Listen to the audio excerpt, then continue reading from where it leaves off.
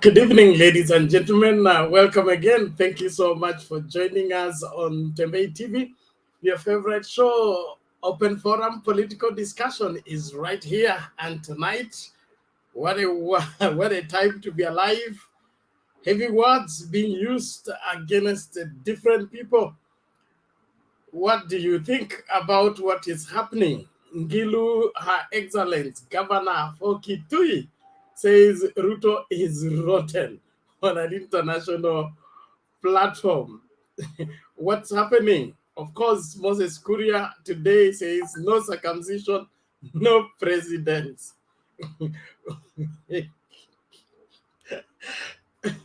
What has that one to do with presidency? Well, you will need to come into the studio and be able to help us dissect the same. And of course, the Azmio team takes Nairobi by storm. If you saw Kamkunji today, you will know that even when Baba is away, his sons are doing a great work. And of course, the president also weighed in by going to meet people. There is a lot going for Azimio. Well, of course, UDA was today in the president's backyard at Gatundu. I don't know what you take of that. The DP taking the war at the president's doorstep. Is it gaining for him, making him lose? What do you think? And Jubilee rips from UDA. The entirety of UDA leadership of Turkana County joined the Jubilee today and pledged their allegiance to Azimio. Many things are happening. Of course, they brought in WALUKE has also crossed from UDA to Jubilee. There is a lot happening. The Jubilee is perceived and claimed to be dead party seems to be resurrected, kicking and wreaking havoc to the UDA movement. And of course, Kenya Kwanza. Thank you so much for making time. The link to use to get into the studio is right now in the comment section. All you need to do is click on the link, allow StreamYard to configure your camera as well as your audio, and you will be in the studio to weigh on to what you think is cooking right now. Thank you so much for choosing Tembei TV and continuing to support and watch and share with everybody. We begin by urging you to invite somebody to watch, of course, and participate into tonight's debate. Thank you very much. Well, I salute Edwin Mani what? Edwin Manilila. You're welcome. Thank you so much. Of course, FHGGH. GHGG, you're welcome to the show. I salute you. Salome Mbone, asante sana. My day was great. I'm happy to be here. Thank you so much. Edika Handsome Wanyahururu, karibu kwa show. Michael Yech, you're welcome to the show. Samuel Changulo, thank you so much. You're welcome. Of course, Omondi Joy, we salute you. Kuna Abdrizak Ibrahim, thank you so much. We appreciate you. Tunashukuru kwa kuendelea kujumuika nasi katika matangazo yetu na kufuatilia vipindi zetu. Tunawasalute all of you for your faithful followership. We really value you and look forward to interact tonight greatly. Mohammed Ege or Age, whichever you pronounce, whichever way you pronounce your name, forgive my mispronunciation. Kuna Mbithi wa Manchester, you're welcome. Eric Mweti, you're welcome. Abdallah Mume, we salute you, thank you so much. Kuna huyu anaitwa Bakir Muhammad, we salute you and glad that you are watching. Thank you so much. Please make use of that link, get into the studio, let us get talking. Ruto is rotten, claims Ngilu. Of course, Moses Kuria today going out full-fledged against Baba. He says no circumcision, no presidency. What has circumcision to do with Kenya's presidency? Which part of the constitution avails that? I would call all of us to weigh on to that. and just let the matter rest once and for all, because it's been around for a long time. But we believe that we will get the right leadership for this great country. It is important that we keep right perspective. Thank you, thank you. I really salute all of you that are coming in fast and furious. I will share the link again in case you have a problem. We will ensure that you get into the studio. Let me try to engage these ones that have already arrived here. Thank you, all of you. Tonight is tonight. Mambo yanabadilika, mengine yanasalia kuwa vile yalivyokuwa, lakini nchi lazima isonge mbele. Asanteni sana. Bwana Abdalla, namna gani leo?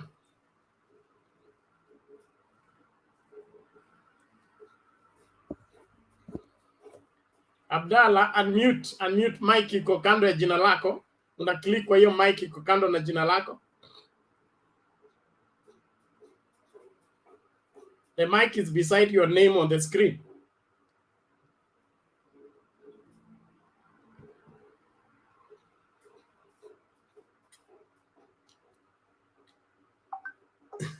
The mic is beside your name on the screen. Kando ya jina lako, una click kwa that white crossed thing. Okay, inaonekana yes, Bwana Abdalla. Inaonekana una shida ya mitambo. Wacha tumsikilize nani? Felix kwa tumsikilize mwalimu. Wewe ukijiandaa utakuja. Mwalimu, namna gani? Salama sana, vipi? Niko salama, nashukuru kukuona nasi. Asante sana. Nimerudi, nilikuwa nasikiza ground lakini sasa niko. I'm happy to see you. Karibu sana. Asante. Hapo nyote mko salama studioni. Ground bado inasema ni baba.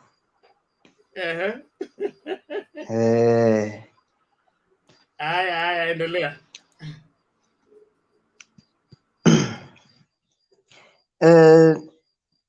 Tukianza na kampeni ya Kenya Kwanza, wanafaa wafikirie maneno wanayosema. Ni hapa. Sasa nimeona. Mr. Bernard. Mwalimu, endelea. Abdalla utakuja baadaye, subiri tu hapo. Okay, nasema Kenya Kwanza wanafaa wafikirie maneno yao wanaosema, wauze agenda kwa wananchi. Na hizi kauli zao ambazo wanasema Wakenya tusibebe ufala. Tuangalie utendakazi, bali si kupiga kura kwa sababu ya kwamba eti mimi natoka jamii fulani lazima nipige kura kwa mtu fulani. Hiyo tutakuwa hatujengi Kenya hata kidogo. Wakenya tunastahili tuelewe. Na matamshi ya Moses Kuria, hata mimi si kwa hiyo jamii lakini imenikera. Na sio kwamba tina sapoti baba kwa Azimio ndo inikere, hapana. Tunastahili tuwe na heshima na kila jamii. Ndio maana hii jamii zote ambazo zinaishi Kenya zijisikie kama Wakenya, wananchi wa Kenya. Unaona? Na hii bado sijafurahia. Ninaona kama Kenya bado tuko na ukabila kwa hilo jambo. Na kutoa hizi shida ambazo tuko nazo, vile ambavyo huwa tunapiga kura kwa upande wa ugavana, MCS, ndio system hiyo tutumie hata kwa presidential candidates. Si kwamba eti mimi ni jamii hii lazima nipigie huyu mtu huyu. Hapana.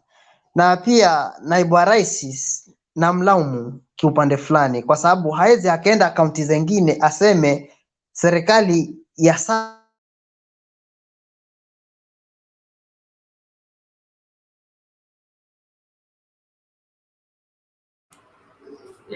Mwalimu, inaonekana Itilafu ya mitambo. Pole, utarejea baadaye. Abdalla, sasa naona umemakinika. Sasa nimemakinika. Unanisikia? Yes, unanisikia? Karibu. Haya. Na leo ndo nimeingia mimi, ni mashabiki mgeni.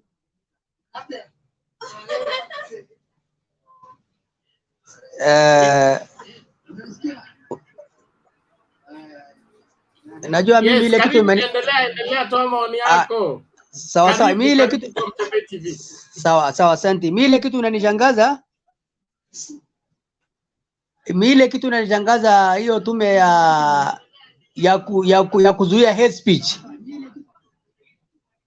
Kwa nini ameshinda kuchukulia hatua Moses Kuria?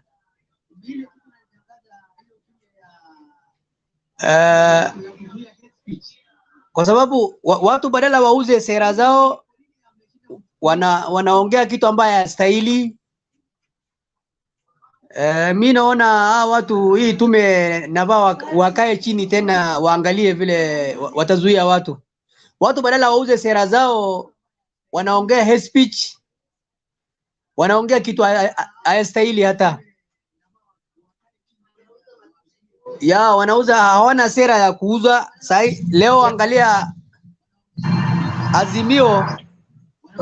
Azimio ilikuwa leo hapa kwetu hapa Isli, ikienda huko Kamukunji, na hakuna kitu mbaya wanaongea, wanauza sera zao, hawaingilii watu.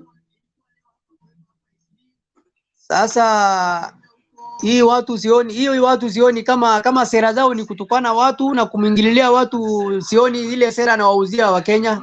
Hii UDA huwa wananishangaza sana.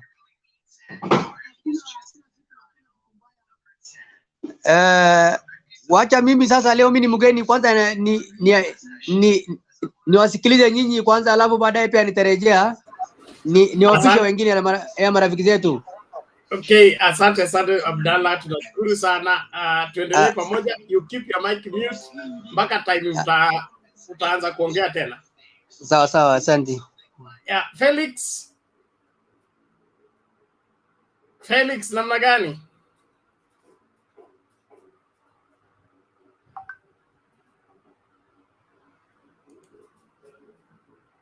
Felix, you unmute. The mic is beside your name.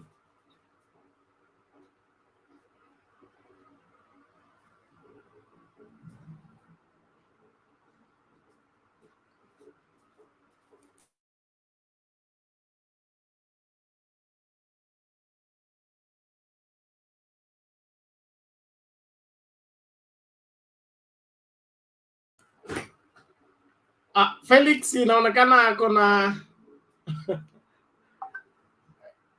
challenge. No problem. Go slowly. Don't break your gadgets. Naomba sasa tufanye hivi. Tumsikilize Mama Selina kwanza, alafu tutarudi kwa Katwe baadaye. Mama Selina, namna gani leo?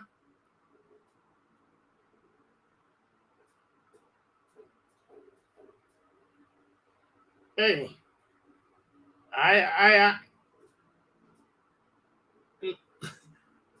Inaonekana Mama Selina pia hayupo. Basi Nazi Rispa, for gender sensitivity. Gender balance. Nazi, namna gani? Una mute mic iko kando ya jina lako. Una click kwa hiyo kwanza, ndio ukiongea tunakusikiliza.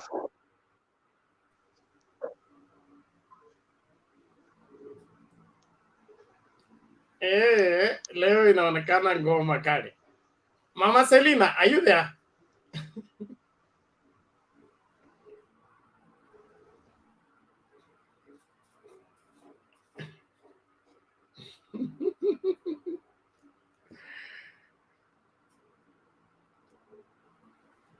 Hey, leo ngoma kali. Okay, Katwe, I think just take it so that everybody settles down. It seems they are not settled.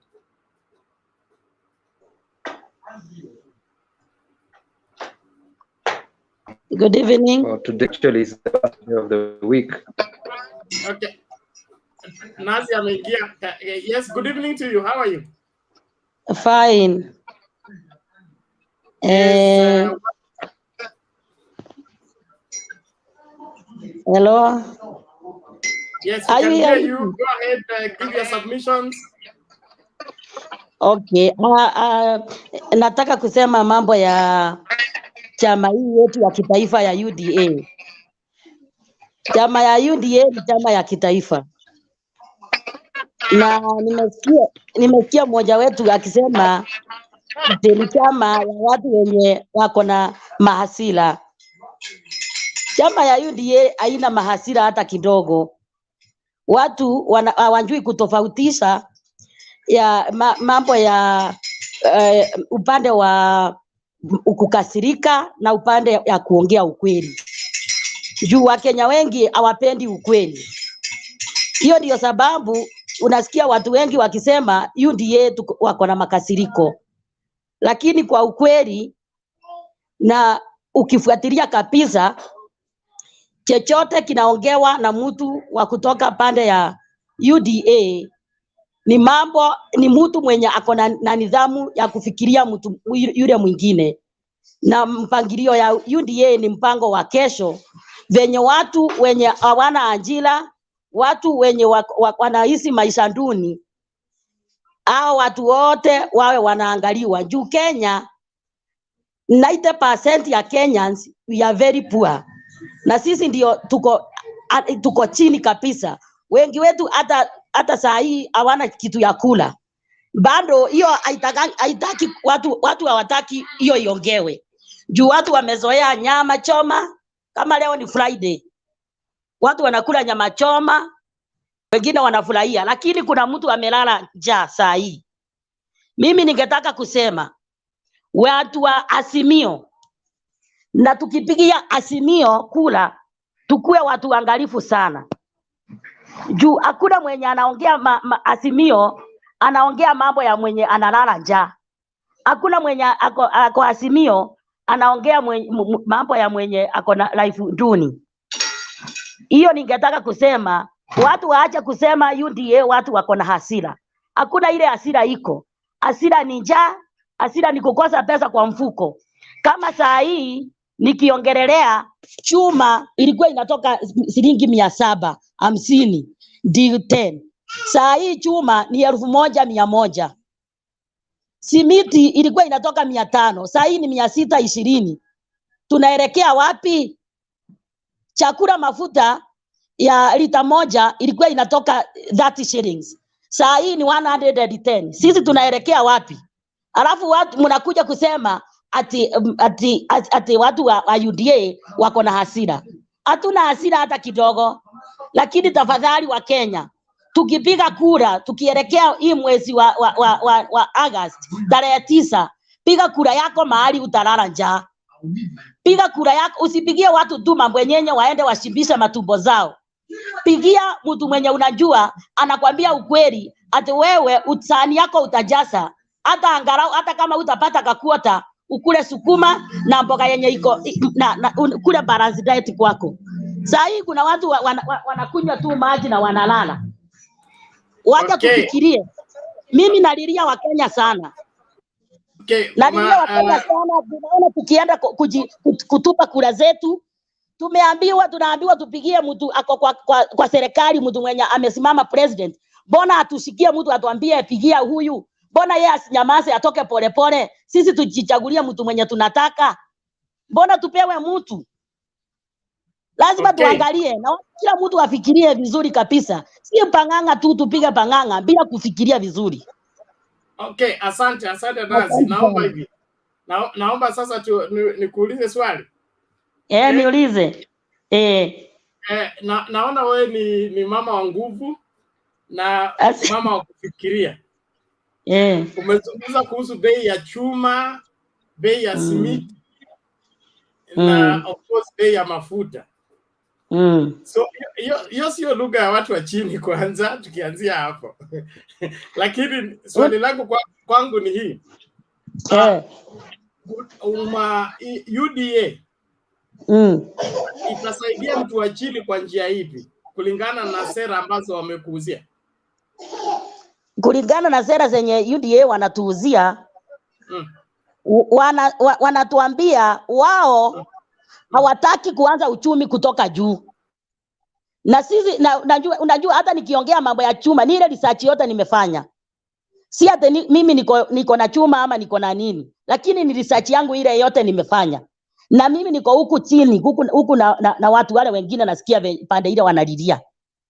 Sasa ndio nasema UDA inasema itaanza uchumi wake chini tukienda juu. Kwa hivyo hatutaanza pale kwa wale mabwenyenye wenye wamezoea kukula pesa ya Kenya. So, wataanza hapa kwa mkulima mdogo. Naomba nikuite Mama Rispa. Niite. Ushawahi ajiriwa kufanya kazi? Mimi? Mimi sijawahi ajiriwa, mimi ni mkulima mdogo, ni kujitafutia tu kwa mashamba. Na sasa wewe hii miaka umekuwa Kenya. Mtu wa chini ndio huwa anaajiri mtu wa juu ama mtu wa juu ndio anaajiri mtu wa chini? Nani anaweza kulipa mwingine? Unajua sisi tumezoea hiyo. Wanakuja wanachukua pesa kwetu. Wanaenda kwa mtu wa chini, pesa inatoka kwa mtu wa chini inaenda inaajiri ule mtu wa juu. Lakini mtu wa juu akipata hivi, hakuna siku hata moja amewahi rudisha kwa mtu wa chini. Sasa tunataka sasa zirudi hapa chini sasa tugawe. Okay. Naomba nikuachie Mama Selina angalau muongee kama wamama. Asante. Sikiliza Mama Selina kwanza. Penat, habari ya leo? Mzuri sana. Salama. Asante mama. Naona mama mwenzangu ameongea kabisa.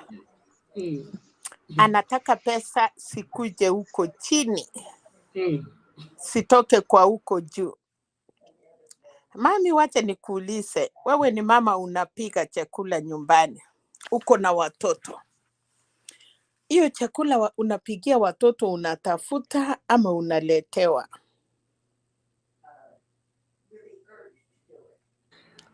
Kwa sababu unasema UDA. Mama Rispa, unatoa mic kwanza ndio uongee tunakusikia.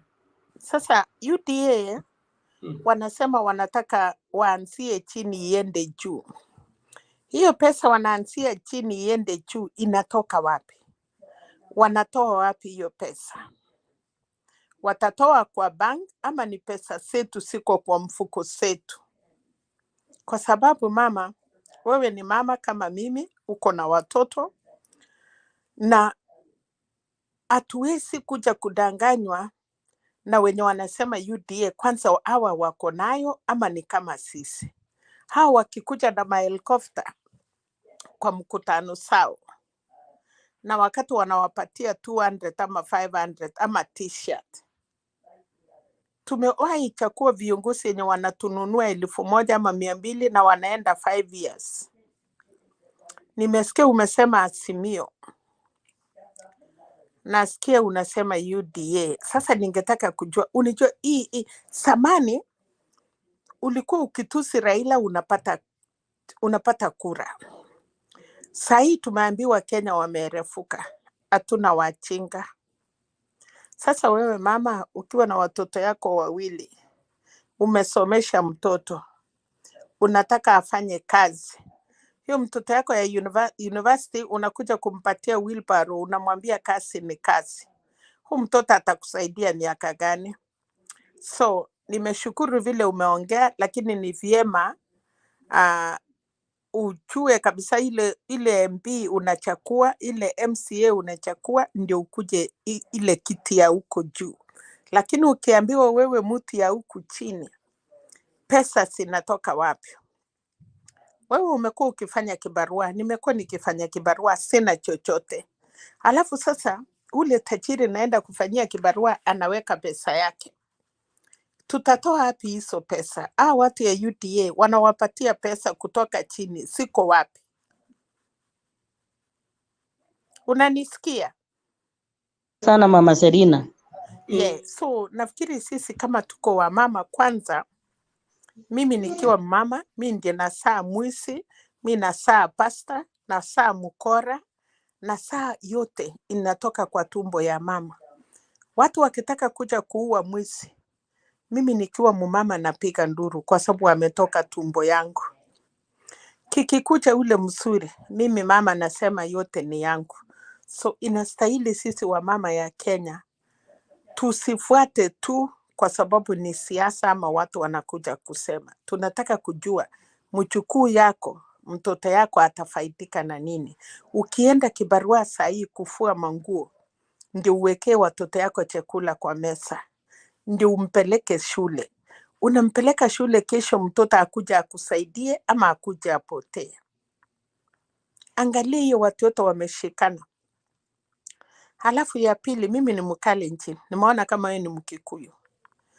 Nimeona kuna MPs defect leo kutoka Western. Anaita WALUKE. Ninaona wengine defect kutoka Central. Hii kura ya sahi wa Kenya wameamua. Ukienda Coast imekuwa locked. Ukikuja Nairobi nimeona leo vile Uhuru wameongea, nimeona mkutano. Hebu imagine ma'am, mkutano ya UDA moja ikiwa Kiambu, Katundu. Saa Azimio karibu 6 inaendelea, karibu 10 Kenya mzima. So mimi pangu, mimi nimefurahia vile umesema, lakini nataka ufikirie zaidi. Mtu asikwambie ninakuletea, anakuletea inatoka wapi? Na yeye mwenyewe afike hapo alitoa wapi hiyo pesa? Kwa sababu hatutaki kuongea na hasira. Ndio nasema mama. Ngoja kidogo mama. Siku ile ulikuwa msichana, mwanaume akikutongosa, angekwambia chochote, niko na mali, nyumba yangu itakuwa hivi, uwezi lala njaa sweetie. Lakini siku ile uliolewa ukafika ndani, ni vile tu uwezi toroka. Unanyamaza tu, unashangaa ile nyama ulikuwa unapatiwa, ile mapenzi ulikuwa unaonyesha ilifika.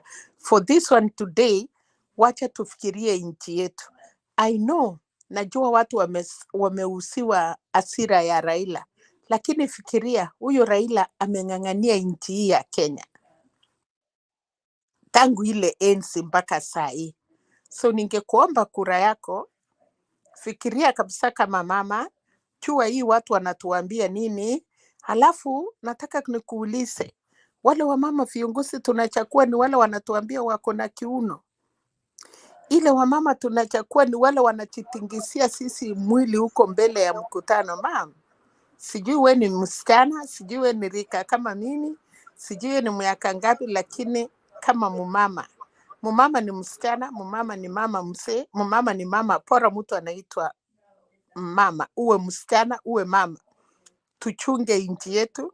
Tunaambiwa vita ikikuja, wamama na watoto wanaumia. Hata sasa ukiona hii ya wasungu Ukraine, hile watu wameumia sana. Kwa hiyo nchi ya wasungu ni ya wamama, watoto na wazee. So tafadhali, kwa hii miezi 5 ama 4, tujaribu kuweka nchi yetu ikuwe sawa.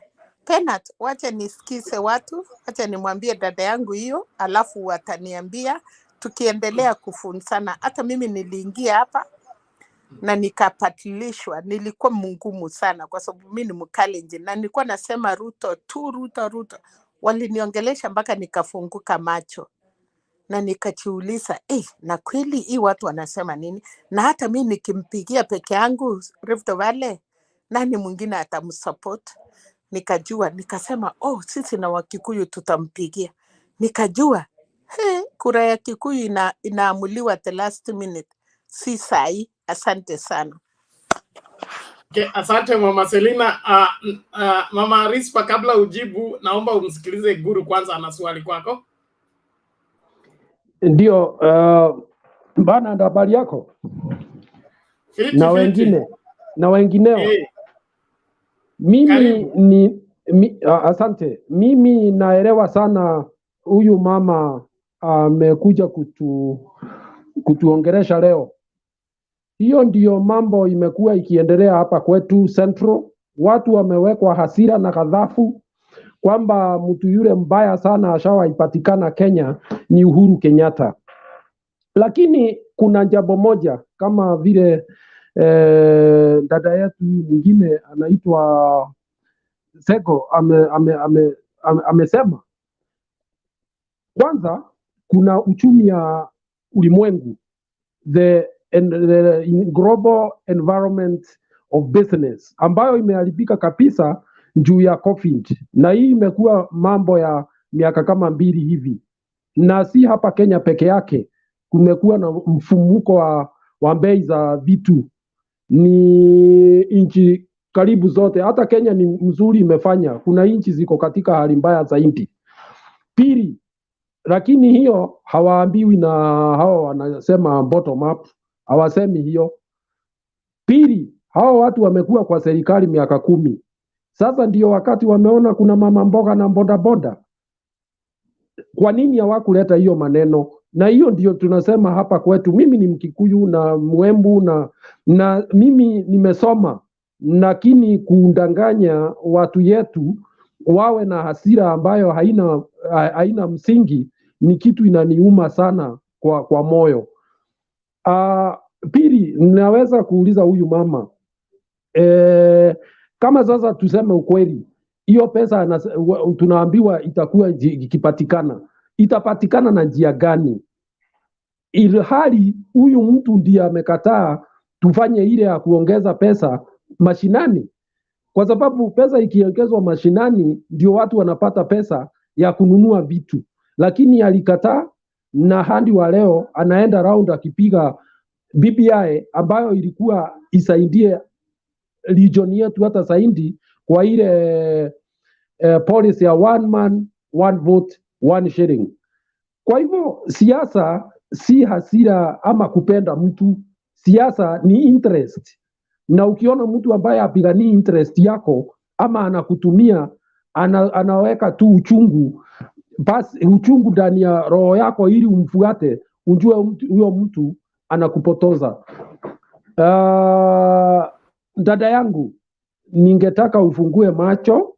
Ukiwa una watoto wamesoma, waulize zaidi ile mambo inafanyika ulimwengu, ili tuweze tukaenda pamoja na nchi ile ingine, tusiachwe nyuma na tukaonekana kama ni watu who are ready to get bad leadership for the others, for ourselves and for others, because of selfish interests. Asante. Okay. Mama Rispa. Yes. Yeah, naomba sasa ujibu hayo maswali yale utakumbuka, alafu jieleze ndio tusonge kwa mtu mwingine. Okay, nitaanza na ya Mama Serina. Mama Serina, kuna sehemu alisema wale watu wako mlengo hii ya Kenya Kwanza ni wamama hawana adabu, wao ni kuimba na sijui kukata migongo. Mimi nataka kuambia Mama Serina, kabla wamama wakuje kwa Kenya Kwanza, bado walikuwa pande ile ingine. Kwa hivyo hiyo sio kitu ya kwanza tunaweza angalia ati venye mtu anatingiza viuno zake ama venye anaongea. Juu hata pande ile ingine bado kuna wale watu kama watu tumeona hata wakitusi mpaka president mwenyewe. Hiyo sio hoja tunaweza angalia kwa nini kwa watu kwa wenye siasa. Hiyo ni siasa, na siasa ni kila mtu anataka ambenefit pande yake. Tena kuna venye mtu anachukuanga maneno na kuna venye mtu anasikizanga venye watu wana nini, venye mwenye anakulead venye anakuambia pia wewe. Laila anasema saa hii yeye ni handshake, wana continue na handshake. Kwa hivyo atuambii sisi watu tuko hapa chini atatufanyia nini? Hajatuambia hata kitu hata moja. Anatuambia yeye Mama Rispa. Ngoja anatuambia atakukatia kidogo. Nipatie dakika moja. Ngoja. Anatuambia atatupatia subiri kwanza, nitakupatia muda. Okay? Kuna statement ambayo umerudia mara 2 3 kusema kwamba Raila hajakuambia nini atakupatia. Aidha hujamsikiliza ama hujapata ujumbe kutoka kwake. Kama kuna mtu ambaye aliongea kuhusu watu wa chini katika siasa hii, ni Raila. Alisema hivi, kulingana na sensa zile tulifanya, wale watu walihesabiwa. Unakumbuka kuhesabu watu? Walikuwa wanahesabu watu mpaka na vijiko na ng'ombe na kila kitu.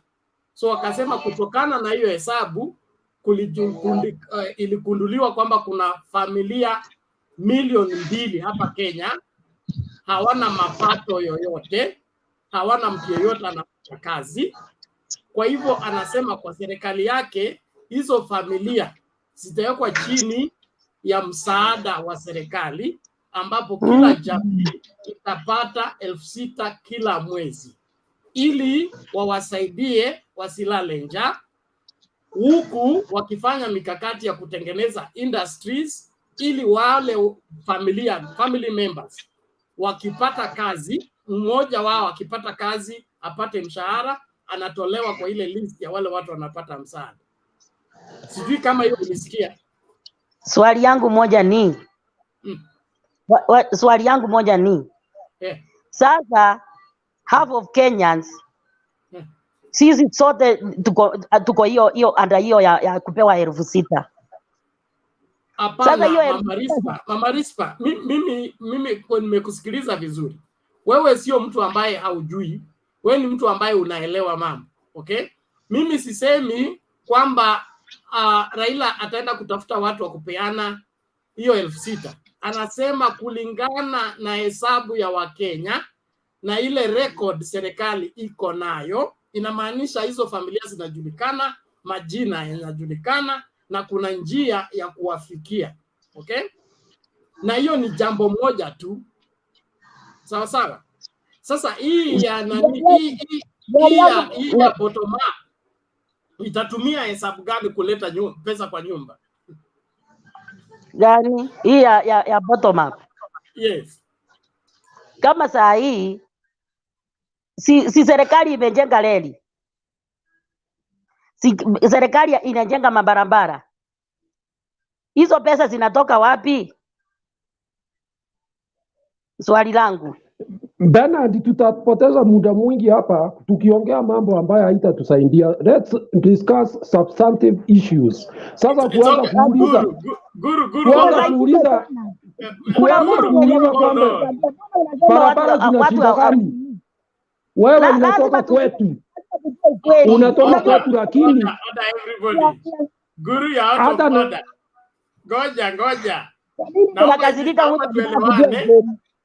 nataka kujua ukweli. Mama ngoja kwanza, Mama Rispa ngoja kwanza. Naomba hivi, okay? Nataka tu debate vizuri, tuelewane, tukimaliza swala tumesonga on the next one, tuwe tumeelewana vizuri. Mama Rispa, kuna kitu inaitwa uchumi. Sijui kama unaelewa uchumi wa nchi. Najua uchumi ndio iko zaidi, ndio inatufinya. Kwa sababu kuna watu wengi ambao wanakula kuliko wale ambao wanatengeneza chakula. Si ni kweli? Mikono ya kulisha ni nyingi kuliko mikono ile inafanya kazi. Na ndio sababu tulikataa BBI. So ndio nakwambia hivi, wakati barabara imetengenezwa, sijui uko kaunti gani, uko Nairobi ama uko sehemu gani? Niko Maralal. Okay, uko Maralal. Unakaa karibu na barabara ama kando ya barabara? Niko kando ya barabara. Unakaa naweza nataka kujibu. Unakaa shamba lako linafika kwa barabara? Yes. Mashambani. So ukitaka kununua shamba ile iko karibu na barabara na ile iko ndani, gani inakuwa bei ghali? Ni yenye iko kwa barabara. So serikali ikitengeneza barabara inasaidia watu. Kwa nini? Barabara ikiingia hapo sehemu unakaa hapo, ikipita tu bei ya mashamba hapo itabadilika, okay? Bei ya nyumba itabadilika. Ndio sababu kutaka kurekebisha uchumi unaanza na kutengeneza miundo msingi hizo ambazo ni barabara, SGR na hiyo. So next level ni sasa industry, sasa zifunguliwe. Maralal mnapanda nini? Kuna vitu mingi. Yes. So vile vitu mingi mnapanda huko, waweke industry ya kutengeneza hizo vitu. Si watoto wako watapata kazi hapo? So hiyo ndio njia ya kutengeneza uchumi. Sio sisi tukuje kukuletea pesa.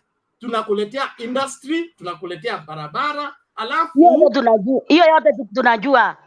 Kuna hata Kenya. Why are you having a problem understanding what is being said? I'm very understanding.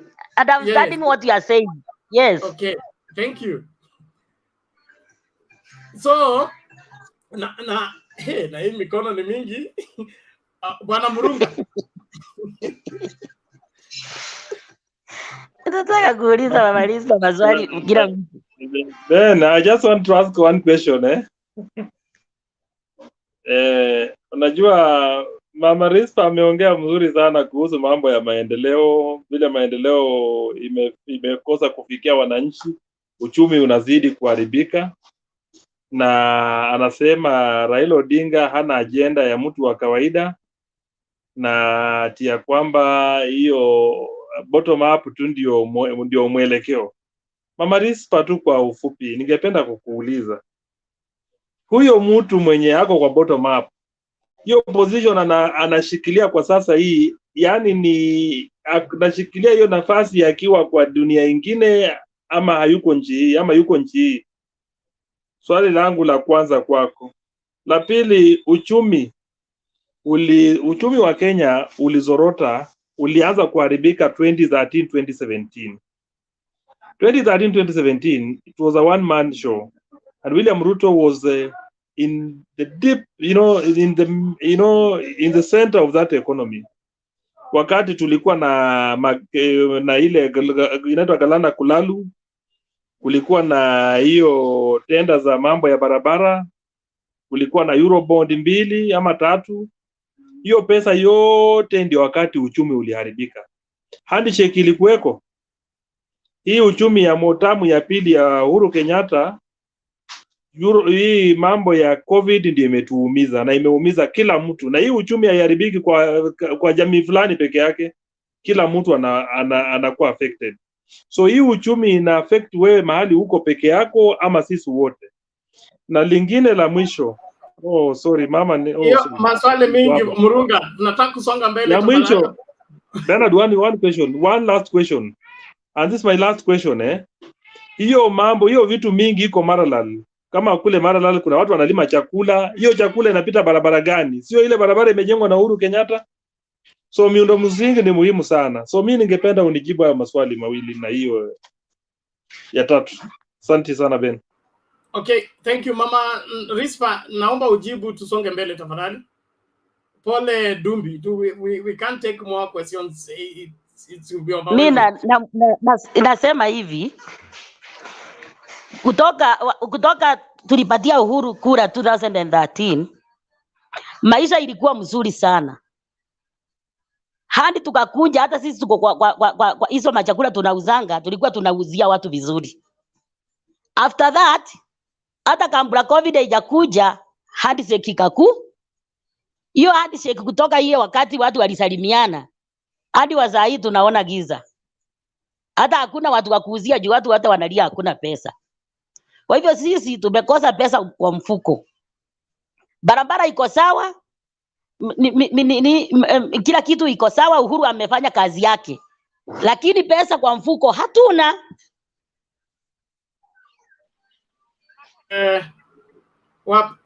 Vincent, uliza swali lako tuende kwa Jared.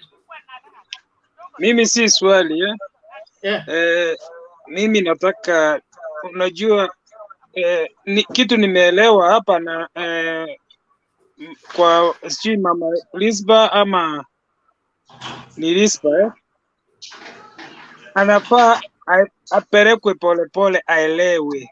Kitu nimegundua ni kwamba yeye akiuziwa hata propaganda na bae, yani ananunua.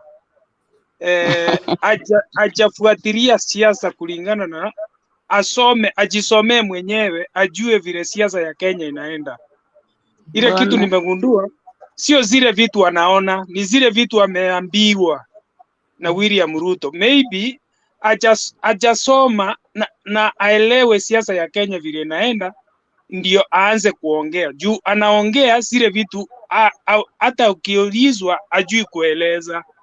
Sasa anafaa tumueleze hivi mambo mbili tatu. Mimi nataka kumweleza mambo mbili ya Ruto na mambo mbili ya Raila, ndio aweze kuelewa uchumi iliharibikia wapi na ni kwa nini hiyo maisha anasema imekuwa ngumu kwake. Si kwake, ni kwa kila mtu. Moja, 2013 to 2017 Ruto alikuwa yeye ndio head of government functions, yaani kazi zote za serikali yeye ndiye alikuwa ana oversee, yaani anaangalia. Wakati anaangalia hizo kazi zote, kulingana na vile wakati walikuwa wanakuja pamoja kuunda serikali, walikuwa wanakuja pamoja na Uhuru wakaunda serikali. Uhuru alikuwa mtazamo wa inji. Ukiangalia zile ministries zote kulingana na vile alipanga ministries,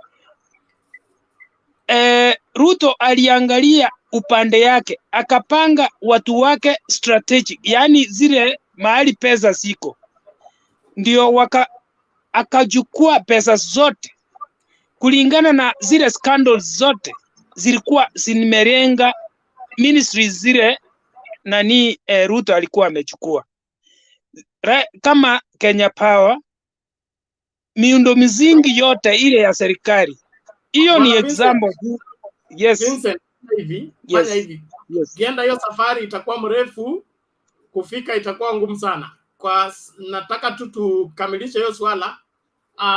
Kila mtu atoe maoni yake ndio tusiweke watu kwa line sana. So kama una swali tuachie hapo. Jared, make your question very brief. I want to play a video, then we move to the next person. Thank you. Thanks, Bernard. I will be very quick to my sister.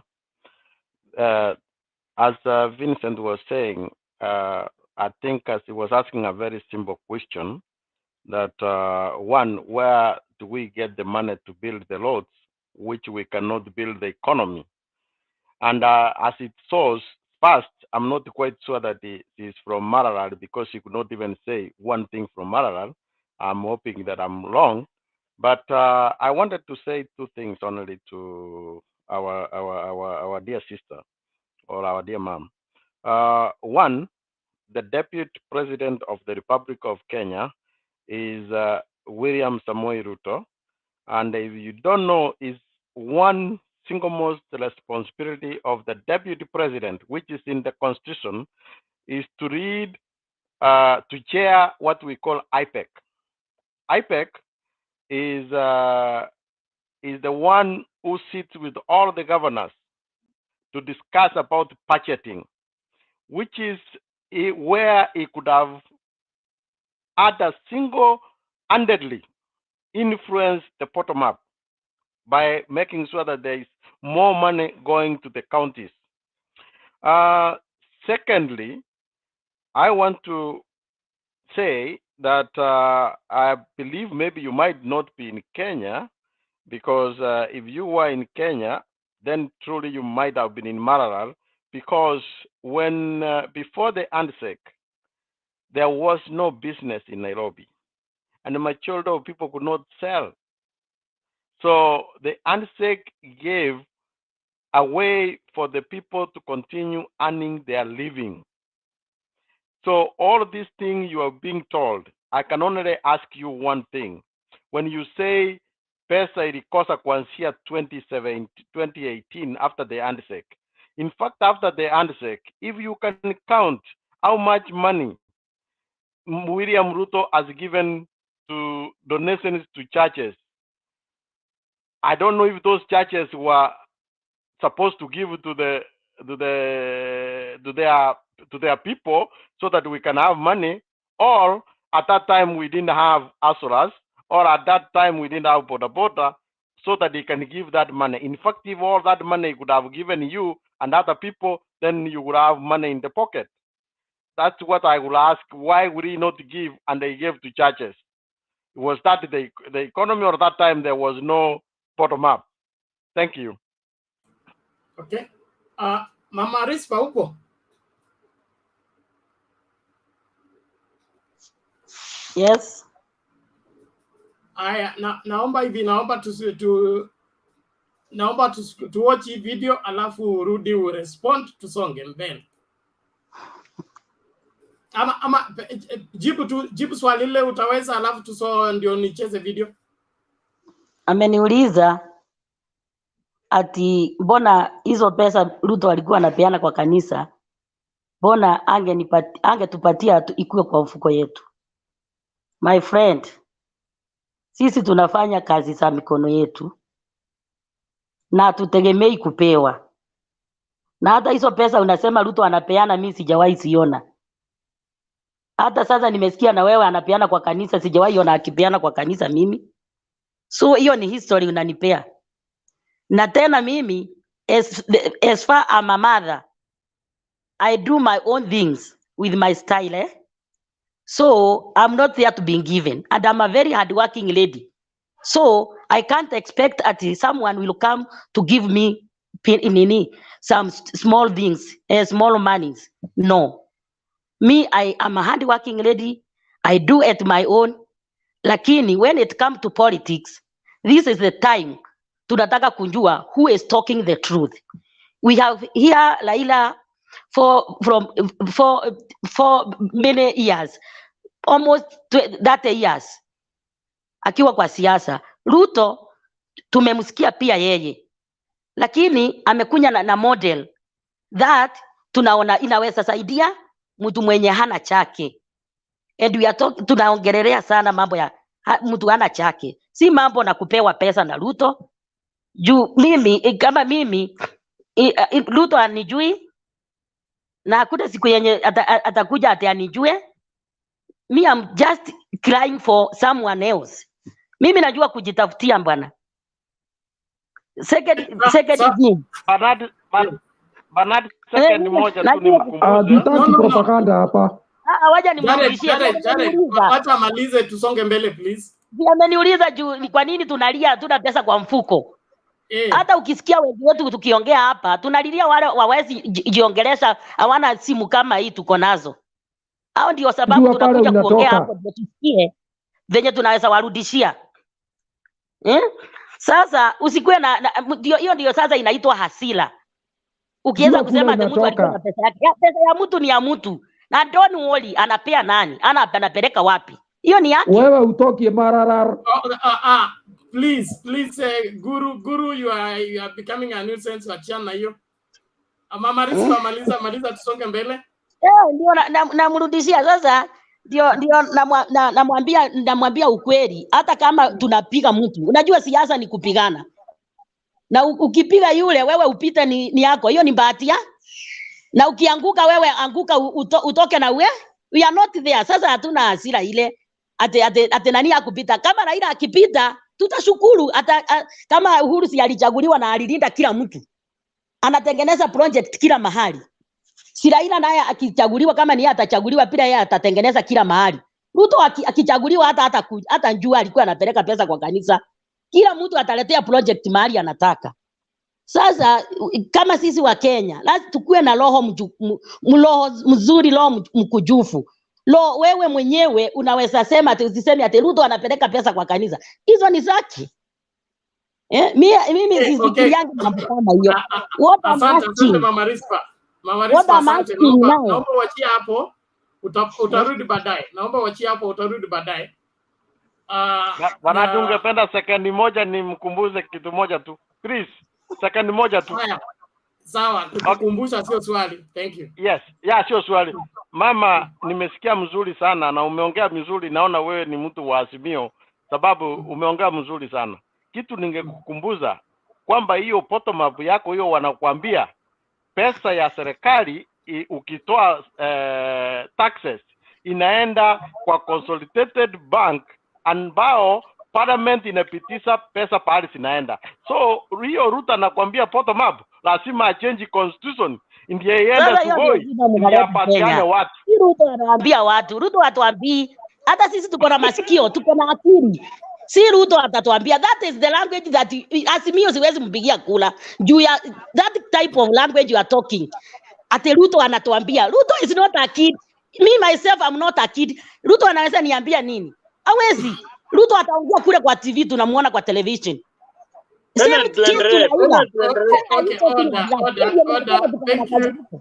Thank you mama. Wachana na huyu mama kutoka kwetu. Mama Rispa hapa tu Kiambu ni wale wameambiwa wasisikize Raila Odinga. Hebu subiri tafadhali. Everybody hold your horses. Unajua sasa hiyo ndio sababu mnatupia Raila kura. Mbona mnatupia Raila kura mkisema tunaambiwa? Subiri mama, tunarudi kwako baadaye. Angalia hiyo. Jubilee government has failed. You feel that there is so much corruption. You feel that there is no employment. You're not that Kenyan who really believes that Jubilee government has failed. You feel that there is so much corruption. You feel that there is no employment. There are no jobs. You feel that our economy is worsening. But you feel that William Ruto will fix this problem when he becomes president. I just want you to hold your head. Shake your head. Nataka utingize kichwa chako. Nataka utingize kichwa chako uone kama uko na akili ndani ya kichwa chako. Una akili.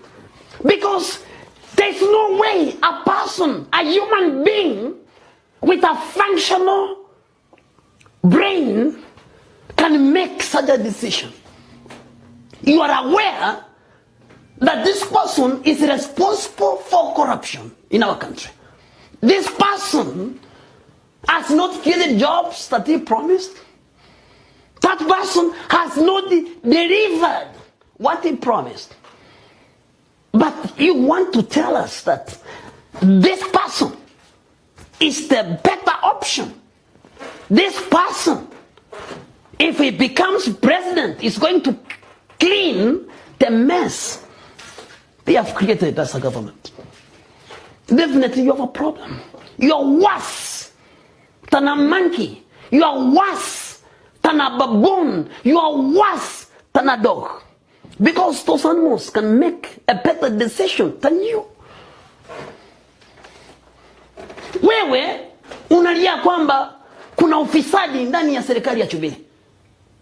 Wewe unalia kwamba serikali ya Jubilee haijapeana, haijatengeneza nafasi za kazi. Unaamini kwamba uchumi wa nchi umeharibika.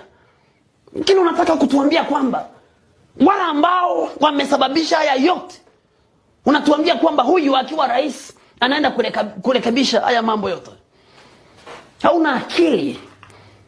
You don't deserve to be called a human being. You don't deserve.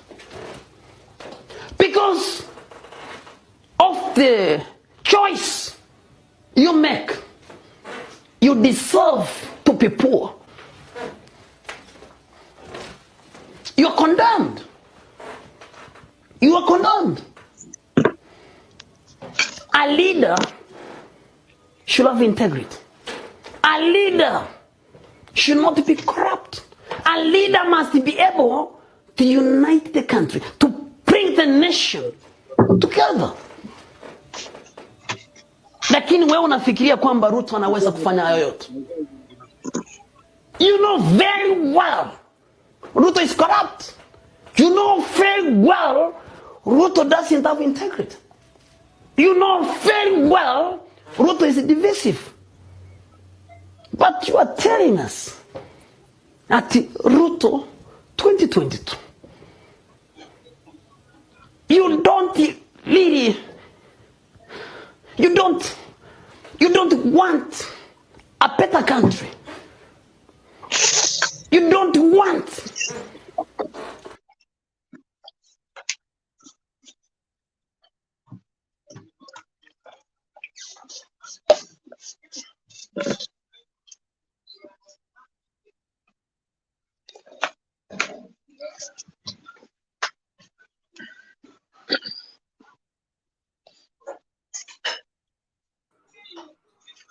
One moment. Your political journey has been documented, and it has, and to us, a chronicle of the Azimio la Umoja call inawezekana. In this call, we see the realization of all our aspirations, provided we expend our best efforts to turn the today that we are unhappy with into the tomorrow of our best aspirations, and to a country we will be proud to leave for the next generation. From right here in London, we have been part and parcel of the Azimio journey since you launched in Nakuru City on August 17th, 2021. We followed it through the counties where the citizens embraced your call for partnership and freely joined the ranks. We followed when on December the 10th, in the National Delegates Conference held at the Sports Center Kasarani, the delegates unanimously resolved that you, His Excellency Raila Amolo Odinga, be the Azimio presidential candidate. We also applauded when, during this occasion, Mama Ida released you and dedicated you to the people of Kenya. Now, we also followed when on Friday, March the 12th, at the Kenya International Convention Center and NDC, consisting of delegates from about 26 political parties, nominated you to be the Azimio flag bearer in the 2022 elections. We again followed keenly when both President Uhuru Kenyatta and the Wiper leader, His Excellency Kalonzo Musyoka, committed themselves to this cause in front of the mammoth crowd to support you during the campaigns and to support you when you take over the reins and steer the state after the elections. So, Baba, permit me to thank you for making this the first diaspora community you have engaged.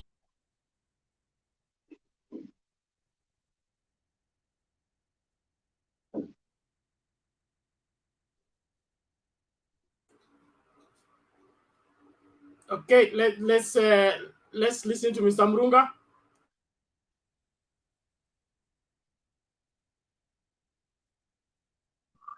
Yes, Bernard. Yes, Mr. Murunga, and we should be strict on the timing so that we don't keep minding the Yes, good evening, everybody. Now to the topic. Today we had the president. Mute. Vincent Indubi, can you mute, please? Hello? Yes? Yes, I was saying this. Today we had the deputy president tour the home backyard. That's the home of the president. That is Gatundu South and Gatundu North, of course. And we have seen him we have seen his people talk so bad to the extent of telling some of us, profiling a certain community that, the word uncircumcised. Let me just use the word uncircumcised. I think it's not right. It is very wrong. It is demeaning, and especially of the person of the deputy president of this country. And of course, he was clapping and cheering Moses Kuria uttering such a word. The same Moses Kuria that Raila Odinga sent a senior counsel in this country to represent him in court, to be allowed back to University of Nairobi, to continue with his studies. The same Raila Odinga who paid his school fees. Look at the kind of person he is. And we're saying this. Yeye atakuja kupata tu ile inaitwa namna gani, atapata tu shida yake hapa ulimwenguni. In fact, it's not yet even done. Hata hiyo miguu, I'm sure hiyo tochi ya msando ijamaliza kuzima. Ikizima tu izimike hata na huyo mtu. Because this country needs people who are sober. It's very shameful to have such a people, and they're being voted in by people like the ones we are seeing in this studio shouting here, telling us, because somebody comes from this particular community cannot bring development in a country. That leadership must be mahali how wamefikiria tu. It's wrong. No, and I'm basing specifically on individuals. It is wrong. And now there's another issue that came up today about about Kalonzo Musyoka. Kalonzo Musyoka today was in Musi FM talking about the Azimio, that is Azimio Oka coalition. And I think sisi wale watu tuko ndani ya Azimio tulitoka hapo kitambo. We are now on a different agenda to sell the candidate. We are not in the agenda of knowing what name is going to front. We know the candidate, our candidate Raila Odinga is in Azimio, and we are selling Azimio. Moving forward, mambo ya jina, mambo ya Azimio, sijui Oka coalition, hizo vitu tusahau, tusonge mbele. Tunajua ya kwamba tuko na the task ahead is to ensure that Raila now, the next opinion poll that comes, Raila hits 64%, because we know it's possible. We know it's possible. He did it without Kalonzo Musyoka, and now we have Kalonzo Musyoka in the poll. We have a number. Today we have seen 3 MPs from Turkana. We have seen WALUKE from that is Bungoma County, and we have also seen Mbakazi North MP join Azimio today. So we are seeing a number, and mostly a number of MPs joining Azimio.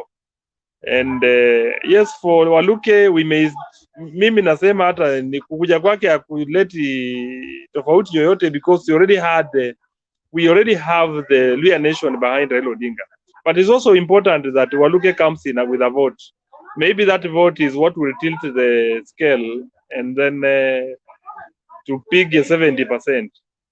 But to our friends on the other side, this thing has been called. Hii kitu imeenda, tuanze kujiandaa, na vile Raila anarudi, tunajua kampeni zitaendelea. Jambo la mwisho kabisa, sitaki kuchukua muda mrefu, ni kwamba we have seen the president today come out strongly, and in fact it was impromptu meeting. Look at the numbers and compare the numbers we have seen today with the numbers we saw yesterday when the deputy president toured that region. It was good, a very good show for the president.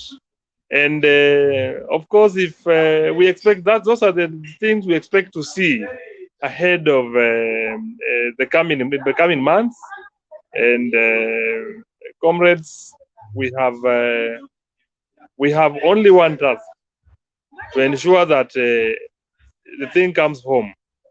Lastly, nikimalizia kabisa, Bernard, ni kwamba tumesikia deputy president akilia akisema ya kwamba yeye Uhuru Kenyatta asiemploy ile mtindo walitumia kushinda huyo mzee.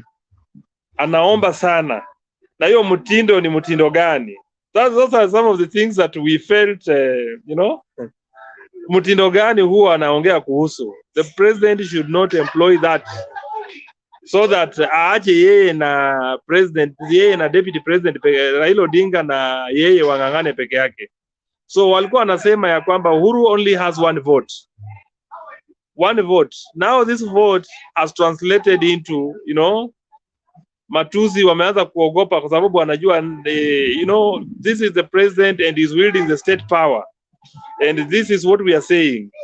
Mambo tulimaliza kitambo, sisi tunasonga mbele, hatuna makasiriko. Wale wanakuja watujiunge na sisi, wale wako na hasira wameze wembe. Jioni ya leo sina mengi, hayo tu. Sawa Murunga, mind your language. Thank you very much.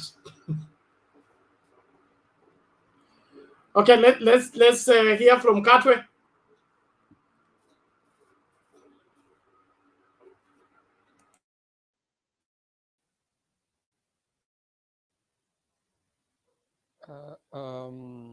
Bernard, thank you so much for this day. I want to thank all the panelists Yes, Katwe, for coming. Katwe, your audio is and not good. presenting what they had. But today I want to. Yes. Yeah, that's better. That's better. Yeah, can you hear me now? Can you hear me, Bernard? Yes, yes. Go ahead now. So That's today I better. want to dissect and for the whole week what we've seen and what we've been watching. Yes, I'm saying I want us to dissect and see what we've been looking at the whole week, and basically what has happened in the political arena is very, very fun and some choreographed, some have been happening out of coincidences. But I want for us to check and borrow our concepts from the book of Lucifer, the playbook of Lucifer. And even when God was in heaven, he saw this coming. And most of the characters that you are seeing from the politicians in Kenya are anchored in Isaiah chapter 14. I want to go to that particular end because we really need God for these politics.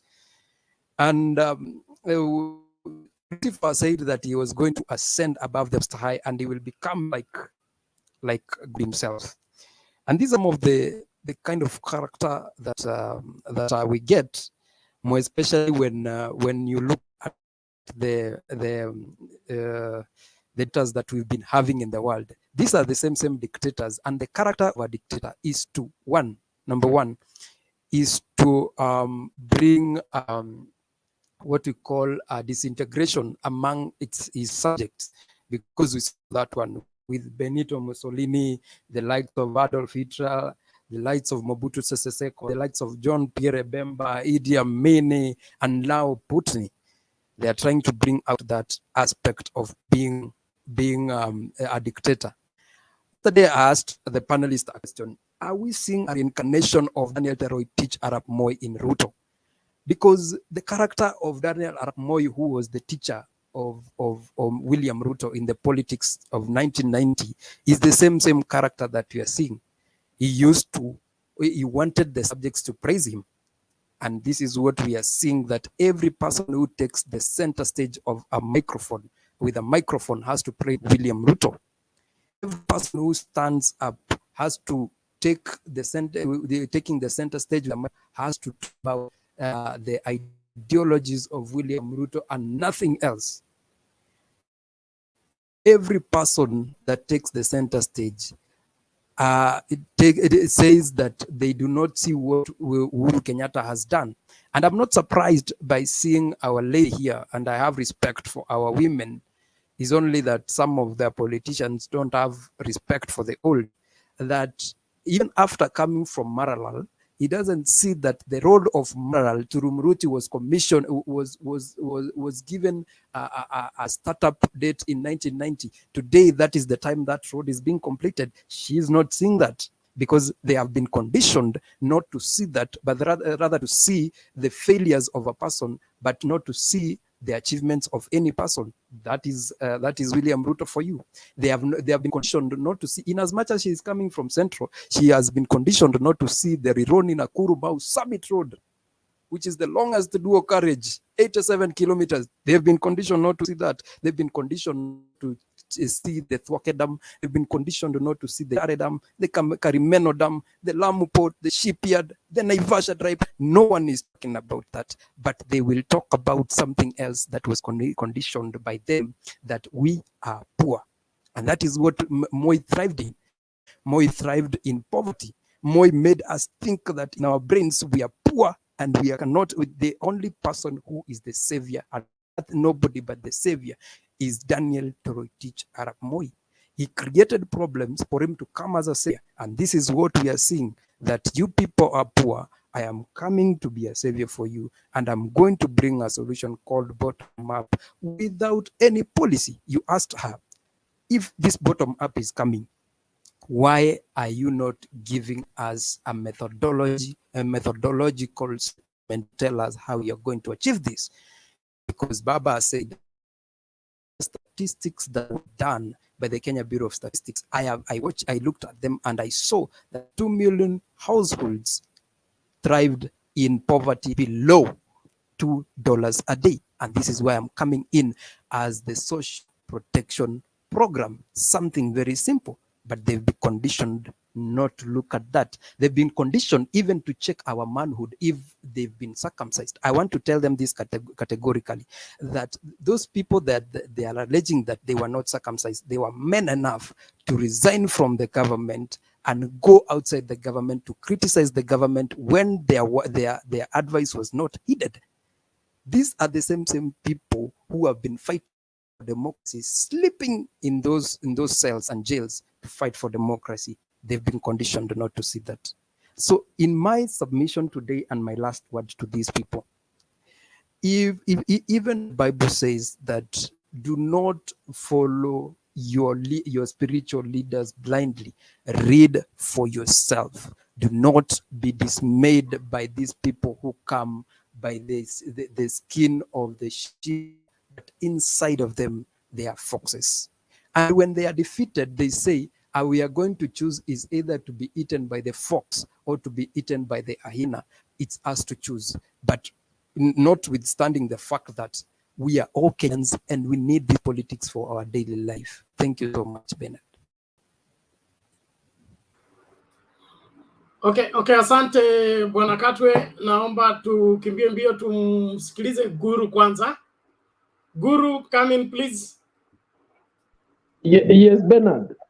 Yep. I hope you didn't forget me. No, no, you are not forgotten. Following a schedule. Thank you. Yes, Bernard. Ruto is rotten, says Ngilu. I think if there's one person who knows this country and where it is coming from since the 1990s, it is this lady called Charity Kaliki Ngilu. She has interacted with all these personalities from Wamarwa Kijana to Mwai Kibaki to Raila Amolo Odinga and all those. So we cannot take her statement plainly. She has seen something that made her make such statements. And you are aware that when the issue of Langata primary school arose, I learned later on she was asked what was it about. And she said, sometimes when you are in government, you are made to do things you would otherwise not do. In other words, the lady may have felt used to conceal, because there is this issue of collective responsibility when you are in government, and it becomes a milestone around your neck. Guru, one moment, sorry. People in the comment section, please mind your language. Mr. Jackton, that language is not allowed on this platform.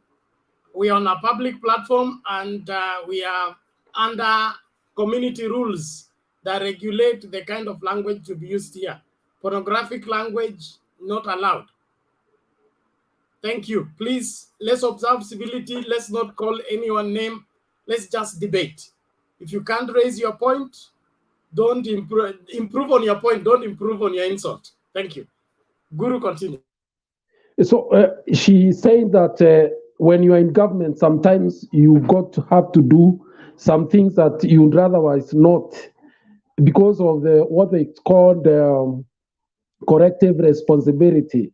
So I believe this lady, Charity Ngilu, knows very well what has been happening in government, and she may have felt very bad, because if you look at her, she's very emotional when it comes to Ruto, William particularly, and she has worked with so many other people. And then you would understand that there is much more than she's willing to talk.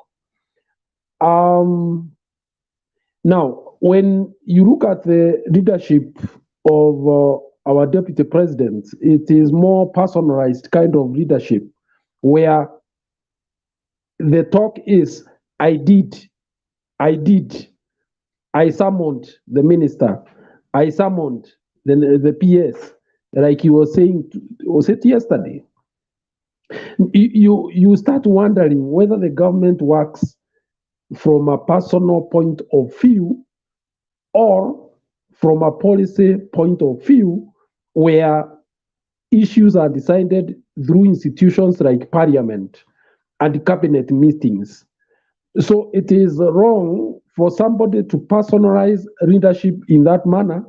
And this reminds us of, it's like a throwback to the Nyayo era, when pronouncements will be made by the leader, and that what he's pronounced is what is taken to be the correct thing. It is wrong that when you look at some of his supporters, one of the things they have been harping on is that this man is God ordained, to a point where some are now asking, do these people have another God other than the one we know?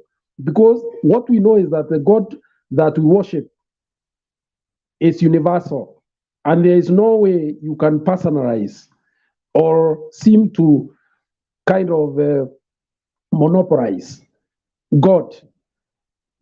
And it is gotten a point where it is even irritating when somebody talks like he is the only one who owns God, or is the only one who can pray to God and is listened to. When you look at this approach to issues, you start understanding and deconstructing the mind of that leader. These are grains of dictatorship, where you don't approach things from a collective point of view. I'm not surprised that when people are talking of trying to craft a statecraft that is inclusive, that makes no community feel left out, that is the first person to oppose that, and that they wish that these people are looking for positions. You start wondering then, if we continue with the antagonisms that we have had, how a young country like Kenya can really develop when the energies of its citizens is more geared towards fighting each other and in unhealthy competition. And here I'm not saying that we should not have multi-party. Yes, we have multi-party, but let it not seem like once you don't get the executive arm of the government, then you are not entitled to your rightful share of the resources or positions in government. And this is exactly what this man seemed to be advocating, where he still sees competition in politics as an exclusive affair, where you push some of the sections of the community out of the way, and then you pack the government with people who have voted for you, and mostly those who may come from the sections that have voted for you. The other thing is the Moses Kuria statement. In Mount Kenya for a very long time, from Jaramogi Oginga Odinga's time, there was always this talk that the country cannot be led by a kehe or an uncircumcised person. A very unfortunate statement, because it tends to highlight the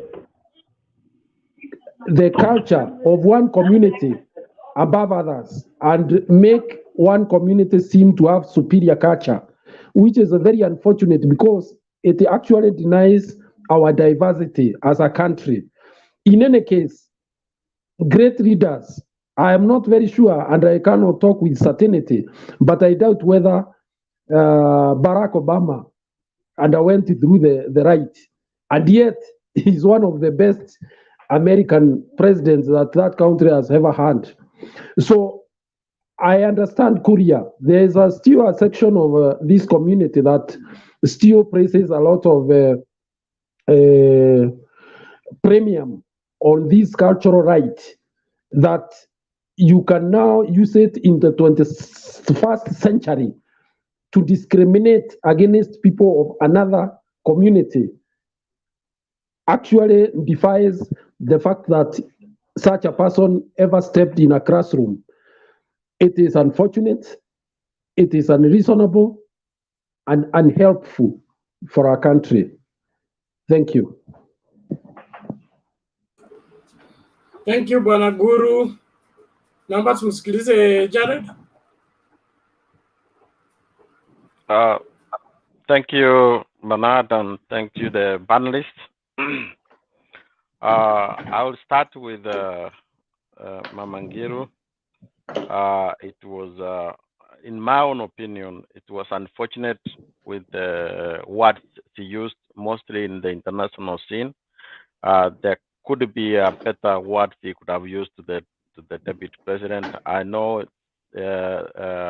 William Ruto is our opponent, but we should not fall into that play of also trying to use such words in the international scene. There was so much which was said there, and one of the things which happens in our media today, instead of picking even one thing either Peter Kennedy said or Raila Amolo Odinga said, we are putting the word which is now overtaking what was said in London. So it's unfortunate. We have to be careful in using this word, which follows closely to what Moses Kuria has said. In fact, Moses Kuria, when everything is said and done, you will come to appreciate Moses Kuria, that he has done much for Azimio than UDA. What he has done with all of these utterances, as much as it's not palatable, nothing, and nobody has said what the William Ruto or his entrance said in Gatundu. Or we are concentrating in the space is now what Moses Kuria does. So these are some of the things which would take away from the messaging. And I think Moses Kuria is doing a good job. That when he was in the UDA NDC, you saw, or we could talk about this, the steering. Nothing was said there other than the steering, accepting that they stalled the elections, and with everybody who was steering was in the UDA. Today, instead of talking of what William Ruto said in Gatundu and all the stops they made, we are talking about what Moses Kuria did. So I think Moses Kuria is doing us much more favor than anything. When finally Uhuru Muigai Kenyatta will go there and go with Baba, or we need to ask, why will a man be interested in another man's private part? Let the women decide for that. So, and they will finish him. So, but the problem is today, nobody knows what the deputy president said. Of course, you have seen what is happening. Actually, what we should be talking about is the president. And I have said this before. In fact, the threat to William Ruto's perceived presidency is the president himself. Because the man knows how to connect with the crowd. he goes just to open an store and it just comes through, not organized, but you will see how the crowd comes out and he has to talk. You don't see those crowds being in Jubilee, attires, being in ODM attires. No, those are the real crowd, not the ones which were put in passes to go to Gatundu. So the president, all of this is happening. The president has not gone to Central still. When he will go there and start telling people everything, you will see everything evaporating. You're seeing what those people who are coming back to Jubilee. Jubilee is going to be a formidable party after the election, and you will see what is happening now. So I think we should not worry when we see these side source, or we could ask the Azimio people not to come into this, also to make such mistakes of overriding what is good. We want the message of Baba, the good message, to go. People want to use good messages. I wish Mutembe could have used a good heading rather than saying that, because we could have used a good heading what Baba had said in London rather than using this, because now we have not said anything what Baba did and how he was able to show statesmanship, how he was able to do a very good in London. To finish up, I don't think that there is a reason why UDA is not interested in telling you more about Raila, but is worried that the president should not be in campaign. How will you take a right of anybody, any Kenyan, that they should not be campaigning? That's unheard of. Why can you stop somebody? In fact, what they're forgetting is, and I had this one and I was very surprised that Julius Mwalimu Nyerere, when there was a threat to the presidency of the guy who inherited him, he came back from home. He had retired in his serve to come back to Dar es Salaam to make sure that he leaves the country in the right hands. And this is the only thing I do believe Uhuru is trying to do. Uhuru is trying to put this country in safe hand. He's actually working for the Mount Kenya to be able that they are left in the right hand. What Ruto is doing is experimental and out of. He's thinking that it will be a miracle. If you go back to history, not even Jomo Kenyatta went to Bondo to insult Oginga Odinga. Not Oginga Odinga to go to Kiambu to insult the president. Moi, we saw Raila and Kibaki. Kibaki never went to Bondo, and Raila never went to Otaya. So there is that mutual respect. You have not seen Raila going to Eldoret to insult Ruto, but Ruto thinks that he can go all the way to Gatundu, that they now going to just going to hold a function there, even if they could not say anything bad about the president, is insulting it in itself. And as I keep saying, even if your father is as poor as he could be, you cannot let anybody insult him. You can insult him, but you cannot let somebody come from outside to tell you that your dad is poor or all that. So that is something which I think Ruto is making a big mistake, and they will continue to make a big mistake until one day he will come to realize. And these are some of the things which will take him down. Because all these are, I don't know what is his plan. You know, he's always in Mount Kenya, going in Mount. The assumption he's doing is that Rift Valley is locked. You cannot assume. That has been the case for ODM. They are doing now efforts that you see today. We have so many functions in Bungoma. The governors are doing Asimio works in Nyanza, in everywhere. The mistake which ODM has always been doing, we have Nyanza locked. But what happens to Nyanza? When they know that we have this thing, the turnout becomes low. Don't be surprised to have a very small turnout in Rift Valley, more especially in those 4 counties of William Ruto, because they have never seen him there. They think that, hey, we have this thing in the pocket, as they say, and then there's no need of going to vote. So he has to be very careful. I don't know how he thinks that if he gets only Central, plus what he assumes is pocketed, he would be able to get him through when all of these functions are going around. I think I would not give so much. Let me stop there to give others a chance. But I think that Kuria is doing us a favor without knowing that he's doing us a favor.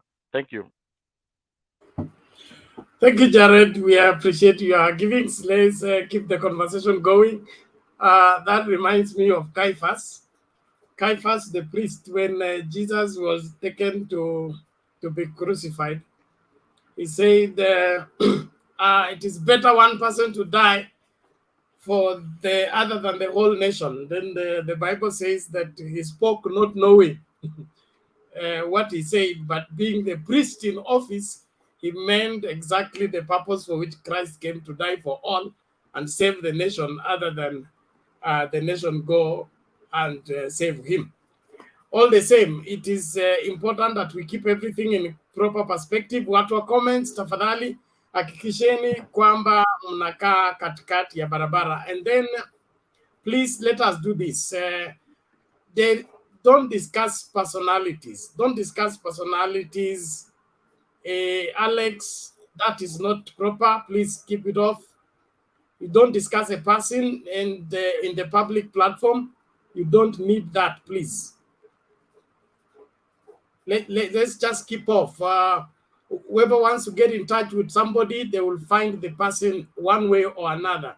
So let's respect this platform and respect the decisions that is taken by this platform over particular individuals. We don't have to go and tell everybody what happened where. It's not in order. Please, that's not okay. Thank you. So before I bring in Maggie and Kenya, Spain, of course, for gender balance, let's ensure that we observe civility, add value to the debate. Let's move forward. This country deserves better, and we must demand that better from the leadership and everybody who throws himself into the arena to ask for leadership. Mpaka tumkamatie chini, atuonyeshe kama kuna capacity, kama hana atupiliwe mbali. Hao watu wa vichwa maji wakuja kutusi kila mtu na kusema maneno yasiyofaa, pia hawa wanapaswa kuitwa vile wanapaswa kuitwa, sio kupakwa mafuta na kuanza kutetewa. And anybody want to tetea something that is not right, we mix him together with the road. Okay, Maggie, how are you? Hi, Bernard. Karibu. How are you? I'm well.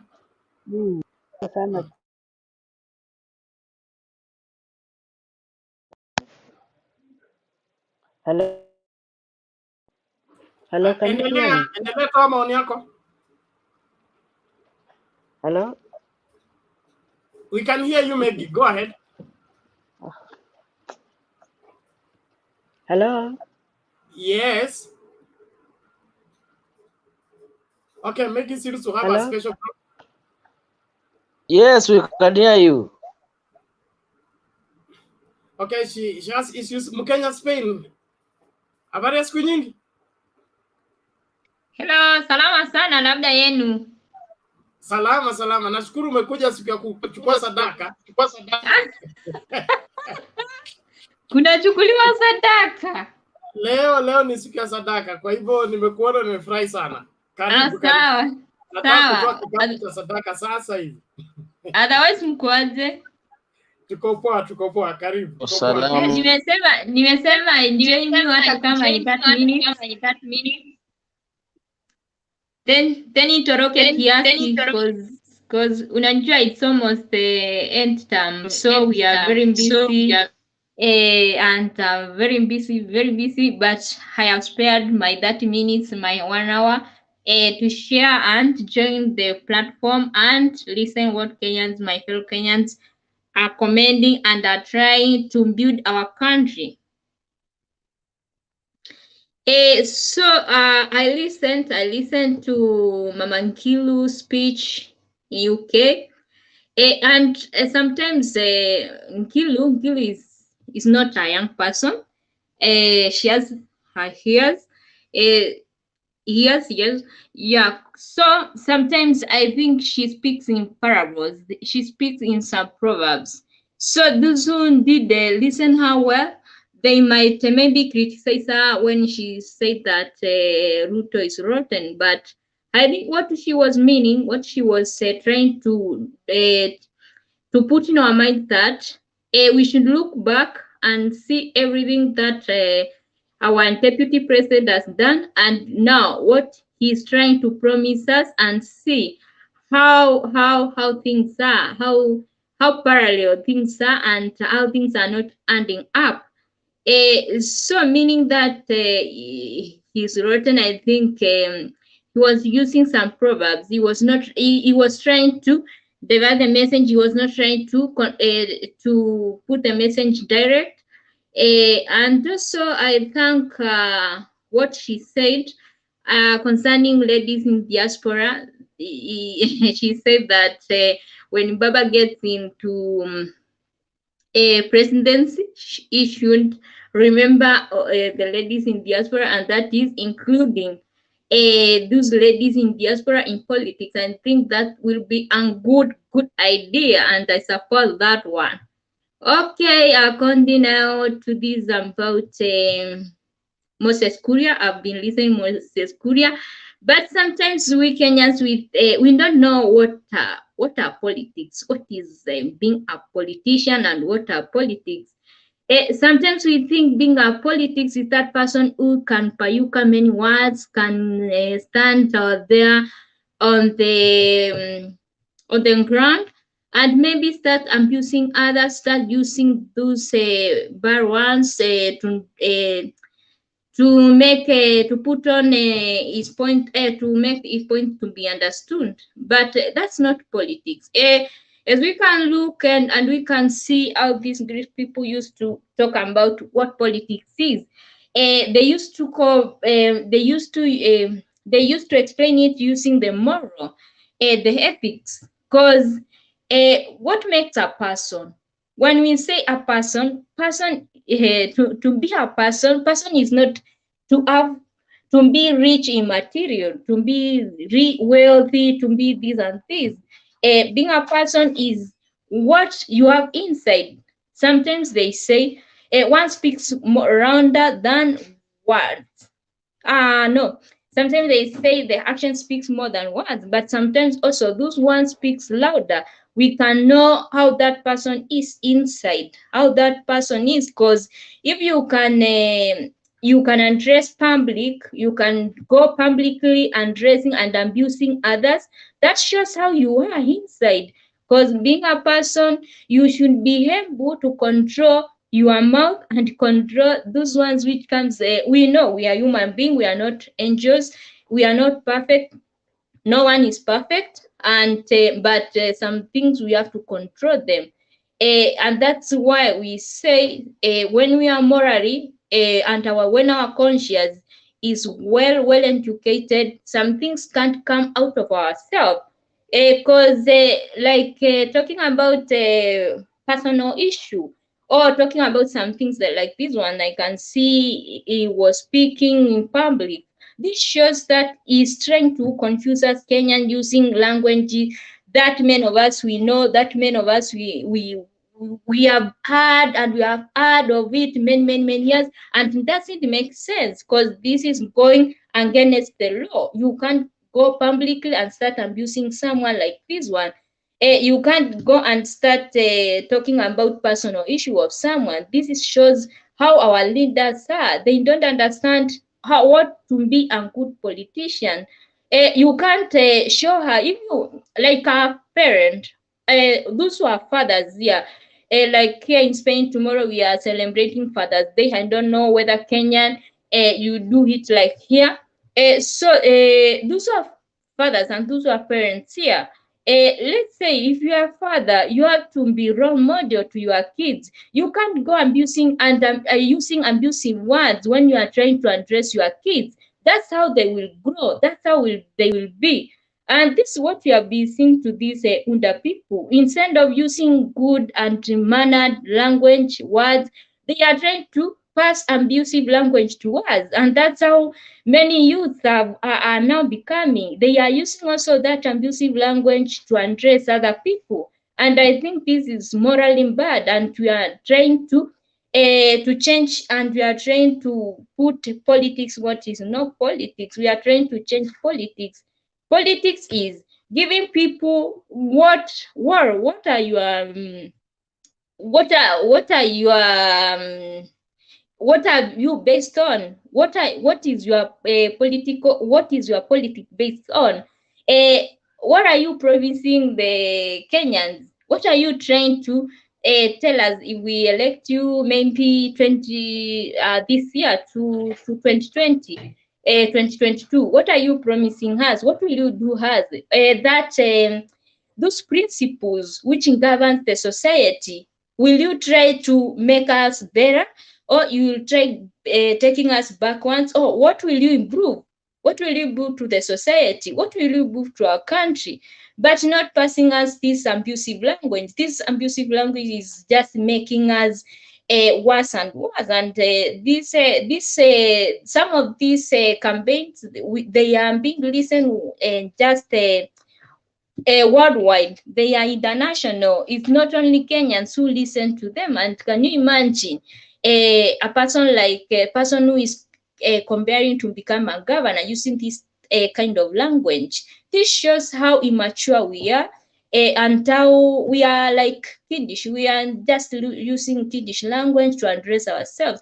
I think they should learn how to use language that is respectful, and language that can help us Kenyans become one, not to separate us Kenyans. And this shows that these people are trying to bring back tribalism to us when we are trying to avoid this tribalism thing. And it will be better if our leaders can learn what is politics. Politics not just waking up and start campaigning, and that's or start throwing money to people, and that's what our people do. They throw money to us, and we think those are the best politicians. No, we should know what is a person, what is being a politician. Being a politician, you should be also a person, and then being a person is not to have wealth, not to be rich. There are many things which we can talk about being a person, because that's where we go wrong. That's where we don't understand. We don't understand some of these things. So for today, only that. And thank you Bernard for the time. Hata kwa channel yangu sinjaingia. I don't have even time to upload new videos. But soon nitarudi tu Mkenya Spain agape. Okay, asante sana Mkenya Spain. We appreciate you and your continued followership and givings. Tunajifunza mambo mengi na Alex anasema kama Spain kesho ni Father's Day, ni baba watoto. Kwa hivyo amesema nikueleze. So sawa nitasoma message. Nimefikisha ujumbe. Sawa basi. And I want to wish your fathers in this platform a happy Father's Day, and remember, you are role model to your children. Thank you so much. Okay, I want us to move on as we continue. Before Tieno comes in, let's listen to this.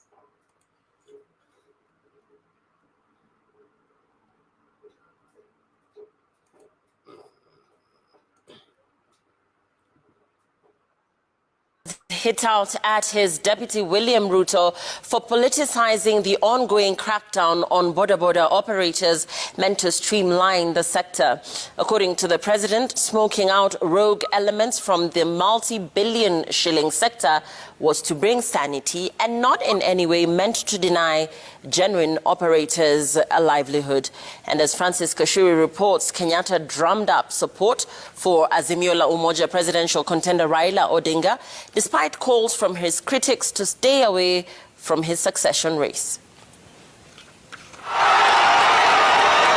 President Uhuru Kenyatta was on the campaign trail as the scramble for Nairobi County's 2.5 million vote basket intensifies 143 days to the State House succession race.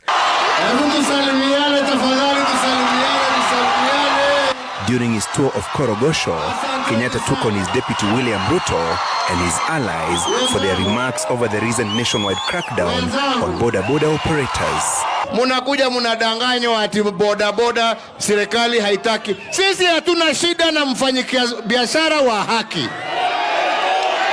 Tunaelewana? Na hivi karibuni tutakuwa na mkutano na nyinyi vijana wa boda. Tunaelewana? Tupange mikakati ya vile kazi itafanywa, tufuate sheria, tuheshimu wakina mama wetu, tuheshimu wazee wetu, wewe upate pesa yako, kila mtu afurahie. On Wednesday, the deputy president had accused the government of weaponizing state security and investigative agencies to harass business people, including border operators. Wale boda wote walinyang'anywa pikipiki zao na wakalipishwa pesa ambayo sio halali. Waende wachukue pikipiki zao kutoka police station na warudishiwe pesa yao, kwa sababu ni wafanyabiashara ambao wanafanya biashara halali. Wale ambao wanataka kutumia mambo haya for cheap politics, tafadhali njooni tufanye kazi ambayo itasaidia hawa vijana wawe na biashara ya kudumu. Ama wasemaje wewe ndugu yangu? Lakini jameni, there must be order. Jameni, there must be order. Hakuna nchi ambayo haina order.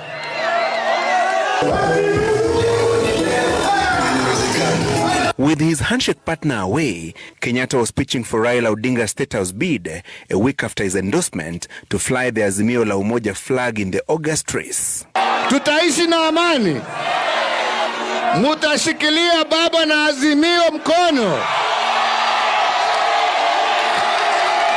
Nione tena kwa mikono, nione.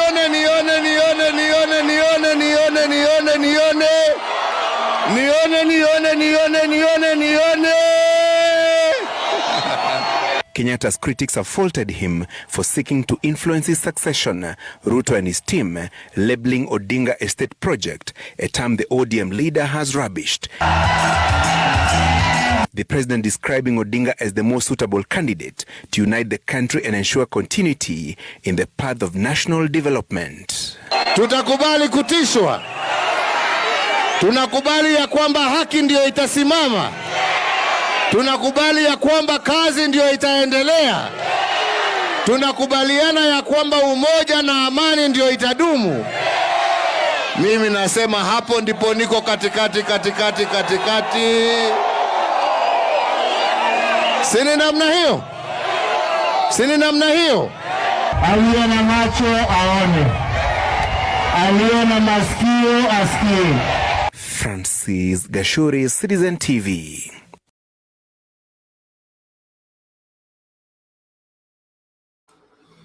Nothing there to say.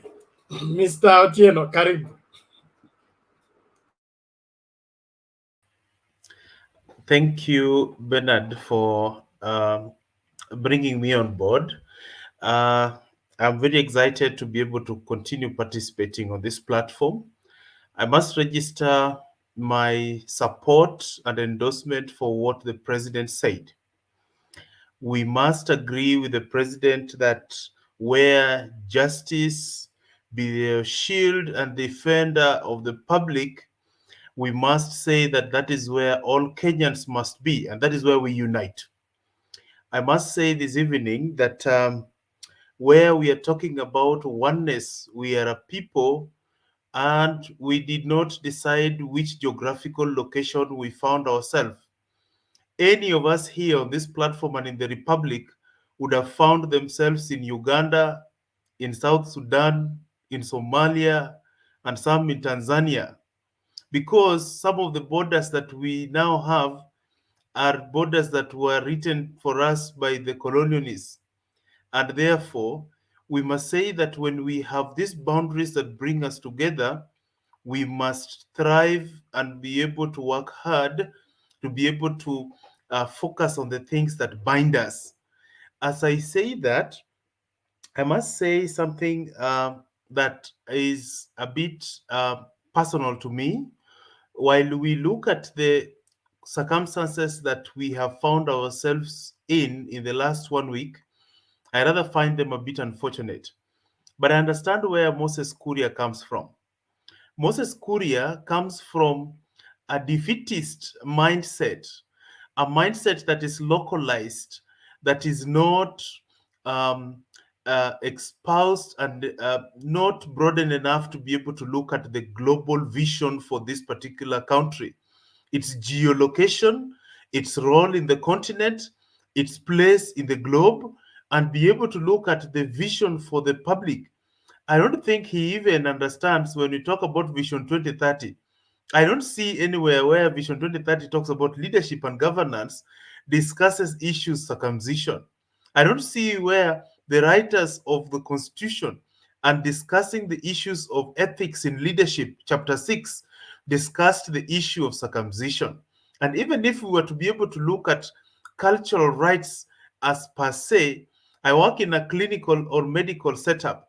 I see a number of communities that practice this cultural practice have shifted from the original concept of circumcision to a right just be able to just do it as a routine, and it's done at boys that are at certain school age, and it's done in a hospital.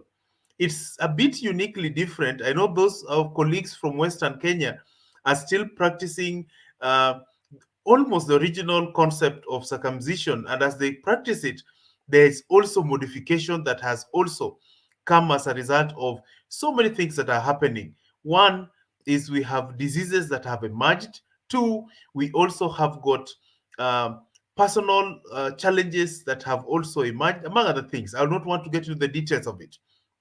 Having said that, in as much as we say this is important, I must be able to tell Moses Kuria that he should not assume, unless he knows these people at a personal level, unless he was their nurse, unless he was their wife, or something close to that, he cannot universally commit a whole community to a certain position, and that is not correct. I must tell you, there are so many Luos, there are so many people from this particular community that have also gone through this rite of passage, and they cannot personalize this passage. This is a medical procedure. It's no longer a cultural procedure. In this community right now, and also the country, we have had this program by NASCOP called the VMMC, which does this particular prevention strategy to be able to reduce the amount of HIV infection. And I must say that there are so many Luos that are circumcised. We don't want to, it does not matter. Any of these people, if you say you are circumcised, even as we can tell you, we are also circumcised. It depends which part of your body is circumcised. There are those who are circumcised in the foreskin, but are not circumcised in their brain. They have shortage of vision. Their brains are not circumcised. And therefore, we must be able to say that in as much as we will be able to condemn these utterances that are made in public, because the objective is not to be able to unite the country, but is to be able to balkanize a particular community. And that is not what we are looking at. I would summarily say that Moses Kuria suffers from villagitis. He has left the village, but the village has not left him, because he utters words that are localized to remote thinking that does not represent a member of parliament who has been elected with a majority of people from his constituency and who has traveled all over. My advice to him would be that he needs to take more time to be able to heal so that he can be able to get back on his feet and be healthy and have peace of mind, and that would be able to help him. If for me, because I work in a medical center, from health sector, I'll be able to tell him that probably why he took longer to heal is probably because he concentrates on things that are not valuable to him. He needs to be able to look at things that help him get well faster, peace of mind. And for me, I have seen the frustration that he has had. He started by looking for popularity in the posters of UDA and Kenya Kwanza. He had made it in Facebook comment that how come that we don't have any Kikuyu on the face of the poster of UDA, and therefore for some reason they must prop up even somebody who Hatoshi Mboga. He must be able to find somebody who can be able to fill in the gap to show that, oh, we are regionally represented, because Ruto and his brigade knows that his backbone of his campaign and votes that he's targeting is basically from Rift Valley and Central Kenya. And while that is happening, Central Kenya has been missing in his posters for an entire of his campaign period. And it is just recently when TSP and also his Chama cha Kazi comes on board, that is when they are rushing to be able to bring even half a loaf party leaders, people whom we must be able to take through the school of being party leaders first, before they can even qualify to be able to represent a sizable party and community. So we want to advise them that they must be able to take their time and look at their strategy and do not get angry with Azimio because Azimio is getting right. And that is something that for me, I think I would be able to be of help to them. Martin Luther says something very interesting. He says that not everybody can be famous, but everyone can be great. And everyone can be great for a simple reason, because greatness is determined by service. So all of us have got a chance to be great, to be able to offer great service to the community and the people around us, to make an impact where we live. And that impact is supposed to help improve the livelihood of the people that we have around us. But it does not amount to just being famous. He seeks fame, but he cannot be famous because he has not understood that he has to learn to be patient, to be tolerant, to be enlightened, and to be civil with fellow countrymen. And that is the only distinction that he does not know, that Raila is not as much in that particular field. He's not as much because Raila is a countryman. He's a statesman. And that is even exposed internationally. You saw his reception. He's received like somebody who is a global citizen, somebody who transcends and surpasses the local village small catfights. And therefore, he can be able to get to the level where he understands the place of Kenya, the place of Africa, and the place of the entire globe in terms of dealing with human challenges that come where we are. So for me, I'll also look at some issues that have been brought about by Ngilu's utterance to say that so and so is a rotten person. What other and I agree with Mkenya Spain, who says that these utterances are imagery. These utterances are utterances that are just a reflective of the true thing, the proverbial. So basically just using that to be able, a figurative speech, to be able to show the extent and degree to which this character has been able to espouse. And I'll be able to break it down. Who has the audacity in the middle of post-election violence, as he be able to look at the issues of the public, and he says now that he's the defender of the weak, of the hustlers, but he was the first to rob a hustler of his land. It's not my words. These are things that have been found to be true in court of law. And therefore, we must be able to say that who is this that is not rotten? If he has the audacity to be able to say in the context of this kind of things, that he can be able to take public land that belongs to airport, that poses risk to the airport, and he hives off a portion of it, builds his hotel on it and tells us that he's building jobs, he's creating jobs to the poor hustlers. Which hustler is this that is creating for a job at Western Hotel at the expense of public land and risk to the public? These again are not my words. We are not saying hate speech. We are saying what is evidently true that have been found to be true in the court of law. But we have some level of respect and tolerance by the head of state who has not ordered that this particular individual should be arraigned in court. He does not have immunity of office, and therefore, even whatever he said the other day to the border amounts to incitement, and we should be able to hold him accountable to that. How do you tell the public to storm a police station and take the evidence or exhibits that have been taken from these particular persons and leave and demand for payment, even if there were fines? There's legal structure that has been put in place to be able to get the fines, to be able to take bonds, police bonds, among other things. And these are available and supported by law. And we cannot tell people to be lawless. And because we want to be political relevant, we want political relevance, we tell them to be able to practice lawlessness. We're telling people that because you did not have a license on the road, you didn't have a helmet on the road, and because you did not be able to conduct yourself in a civil way on the road and follow the traffic rules, that is okay. I, the defender of hustlers, would be able to guarantee you being lawless. So you see, this is what he was trying to do. Every electioneering year, Raila has been the center of aggression, and therefore, in fighting back government in very low budget for his campaigns, he has been able to use some of this kind of mandamano, for lack of a better word, to be able to also hype participation and see wave euphoria, and you see basically bring pomp and color to campaigns, among other things. And this is what Ruto was trying to do.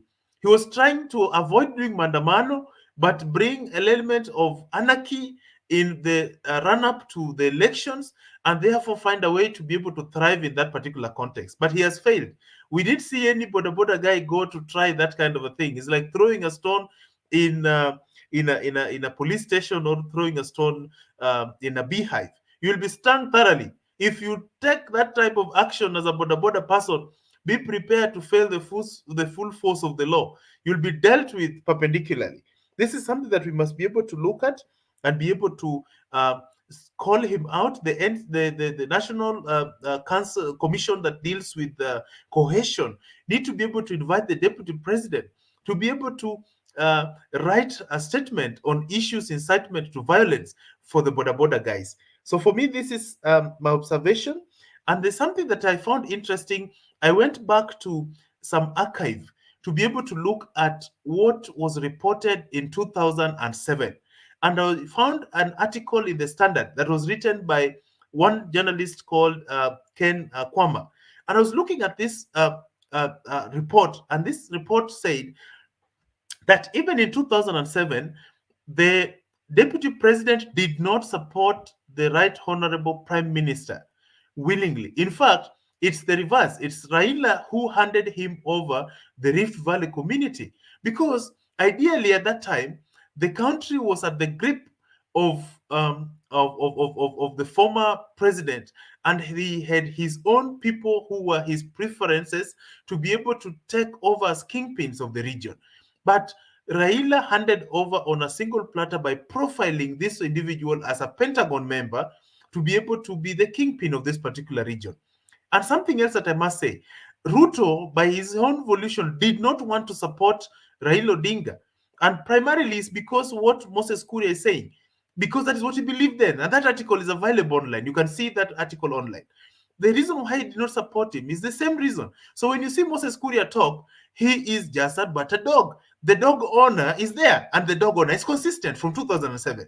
And we must see the way in 2008, immediately after they won the Grand Coalition government, he was the first to undermine Raila Odinga on issues Mao. So he has a history of undermining those who are on authority over him. And that is his trait. And how does he expect to be able to lead this nation when consistently he has undermined those that he is under their authority? And we must be able to call him out and tell him that he is behaving unpresidential. He has to go through the school of life for us to be able to consider voting him as a president. We must be able to say that we want people who are circumcised in their brains as well as wherever else they want to be circumcised. We don't really care what other place, but there's no degree in getting circumcised. We don't also have people who are more circumcised than others. Everybody is circumcised the same way. You get a pinch of the- Yes, you don't take the whole. Time.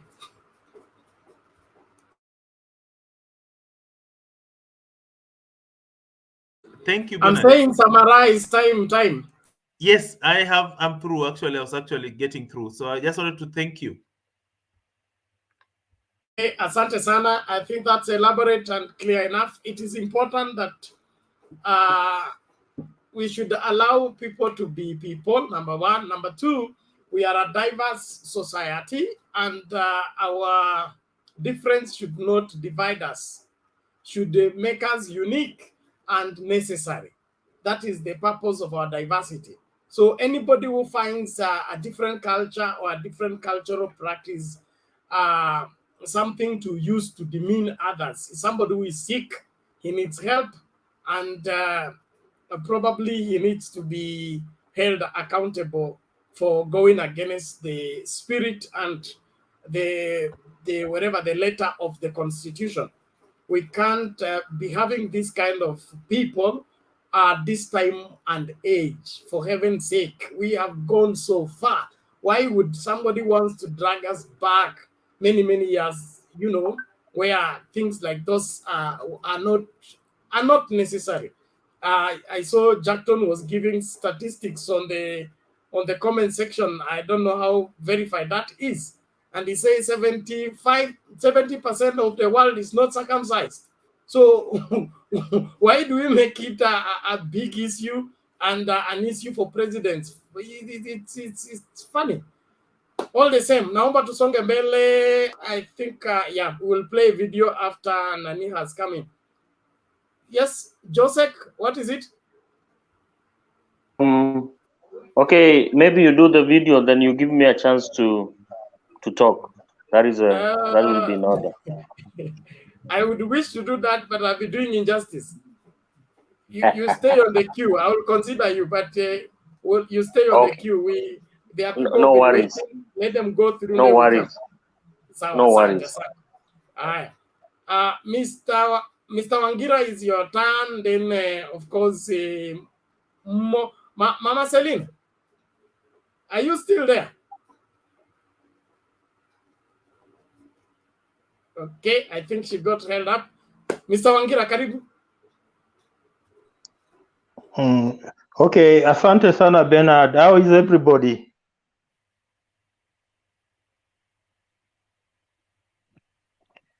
Can you hear me? How is everybody? Yes, tuko salama.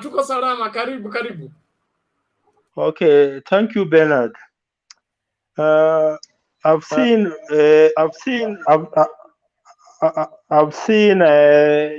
Charity Ngilu referring to William Ruto as the rotten William Ruto. I think I've spoken too much about William Ruto on this platform, and I don't want to belabor on the same issues that I've spoken to. So I'll leave that one to the court of public opinion to decide. So I'll not dwell on it so much. So today we saw a number of defections from the United Democratic Alliance into the Jubilee Alliance. And those defections were led by this guy called John WALUKE. For John WALUKE is the fake major of the Kenya Army, because the army said he was not a major there. And he has been one of the chief critics of Raila Odinga. So today he has claimed that when he went into Jubilee, nobody valued him, and that's why he has decided to now decamp and join. When he went to UDA, nobody valued him, and that's why he has decided to decamp and join Jubilee today. We saw another defection from Honorable John Gakuya. John Gakuya is the MP for Embakasi North. He was elected on Jubilee, but he had gone to UDA, and he has now come back to Jubilee. There's another guy from Turkana East also called John Lokiro, who I'm not very sure on which political party he was elected on, but he had gone into to UDA and he has now come back to Jubilee. And also the woman for Turukana, who has also now come back to Jubilee from UDA. And I understand that that's just the start of what they are calling the mother of all defections. We are likely to see many, many people defect from UDA into either Jubilee or any of the Azimio affiliate political parties. Uhuru Kenyatta today was in Kariobangi North, and as usual, he was campaigning for his big brother Raila Amolo Odinga.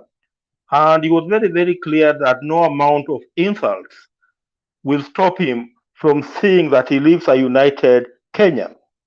And on the matter of border border, he was very, very clear on the issue of border border. He said that his government is not against border border guys or any other small trader. But what his government is about is to ensure that there is order in every sector of this country. And even promised that he was going to have an engagement with the border people very, very soon. Very, very soon. We also saw William Ruto in Gatundu today. And funnily, when he was in Gatundu today, he didn't attack William Ruto. He didn't attack Uhuru Kenyatta. When William Ruto was in Gatundu today, we didn't see him attack Uhuru Kenyatta, you see. He had to tread very carefully when he was in Uhuru Kenyatta's home area. And in fact, what he was telling the people of Gatundu today was that they should ask President Uhuru Kenyatta not to use the same instrument of powers that William Ruto helped him to acquire into finishing William Ruto. So he was requesting them to ask Uhuru Kenyatta not to use those instruments of powers to finish him. I remember him using the word kisu, which in English implies the sword, that ceremonial sword, which implies the authority that is bestowed on the president. So you're saying that the president should not, requesting the people of Gatundu to request the president not to use that power to finish him. I want to come to this issue that I think is the key matter of today's debate, the utterances by Honorable Moses Kuria. Honorable Moses Kuria for a long time has been a very reckless speaker. And today he has raised an issue, there are things that we sweep under the carpet. And as a nation, we cannot continue sweeping issues under the carpet. Because, as a country, to heal, then we must confront some issues. He claimed to tell President Uhuru Kenyatta that there was an oath taken in Gatundu in the year 1969 that binded the people there never to elect uncircumcised person. And he said that Uhuru is likely to get a curse from his father for supporting uncircumcised man. For supporting uncircumcised man. You see, so we are talking about uncircumcised. And what, even biblically, what uncircumcised used to symbolize. I don't want to go into that area before I even create more controversy here, but those guys who read the Bible know what it used to mean physically. And when Jesus Christ came, then how we moved away from that physical circumcision to the circumcision of the heart, to the circumcision of your heart. I think Bernard knows more about that. So there's an issue I want to bring up on this matter of Moses Kuria, because it's very, very vital that many Kenyans understand our history, because I know many people from UDA don't love history, but it's only history that can show us where we are coming from and where we are headed to. There was that conflict between President Mzee Jomo Kenyatta and Jaramogi Odinga after 1966. And where those early times, perhaps, Mzee Jomo Kenyatta felt threatened by Jaramogi Odinga, and that could have been the reason why he went back to his own people, and that could have been the reason why perhaps they ended up taking that oath Moses Kuria was referring to. Now, I want to take you to, there have been this conflict between the Luo and the Kikuyus in this country for a very, very long time. And I want to take you to the date of 9th March 2018, the day that Uhuru Kenyatta and Raila Odinga had a handshake at Harambee House. You remember Raila Odinga and even Uhuru Kenyatta have been very clear about this particular engagement, because they say the first time they met at Harambee House, nobody was talking to the other. Nobody was talking to the other. Then when they started speaking to one another, they talked for a very, very long hours, and they came from far. As far as 1963, where the rain started beating us up to the year 2018. And me, I tend to believe that perhaps one of the issues that they could have discussed, Uhuru Kenyatta and Raila Odinga, was this issue of the 1969 oath, because it's a matter that is in the public domain and is documented even in books. For example, if you go to our constitution and you go to Article 10 on national values and principle of governance, sub-Article 2B. Sub-Article 2B talks of the national values and principles of governance include human dignity, equity, social justice, inclusiveness, equality, human rights, non-discrimination, and protection of the marginalized. So, 1969 was before we attained the 2010 Constitution. And if you look at this particular oath of 1969, then it was denying a particular section of the people of Kenya their human dignity because they were being called uncircumcised. This particular oath could have been gone against equality, social justice, inclusiveness, equality, human rights, and non-discrimination. You see, so we go now back to what I've talked about, that date of 9th March 2018. After that long talk between Uhuru Kenyatta and Raila Odinga, those people who watched Uhuru Kenyatta and Raila Odinga address the nation from the steps of Harambee House remember the 9 points agenda. And the 9 points agenda, as far as I'm concerned, were to cure many issues that Kenya has suffered. And some of these issues include this 1969 oath that Moses Kuria is talking about. And that's why that particular agenda had points like lack of national ethos, that includes negative politics, the need to define and promote a national ethos. It had issues like divisive elections, inclusivity, shared prosperity, and ethnic antagonism. You see, those are the matters that were the bone of our problems in 1969, or as early as 1963, that now Uhuru Kenyatta and Raila Odinga were trying to cure through the BBI process, you see, through the BBI process. So historically, Uhuru Kenyatta and Raila Odinga were able to find what was the real problem that was eating this nation, and that's why they came up with the 9 points agenda. And even after the collapse of the BBI, you see, because I tend to believe that President Uhuru Kenyatta is genuinely honest and he wants to break some of these bonds that have been, eating up this country since the 1960s, because he wants to live a free Kenya where people are free and equal as citizens of the Republic of Kenya. And that's why I tend to believe that Uhuru Kenyatta is so much into saying that Raila Odinga becomes the 5th president of the Republic of Kenya, so that he can fulfill what they had agreed on, especially on the 9 points agenda, part of which I've read, that were part of the BBI process. So because Moses Kuria is a shallow guy who doesn't look at these issues broadly, he doesn't see the 9 points agenda was supposed to cure issues, including the 1969 oath. He goes now intimidating President Uhuru Kenyatta that you have ended up now supporting an uncircumcised man, and you're likely now to be cast by your own father.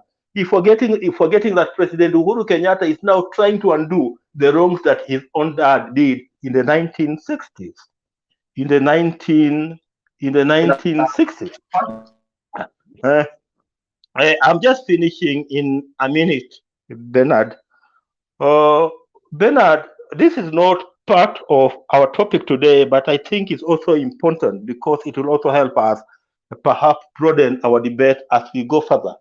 I want us to look at the role of prophecy in the 2022 general election, because I've looked at three people who call themselves prophets, and they have all given contradictory, what I'll call contradictory prophecy.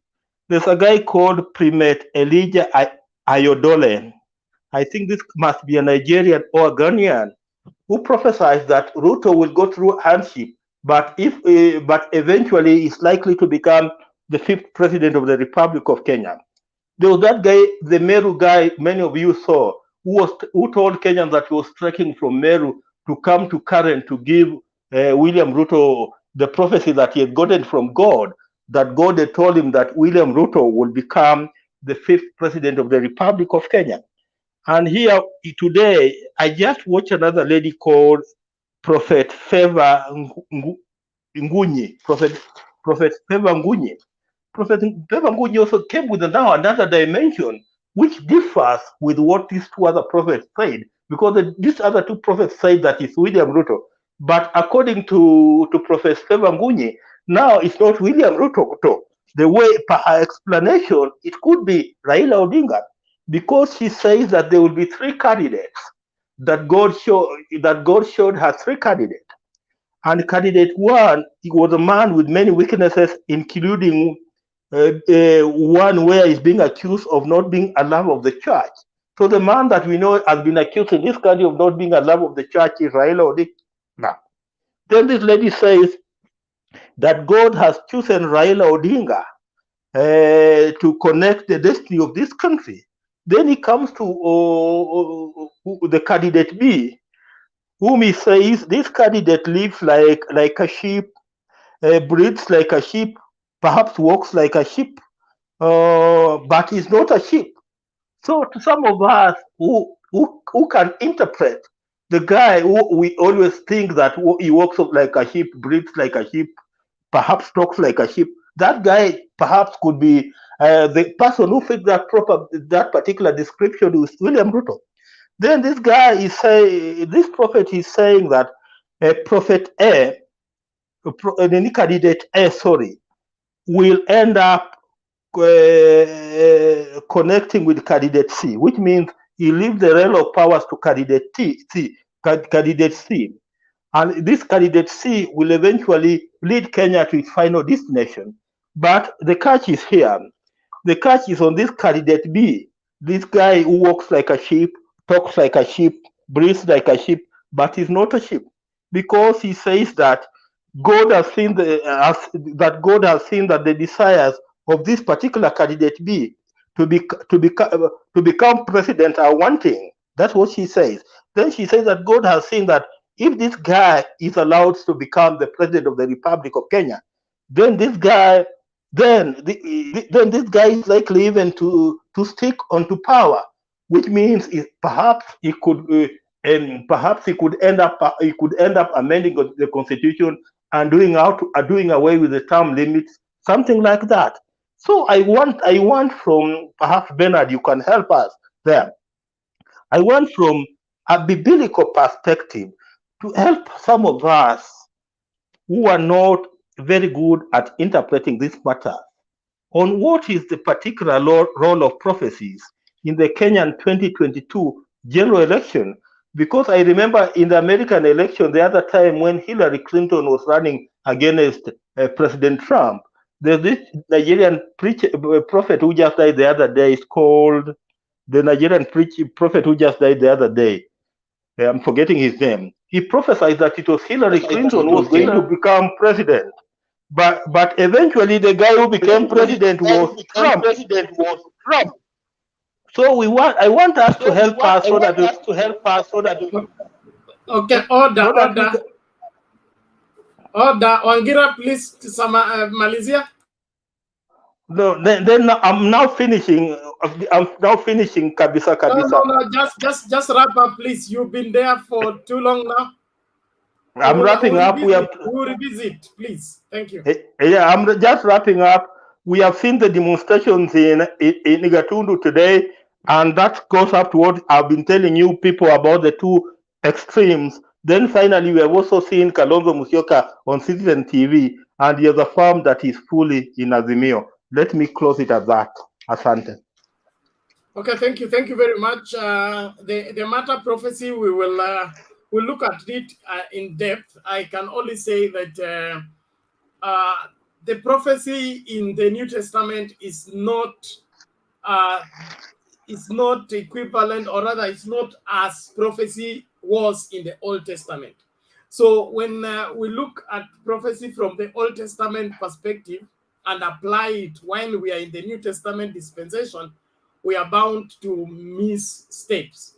And you notice that today's prophets want to be Elijah, want to be Isaiah, want to be, those Old Testament prophets. That line of prophecy or approach to prophecy is wrong. It leaves a lot to be desired because it doesn't meet the scriptural threshold. But is God interested in elections? Yes. Is God interested in the destiny of the country? Of course he is. Will he tell somebody to come and tell the nation what should be done? Yes, but not in terms of showing how this should work in order to become this. When a prophet begin to tell you that waende kuomba siku saba, wasipofunga siku saba, sijui nini kitafanyika, you notice that is somebody who is looking for something. And like some of the hungry prophets who are looking for something to eat, they are just doing political analysis like we are doing. And then, of course, you will invoke the name of God just for people to feel afraid. And when he knows that if he prophesied that so-and-so is going to win, he's going to get an envelope or is going to be congratulated or given something, he will do that. And those are hungry prophets who are looking for something to eat. That's how I regard them. But really, prophets will come and talk about the destiny of the country, God's desire for the country, and God's direction for the country. Prophecy is not about individuals. When it touches on the nation, it has the nation interest at heart, not a person's ambition, not a person's quest for presidents. So that's how we judge prophecy, to know which one is right and which one is wrong. And also, why would all of a sudden every prophet be interested in Kenyan elections? Some of these people prophesying about Kenya, they have never been here, or I don't know why God will be talking to them about Kenya and how the outcome of the elections would be when they have never been to Kenya. I mean, God is not the author of confusion. God is not going to go to Nigeria to instruct a prophet to tell us how the elections will be, except that prophet has influence over this nation or he has command over this nation. It's not everybody prophesying behind the bush and say he had a voice. He is talking on behalf of God. Those are just people who are looking for views, like they are looking for views on YouTube. So they say that, and then everybody will go to view, and they get paid for the views. That is how I can say it. But we are going to do a show specifically on prophecy so that we dissect these things and split them and let everybody rest. But as far as Kenya is concerned, Kenya is secure in the hands of God, and God knows where this country is coming from and where it's going. Don't let any prophet anywhere cause you sleepless night. They are looking for something to eat, most of them. So relax. If they get it, well and good. If they don't, God is still on the throne, and there is no state of emergency in this kingdom of God. So kila mtu atulie. Naomba tusikilize hizi tape, alafu tulete Mumo, alafu tufuate mkururo mbio tafadhali, tumalize hii squad ya kwanza, tuanze squad ya ngapi hiyo? squad ya pili ama ya tatu. And then nimesema leo ni Friday, ni siku ya sadaka. Mnaendelea kutuma sadaka, tufunge station. That's on the light note. That's on the light note. So, let's get the video fast. Let's get the video fast.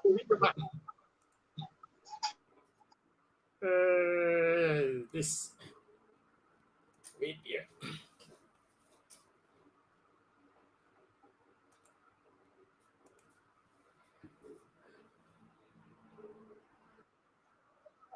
Maaddict katika Mombasa County walikuwa 6,000.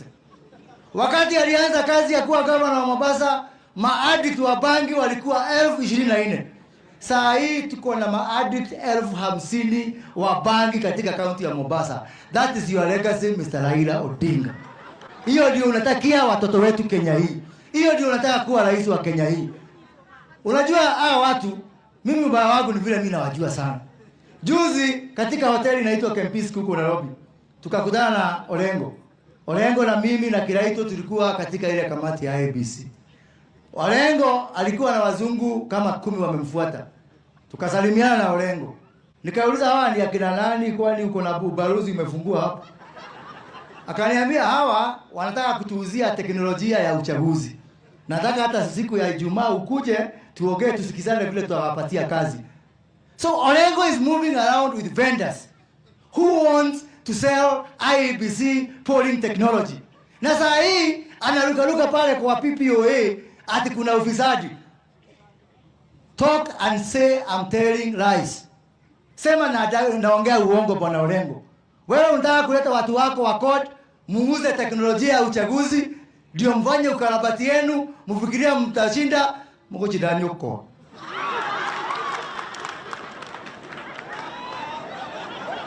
Hawa ndio wanajifanya ni wazuri sana. Huo ndio Olengo anakuja na ananiambia tupake chama na yeye, tupatie hawa wazungu kazi hiyo, walete teknolojia Kenya hii. Hao ndio wanaongea juu ya ufisadi. Tangu lini Olengo akakuwa procurement manager pale IEBC? Tulimchagua lini akuwa IEBC manager? Na wewe Raila, ufisadi wa watu wako hauoni. Kila siku unasema ufisadi Jubilee. Sasa hii tumekumulika tu umeonekana. Na ndio mimi nasemanga, ukikufa uende pahali ukute Raila Amolo Odinga, ujue huko sio biguni, umepotea. Na hata wale wanafunzi saa hii ambao wanafanya mtihani, ukiuliza katika mtihani, na hii sio leakage, Matiang'i imemaliza hiyo maneno ya leakage, hii sio leakage, hii ni ukweli. Uulizwe yule mtu mbaya zaidi duniani, yule mtu muovu duniani, yule mtu mfedhuli zaidi duniani ni nani? Ukiandika Raila Amolo Odinga umepita. Manaka wakati Mungu alifukuza Kaini huko, Kaini hakwenda bali, alienda Bondo, ndio huyo mnaona sasa huyo. Sasa mimi nakwambia, wacha ile safari nyingine ulikuwa unalala kwa sakafu. Unajua huyu jamaa wakati wa 1982 wakati alikuwa anapindua serikali ya Moi, alipigwa tear gas na askari wa rika ya baba yake Jaramogi. Wakati tulikuwa tunapigania Mutipati, akapigwa tear gas na askari wa rika yake. Juzi wakati analala kwa lami, alipigwa tear gas na rika ya watoto yake. Jamani, utakula tear gas generation 4. Na naona hapo tu ndio unaelekea. Unaelekea tu hapo utakula tear gas. Utakula. Na ikikosekana sisi tufanye, tukimaliza hii harambee tunafanya leo ya vikundi. Nitawaita harambee ingine hapa leo kama hakuna tear gas ya kutosha.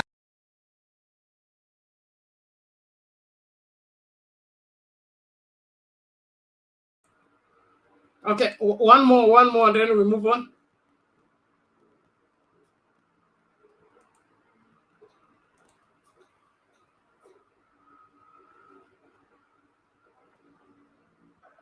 Media, okay? No. If someone accuses me, bring them here. Everything wrong that happens in this country is blamed on Moses Kuria. He is perhaps one of the most controversial legislators with very little or no regard for the law.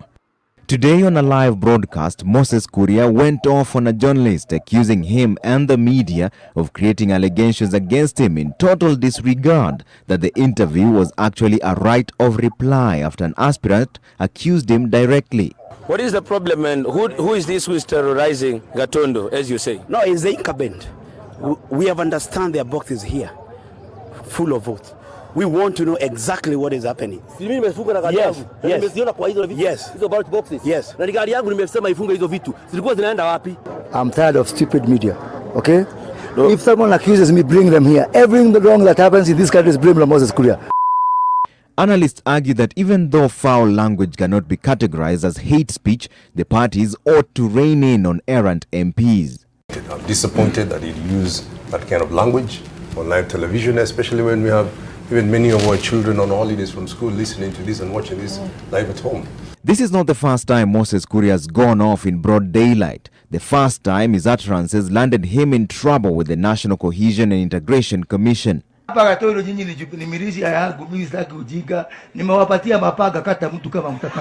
He was taken to court over incitement charges but later acquitted of the charges. Senior Principal Magistrate Charity Oluoch, who ruled that the video evidence produced by the prosecution incriminating Kuria did not meet the required threshold. The DPP, Keriako Tobiko, who investigated and recommended prosecution, said the ruling was a severe setback to the fight against hate speech and sets a bad precedent. In a different circumstance in court, Moses Kuria used a rather unorthodox way to express himself. Trevor Ombija, NTV.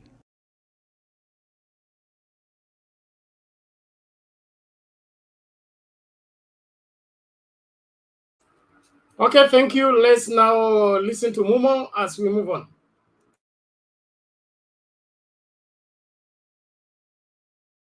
Mumo, unmute. Habari zenu ndugu zangu, natumai msalama, bora ya afya, na Tuko salama. Karibu. Pia naona bwana Bernardi, klasi yako, darasa yako iko full leo na wazee ambao wanaongea mambo ya kuelimisha. Nashukuru sana na tuendelee hivyo ili tuendelee kuelimizana. Kwa wale ambao wanakosa kitu kinaitwa hekima ya vile nchi inaendelea, na wasii na nawaomba watulie na kuangalia hiki kipindi cha channel ya Mtembe TV kwa ajili ya kuzoa umaarufu na akili ya kujua vile nchi yetu inaendelea kwa ajili ya uchaguzi unaokuja. Nashukuru sana wazee wangu kwa kujinyima usingizi kwa ajili ya kutuelimisha. Ndio kuna wengi ambao wamenizidi kwa umri, nasema asante. You guys, you are freedom fighters. Kwa sababu naona wazee wengine hapa wangekuwa wameshajinyima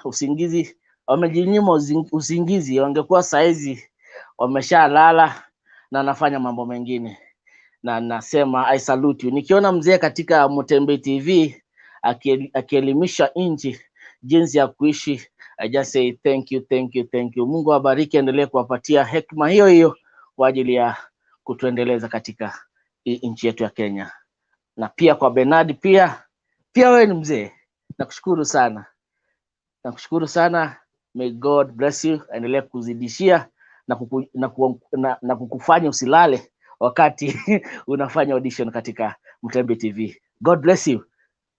Upande wa Kuria, Moses Kuria, huyu ni jamaa ambaye naona ya kwamba Mungu ameshamjaribu.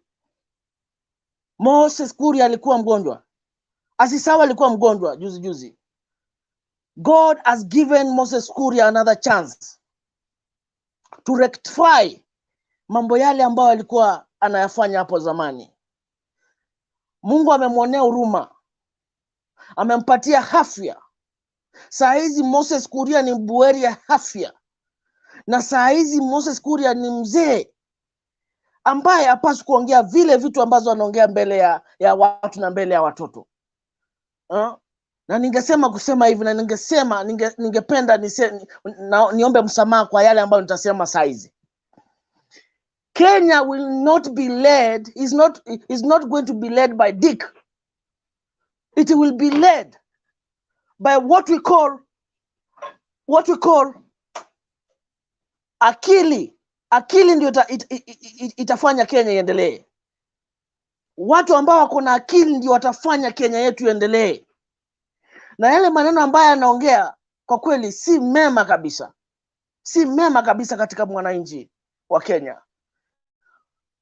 Mambo yote ambayo ni incite watu pale anapopatiwa microphone, Moses Kuria goes mad. Na anaongea vitu ambazo hazisaili kamwe. Ningependa kumwambia kama anaangalia hapa, na ningependa siku moja apitie Mtembe TV na aone mafunzo ambayo wananchi wanampatia. Moses Kuria should grow up. Grow up. Saizi ni mzee. Si mtu wa kuongea maneno kama hayo mbele ya watu. Ni watu wangapi ambao hawajatairiwa katika hii dunia? Ni viongozi wangapi ambao wako kwa mamlaka makubwa na president ambao hawajatairiwa? Ni watu ni katiba gani ambayo imezuilia kiongozi yoyote ambaye hajatairiwa asipatiwe mamlaka? Kwani amekuwa basha? Amekuwa basha? Ameenda amefungua Raila Amolo Odinga akamwangalia kwamba ametairiwa ama hajatairiwa? Acha hizo bana. Acha hizo. Tumechoka na propaganda za Moses Kuria. Na hii ni wakati wake wa kuchange. Na ajue ya kwamba ni kiongozi. Alipatiwa mamlaka na wana Katundu ili aweze akafanya manifesto katika Katundu. Hila si kutoa matusi. Kila wakati anapopatiwa microphone ni matusi. Anafunza aje wanarika? Anafunza aje watoto wa kike na watoto wa kiume ambao wanataka kuwa kiongozi wa kesho? Na kitu kingine ningependa kuambia Wakenya. Nawaambia hivi, msijaribu tafadhali na wasi kwenda pale kwa mstari katika polling station na muweke kura zenu kwa watu ambao wanatoa matusi katika kutusi watu. Haifai kamwe. That is not leadership at all. Haifai kabisa. Waswahili husema ya kwamba nyama ya mshikaki huliwa moja kama njugu. Na tunapoona hawa viongozi wa Kenya ambao wamepatiwa mamlaka na wananchi ya kuongoza Kenya yetu, tunaona wanafikia mahali ya kutusi na kutusiana na kupeleka vigezo katika watu ambao wanapaswa kuongoza hii nchi kwa mdahalo ambao unaofaa. Inaniuma sana kama Mkenya. Inaniuma sana kama Mkenya. Na ningependa arekebishe. Kwa sababu niko na shauku katika maisha ya hii generation ambayo tuko saizi. Niko na shauku kwa watu wa UDA watakapochukua uongozi wa Kenya. Je, watoto wangu watakuwa namna gani? Je, hii generation ambao tuko saizi itakuwa namna gani? Tukiongozwa na hao watu, watatuongoza namna gani kwa njia ya matusi? Ni mkataba gani ambao watauleta kabunge wapitishe na kwa njia ya matusi? Ni loni gani ambao watachukua kutoka kwa nchi zingine kwa njia ya matusi? Ni maneno gani ambao wataongoza na watu kutoka milingo mbalimbali na katika dunia? What we call like OAU meeting, like G7 meeting. Wataongea namna gani? Wataongea hayo matusi ambao wanaambia wa Kenya? Wataweza kufanya miradi katika hii nchi ya Kenya na hiyo matusi ambao wanafanyia wa Kenya? Tafadhali Moses Kuria, acha kuturegesha mahali ambapo tulitoka enzi za Moi. Sasa ni enzi za Uhuru Kenyatta ambaye ameweka ukabila chini, ambaye amechukua uongozi wake kwa njia ambayo inaofaa. Tangu handshake tunaona nchi ambayo iko salama saizi. Tunaona watoto wetu wako na furaha. Tunaona kiongozi wetu Uhuru Kenyatta, hata kama maisha ni magumu na magani, Tunaona anajaribu juu chini kipeke yake kufanya maendeleo ya Kenya. Watu waundu acha kuleta mzaa katika hii Kenya. Wasituletee mzaa kabisa. Waangalie mbele na waone mbele. Wajua kwamba uongozi haujengwi na matusi. Uongozi ujengwa na nafsi ambayo inayemjua Mungu, na nafsi ambayo iko ampu, ambayo iko ready kujinyima starehe zake, iko ready kufanya mambo ambayo yanafaa katika nchi yetu ya Kenya. Waacha hayo maneno ambayo wanafanya. Si vema kabisa katika nchi yetu kuwa na viongozi ambao wamefikia upungufu wa kuongea vitu ambazo astahili katika nchi yetu ya Kenya. Na wasi wa Kenya tukue na imani na Rais Uhuru Kenyatta. He did not talk all what he told us concerning Raila Amolo Odinga by supporting him to be the president of Kenya. Hakutudanganya sisi. Hakudanganya nchi ya Kenya. Hakuruka Raila Amolo Odinga. Alisimama na ukweli. Akasema kwamba kwa moyo wake, kama ukabila ndio utakuja kuendelea katika hii karne ambayo niko katika mamlaka, mimi Uhuru Kenyatta nimekataa. Na lead by example. He has shown us as Bandostan. We are Bandos. We came from Congo, all the way from Congo. Tukakuja Kenya, tukamigrate Kenya. Tukiwa Akamba, Ameru, Aembu, Agikuyu. Na ninawaambia tarehe 8 mwezi wa 8 tarehe 9, we as Bandos, we will vote Raila Amolo Odinga, kwa sababu ukabila tumeacha. Tumekuwa wa Kenya na wazalendo kamili. We will follow what President Uhuru Kenyatta is telling his people. We will follow what Uhuru Kenyatta is telling Kenyans, because tumeona kwamba Uhuru Muigai Kenyatta ataki Kenya ifikie mahali iwe ukabila imezidi na imekidhiri mipaka. We must vote Raila Amolo Odinga to break this lineage of what we call tribalism. Naongea na uchungu na emotion ndani yangu, kwa sababu yale nimeona ikitendeka katika mikutano ya UNDA haifai kamwe. Hao si watu wa kusikilizwa. Kama rais, deputy president mwenyewe ambaye ako na mamlaka, he is the second in command, anaweza simama mbele ya watu na kusema ya kwamba boda iendee pikipiki zao katika police station na pesa zao. Imefikia wapi? The UDP kuincite wana biashara wadogo, na hapa anaambia watu bottom up bottom down. We will not accept that. Na aliye na macho aone, aangalie na tazame na ajikiri katika akili yake, na aone mbali na afunue macho yake. Aone hao watu hakuna mahali watapeleka Kenya. Hii itakuwa shida tupu. Itakuwa shida tupu. Waswahili husema hivi, Bwana Bernard, afadhali zimu unayolijua kuliko zimu ambalo limevaa ngozi la kondoo.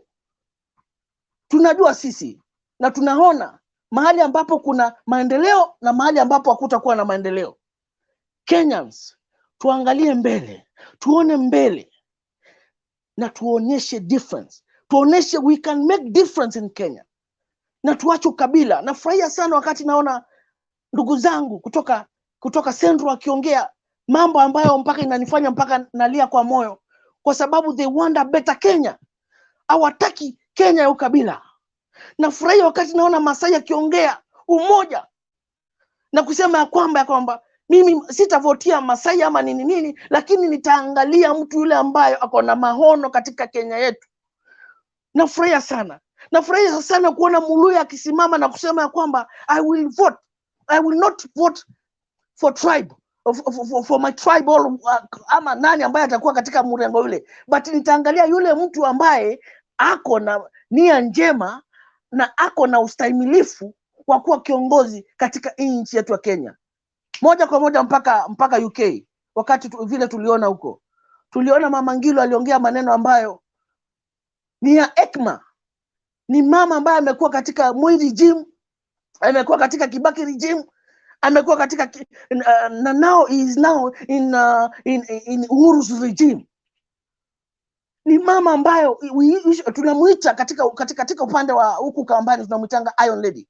Ni mama ambayo anaona mbele kabisa kabisa. Na hiyo mambo ambayo aliongea ni mambo mema, na anatakia nchi ya Kenya imani, anatakia nchi ya Kenya kiongozi bora ambaye atawezesha nchi kwenda mbele. Tusiangalie mambo mengi katika mtu. Tuangalie sera ambazo ziliuzwa ziliuziwa watu zimeuziwa Kenya, na alafu ziliuzwa tena katika upande huu mwingine wa diaspora. Raila Amolo Odinga anatakia nchi hii ya Kenya mazuri. Ana binafsi. Raila hajawahi tusi mtu. Raila hajawahi simama na akatusi mtu. Anasimamanga na kuongea sera. Anasimamanga na kusema yale ambayo anaweza saidia Mkenya alisi katika hii nchi yetu ya Kenya. Not even Kenya, Afrika mzima anaongea mazuri kuhusu Afrika. So ningependa tuangalie mambo ambayo mtu yule ambaye anaweza endeza hii Kenya iende mbele. Upande wa Kalonzo Musyoka ni kiongozi ambaye saa hizi tunaona ameshika njia ambayo iliyofaa, na tunamshukuru, na tungependa kumwambia kwamba aendelee kushika baba mkono, aendelee kumshika ili tufikie mahali pa kukomboa hii nchi yetu ya Kenya. Viongozi wale wengine ambao wanaendelea kushika mzee mkono waendelee hivyo hivyo, na ningependa tusiangushe rais wetu Uhuru Muigai Kenyatta ambaye ameshashikilia hii nchi kwa njia inayofaa saizi. Rais ana ukabila yote. Nyinyi mmejionea leo mkutano wa leo mahali amepitia akienda kufungua hospitali huko. Hapo hakuna mtu alikuwa amelipa kuja kwa hiyo mkutano. Hakuna. People came from nowhere ili wakuje kumeet kiongozi wao. They were happy people. Hakuna mtu yoyote alifanya maziara katika huo mkutano. They were happy no matter how situation is. We are happy with our president.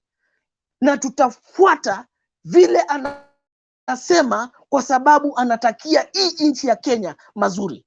I rest my case nikisema hivi, wenzangu, tusikufe moyo kuendelea kuelimishana katika hii nchi yetu ya Kenya. Mutembei TV, msikufe moyo. Hata mkiona kwamba you want to nimesikia Bernard akisema msikubali tuende chini. Hamtaenda chini. Even if there is nothing that I will offer to you guys, I will go down to my knees. Na Mutembei TV, one day, one time, it will be a great channel in Africa, live alone in Kenya. Keep the fire burning, and God bless you. Amen. Okay, thank you Bwana Mumo. Naomba Jose kaje mara moja kabla kisikilize kipindi. Morning.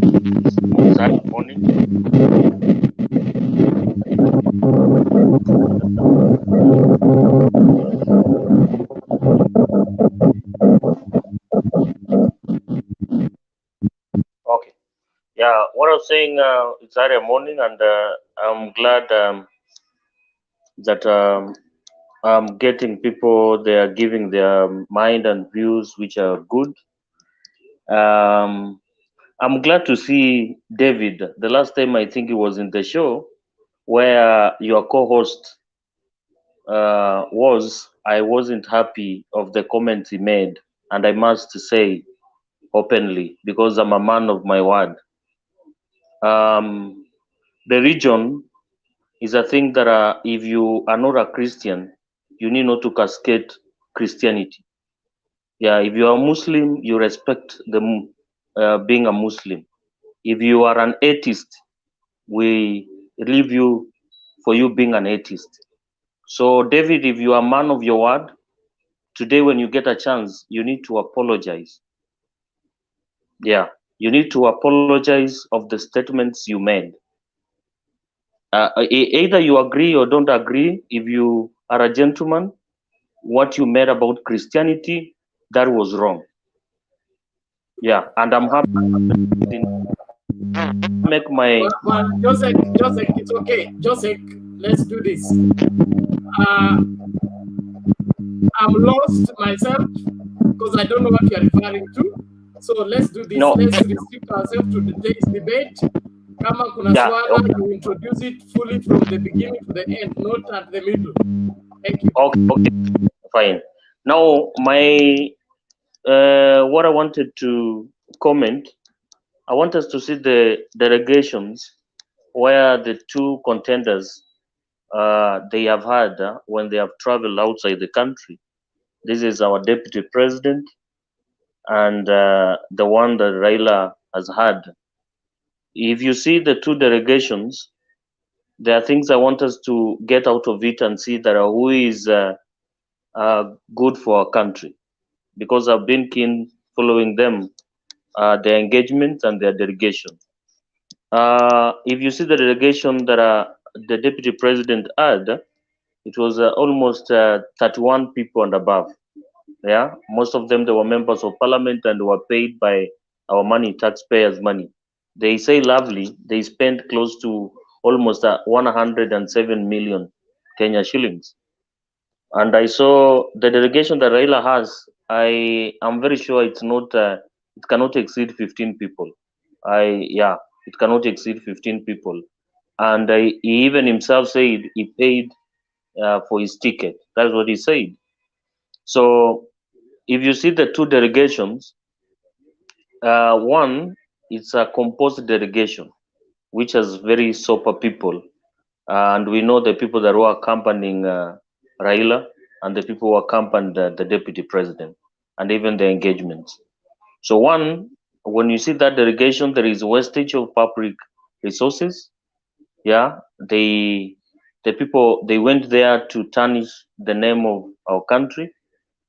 In the delegation of the deputy president, they went to make the claims about the election, the leaking of election, and they were very bitter. And even when they met the diaspora, people who live in diaspora community, and I was watching yesterday night when Raila was meeting the diaspora in the UK, it was a different departure of what the deputy president had.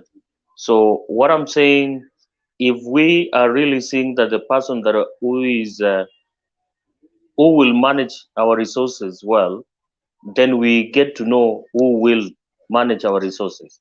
Because I want to make a comment on that. Like let's see what the late the president of Tanzania did when he used to go outside the country. He used to go with a small delegation. He was avoiding the wastage of public resources. Yeah. So we want you to imagine that if the DP becomes the president, how many people you'll be traveling. You will be having even people joyriding, even 100 plus.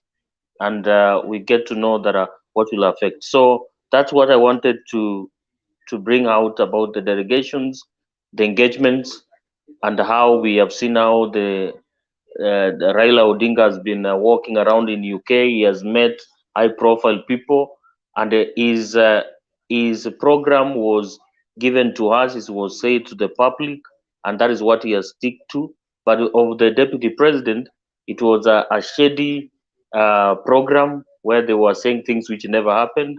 So we need to make the judgment out of that.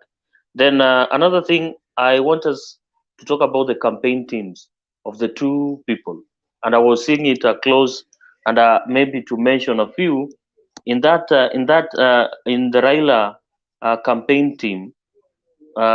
He has very powerful people. Yeah, if I mention few of them, and I know most of you could be having them, but I wish to mention few of them. The people who are managing the campaigns of there is Ngilu, there is this governor Deriti Murithi, there is a professor Anyang' Nyong'o, there is the Makau Mtua, there is the former KRA, this lady Mayo. But when we look at the side of the deputy president, the people there, Mudavadi, Kimani Chungwa, he is calling them the sky team. Then you look about them. When you look about, it's my. I wanted to open that. I don't know why it's not opening. I've got it now. Now, okay, I've got it because I wanted to be on record. Just a minute. Okay. Yeah. So the people. Oh, I don't know what is happening. Just a minute.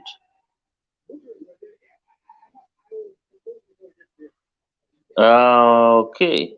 Why it is okay. That is called a Sky team. I wanted to open the other phone. It's ringing me, but I will mention at the tail end where there is now Mudavadi, Moses Wetangula, and they have been given roles of attacking the president. Kimani Ichung'wah has been told that he should expose the government debt, and they have been really saying that the debt of our country is around 12 trillion, and they are pushing very hard to that end. So why am I saying this? We are seeing the quality, the people that the deputy president is engaging himself with. So that one tells you the councils. So there are people that are who are not really adding value to him.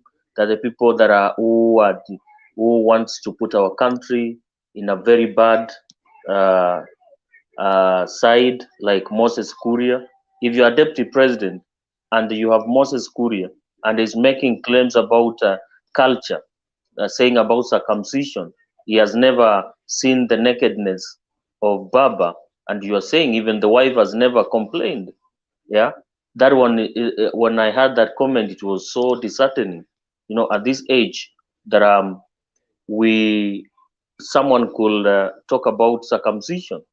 You know, so that one tells you the people every time when they go, they have been abusing either Raila or the president. So that one, the campaign teams is a departure. But if you see what of the Azmio, it's well coordinated, and even they only make chaps to the other side, but they never really abuse them. Also, the other thing I wanted to talk about, to mention about, is about the members, the elected members in Jubilee who decamped to UDA. Yeah, since they have that conviction of bottom up, and they have ceased to be members of the ruling party. If they are men of and women of integrity, I could have expected some of them even tendering their resignation to the speakers of either the National Assembly or the Senate, you know, so that they come now sell the agenda. And that's what even I've been expecting even longer, when the deputy president differed with the president. But he's in one side saying the government is bad, how his boss has betrayed him, and his people, they are all talking, those are the elected members, but they are not bold enough to take that step of resignation. So I want, my friends, for us now to check and see what kind of people that we want to put in power.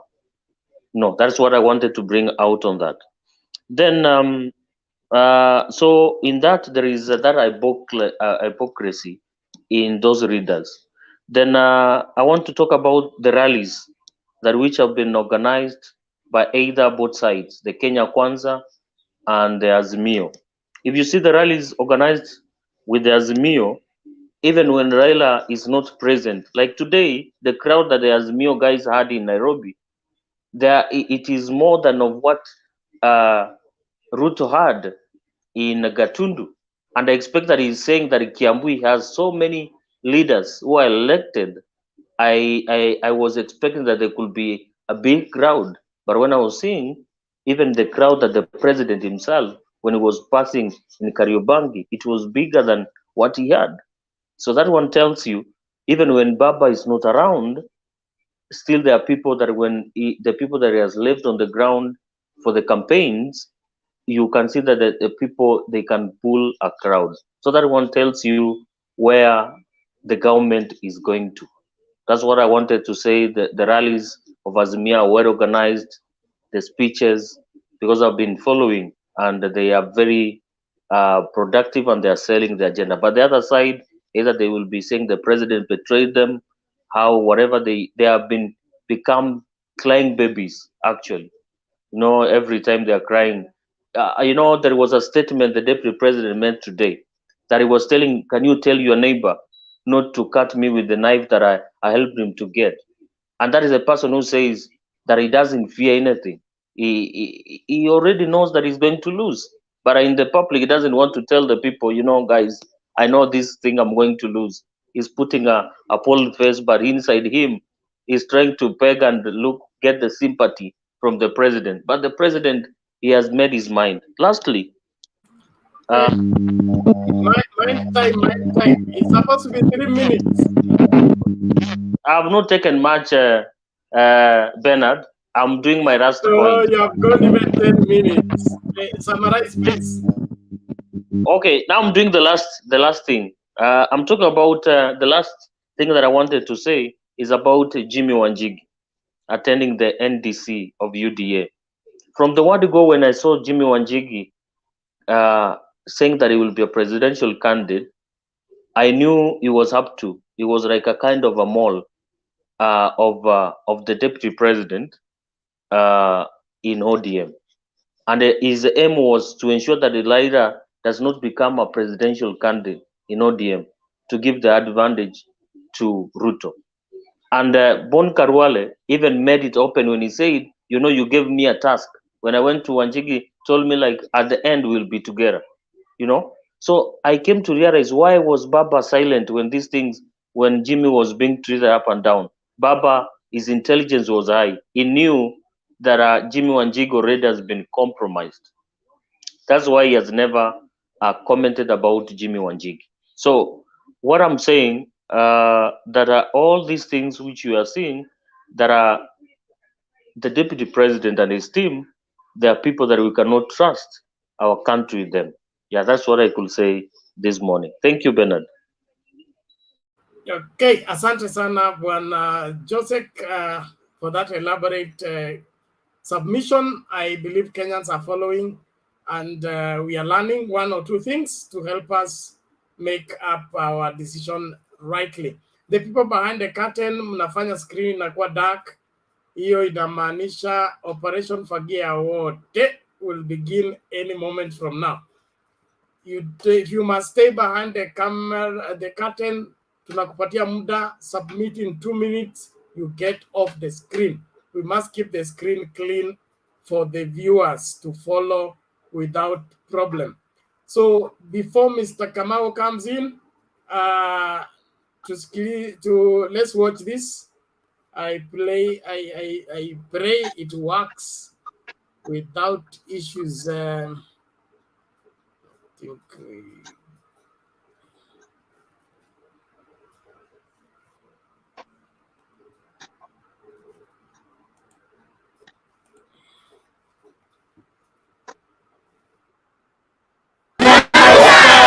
Uongozi bora na Kenya. Ni kweli ile tunatafuta mwaka huu kwa Kenya nzima ni uongozi bora. Manake tumeporwa mali yetu kwa national government na tumeporwa kwa county karibu zote za Kenya. Na muomba kura zenu tuweke kwa watu wako na uaminifu, watu wachapakazi na watu wako na utu ndani yao, ndivyo watufanyie kazi. Vile mnauliza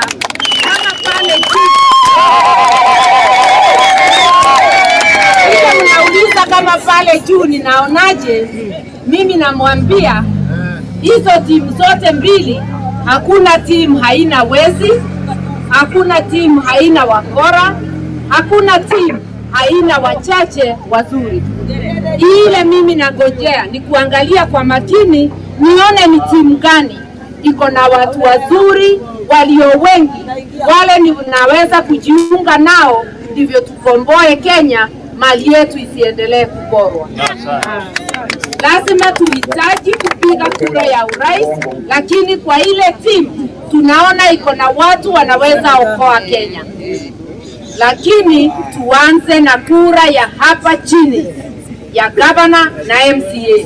Tuunde serikali ya county, sababu hata ukichagua rais unayopenda hawezi akafanya kazi kwa kaunti yako.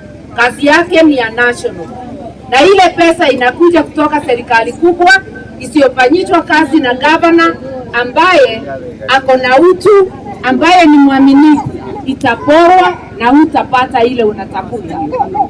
Wesi ile ngi juga kanebe todo rere MCA kitema kiama gyake kidogo tere uri amera kama kadima kaboti magoko maboti kai senate yeri rwate tondu wira wari murite na wa wonire waga gwesaira president uria ugoka no wage gugusaira iyo ni obisera tureka atia no wage gusairwa nginya ni president wathurire waga gwesaira ogwesaira na kura yaku guthura mundu uria wagirire twanyitanira andu itu ndikwenda kumutindia aba urie goro ngumwiraga gwi kindu ndiraroria gurubu ne cigana.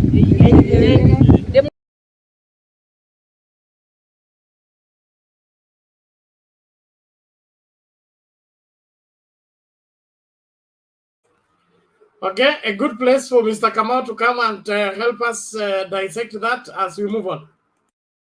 Yeah, thank you for allowing me to also participate in this noble discussion.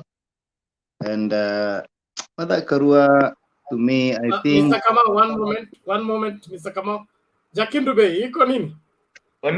Naomba unisamehe nikae nyuma ya curtain, lakini ukisema jina langu nitatoka kwa curtain. Kuna kitu nafanya kidogo tu, kwa sababu nikitoka nje nitafungiwa nje. Sawa, wewe umepewa hiyo ruhusa, wewe peke yako. Asante. Asante. Asante, nilikuwa nasema thank you so much to allow me 3 minutes of expressing my sentiments and my interpretation and projection and my analysis on the happenings of today. The video I've just played is Mother Karua. Mother Karua is too good. And sometimes when you're too good to people, you are too bad to them. I don't know whether you get the complexity. You're neither here nor there, so you don't take a stand, and at the end of the day, you lose in between. And I pity her. I pity her because as a country, we needed this kind of leaders with principles. But sometimes when you do not choose a side, and you know, they say in politics, there's no neutrality. You have to make a decision. And now that he has made a decision, he's not going to support either of a team. Even her own bid at Kirinyaga, I think she'll come a distance that. It's a pity. And I think she has lost it. Anyway, I don't have much to say about Mother Karua. I want to talk about the issues at hand. And I want to talk about Ruto in Gatundu. You know, the main aim of going to Gatundu today was propelled by those radicals, we call them Tokonias in Mount Kenya, who wants to provoke Uhuru to the end. And their aim was to go there and there to be a particular chaos or violence. And then all of a sudden, Uhuru reacts, maybe using the government machinery, and maybe at the end of the day, he harasses, arrests some people, and then there's what we call the victim card. Then there'll be a lot of sympathy. They say, you know, the government doesn't want even the truth to be told to the people of Gatundu. But they failed miserably because the kind of president we have today doesn't care if you abuse him or not. In fact, I want to tell my friend Momo, don't spend a lot of time discussing about human features, because that is when they want to make, you see, if your pedigree and your IQ is about 175, I don't think by now and this time in age, you'll be so interested to know how Bernard, for example, is inside her clothes. I think that is mediocre. I think that is stupidity, and I think that was barbaric. Those are things that those were campaigns that were done in 1960s in Kenya. Yeah, and therefore many and the majority of Kenyans know that each and every tribe is what we call prejudice. Watu wanatumia prejudice so that they can make a point and be relevant. Someone like Kuria, and I've been saying here, if there is someone who is in Azimio 100%, it's Kuria. And the reason why he's talking about circumcision is to make him relevant to the group that he has joined, so that we honor that he is creating an impression that he has impact. But his aim and his agenda, it is to make sure that immediately they get the nominations done, he has a member of parliament in each and every constituency in Mount Kenya. And he has MCAs in each and every constituency in Mount Kenya. So eventually, because he is known of flip-flopping, then he'll have the control of half or quarter of members of parliament that is going to sell to the highest bidder. So don't major on the minors. Those things are kidogo, but you don't circumcision, whether you're blind, disabled, red, blue, if you spend your time thinking about that, then I think you're missing the point. So me, I wouldn't spend any time, even a single minute, talking about circumcision. They are circumcised, the ones that have been castrated, the ones that have been the lesbians, whatever. I don't want to talk about it. And I also want to tell, I think it's Joseph. The issue of religion is so volatile. What you believe in is not what everybody believes. And in fact, anywhere in the world, when you bring the issue of religion, it is an endless discussion. The only thing we should do, and I'll tell Mr. David, avoid it kabisa. What you believe in, live with it. Hata kama unaamini miti, unaamini sungura, hiyo ni maisha yako. We don't want to care who you believe. Me, I believe in God, and I believe in Jesus Christ. I have historical facts about it, but I don't have to convince you to do that. In fact, I don't want that to be ever a debate here, unless we all believe in it. But religion, you tuachie personal, it's a personal issue. So we go back to the issues that are at hand. And there's another lady who spoke here, and I think UDA there's what we call, I think, this yellow fever. Hii mambo ya UDA has a fever that is catching people. Because the yellow fever, you find that even the people on the ground and the people who are speaking as the members of parliament, they have a script. They talk of the same things. Food prices have gone up. They talk of KEMSA has been stolen. There is a harassment of people who are in UDA. There's a particular script that they talk about. And it is so disgusting when you sit here whereby people have gone to school and finished and qualified and discuss issues that you know that have been impacted by the global inflation, Ukraine war and stuff like that. Because I can tell you for free, I'll vote for Baba. But I don't expect that in the next 1 year, he's going to reduce bread to 20 bob. I don't think that can happen. Because the things that we are crying today are actually I've seen in NTV that each and every country in Africa is suffering the same. He might have what we call subsidy. He might help us have subsidy and destroy what we call corruption that will minimize maybe the items. But that doesn't mean that there will be a drastic reducing of items. So a person comes here and tells you, I'm so bitter with this government. In fact, I want to go vote UDA so that Unga can go to 50 bob. My friend, that is, you should tell us, you just vote for the person you want with the philosophy or the ideology he has. But this issue of coming to this forum and you're not able to articulate issues of governance, you're getting to pettiness of food, and food is not petty, yes. But the point is, I don't think there'll come a time when there will never be poor in this country.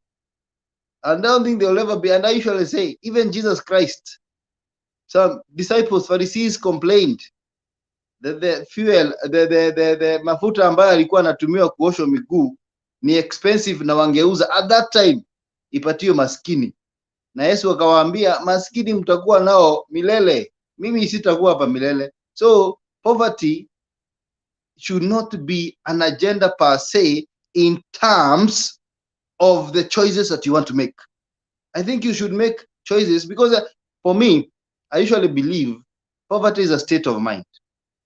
That even if you are in the bottom and the Ruto brings you 100,000 today, and your mind has not or has no capacity to grow that money, then you still remain a poor person. So it is disheartening for me as a person to see people making choices because of your predicaments rather than of your future. The predicaments will always be there, whether Raila will be there or not. Whether Uhuru and Ruto become president, your problem will still be your problem, because I don't think the president directly will affect your life if he becomes the president. So that issue should actually not be in this table. The other issue is the issue of defection. I think the die is cast. What I've seen today, WALUKE and the members of parliament from Turkana, almost all of them have defected. There's a big problem in UDA, because UDA having one rally or one group of a series of rallies, Azimio is having like 6 at the same time. So you wonder, hata kama ni kushinda, how do you win when wakina Wamalwa in mobilizing people in Western, others wakina Shabala in the coast, Nairobi is on fire, Uhuru is alone, Kalonzo is only that he has not hajapata ile moto, we need to psych him up, yeah? But you can imagine that there were about 6 rallies when they have one rally and they expect to win a race. So I think it is obvious they know what will happen and they should be ready. I think a time has come for them to join Azimio, because without being in Azimio, I don't think they will make it even in their campaign. It is time for Ruto to say, I don't think I'm ready for this election. I was trying to psych up and incite people, but I don't think I can be able to become the president of the Republic of Kenya. Kenya is Azimio. The only problem has always been that the time of campaign was not there, but now that it has come, in fact, I watched today Citizen. You watch the rally of Ruto, and then you watch Uhuru, and then you watch Wamalwa, and then you watch Abal, and then you ask yourself, how are they going to manage to even reach the time of election? So that is all I have today. Not much, but I want to encourage everybody, peace. We preach peace, because without peace, then even these kind of forums we can't have, because we'll be running up and down. Thank you. Okay, thank you, Mr. Kamau. It's awesome. We appreciate that, and I think they have heard you, and they will follow suit if possible. All the same, this is our country. We must take full responsibility and see to it that we do the right thing, no matter how much pressure is and diversionary tactics that are being thrown around. We must hold to account all the people that are asking for public office. It is our civic duty to hold them responsible. Let nobody come with sweeping statements that he cannot substantiate, and we let them go off the hook. Anybody asking for for public office, he has asked to be scrutinized. That is what the Constitution allows us to scrutinize. So mtu asiulize kwa nini atuulize huyu kuhusu hii. No, the moment you're asking for public office, we are the officers that check the public office, and it's our duty to see to it that before you get in, we check you out properly. Okay, Tolos.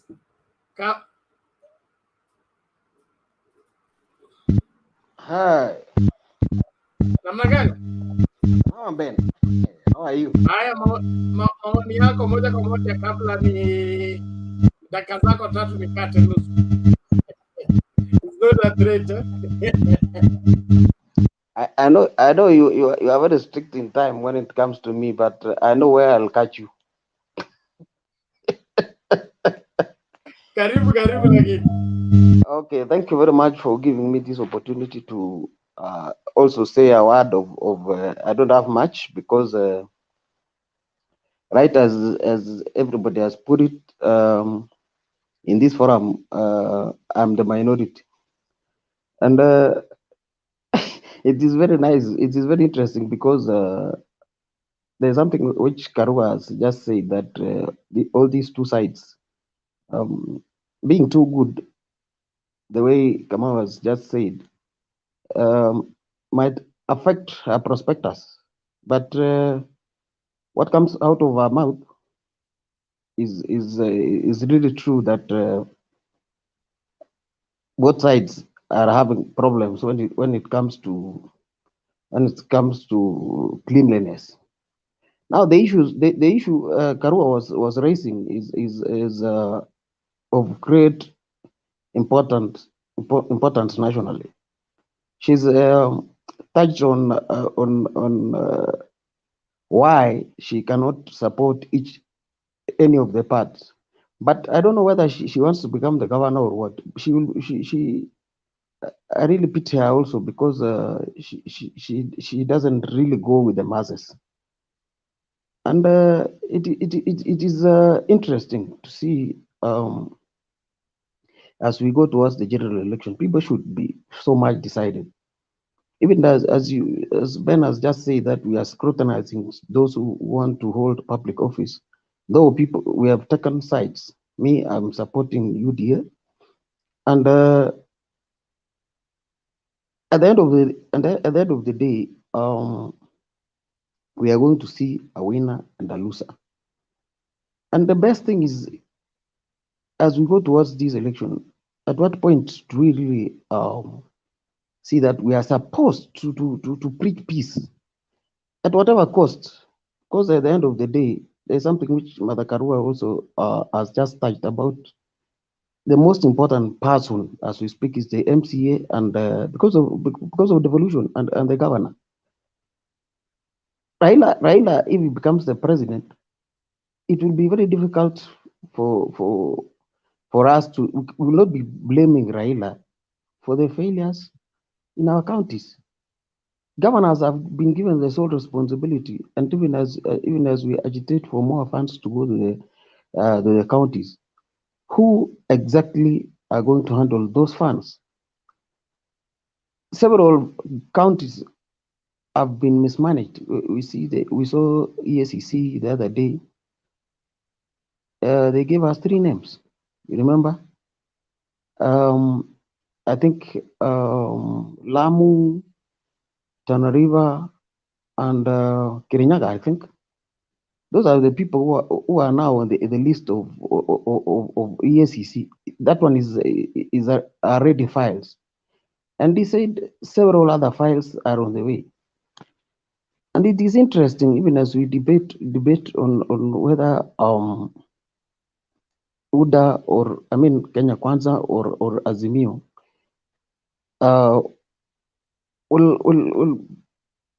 will give us the best government policies going forward past 2022.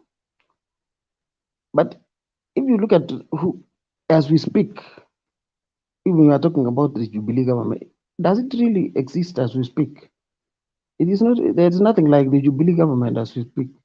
In fact, what is ruling, interestingly, is Azimio as we speak. What is the ruling party now is Azimio, because the head of state is the patron of Azimio, and he's still in office. And there is nothing wrong with Azimio even going past 2022. I don't have an issue with that. But at the end of the day, if Raila becomes the president, who is that? And if Raila becomes the president, that is in the unlikely event that Ruto loses this election. Do you know that he will be passing my home when he's going to Kisumu. So I'll be standing at the road. I'll tell him, Jacob, unajua hata ukipeleka mia ataachilia shilingi moja hapa kwangu, because I'm at the road just some less than a kilometer to Nyanza. So I really in a very nice position, whether there or here, and at the end of the day, we will be very happy whoever wins. And I'm also sorry for yesterday. I think as I left, there were several guys who wanted to hang me, but Bernard, I knew by the end of the day you would have forgiven me. Thank you very much. As I continue to see what is going on in this forum, we are still together. Thank you. Asante, thank you for your submission. The comment section is complaining. Why are you hiding your face? They want to see the person talking. You see, you're trying to intimidate them like UDA usually do, but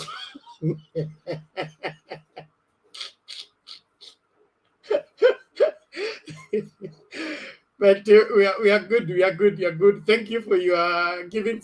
Martin, uko na swali?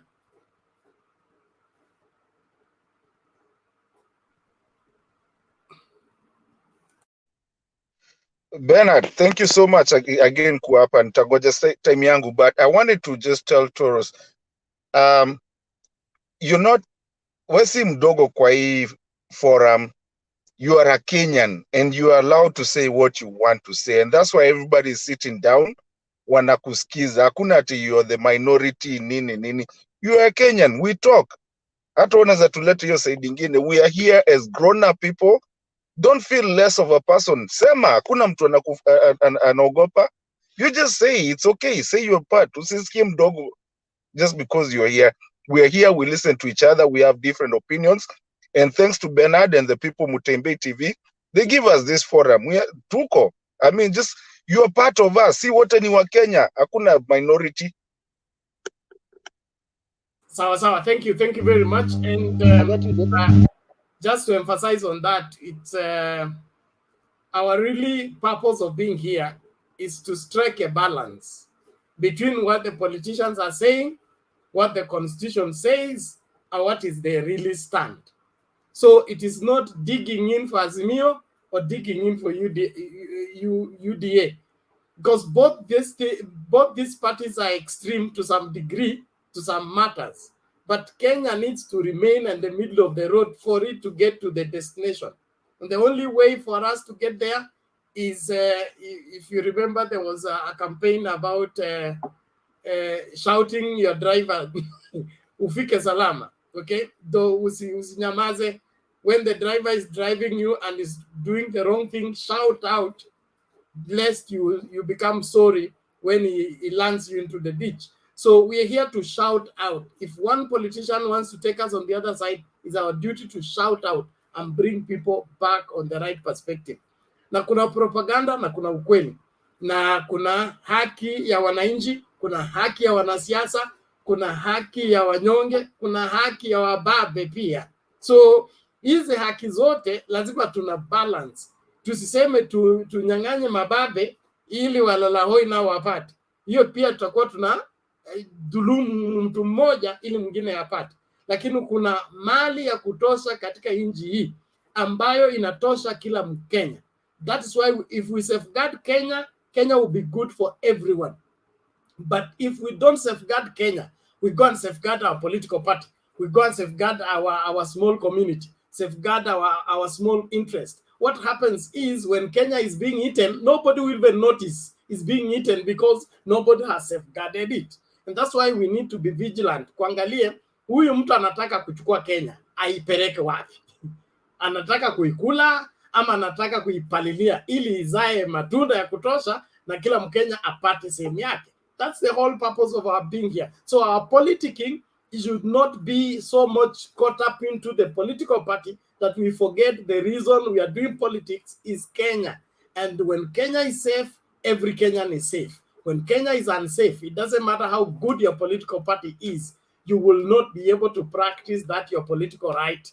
And those of you who are here in 2017, before the repeat elections. We know what happened. Everybody's crying. Safaricom, walisema on your babe, they never get affected. They make profit every time. There is no time they don't make profit. When Baba said we boycott, what happened? Everything green was thrown away, and everybody began to feel the heat. So it is important that we keep that in perspective. Na hiyo itatusaidia kama Wakenya. So kabla nilete yes, Olo. Yeah, I have a question for Tolgos. Yes, Uliza. Yeah, Mr. Tolgos, how are you? Okay, I just want to ask you, why do you say that the current government is for Azimio? Yet we know that the president is Uhuru Kenyatta and the deputy president is William Ruto.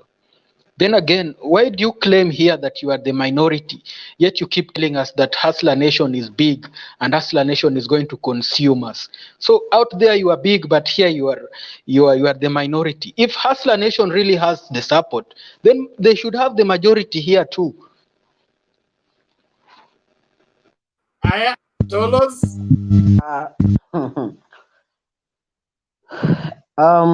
There's something which we call in law de facto, and when I said it is Azimio, you know where the heart of the president is, and his group, and that is why I said it can go and cross past election. I did not say per se that titles are there, and you know titles are not necessarily what's happening.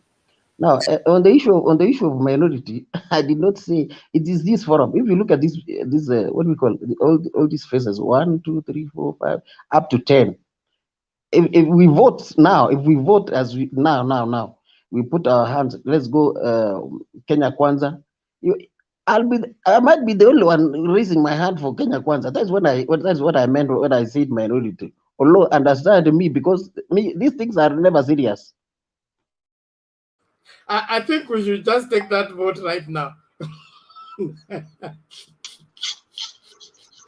Kenya Kwanza. Azimio. Azimio, you are afraid to vote. Okay. Azimio,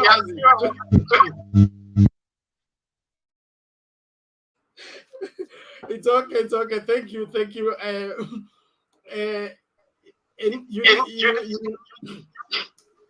think you have responded to the question, but you didn't respond to the other question. How will the Hustler Nation swallow have the majority when you are saying you are...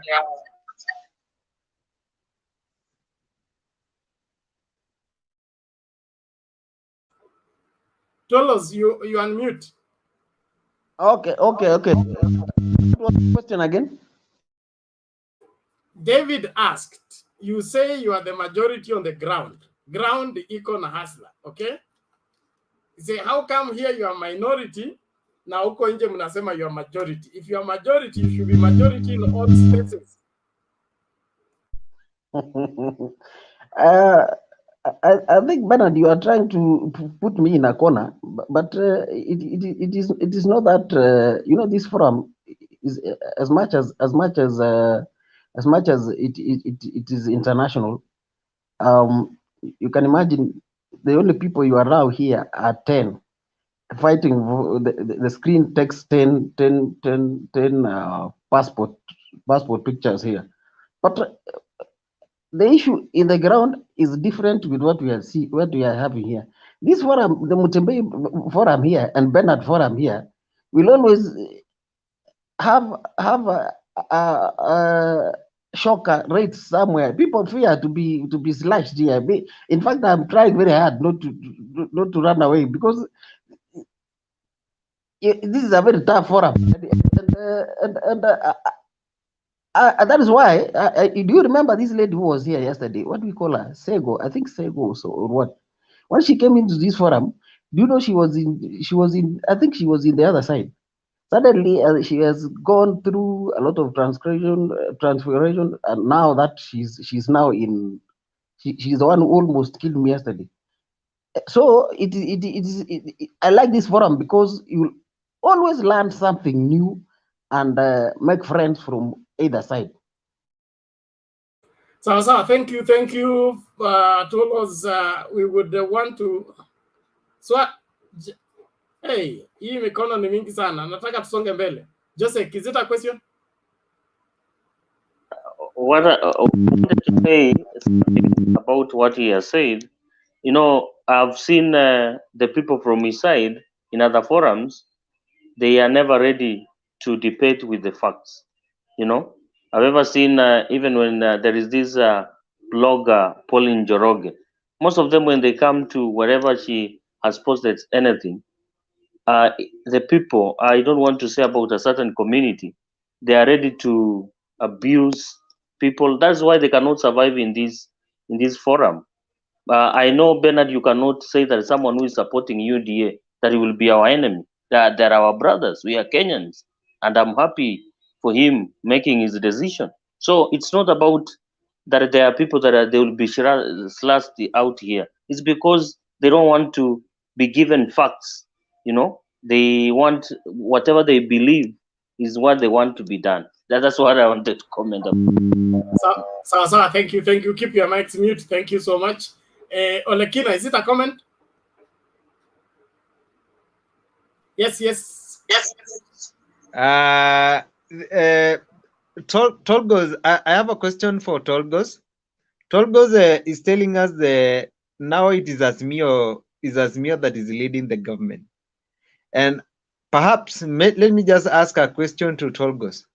That in hash UK government data, since 2013 to 2018, and up to now the second term of 2018 towards 2022, the government of Kenya has delivered in second term more than the first term.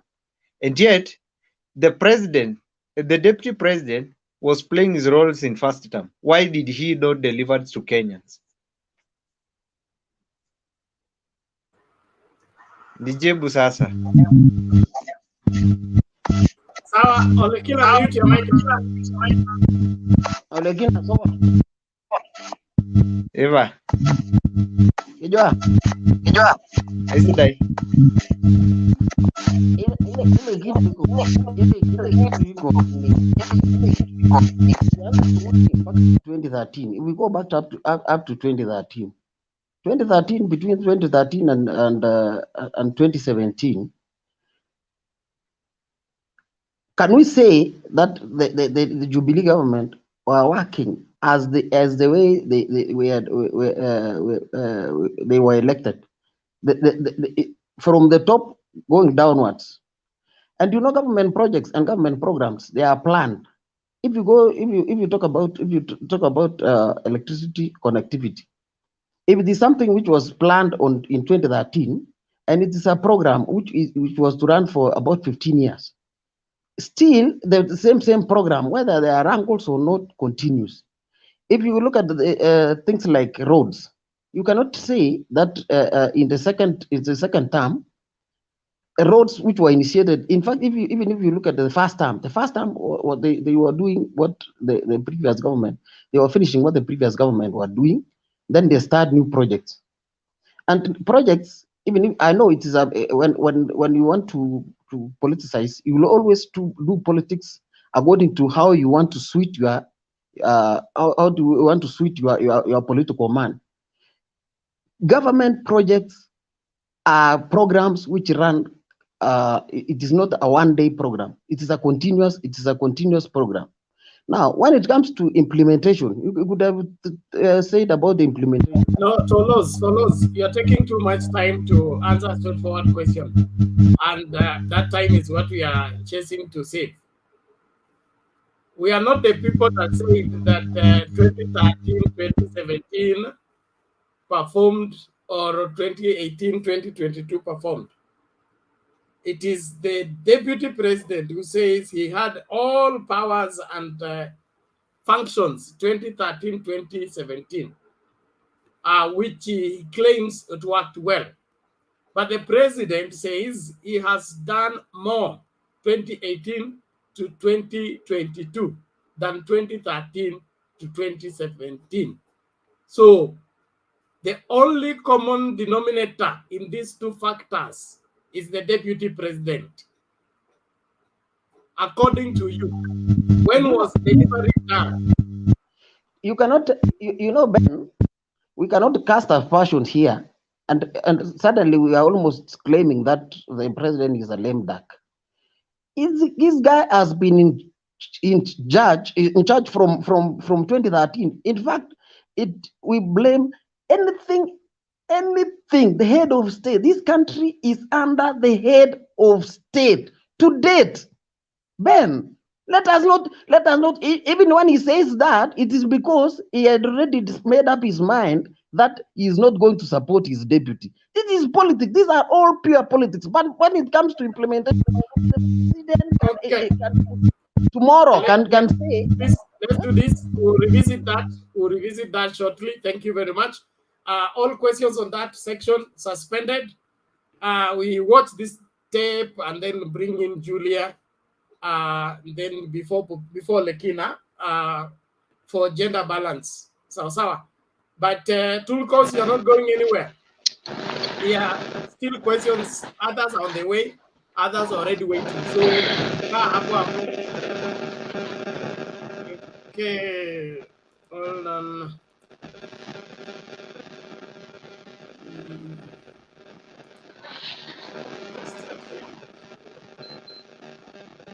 To school that I vote individuals because they come from my ethnic group. Tell me their agenda on health, their agenda on agriculture, so that if I vote for them, it should just be coincidental that we come from the same ethnic extraction. You have been given an opportunity to elect. You elect a hyena to take care of goats, and then when the goats have been eaten, you wonder why. You know.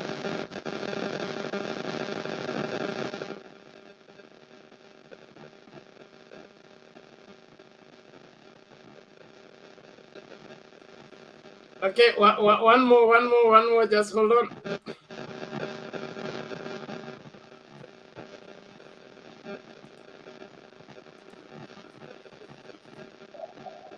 Not once, but twice. The Deputy President William Ruto has said, he has repeated it now twice, that Uhuru Muigai Kenyatta and Raila Amolo Odinga have never slept hungry. That I don't know suffering. I want to tell Ruto something. You are not the only one who came from a poor background. Many of us have come from a background you cannot even describe as poor. At least you could sell chicken. Some of us could not even sell sugarcane. But I want to remind him that this man you keep on referring to, Raila Amolo Odinga's dynasty, remember, this man took 7 years in prison without even eating, drinking water for so many years. You are talking of missing lunch and the supper. He was missing. You have never been in a police cell, even for a single 1 hour.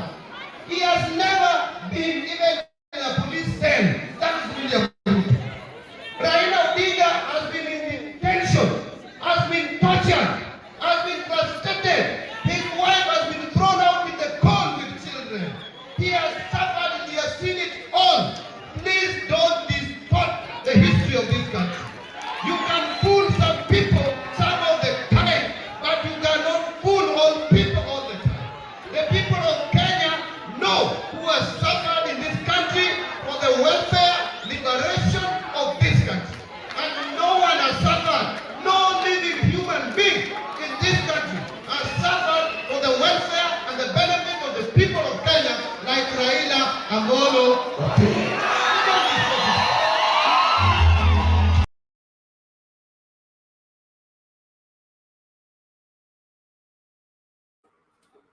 Okay, let's now go to Julia.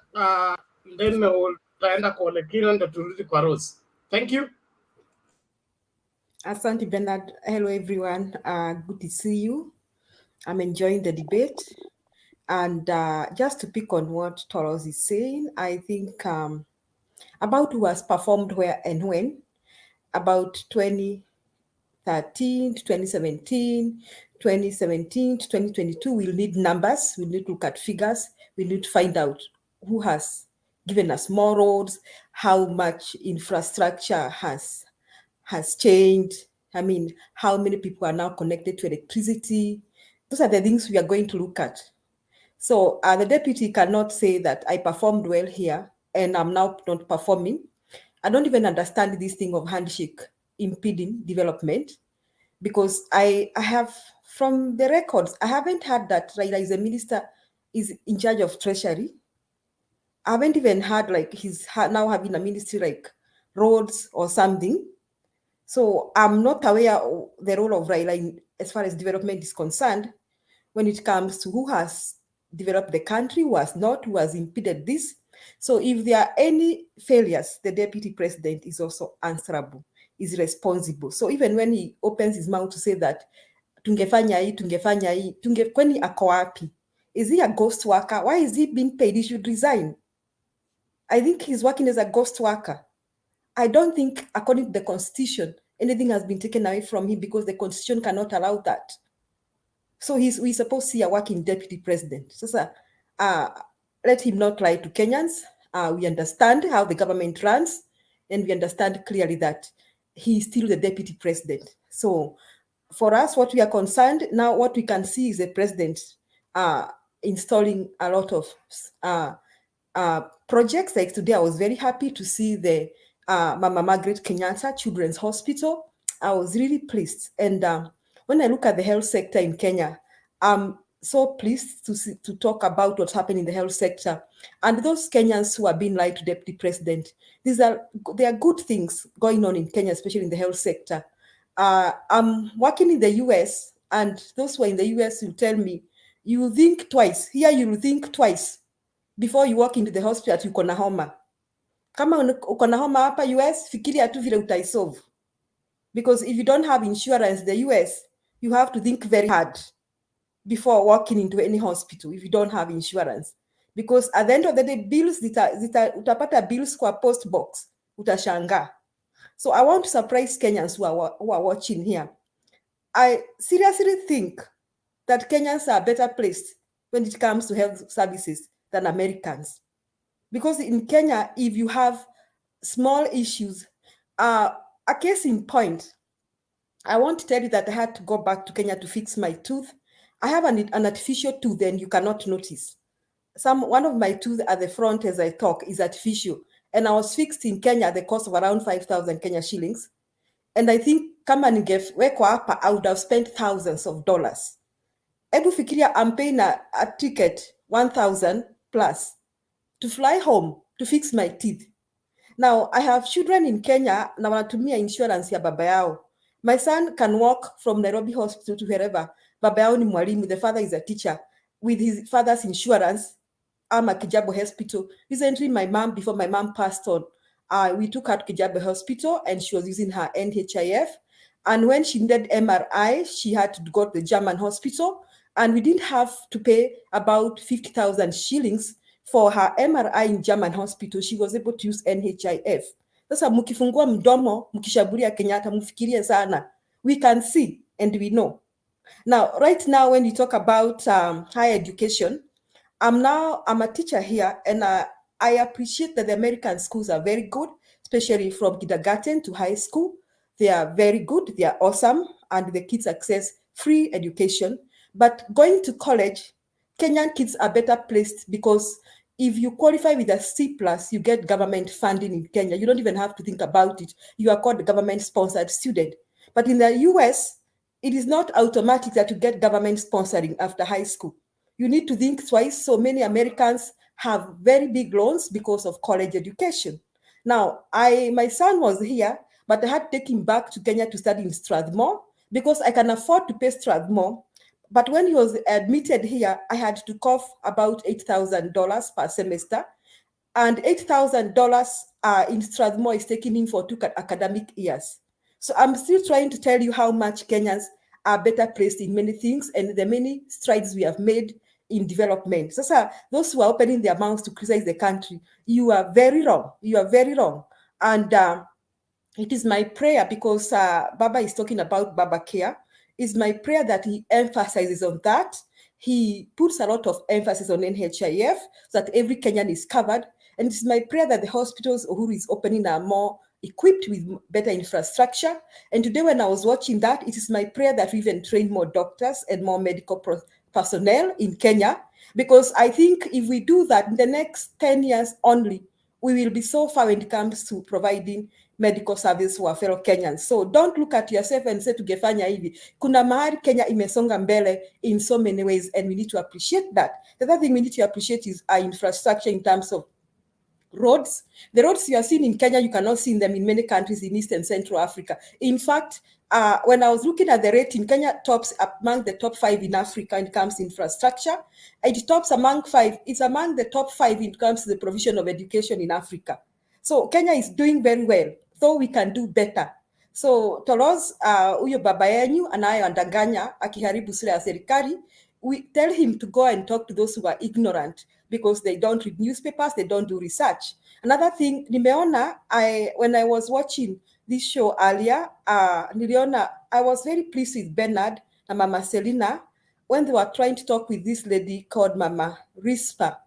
Seriously, I would not have had enough patience to talk with her, because that is why I didn't even sign up. I would hapo singe kufikia Bernard, mimi naomba nyinyi na Mama Selina mwendelee kuparticipate kwa show, singefikia hiyo patience, because I just marveled at the level of ignorance that UDA supporters have. I marveled, and this time I didn't even get annoyed.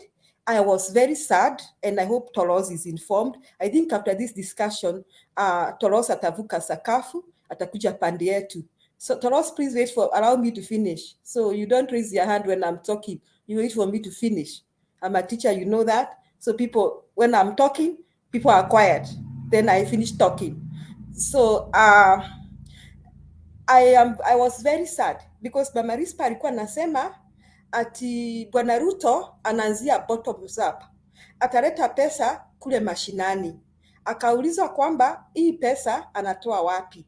Mama Rispa akasema kama kuna pesa inatumia kujenga barabara, basi hii pesa inaweza letwa kule mashinani. I understand that. Lakini hii pesa inatumia kujenga barabara, it needs to be paid. If it is borrowed from IMF, International Monetary Fund, or World Bank, we need to pay back. So there are records that we've borrowed money, we've made in the number of roads, we've borrowed this amount of dollars or pounds, and we need to pay. That's this pesa inaletwa inajenga barabara. You cannot give akina Toros, upe Toros milioni moja, Julia milioni mbili, Bernard milioni tatu, Martin 5, Baz 10, Rose, kila mtu tupewe. So what if we don't pay? What is there? We cannot say we are giving people money and you're not accounting for it. It doesn't work like that. So hii uongo watu wa UDA wamepewa pesa italetwa mashinani, it can never work. It cannot work for Ruto, it cannot work for Raila, it cannot work for any government. It's not even working in America. It is structures that needs to be made, created, structures that allow people to access cheap loans. Those are the structures we're talking about. When DP was asked which structures, akanyamaza, because these structures are already there. We have Equity that is lending money at quite low interest rates, and Equity hata watu wa mashambani, they have been able to access equity loans. We have KCB loans have gone down. We also have SACCOs that now have been facilitated by Cooperative Bank. So those structures are already there. So what we need to negotiate with is with Central Bank. Central Bank can still negotiate with the government and use the policies that are there. Nikusomeshe Tolos and the others. There are about several policies that Central Bank uses to lower interest rates or to encourage commercial banks and financial institutions. SACCOs are called financial institutions. SACCOs are called financial institutions. We have commercial banks and we have SACCOs are called financial institutions. What a central bank does? Central bank can do 3 things. Can lower interest rates for these financial institutions, or can use what we call open market operations using stocks and bonds. Encourage them either to sell bonds or to buy bonds. So when central bank does this, inasaidia financial institutions to provide money to the Kenyan people. So in that way, the Kenyan common man, hata mtu wa bodaboda, can walk to Equity na apewe a cheap loan or a low interest loan. So these things that DP is saying are baseless. So when that woman was talking, nilimhurumia sana, because when now she was asked, where does the DP get money to donate to charity and all that? Akakasirika, akasema msinisumbue, hiyo ni pesa yake, mtu na pesa yake, msinisumbue. So she was trying to say she doesn't care where the DP is getting this money, but she believes that the DP can bring money to people. So I don't know what policy the DP will use to give this money. It can't work. It can't work in the modern world. It has never worked anywhere. It cannot work. And even the DP himself, he knows he's lying. So this big lie, maybe nimeona iko kwa UDA, maybe naomba sasa tuache kujifanya ignorant sana, tuache tu kuonyesha our level of ignorance the rest of the world. That's a high level of ignorance. We should know that those things don't work like that. We should know that we need policies, we need structures to give people money and to build the economy. And now, me, from the point of view of Baba, the only way to structure the economy is a few things. One is to have zero tolerance to corruption. The only way why Kenyans are poor is because of corruption. Why? Because when we begin projects like Kimorel Dam, DP na timu yake wanaenda wanaharibu hizo projects. Talk about any big project and you hear the DP's name, and you don't hear the DP's name that he installed that project. Unasikia kwamba he was involved in a corruption scandal. So that is the only way Kimorel dams and the other dams, we can have as many dams in this country and we can irrigate Kenya, and that will boost food production. We can also give people money. We need to boost food production by boosting the irrigation sector, by providing services for fertilizers, by providing irrigation schemes like the one in Mwea in Kirinyaga County. Now, we cannot talk about giving boda people money, but we can provide low interest loans for small scale traders. We can motivate our commercial banks to provide low interest loans. So hii maneno ya kusema tunapeana pesa kule mashinani, that doesn't make sense. So I really appreciate how Bernard approached that thing with Madam Selina, and were able to talk to that lady. And I hope going forward, people from Mount Kenya, you will behave like people who are informed. You are not ignorant. Yani watu wenye walisoma na walifunguka macho kitambo na wakaelewa how the economy operates. I think next time I come, you'll explain how the economy operates, and will not be saying careless statements here. We'll be careful how we present our points. Now, finally, about the mjadala wa leo, what Ngilu said, I won't even point fingers at her, because maybe people would say other things about DP Ruto. Now, about circumcision, that is senseless. In fact, I don't want to engage in that debate of Kuria. What I can say, these statements of Kuria and the DP and the others, first I want to inform UDA people, kama mulifikiria mkitumia hiyo statement, you'll push away those who are in Mount Kenya from Raila. Tulitokanga huko. We left those kind of arguments a long time ago. And the only way to wind up this discussion, this is the only way I can describe UDA people. I don't want to describe them that like Ngilu. I can say they are agents of corruption. They are agents of ethnic hatred, nepotism, and tribalism, cultural mediocrity, warmongers, and their only place is committee. Thank you, Bernard. Okay, thank you, Julia. Now I will not give Baz the rebut. I'll give to Tulos and Baz later. Joseph wants to go, so I'll give him opportunity to give his parting shot, and then kikapu changu cha sadaka naendelea kukiweka. Nataka sadaka ya leo. Friday is today. Usiondoke na sadaka, nitakuwa kama ng'ang'a leo. Thank you, Bernard. I wish to sleep a little bit, because in the morning I am going to church. I have loved the way Julie has done kudos up, and you're very resourceful. So guys, if we do such a kind of discussions, I think by the end of the day, we will have the facts. So I want to wish you well as you keep on giving facts here. I'll be watching later because I know it will be there. But one thing about these guys of UDA, I was today somewhere as I go. We were discussing and giving facts. A guy of the likes of Tologos ran away when now the facts were being brought on the table. Yeah, he doesn't want they never want facts. If you tell them facts, they start telling you, you are people of Azimio, you are using state power to intimidation. That's what they say. But anyway, have a good time. Good night, guys. Okay, thank you, Joseph. Yes, Tolos, you are the first one to be mentioned. Joseph, happy Sabbath. You see, you know what? Bernard, everybody is mentioning me. That is why the reason I told you, told you the other time. It looked like I'm really the budging back here, and I see this guy, the brother to Kisi governor. I think is Onkwai. I think this is Onkwai or what? Somebody. So I know. Yes, I know your brother is wanted by ESCC, but there's no problem. He's going to deal with it. Now the issue of Ruto and Kimarer, it has always been coming up. Kimarer and something. Aror has been coming up all the time, and it has become something like I think we are used to now. But DPP pronounced himself on the issue, and that one is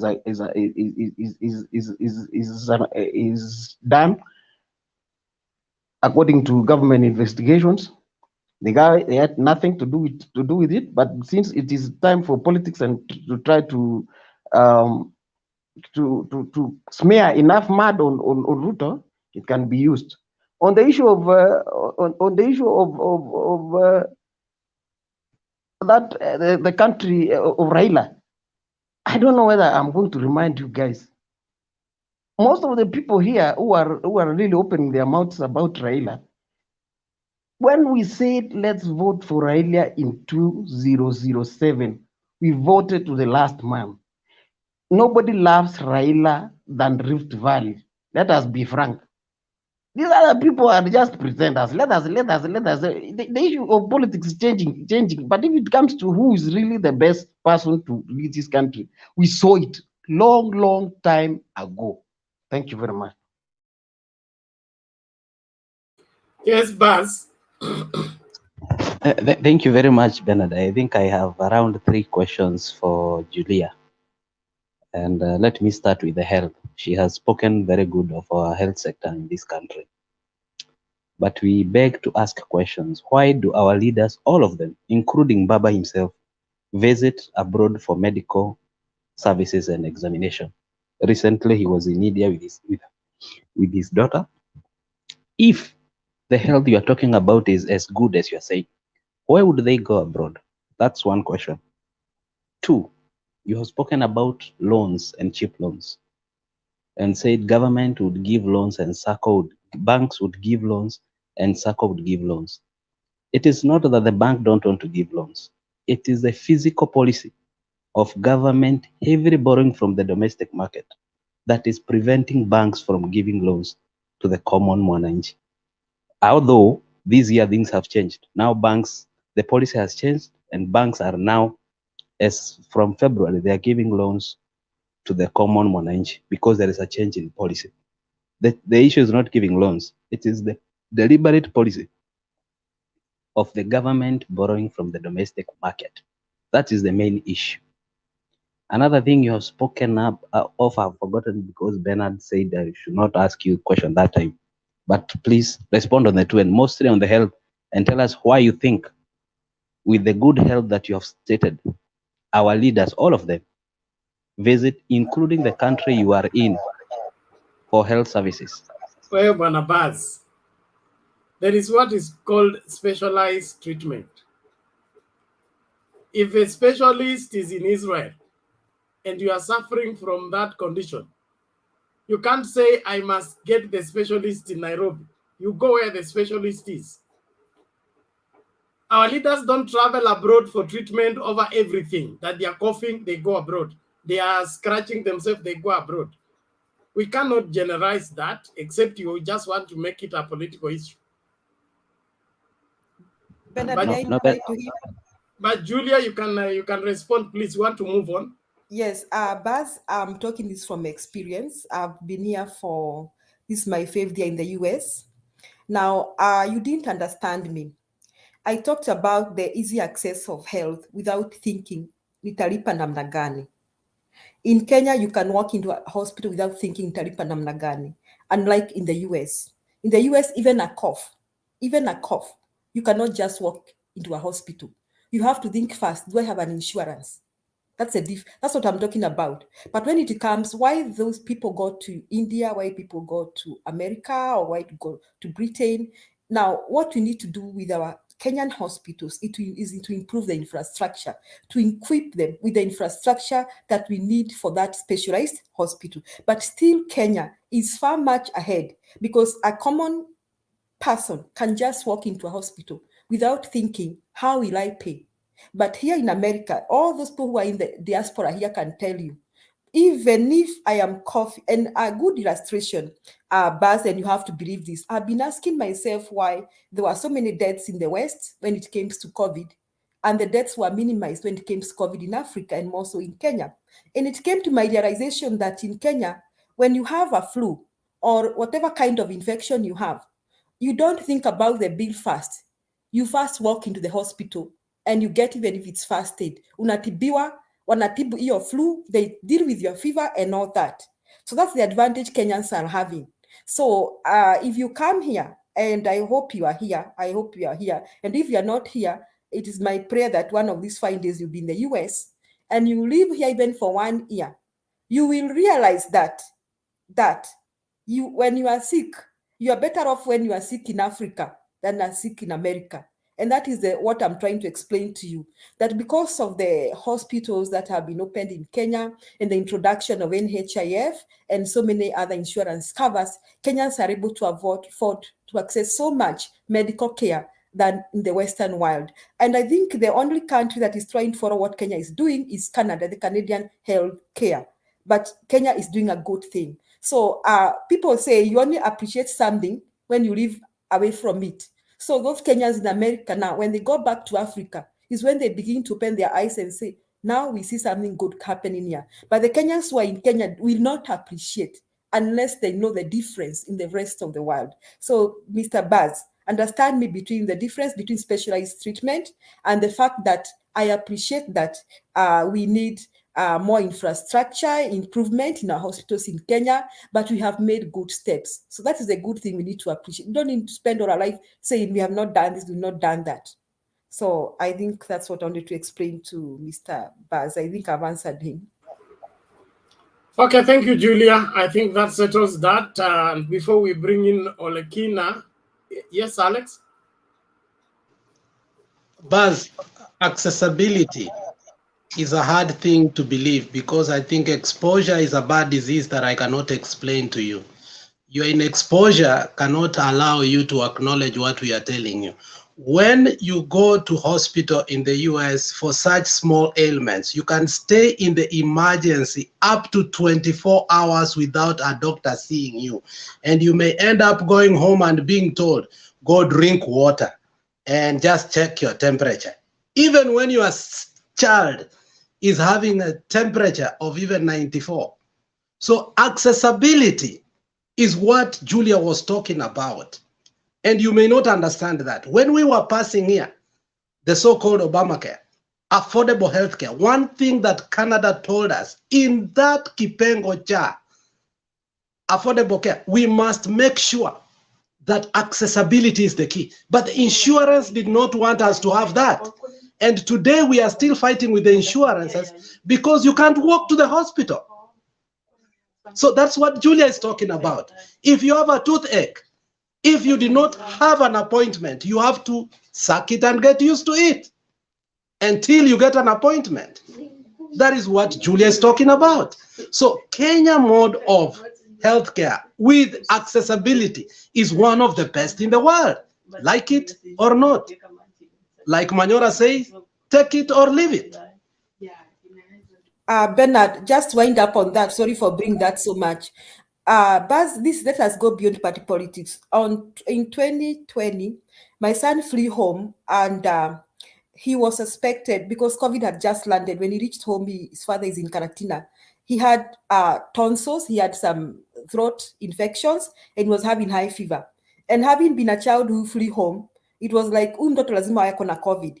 So he was rushed to Mutomo Mission Hospital.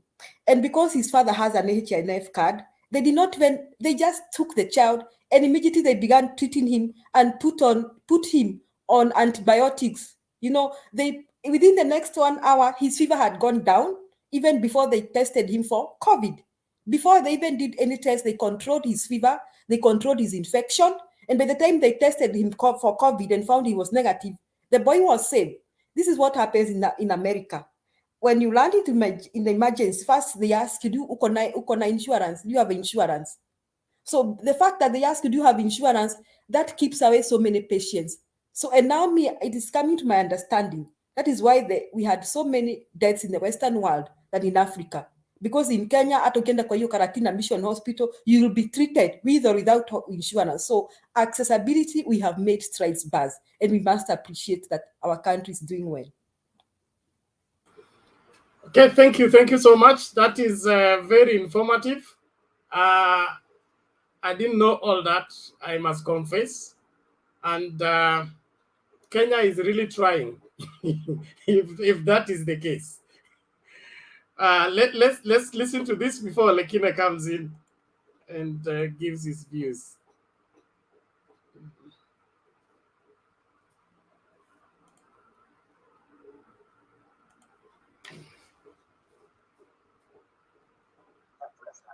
Mounted a swift response to President Uhuru Kenyatta's criticism over his performance in government. Ruto says he cannot be denied credit for the government's achievements, declaring that there would not have been a Jubilee administration without him. Sam Ogina now reports on the bare-knuckle attacks that dominated the Kenya Kwanza Alliance meetings in Kakamega County. The Kenya Kwanza Alliance intensified its vote-hunting mission in Western Kenya a day after President Uhuru Kenyatta threw barbs at the DP over his ongoing campaigns. The DP aiming at his boss, insisting he is part and parcel of the successes of the Jubilee government. The Jubilee government was a joint project between Uhuru Kenyatta and William Ruto. And I want to tell them, you cannot deny me as deputy president the credit we have achieved in the many things we have achieved as a government. The president speaking in Mombasa had blasted the DP for allegedly abandoning the government and embarking on premature campaigns. But Ruto now claims that the Jubilee government would not have existed in the first place if it were not for him. Kama singekuweko, serikali ya Jubilee haingetengenezwa. Anybody imagining that they can deny me the credit for the things we did that succeeded in Jubilee are wasting their time. I made an equal contribution to the success of the Jubilee administration. The tensions between the two hitting fever pitch just months to the next general election. The president in his speech having accused the DP of spending too much time on the campaign trail at the expense of development projects. Lakini nawasikia huko hakuna kazi inafanywa, hakuna wakiongea juu ya magari, na hiyo kazi haifanywi kwa mdomo, kwa kushout huko. Mulinichagua niingie ofisi nifanye kazi, si ndio? And I know too well, I have been in politics long enough, that you plan theory in offices, but you execute practicals in the field, sometimes on top of cars. So hakuna haja ya kusumbuana. Also dominating the meeting was the president's statement about the so-called political project in the candidature of ODM leader Raila Odinga.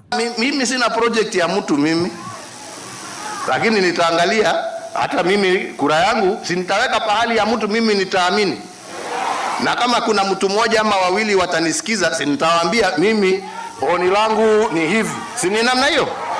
Ngoja mosmos. Don't lie to us. You never supported Kitendawili when he was in a position to run the affairs of the country. Now that it is obvious that he can't run the affairs of Kenya, how do you pretend that you want to support him? Unless you are using him as a puppet so that you can rule and you can continue to manage and you can continue to decide the issues of Kenya. Sisi tunataka president ambaye atakuwa kiwa controlled kwa mlango ya nyuma, ama tunataka president ambao sisi wenyewe tumechagua, yule ambaye atatoa uamuzi na sera ambazo zinaeleweka. Usitoke kwa urais ushuke chini hapa kwetu kwa siasa. Wewe kaa kama rais wa Kenya, rais wetu, kwa sababu hapa chini hawa wananchi watakuaibisha, mheshimiwa rais. Na tunataka kumshauri Rais Uhuru Kenyatta, uliza sisi tuliobeba mzigo wa Raila. Huo mzigo ni mzito, utaubeba, utaanguka nao, na utaanguka uharibu sifa yako kama rais wa nne wa Kenya. We want you to be peaceful and happy in retirement. Lakini ukitoka mwezi wa 8 umeanguka na Raila kwa matope, hiyo matope haitatoka kwako mpaka mwisho. The Kenya Kwanza Brigade wraps up its 4-day tour of the Luhya Nation on Wednesday with an outing in Trans Nzoia County.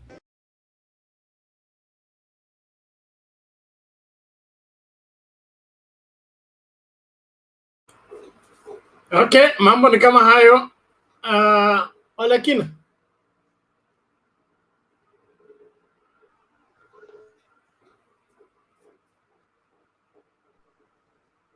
Thank you, Bernard, for giving me this opportunity to make some submission about the events that transpired today across the country. Let me start by talking about the Moses Kuria, or the entire brigade of William Ruto's campaign. I can articulate by saying that Moses Kuria and that entire brigade, those are tumbocrats. Those are people who are looking for their bellies, their stomachs, but they are not after the interests of the entire country. And leadership is all about servanthood. And it's not all about circumcision, because circumcision is just a passage of right. Basically, we cannot take that mindset towards the leadership, because this country will tarmac in the muddy bush of the leaders who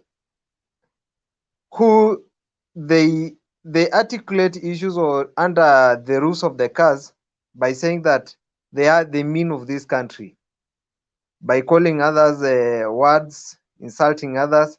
That is not the right way to go. But we can say these are greedy politicians who have the interests of their bellies in heart and not of this country.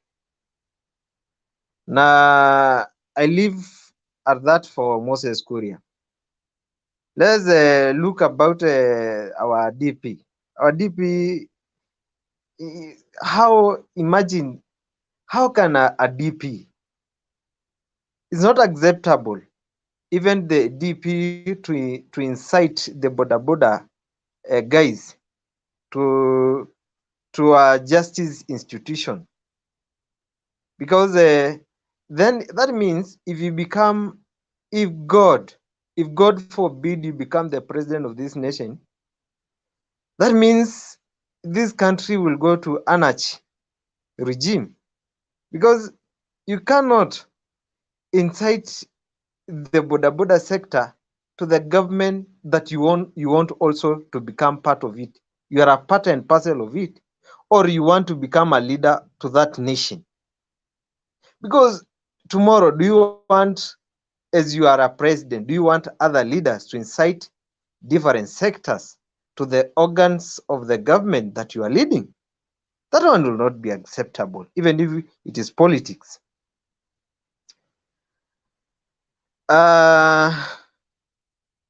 Lastly, we know Raila is a man. If you look at the Raila is a man we know his actions and deeds. And Ruto is a man we know by the track records of not even if you can look the previously when he was an MP, when he was in those other coalition, in other positions in government. If you look just at the series of things that the DP has done, when he is in the position of the DP, you will be shocked, because he was the one who was tear gassing our children in Langata, and you go to the social media, the national TV, saying that you are roasting meat, you are roasting some meat to your guests, and you are tear gassing our children. And God forbid that is the person we want to elect to become our president. Secondly, to your homeland, we have Kimwarer and Aror scandals, whereby those dams were to help the people of the region he comes from. And that means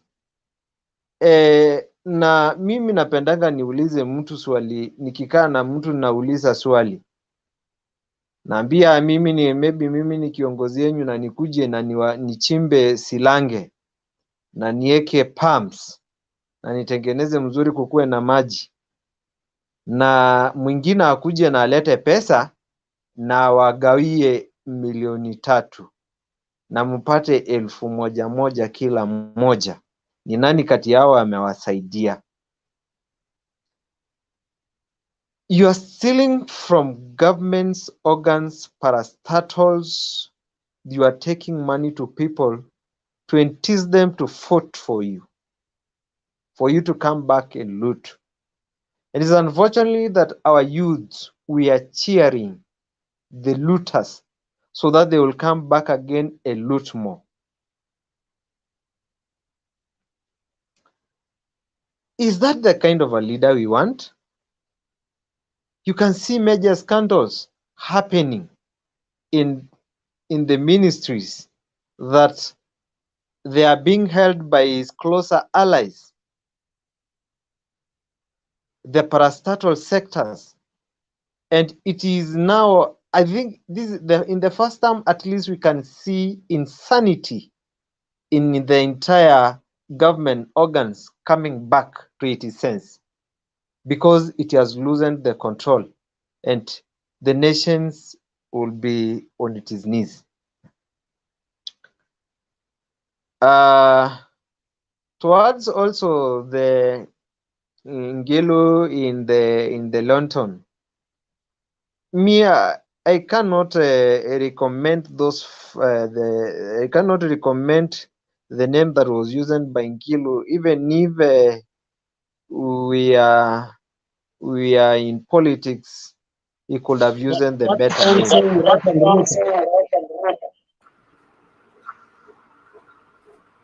Huh? Alex, Yes, you're Alex? out of order. Alex, you're out of order. Olekina, kamilisha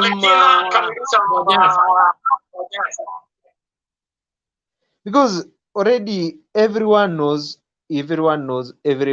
Ruto. He knows his idea, his acts. So there was no need of articulating such names.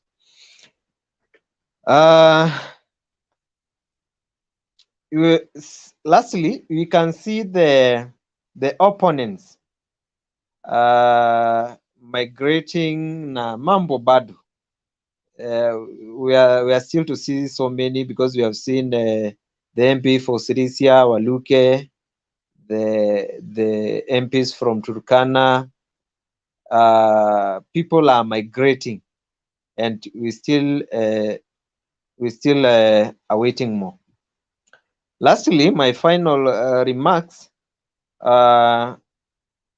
Please, Kenyans, let us not cheer for the corrupt people and elect them to office. because they have just looted and they want to come to loot more, and they run away. Lastly, we need a government that sets the policy. Lekina, you are beginning to sound like me, the preacher. Finally, brethren. Finally. Please. One final thing. Thank you. Lastly, Bernard, we need a government that sets policies. Because when the government sets policies for us, we don't want someone to come to bring handouts to us. We just want a government that sets the policies that makes us to drive towards our destinations and we can achieve by our own. Because let's just look at the banking and commercial sector. If the governments set the policies, the banking sector will set the policies to us. For example, it can set capital formation, encourage entrepreneurs, innovation, monetization of economy, influencing economic activities, implementation of monetary policies, and so many, promotion of trade and industry, encourage right type of industries, regional development of agriculture and neglected sectors. That is all. That is the government we need. We don't want handouts. So for those guys kina nani wanatuita ati kutuitia mabasha bwana, hiyo tutakula na tufot. So Kenyans, let's be wise. Enough. We need this country to be a fruitful to all of us in the coming generation. Thank you. Okay. Thank you, Lekina. Thank you so much for all those submissions. I believe they are clear enough for everybody to understand. I want us to move forward. Yes, Martin, is it a question? No, it's not a question, it's a request. I'm requesting to submit, and then normally I like to let other people come in. Tusikae hapa tunaangaliana tu, tunasikiza, and then 3 hours, and then kuna watu wengine wako huko nyuma kama like I just got kicked out, kurudi imekuwa ngumu. To give someone else, because I can still listen from the back. I don't have to be on the front killers. I just want to give my submission. Niachie mtu mwingine nitasikiza bado. I'm requesting kila mtu mwenye yuko. No problem, that's the policy, but you're on a queue. Subiri kwanza tafadhali, so that as impatient as you're getting, those that came before you have been double now. So let's appreciate. But if you have made your submission, you don't have to stay. That is one thing that maybe you forget to tell us. When you have made your substantial submission. But Bernard, I was here, nikakikiwa out, I never made my submission. Ngoja kwanza ndeto, I'm making a general direction. It's not specifically to you. I'm addressing those who have already made their submission. You don't have to stay on the screen because some are new. They don't know that rule. When if the points you have given, you feel they are sufficient and you don't need to be on the second round of submission, you leave so that somebody else comes in. That's why we have an extended show, to allow as many people to come in and give their views. At the end of the day, when somebody watches, he's going to get views. Like initially when we begin the show, we have a lot of guys from Mombasa and Qatar and all that. Then they fizzle out. Then we begin to have this other part of the world like that. So at the end of the day, the whole show has a global view, and that's what we want to insist on. So it's okay when you have made submission, hakuna maswali mingi, unaweza kwenda, and then you can also go out and then come back later. That's why we have these 8 hours. Sawa. Thank you very much. So tulikuwa tumesema tunachanganya wala wako kwa queue, and then of course we are giving priority to the gender sensitive wherever gender balance. So nilikuwa nimesema after Lekina tutaleta Rose. But kabla Rose akuje, I just want to remind us what the clip we played. It's Pielo said, you elect the hyena to take care of the sheep and then complain that the sheep are dying or the sheep are being eaten. That is the whole essence here. We lose our sense when it comes to election. Tunawaambia, here watu hawafai. Unasema kama ni mwizi wetu. Then in the process, akishaanza kuiba tena unasema kwani yeye peke yake ndo anaiba, kila mtu anaibanga. So what is it that we are up to? What kind of country do you want to have? You cannot create a problem, then begin to say like for example, now this is for free. The UDA guys have been crying throughout this time. They say Raila has not played this oversight role. He has not been in opposition. Opposition is supposed to hold the government to check. No government goes into power so that they can be checked by the opposition. You get into power to execute your programs. And then wewe kusema mimi nitaajiri watchman ambaye nitaajiri mtu yeyote kwa nyumba kwa sababu niko na watchman. So you don't vet your house girl, you don't vet your housekeeper, you don't vet anybody because you have what? A watchman. At the end of the day, what happens? The watchman can agree with the house girl and they carry everything for you. So let's be sober about it. Let's hold high demands and higher standards for the people we put in office. At the initial stage, at the beginning, tusicompromise mwanzo, watu wabaya waingie, alafu tunaanza kuwachunga wakiwa huko ndani. If we stop them at the entry point, we are safe in the country. But if we don't stop them at the entry point, there is no way we will be safe inside. And that's why we have an election cycle of 5 years. After 5 years, we have an opportunity to bring in new people or right people. That cycle is meant for us to purge the leadership. It's not just meant to transfer from this one to another. So let's have that general understanding. Alex. Bernard, excuse me. Ngeno has become unbecoming. This issue of circumcision, Ngeno is just ranting down there, abusing people from the beginning until now. I submit that Ngeno should be suspended, if not blocked. It is too much now.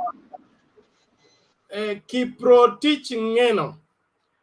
I have warned you several times, and you are a grown-up now. What is it? Why do you want to be babysit on this platform?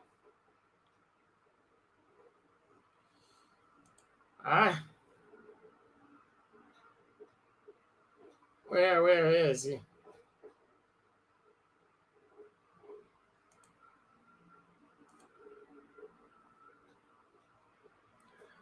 It's okay. Thank you for citing that, and it's important. Thank you, Bernard. Thank you, Bernard. Yeah, it's important that we mature. Hii ni platform ya watu wa maana. Tuidhamini na tuitumie kwa wema, sio kwa uovu. Na ukitetea mtu na ni okay, I don't want to go into that one. Okay, thank you very much. Naomba we play this video, then Rose comes in, and then we proceed.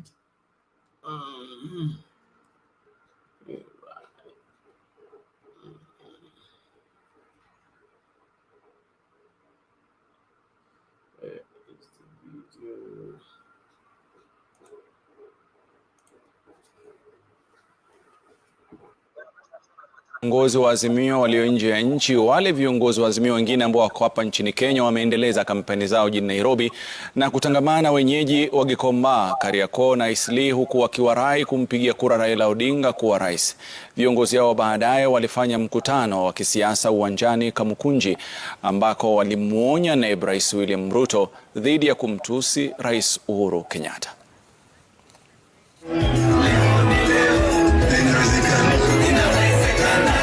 Raila amewahi shikwa akalala industrial area. Raila kalala Kamiti maximum prison. Raila kalala shimo la tewa. Raila amelala kwa maprisons mingi sana kwa sababu ya kupigia haki ya Wakenya hapa nchini Kenya. Leo sisi kama Wiper tunasema kura tarehe 9 mwezi wa 8 ni Raila Amolo Odinga. William Ruto, you have been the deputy president of this country for the last 9 years. Wewe umetapeli wa Kenya, umechukua pesa, alafu dakika ya mwisho unaanza kuleta wheelbarrow hapa. Baba amesema katika 100 days, siku 100 ya serikali yake, atarudisha bei ya unga vile ilikuwa wakati alikuwa kwa serikali na Kibaki.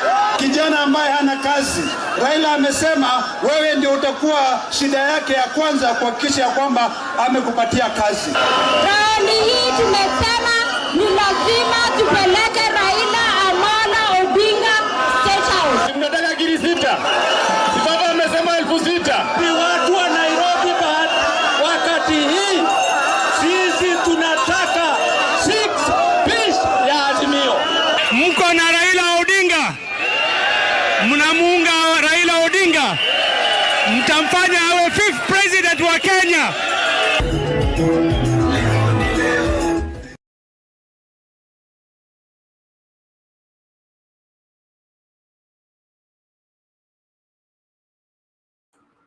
Okay, Rose, you can come in now. Thank you. Hello, habari zenyu? Salama, karibu. How are you guys? Ya kwanza nimefurahi sana hiyo campaign ya Nairobi. Wow. Kwanza nimeona president wetu akifanya campaign, I was like wow. But I also regret one thing. Mimi nasemaga marriage ya Ruto na rais wetu, kama angejua afadhali ingekaa. Afadhali tungekaa bila uraisi, because the things we are going through.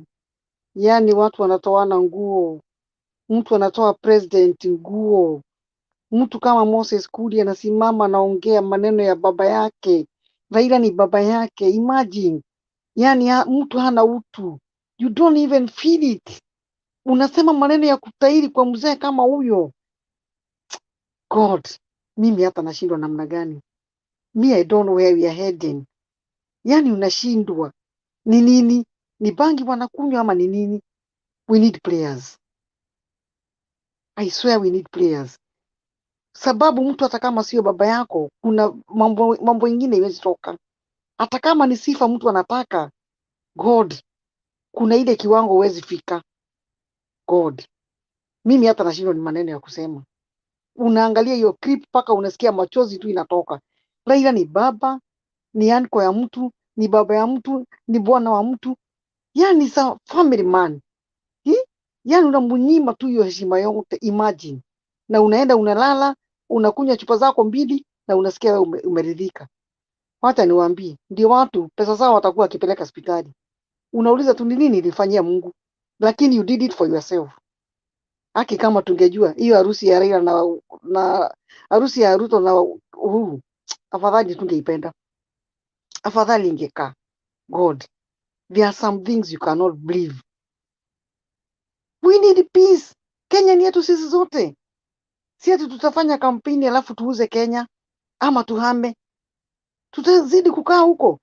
Na je, in case Raila atashinda, najua atashinda, watakuwa akipitia wapi?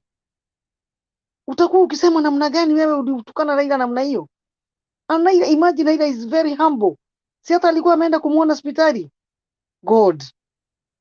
God, mimi hata nashindwa na kusema. I have no words. Surely as a mother I have no words. Because mimi nashindwa. Yani unatukanana tu. I don't know. Sijui. Mkitoka chachi Sunday nadhani tuwe tuna maombi hapa pia ya kuombea nchi yetu. Because it's so painful. So painful. Paka unashindwa ni nini? What is going on? What are we after? Watu wanataka kuleta vita Kenya. Na watapotelea wapi? Europe is no good either. Si kama zamani. Watu watapotelea wapi? God. Nani alisema, Julia alisema, Europe is hard. Huwezi kukuja kwanza Europe maisha hivi hivi. It takes you years. Ukitoka Kenya kuja hapa ndio ushike maisha, utakaa kama 5 to 10 years ndio ujishikilie. God, hapa tuna watu walitoroka Kenya because walikuwa wakimbizi, wamekuja wakawa wakimbizi because walikuwa wanajaribu kuwapatana na serikali ya Moi. If you have your own money, you are most welcome. Mzungu ni mwerevu. Utumie hizo pesa zako hapa ziishe. You cannot get any fund. Utatumia hizo kwanza. Hata kama una imagine ukikuja hapa even with 100 million ukiwa with your family, hiyo ni pesa huwezi kula 2 years. Kwa hivyo mtu akiharibu Kenya ajua anaenda wapi. God, we need players. Hiyo ni nchi yetu. It's no good. Ulaya si kuzuri. Juu watu wanafikiria ati mimi niko na pesa, watoto wangu tutahamia Ulaya na nini na nini. It is difficult. Ni si ngumu, si rahisi, my friend. Na ukikuja in a country like where I am, unakuja kusoma lugha ingine apart from English, inakuwa ni challenge pia. People should think. Watu heshimiane, tupendane. Let us vote, we vote wisely. Tutoe hawa wanyangalika hawa wanatukanana hawa. Na mtu achunge hizi pesa mnapatiwa. Sijui watu wanapewa pesa zimerogwa ama ni nini. Unakuwa tu na loose tongue. Everybody has a very loose tongue. Unakuta mtoto mdogo kwa Facebook anatukana Uhuru. Mtoto mdogo kwa Facebook anatukana Raila. Actually, surely, mtu akiulizwa Raila amefanya nini? Hakuna kitu amefanya. Uhuru amefanya nini? Hakuna kitu amefanya. Juu amesupport Raila. Raila amekula nini ya mtu? Yani, you know, in Europe, mimi wanavota hapa Europe. Unajua saa zingine hata ujuaje mwenye unavotia ni nani? Unaenda tunakuta kadi pale, unafikiria nitakrisi jina, unakris. Nobody is doing campaign. Karatasi zimewekwa tu hapa, hata uwezi jua ni nani. Like here now, our minister of finance yetu aliresign na hatuna president, tuna the queen, tuna the king. Hata uwezi jua. Things work so smoothly. Nini na shida ina Wakenya jameni? Oh God, we need prayers. Tuna need kuwa advanced. Watu wamesoma na kwanza the youth. I don't know what's the problem with the youth. Mimi sijui ni shida gani iko na youth. Oh God, we need prayers. Mimi Bernard sina la kusema, but just prayers. Watu waombe nchi yetu. Na mimi nashindwa hata huyu Ruto akishinda. Je, hiyo serikali itakuwa namna gani? Because everybody in that government ni mtu wa matusi. Ni mtu wa makasiriko. Je, hiyo serikali ikiingia ni ya watu hawana huruma. From Rigathi, Tishongwa, Dede Nyoro, president wao, everybody. Wengine madamu wengine huko pia wanatukanaga wazee. Itakuwaji my friend? God, we need prayers. Oh God, we need prayers. Sina mengine. Thank you, Rose. Thank you, and you are praying, we are praying. Everything will work out. God will not leave us in wrong hands. He values and loves this country, and he has a work for this country. He will not let it go to the dogs. So let's remain focused, do our best to inform and educate as many people on matters elections, so that nobody is going to contribute to the rottenness of the country, but will contribute to saving the country from the rot that people are determined to push us into. And we believe the reason why God gives us the opportunity to know what we know in good time is so that we can reach as many people as possible. And so whoever that is in your sphere of influence, let us be able to reach them, tell them the truth, because propaganda ni mingi, and then the spinners, like there was the issue of State House meeting that was never called, was never announced, but it was spinned from the UDA propagandist, and it looked like the president has called his few members of parliament, and it went viral to some degree, just to create sensation. All that is happening to kind of help them. They want to run the agenda, to be ahead with a particular line of thought. But it's becoming difficult, because how do you counter, like somebody said, how do you counter 8 meetings when you're holding one, 8 are taking place? You will not set the agenda. It becomes very difficult. So we pray and work towards ensuring that Kenya moves in the right direction. Yes, Rose. Na tena nasema hivi Bernard, you see like the youths wenye wanaingizwa kwa hiyo maneno, hata passport yenyewe wengi hawajui passport inachukuliwa namna gani. Hawana hata passport na wengine hawata hata kura. Hawana. Na vita ikianza nani atakufa? The youths. Wale watu wanaingizwa kwa hizo mashida, hawana hata pesa za kupotea ama passport ama anything. Na hawa youth ukipatia t-shirt ya yellow unavaa, ukipatia t-shirt ya red unavaa. My God. Let's pray for our nation. Hata huwezi jua ni wapi na ni wapi. Watajua ukweli, usijali. Watajua ukweli. Tukiendelea kuongea hivi, wanafuatilia, wanajua, wanafahamu, wanachukua majukumu. So naomba tumsikilize nani.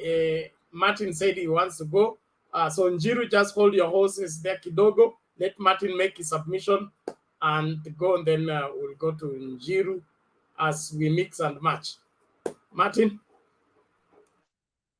Thank you, Bernard. Again, I always start this thing with saying thank you for you and your endless drive to put us all together, people from different entities, na tuko hapa kama Wakenya on your behalf.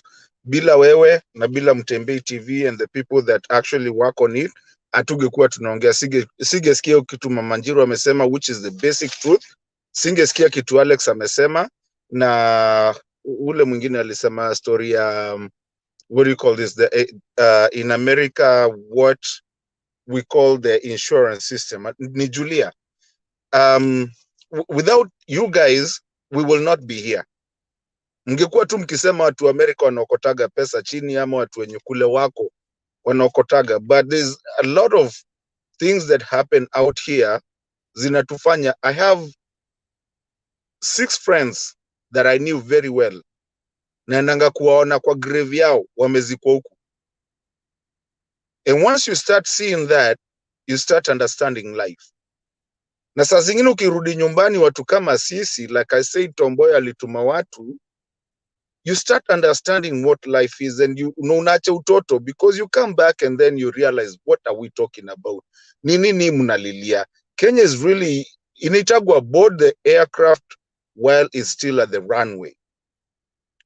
Here, si tulikuja huku tukakimbia, tukapata, and I'm not saying it's a bad place, lakini unakuja hapo umekimbia, but you found when the aircraft was already on the highway. I mean, iko huko juu. In Africa, Africa is now starting to grow up. And we need to grow with Africa. We are so lucky that Africa, we don't, si lazima ukuje hapo ukuje ku acclimatize to what you have to do. And that's why most of us, like the diaspora, and that's why I appreciate Mtembei TV, Bernard, with you, your sleepless nights, and the people that support you and your crew, we appreciate, because now we can talk about these things. Kitambo ilikuwa ni mtu alitumwa huko, hata haezi ambia wa familia yake nini inaendelea nini. But today we can talk. And in fact, when I get kicked out of this thing, kama sasa nimekuwa kicked out, nilikuwa nalia kwa gari kabisa. Nitarudi aje, siwezi rudi, it's full, it's 10 people. But because you want to say that, what you want to say. Because it means ina reach watu wengi, the people watching today. We have to say the truth. And we have to stop with politicking. The other day, yesterday I said, here, hata juaigi governor wako alipolitiki wapi, hata ujai muona. It's just science and nini na nini na hivyo. Hakuna sijui kwenda kutusiana na nini. Anyway, that was my starting nini. I have 8 points and I'm going to run around them real quick, kwa sababu nikiingia, I always write down my points so that I can say what I want to say na nisiruke. And so that I have to do it quick, ndo mwingine pia mwenye akuko in the backstage aweze kuingia na anaweza sikiza anyway kutoka mbali. Nikitaka nitaomba baadaye.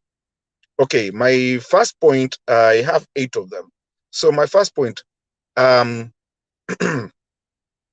always say, as a public servant, if you're going to call yourself a public servant, I believe public service should be the least paid in the world. So that when you come in there, you're there to do your people right, and you come in a good spirit. Okuji pesa. Because most of these people, the reason we have these problems is because people say, I'm a public servant. But you're really not a public servant. You're there with mheshimiwa. I don't know hii mheshimiwa inatoka wapi. You're supposed to be a public servant. You're supposed to serve your public. Enda hapo na roho mzuri kama venye Rosa amesema. Go in good heart that you want to go serve public. Public servant. Mtu kama mtu kama Bernard akikuja akikuuliza kitu unamjibu kama mdosi wako. See the other way around. We need to understand that. Okay, you're number one. Number two, Moses Kuria. Moses Kuria, hii kitu ya circumcision. Moses Kuria is just a rogue person. Kwanza hata hakupigiwa kura na mtu the first one, aliyekwa tu. And then this guy, if you guys remember, last time when history ya kuapishwa baba, alikuwa amesema pale wanaenda kuweka sijui wako na event ya watu kuja kutairishwa sijui nini for free. This is the guy, why do you even listen to this? I have no time for that. Wacha hiyo nimeruka. But you have to, some people like that, they're not leaders, they're just, ethnic people who are stupid. Upper America, 80% of the people are not circumcised, so what? That's your personal business. Sasa hiyo ni story gani mnaongea as a grown up? Okay, ni nini anaongea?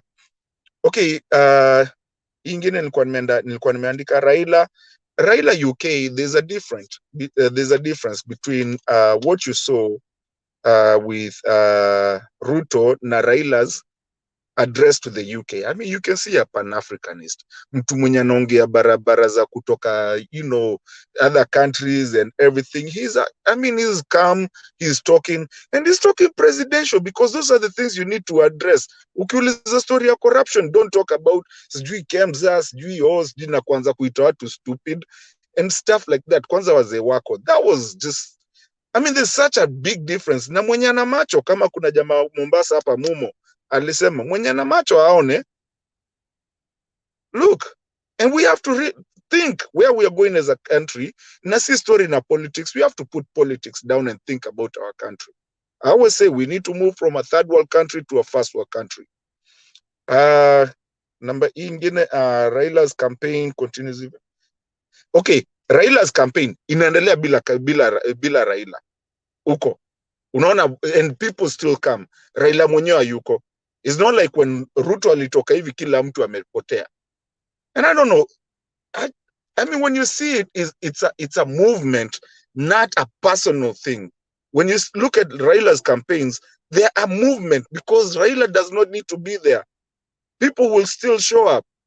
It's Azimio la Umoja. Azimio la Umoja coming together as a country. Hata venye tuko hapa tuko lugha mingi sana. Mimi nasemanga mimi Mkamba, Bernard hata sijejua lugha yako. But I don't care. We are brothers. We come here and talk. Ni kama nani amesema Tolgos. Amesema hapa sijui ati sijui he's a minority. No, he is not a minority. He is a Kenyan. Kwanza nataka tupatane neni mbaie chai, tufanye nini anipeleke kwao nionyeshe huko kuna kuaga nini, pia mimi nijue. Okay, I'm running group nakimbiza haraka. Uhuru, the other one, Uhuru, I'm glad, like I always said, I was not a fan of Uhuru, but he's matured so much. Asumbui watu na ile kitu alisema leo when he went to open the hospital, he was straight for what he wants to say. Even when anasema he's a Kenyan, he can support whoever he wants to say. When you are shida, me, I don't know what you're saying. Ruto now, number 5. Ruto naye sasa ana-incite watu wa bodaboda. Ambia watu wa bodaboda endo uchukue your papers, go get your bodaboda. Usiwambie tu endo uchukue, because a lot of people are not as educated or thinking right. They think ukiambiwa hivyo na umeambiwa na vice president utaenda tu kukimbia kwa nini police station uchukue. Na hiki tu ya rigging, I think all of us here we know. either kwe UDA ama usikwe. We know how many riggings have been there. Tunajua hata servers jefunguliwa. Na unajua saa zingine ukiona siri na mtu alafu ukosane naye utaweza achilia vitu ufai kusema. Vitu mlikuwa mnasemea kwa bedroom useme. There is something on that. I think as Kenyans we really need to talk on that. Mother Karua leo alisema I'd rather be with the lesser devil. I think we need to think about that. Nini anasema kwa nini amekataa kuenda huko? I think Mother Karua knows what she said. I think sisi wote here tuko hapa I'm not the smartest person. We need to talk about that and think about what she was actually saying exactly. And then guys, please, let's stop doing politics the old way. Let's do politics the right way na ile yenye kama napigania kiti ya nani ya Bernard, hata si lazima nitusi Bernard. Tukae tuongee vizuri ama nini. Let's just be grown ups. Hizo siku zimeisha. Let's be smart and do politics of what we need to do and think, si nani ametusi nani na nani. And then subsidy ya Raila, I will equate it na Alex na anitwaji huyu msichana mwingine wataweza kubali. Huko kuna kitu inaitwa unemployment. That's it. Umepoteza job, you're going through a hard time, government inakusaidia. But you can only do it for a certain time. Si ati itakuwa forever. Just to make you go between the jobs and to get the other thing. To get the other job. Inaitagwa unemployment huku. Ni venye Kenya wanaita subsidy. Raila is right on the money saying that because Kenya deserves people to get subsidy. Ukipoteza kazi kama wewe kutoka Mutiembei TV, you going to the other one, hapo katikati wanakusaidia kidogo. Utailipa tu baadaye, but in small terms on your taxes. That's it. And then now the last one to finish up. I wanted to ask this to the panelist. Nisikize majibu zenyu. I mean, nitaka hapa hivi just for like a minute nione kama kuna mtu anataka kuniuliza swali, na kama hakuna then nitatoka niachie watu wenye wanangoja. But I wanted to ask you guys, hii ni kitu sijui, hii nataka tu nisikie venye mtasema kwa sababu I'm just watching it. Do you guys think hawa watu wako UDA wamekimbia UDA kina Kabogo, Kuria and these other people wenye walikuwa wamesema they will never work with Ruto? Do you guys think haphazardly that these guys might be just doing this to sabotage UDA? Maybe they are not even in UDA. Maybe they're just going there because when you come up and talking about hizo vitu kuibiwa and you really said you will never work with Ruto, do you think that maybe they might be really going there and then ikienda kufika pale last minute they jump off ship and they do that? So that's a question. Munijibu. I'll wait. Nani, thank you so much, Alex. Thank you so much, Bernard. I really appreciate you. Thank you for your spirit. Na hii internet yako tuambie tuweke isikuwe ikikwama kidogo. We need you so much. Now, going forward, I'm gonna stay here for just a minute. Nione kama kuna mtu anasikiza, and then I'll give someone else to, the space to come into studio. Thank you, sir. So thank you, Martin. Thank you. Kuna swali kwa Martin? Right, inaonekana wewe ni mwalimu mzuri. Wanafunzi wote wameshika somo lako na kuelewa yale uliyosema. Mlale vizuri. Utasikiza. Thank you. Yeah, thank you. Yeah, it's good we keep everything clear on that matter of sabotage. Cannot be ruled out of the malls and the Kenyan politics cannot be separated. We have had so many things like during Moi's time.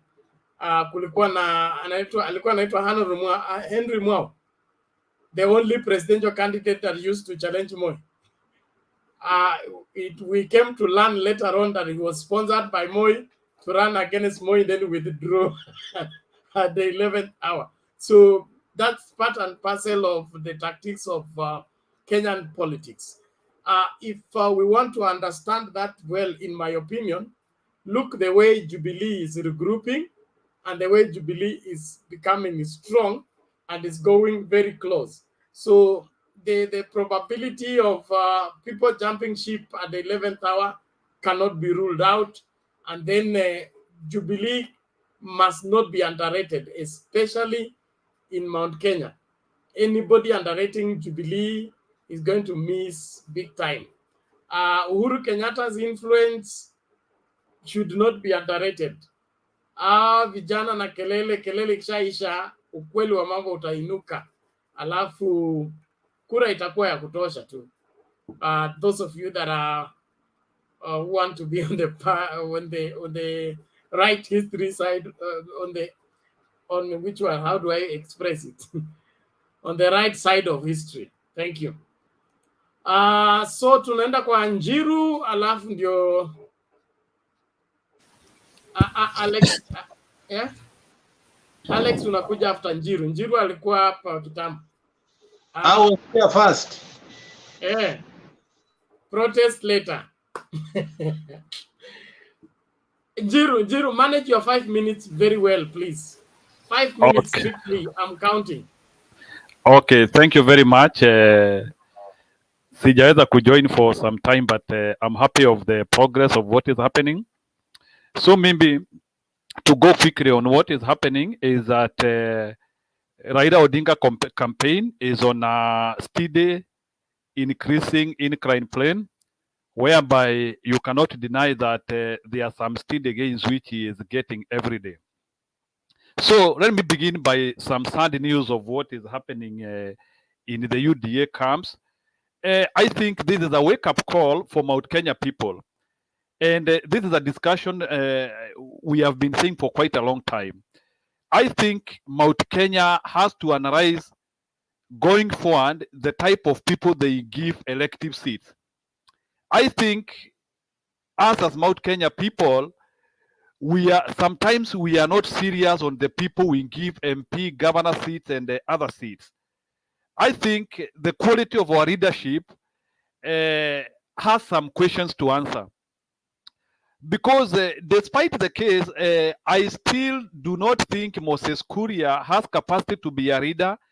I do not think Akina Waiguru, they have capacity to be leaders. But in Mount Kenya, we have incidentally been voting people because they have come squandering on popular parties. And we have not been able to have leaders who can be able to take us from one generation to the other. To the extent like now, you can see we have now to depend on Raila Odinga to be able to make us have credible leadership. Whereas, but as like in Mount Kenya, the best we could we have done is to allow Mr. William Ruto kill our leadership, and we are also following him in our backyard to drain our blood. It's like we are allowing a serial killer to kill our relatives as we watch. Okay, so to me, whatever Moses Kuria is doing in Mount Kenya is the greatest disadvantage UDA campaign can have. Why? Because for your information, I do not think that going to elections and talking about oaths and circumcision is something which is adding value. Those are, I don't think even the time when Raila was being decampaigned in the Mount Kenya region, somebody has ever stood up in a podium and talked about circumcision. So this one is trying to show how low people have gone, to the extent now they have to go on personal attacks, not on issues, not on the policies. So I would think, and the sad thing is that Mr. Ruto is not condemning that. He is allowing Mr. Moses Kuria do two serious things. We saw him in the NDC. He misused once. Today or yesterday, he has done a very bad thing, and Mr. Ruto has not commented. He has not distanced himself on that. even the fact that even when you have a foot soldier, when a foot soldier is trying to do a bad thing, you have to distance yourself from such comments. So I think Mr. Ruto is not playing right in terms of making people understand his campaign policy. The other thing on Uhuru, I'm happy of what Uhuru is doing. He is not going to campaign for Raila just on an empty platter. He is going to launch a project, and I'm also discouraged. I'm also expecting Mr. Ruto, even as he is campaigning, he should be launching projects, because I still believe he has power. He should be doing something to people. But what I can see, like the deputy president, like today, in all those 5 or 10 towns he visited in Gatundu, he never talked anything about other than the empty rhetoric. He never talked of any project. He never talked of anything. So I'm expecting to see the power the deputy president has in influencing the life of people at the centerpiece. So I think Ruto should be able to use his capacity as a deputy president to help the people and not just sell the empty rhetoric. So in terms of strategy, I'm also disgusted because the deputy president should be taking a lot of time to tackle what Mr. Raila Odinga is doing in London. Like, I was expecting him to comment on what Raila is doing in London, but precisely I'm seeing the deputy president is narrowing this election to be between a race between him and the president. And that is where he is making the mistake. This election will never be an election between Ruto and the president. This election is squarely between Ruto and Raila.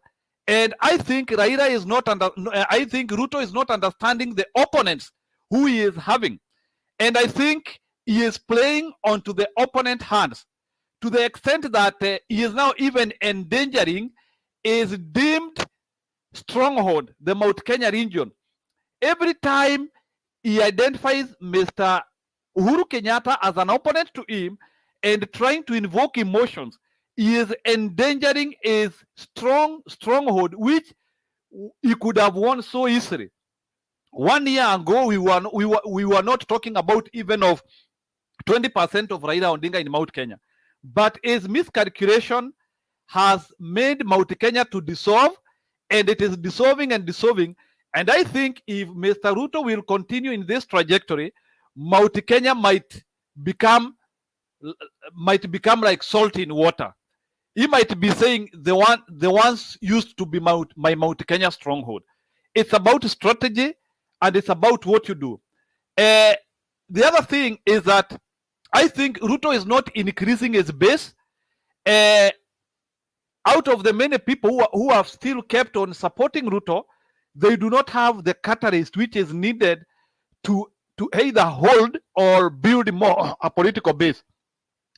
So he still has the usual people who are not very serious in marshalling political support.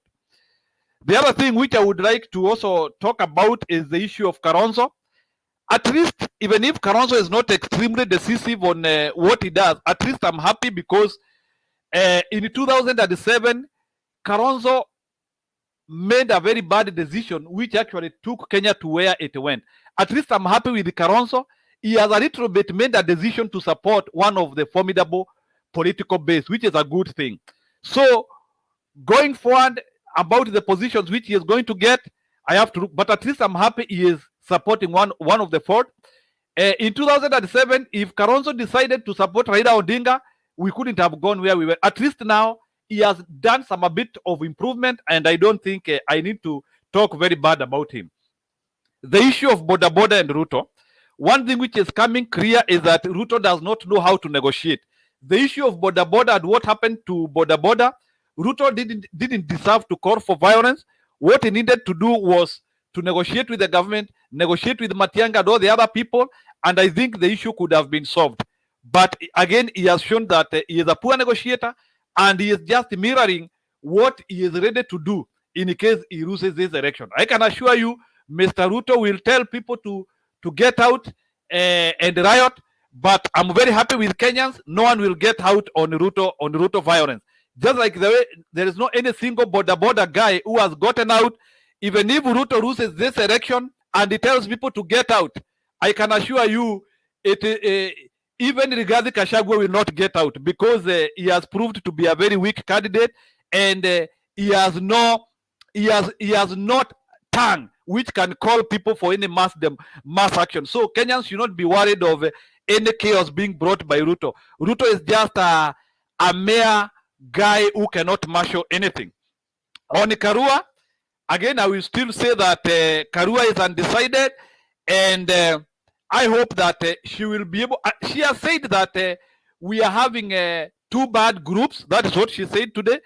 But I hope she can still identify with a better group, because one thing which I can tell you is that there are more benefits which the Raila Odinga group can do to us, and we know what we need to get from Raila Odinga. The other thing is about Mount Kenya, which is also very important as I finish. You know, there is one thing which I've been noticing, and I think Mount Kenya people need to start learning this. I think the more Mount Kenya concentrates on this election, the more they lose much of the gains which they have gotten from the previous elections. And one thing which Mount Kenya people need to be very serious is that they should not allow Ruto to make that constituency or that block to become a battleground. Mount Kenya people need to know that they have the people who give them decisions, and each and every time when as they concentrate with Ruto, they are diminishing and their stake in Kenyan politics and in the formidable forces of power is diminishing. And Mr. Ruto is helping them to diminish their power and their strength in bargaining.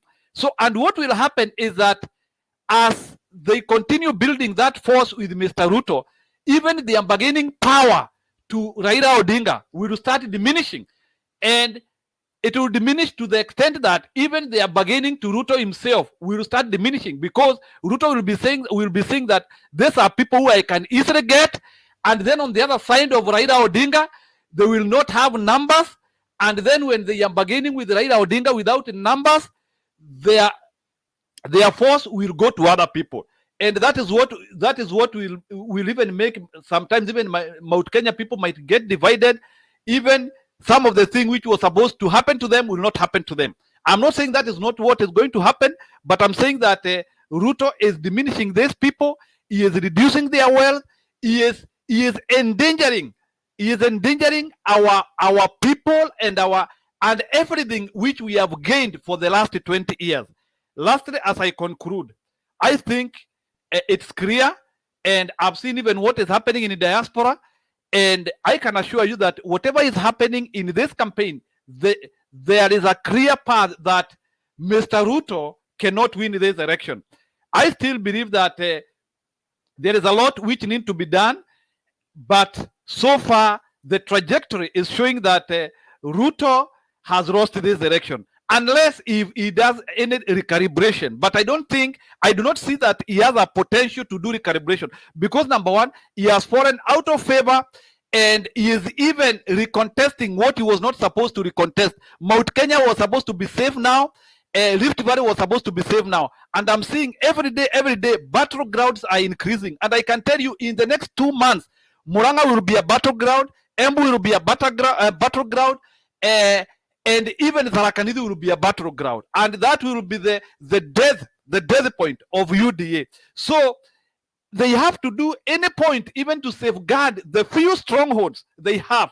Otherwise, they will reduce this election into an 8 a.m. election, which we don't want. At least we want Raila Odinga ashinde around 10 a.m. Lakini, if they continue the way they are doing, Raila Odinga atashinda 8:15 a.m., which is not very good. At least we want this election ifike hapo 10 a.m. Thank you. Haya, huyu anaitwa Ngilu. Asante sana, tunashukuru kwa maoni yako. Whatever time, a win is a win. So let it be a resounding win. We don't want contested win. Triumphant win is good for Kenya at this point in time, as we make history in ensuring that the next leadership is it's Kenya's voice and Kenyan people who have said that. I don't know what's happening with Ngeno and his accounts. Either he has different accounts or he's changing accounts and subscribing to get back. But if you get back when you're born again, get born again, change your language. But if you will still come back with the same annoying statements, annoying comments, we will still block you. Our fingers have not gotten tired, and so has our mouth. Failure to that now will ban you completely. So take good care of this platform. Kama umetumwa, wale wamekutuma watachoka tu. Thank you. Alex, karibu utoe maoni sasa hivi kwa kabla nilete hii tape ingine. Yeah, Bernard, nashukuru sana. Leo nilikuwa nataka tu ni relax, lakini huyu jamaa Tolos amenifanya nikaingia hapa kwa sababu jamaa nataka tu ni Ruto. I'm live. So, kitu nilikuwa nasema Tolos akona shida moja. He doesn't understand a few things. Yesterday I asked him 2 questions ambazo alishindwa. Kitu ya kwanza nilimuuliza sisi watu wa Kondele tunarusha mawe.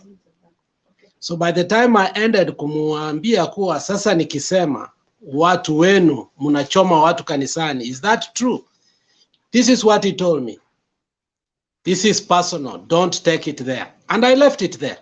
But today I wanted also to deconstruct him using his own words. I want to ask him, ametoka kutudanganya hapa kuwa the appointing authority is Uhuru Muigai Kenyatta. So I wanted to take him down memory lane. For only one person, Keter contested to become a senator in Kericho. Why did he resign? One simple answer. Why did he resign?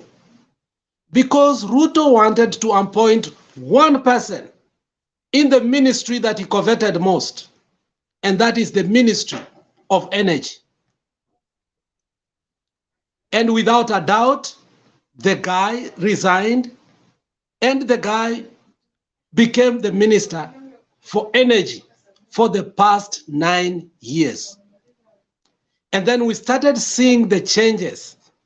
If there was any radical surgery in Kenya, it was in the Ministry of Energy from 2013. The other one were lies because it was a conglomeration of all Kenyans. We saw Kurias brought in for the first time. We saw Turkanas being brought. We saw all people being brought to the basket that the radical surgery of so-called Kiraitu and the others. But the Ministry of Energy was held tight by the Kalenjin community. And I'm not afraid to say that. And anybody who will come here and lie to us, we will deconstruct him. So I wish Tolos was here, and I will leave this for tomorrow. I don't want to prosecute this because I want to take him so that he can understand when we say that Ruto was an appointing authority. I will start with the Ministry of Energy so that we can go step by step by step, and how he came to create a person called Millicent Omanga, who became a managing director in KenGen at a very young age with no qualification. And we will want to deconstruct and show him how Ruto ruined our economy. So I leave it because he made me come here. And we don't want people to come here with propaganda and we leave them. We must take them by their words step by step.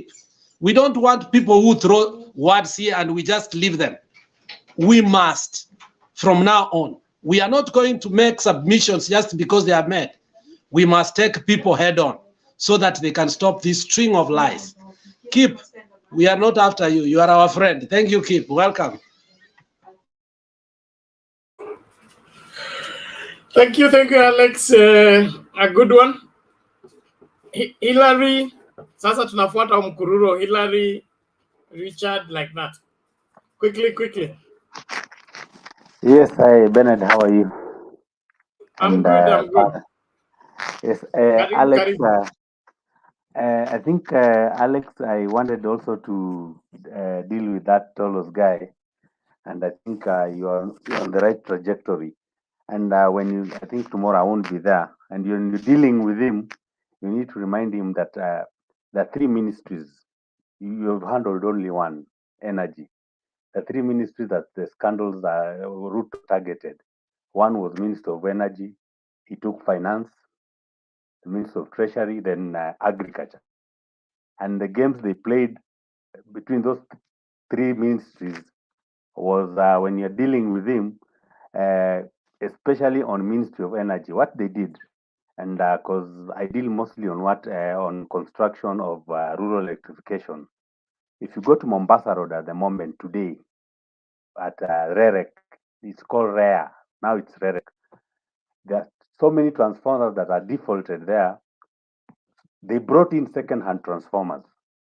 They imported second-hand transformers, and what they did is those transformers, when you go to rural areas in Kenya, you go to Kisii, you go to Busia, you go to those rural areas, those guys have blackouts. You can't have electricity for 5 minutes in a house. When it rains in a minute, guys will have blackouts for the whole day. And the reason is they brought in second-hand transformers, and they were purchasing them at a higher price from what was expected. So that's where Ruto made his money from that. When it came to agriculture, remind him that when he brought in this guy called Kosgei, I think he was the first minister in that ministry.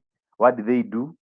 They played around with the fertilizers, and guys, the farmers didn't have an opportunity. We had shortage of maize.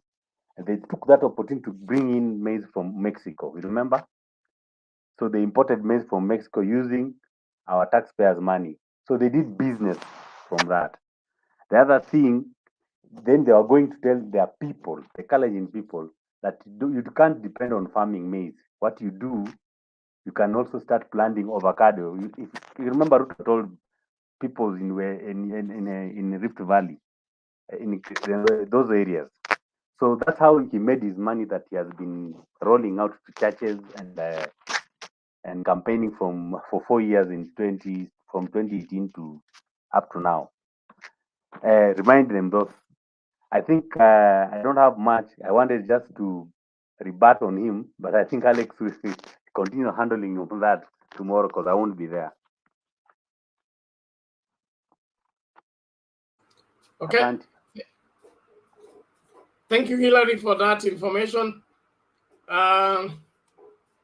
One of the undoing of this country is people in leadership who know how to use the country for their personal gain.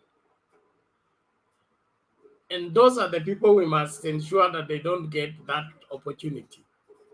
Because for us to build this country and make it viable for everybody, we must get rid of greedy people who wants to eat this country on behalf of everybody. Kenya will only be available for all Kenyans when we have people in leadership who are willing to lay down their lives to keep Kenya for all Kenyans. So this is the time to watch out and be sure that we are voting in really servants of the people, people who believe in this country so much to a level whereby they think about our children and our children's children. When we begin to think that long term, it's when we begin to do the right thing. But the people want to eat today, plant today, harvest today, eat today, and nothing is left for tomorrow. Those should be kept away from leadership by all means. Yes, Hillary, before Richard comes in.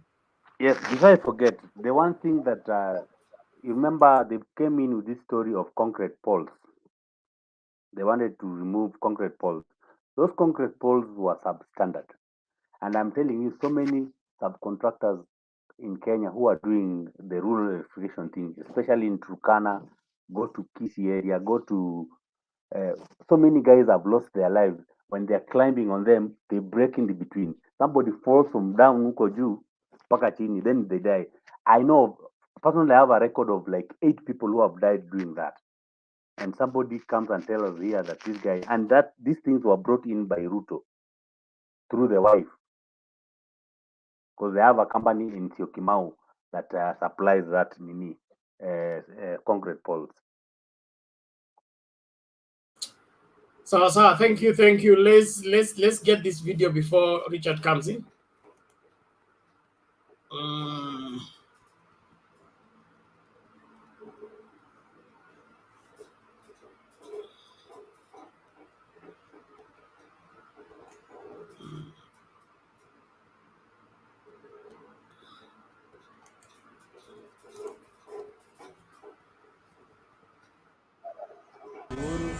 Working with Baba, so I'm very happy.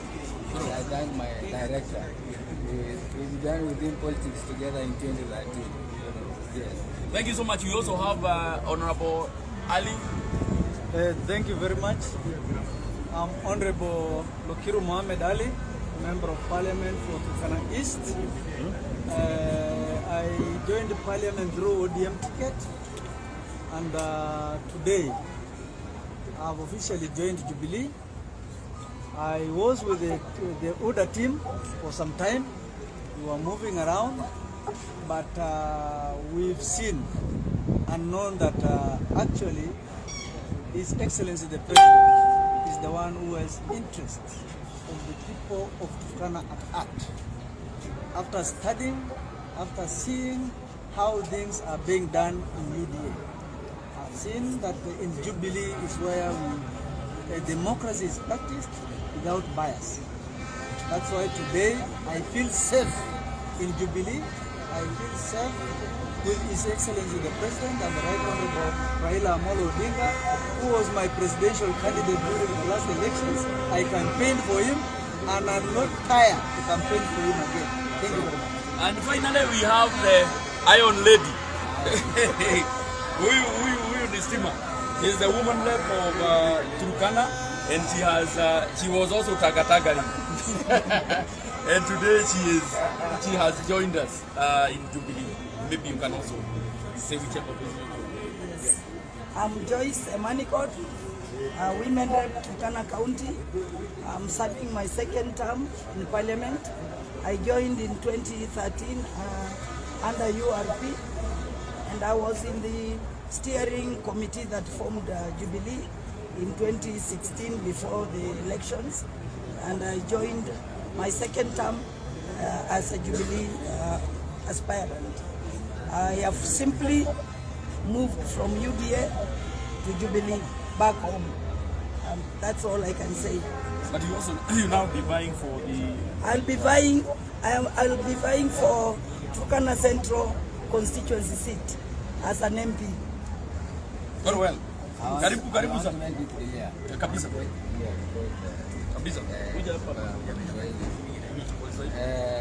UDA maneno ya wheelbarrow aingiani, hakuna siku utabeba ngamia kwa wheelbarrow, hakuna siku utabeba punda kwa wheelbarrow. Kwa hivyo sisi wafugaji tuliona kwamba Jubilee Azimio ndio inaingiana na mashida ya livestock ya wafugaji. Asante sana Mheshimiwa Vama tu hapa. I want to say that today is a big day for us because the entire Turkana is here with us. They have moved. At some point they were doing. At some point they were in Takataka, all of them, and we are happy that they have decided to make that very good decision of coming to us, of coming to Jubilee, because I know for sure they know that the Jubilee is their home, and also through Azimio, through our presidential candidate Raila Amolo Odinga, we will be able to clinch the presidency. I have been personally, I have gone to Turkana, and Turkana is Azimio, no doubt about it. In fact, the entire country is now Azimio, and sometimes you ask yourself, when they are saying that the other guys are saying they are going to win the elections, you are like, where are they going to win the election? Because we have gone throughout the country. We have been to Coast is Azimio. We have been to this Nairobi is Azimio. You have gone to Turkana, is Azimio. Go to West Pokot, is Azimio. Western is Azimio. Central is Azimio. Go to Nyanza, is Azimio. Eastern is Azimio. Northeastern is Azimio. The entire country is Azimio. And then you ask yourself, where are they going to get these votes? So basically, we are happy that you have found it wise to come and be with us. We are promising very fair nominations or the process of identifying our candidates. And our candidates, we will identify our candidates from the ground. It is how you are performing on the ground that will guarantee you that ticket. And so we are sending you back to the counties, and I'm happy because you have said that you are heading to the respective constituencies, because we are going to get the information from the ground. That is the person we are going to give that certificate. But I want to welcome Niwakaribisha sana Romenen, Ali na Emmanuel. Thank you so much. And this is just one of the part of the team that was out there. The rest of the guys are with us. So I know for sure we will have a time that we will have all the MPs from Turkana and the entire leadership. It is only the governor, Nanoko, the outgoing governor, who is in Takatanga. The rest of the leaders are with us. Asante sana. Thank you.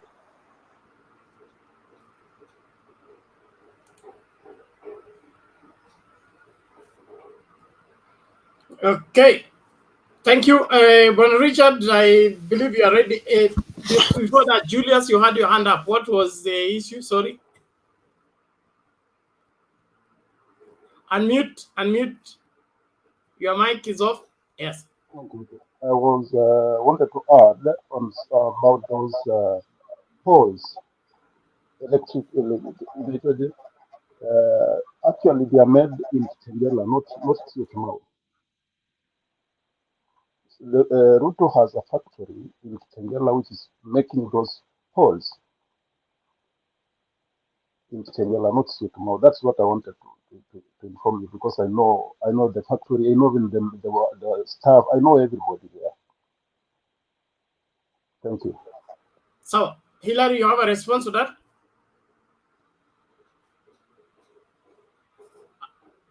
You're still not really. I was just not really. Yeah, it's Kitengela, not Syokimau, but they're just closer there. Okay. Thank you. Let's go to Richard. Okay. Nasalimia wote panelists wenzangu. Good evening, good morning to those of us in Kenya. I want to start by saying this. Actually, Bernard, tunashukuru sana for this job unafanya. Some of us hatuko na kitu ya kufanya. So sometimes nina set reminder kwa YouTube. Ikifika saa 7:30 saa za huku, I'm always checking out utaanza show saa ngapi. So we are so happy, at least umetupatia kitu ya kutueducate. Most of us kuna vitu tumejifunza mingi sana hapa. I was even listening to Hilary akiongea maneno ya stima kupotea, and I remember wakati moja nilikuwa huko nyumbani and mvua ikinyesha namna hii nashangaa kwa nini stima inapotea. It's like stima inapotea 15 minutes inarudi inapotea tena. So I'm learning a lot of things hapa na hii mambo ya fake transformers. Okay, I'll leave that there. I want to just go into today's topic about Ngilu calling Ruto rotten. Ngilu has been with Ruto for a long time. Kuanzia zile siku za NAK ya kina kijana wa Malwa and Raila Odinga. Ngilu understands Ruto very well. There's a video clip that I watched recently. William Ruto was, I think, saying hi to the former, what do you call that, head of civil service.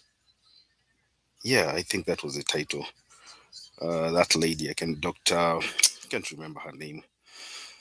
But then, wakati alimaliza kumsalimia akaenda kusalimia Ngilu akakataa salamu zake. So these two people have a history. Yeah, she was called Sally Koskei. These two people have a history. Anamjua inside out. And you remember when there was speculation that I'll call it speculation because I'm not sure, that the Western Hotel belonged to Ruto. Ngilu was the Minister for Lands, or CS for Lands, and she came forward. And people were expecting a bombshell because she said she's going to reveal the owners of that land. So people are expecting a bombshell. To the disappointment of many, you had the names that came out of that presser, the likes of Singh, sijui aliita Singh, alikuja na majina mbili zote ni Singh, sijui nani Singh, nani Singh. And she was very categorical wakati alifutwa kazi ya kwamba William Ruto was the big reason why she had to leave that ministry. So they have a history together. Akimuita namna hiyo, she has a good reason. We might not know the reason, but she has a good reason. So I'll leave that there. Now, I want to go to this Moses Kuria issue because I cannot let that go. Every time I watch Moses Kuria speak, it hurts me as a man. It hurts. It really is it's really annoying to listen to a man who is a father, who is a brother, who is an uncle, specifically demean another man with things that are not even within, the scope of public domain, things that cannot even be spoken in front of people. I have been specific here every day saying that UDA has a problem selling its message. And you can see it right now. When they started the Hustler Nation thing versus Dynasty, it failed miserably. They moved ahead. They started the bottoms-up approach. They are no longer talking about bottoms-up economy. They have a big problem with disseminating information, telling people what they are going to do for them. Right now, what they are doing in Central is selling fear to people.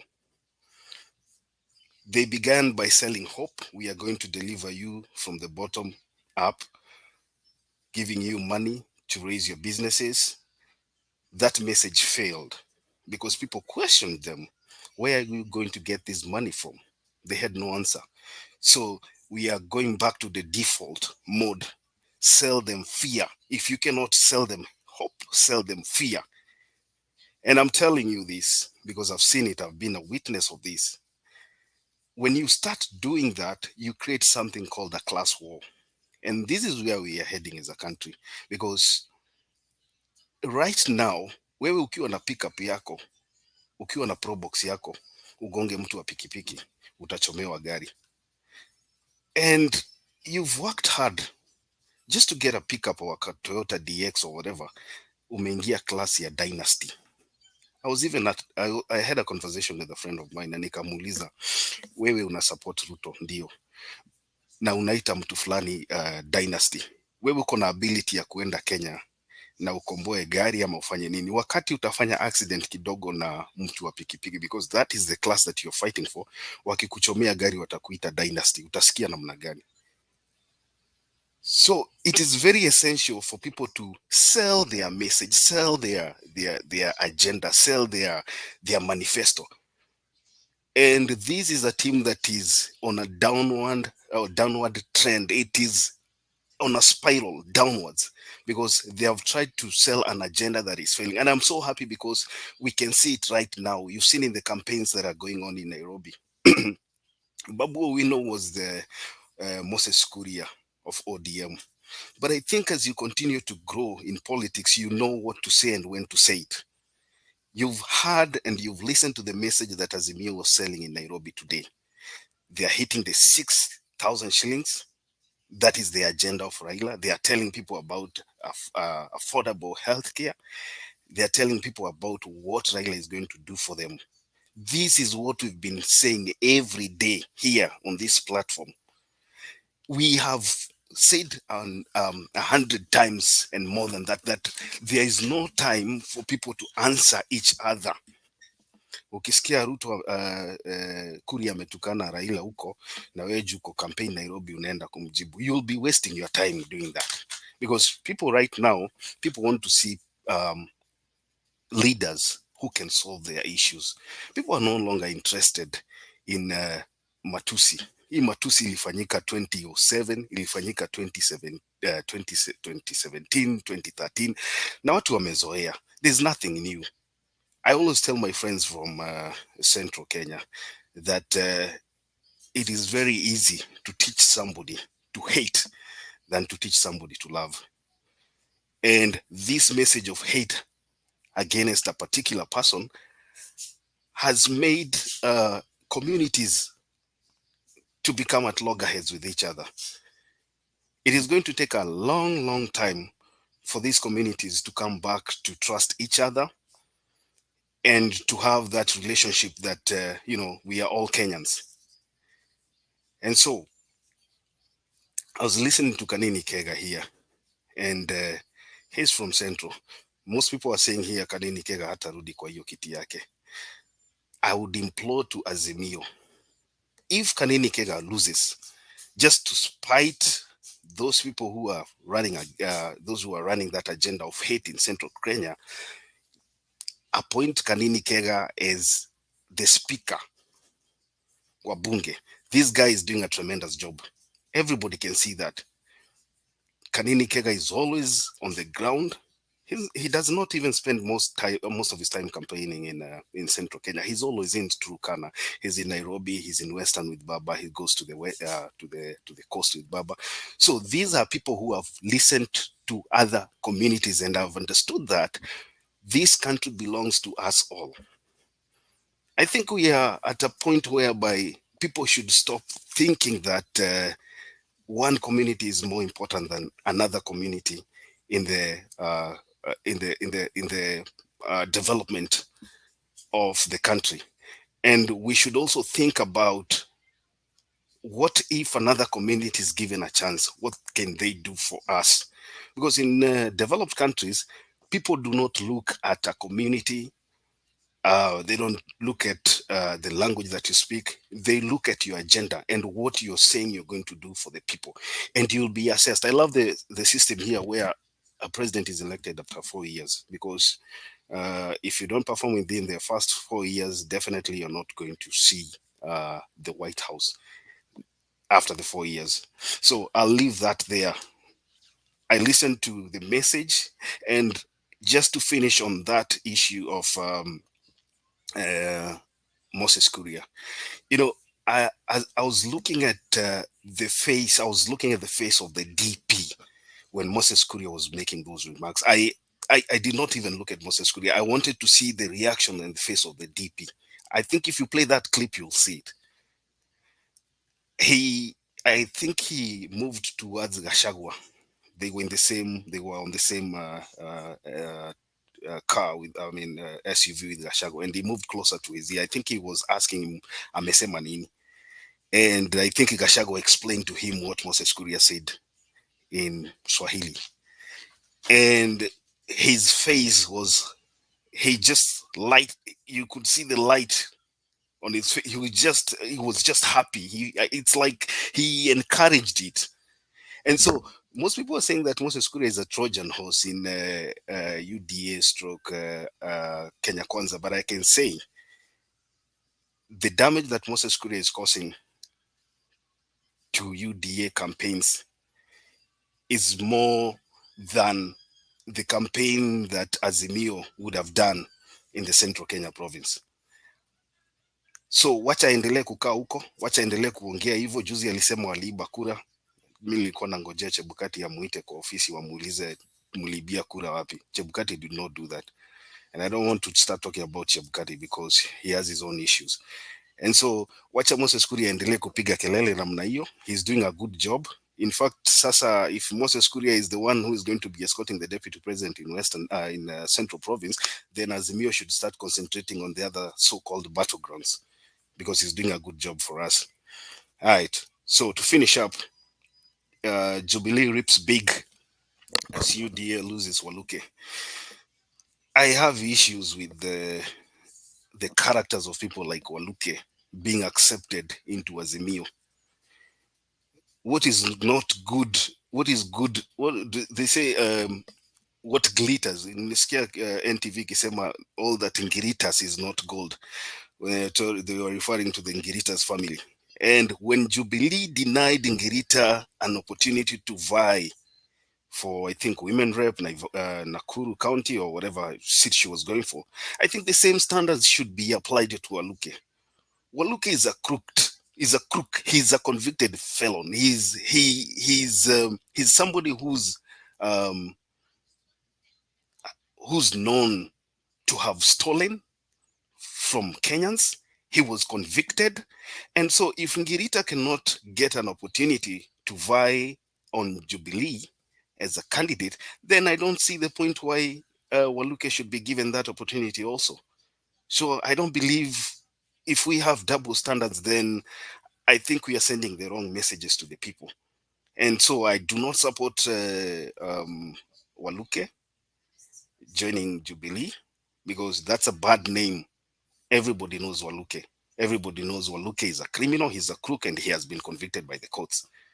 Looking at Murang'a, I'm so happy. I looked at this candidate called Jamlik. He was an MP. I know most of you know Jamlik. He was an MP. I think he was also a minister, if I'm not wrong. And Jamlik is a strong candidate in Murang'a. You know, he's running on Jubilee, and that's a plus. Even if UDA or the UDA wave is strong in Murang'a, if you have people like Jamlik running for governor, this is a plus. These are people who can bring votes, even if not to the percentage or the margin that we expect. But people are like Jamlik are people who have been consistent in their message. They have been with the president. They have stood with Uhuru Kenyatta. And these are the people that Jubilee should be fronting in central Kenya. Looking at Turkana, I told you yesterday that Nation, the opinion polls were saying that Turkana is a battleground, and I said here, and I'll repeat again, people are lying to themselves. Turkana has never been a battleground. Even when Jubilee was running against Raila Odinga, Turkana has never. The person who made Turkana waone lami ya kwanza ni Raila. They know it. You can, if you have a Turkana friend, ask them, they'll tell you. Watu wa Turkana wanapenda Raila because of what they have seen devolution do for them. Lami ilifika Turkana kwa sababu ya devolution. And the love that the people of Turkana have is because they believe that, having been marginalized since independence, the only way they can help themselves and have Turkana grow like any other city is because of devolution. And that is why you are seeing these MPs migrating, moving from UDA, coming back to Jubilee. I know the competition is high with the ODM candidates in Turkana, but that's a good sign. That's a good sign. These are good signs for Azimio. Bernard, are we all going to get 20 minutes to speak? I'm just about to conclude, Fidel. So let me just conclude by saying Nairobi, in conclusion, Nairobi. I said here also yesterday that Nairobi has never been a battleground. And you can see, if you see Gakuya moving from UDA coming back to Jubilee. And so the other candidates you saw yesterday, campaigns, UDA campaigns, whereby this guy, Simon Mbugo, was being booed. You saw this Mutu ya Kigeugeu anaitwa nani, I can't even remember his name. He was being booed. So Nairobi is going to be terrible for UDA. And I rest my case. Thank you. Okay, thank you, Richard. That is well elaborated. Let's get this video and then move to the next person.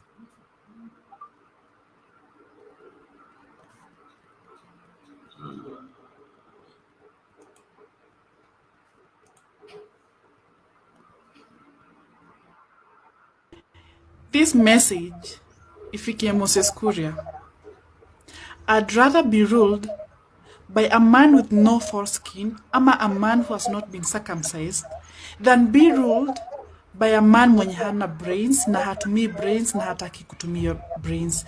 And also another thing, please, UDA, stop selling fear in Kikuyu land. Those are long gone days whereby like tulikuwa tunauziwa fear ya Raila. No, Siku hizi tumemkubali. Huyu mtu mwenye hajatahiri, huyo ndo tunataka. If that is a man who is going to get us out of the cave that we are in at the moment, that's the man we want.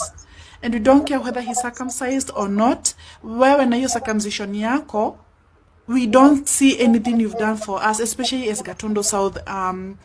I come from Gatondo South. And there's nothing I can pinpoint that Moses Kuria has done other than kukula pesa za CDF. Please, Moses Kuria, behave your age.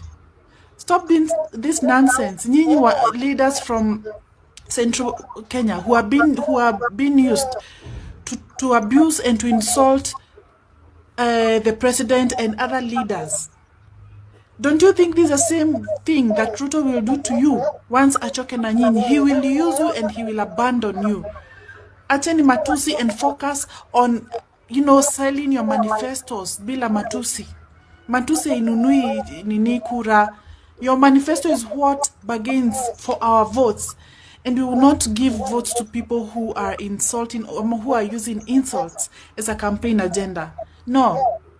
Grow up, you people. One more.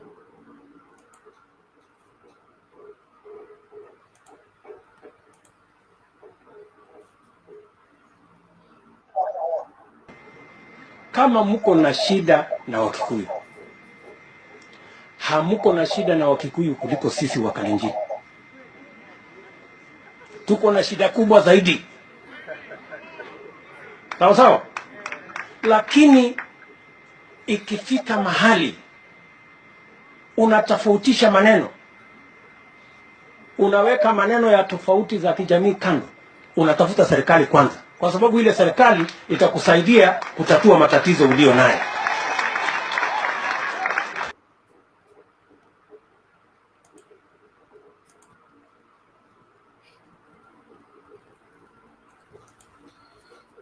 Enough said. Alex, what do I say? Yeah, I wanted to leave earlier today. We debated way too long yesterday.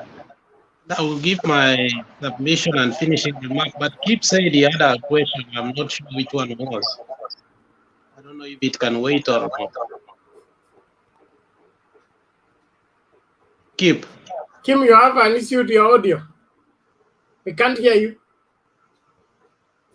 Kip, your audio is not coming through. Well, I think his audio is not, so we'll do a quick finish. I love Kanini Kega.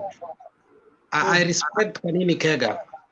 And I think Kanini Kega seems to be those crop of leadership, young excellencies that I can be proud of. But somewhere today, I questioned a few things about him. And I need to put forth, if he listens to Mtembe, I want to tell him that Jubilee is coming out of a big slumber, ile usingizi ya bunawasi ambayo baba alituambia, and therefore he doesn't need to inject another dose of sleeping medication to Jubilee. The problems of Nairobi can only be solved by a people who understands Nairobi. Jubilee at any point should not show desperation and parade people with mediocrity in a national way and start messing the name of Jubilee. And I repeat here, and I don't want to anger anybody, but the informal settlements of Nairobi need leadership. And Bahati is not a leader. And that should be stopped. We shouldn't be talking about Bahati at this point. ODM set a precedent of a man called Ken Okoth. May God rest his soul in peace. A man who changed Kibra in terms of education. At a point even he died. The transition was so smooth because of the leadership that surrounded him, to a point that we still feel the leadership of Ken Okoth. And we must emulate that, whether he was in ODM, whether he was in Jubilee, whether he was where, we must see a man who lived in Kibra, who made a change in Kibra, and who left a legacy in Kibra. And I don't see that in Bahati. So they should stop those jokes. Let them not parade for us mediocrity and start saying we have gotten people here. Jubilee, you are our partner, and when you are making noise, we will hit you hard. Hatutaki Bahati Mathare. We have already an MP for ODM. If you want to take over, give us a leader. If you want us to compete, let's compete on ideology, not on comical. And even this seat, and I'm afraid to say, even this seat of Langata, if Jalango is going to be a joker the way I see him, I mean, we are going to get problems. Let us be serious on informal settlements of Nairobi and get leadership, not that mediocrity that I saw today. And those are my finishing remarks. Mkinipiga niko hapa kesho. Alex, kabla hujaondoka Penat. Yes. Alex, ninaona kama wanasema hold on. Wacha tupatie Mama Selina priority. Tunakuja kwako Fidel. I've seen your hand. Martin, I've seen your hand. Relaxing. And how is my audio? Is my audio okay? Keep your back. Your audio is back. Alex, usiondoke, ngoja kidogo. Thank you. Okay, Alex. For us. Mama Selina, endelea. Okay, thank you so much. Unajua leo niliingia ukanipatia mama, alafu sikusema chochote. So, nashukuru nimeona Turkana vile wamefanya, niliona His Excellency the President, nimeona Azimio la Umoja wakiwa wameendelea vizuri Kamukunji. Naona wanaendelea vile Alex anasema, jana walikuwa Kawangware na ni kama former constituency ya Simba Arati, ni kama itaenda na Alachi. Kamukunji nimeona iko sawa. Hiyo ingine umesema ya waimbaji watu ni vijana, ni sawa tu, tutapanga. Sasa nikaona Waluke ameenda TAP. Nimeona wanasema Kalwale hiyo ndio imenishangaza. Nataka Alex aenda afanye hiyo. Wanasema Kalwale sasa anarudi kusimama na TAP mbolea, chama ya mbolea. So kama Kalwale atatoka, I don't think anybody else amepaki kwa Western, imekuwa block vile Turkana imeenda, vile Masaila imeenda. So na ile kitu ilinishangaza sana. Mimi nataka kushukuru watu ya Central. Hawa watu kina Moses Kuria walikuwa naenda kuchokosana, but nataka kumwambia Moses Kuria, kama kuna wasichana wamependa wameolewa Nyanza sana ni kutoka Central. Sasa amewacha nyinyi wenye mumetaeri na wameenda mahali wachataeri. Ukiangalia kwa Kenya mzima, I'm talking as a mother, as a woman, wasichana ya Central wako Nyanza. Sasa sijui wewe Moses Kuria unatuambia nini? Ungekuwa mwerefu ungekatasha wasichana yenyu. So pia wamama wanasema wewe unajuaje? Na kwanza hawa ndio wamesaa watu werevu. So Moses Kuria anachikula. Hawa watu ni son-in-laws ya Central. So awache kutuchezea akili. Ya mwisho, Central, kama unatusi Raila ulikuwa unapata kiti. Hakuna kitu ingine kampeni wanajua kufanya. Aita waite Raila hizo majina kwa sababu hivyo ndio walijua. They cannot act on anything else. Na Ruto anashangilia akifikiria anafurahi, but amemalizwa yeye pia, kwa sababu wa Kenya huwezi kuja kuwa rais ya Kenya kama unasimamia watu kutusi mwenzako. Na wewe ukichukua kiti waseme ile maneno ulifanya, utakuwa wapi? So usicheke, wanasema kuni inaikuwa juu, anachekea inachomeka. Achue hivyo. Asifurahi akiona kuna kuni inawaka, na yeye ako huko juu. Hii ya chini ikiisha ni wewe ndio unaingizwa ndani.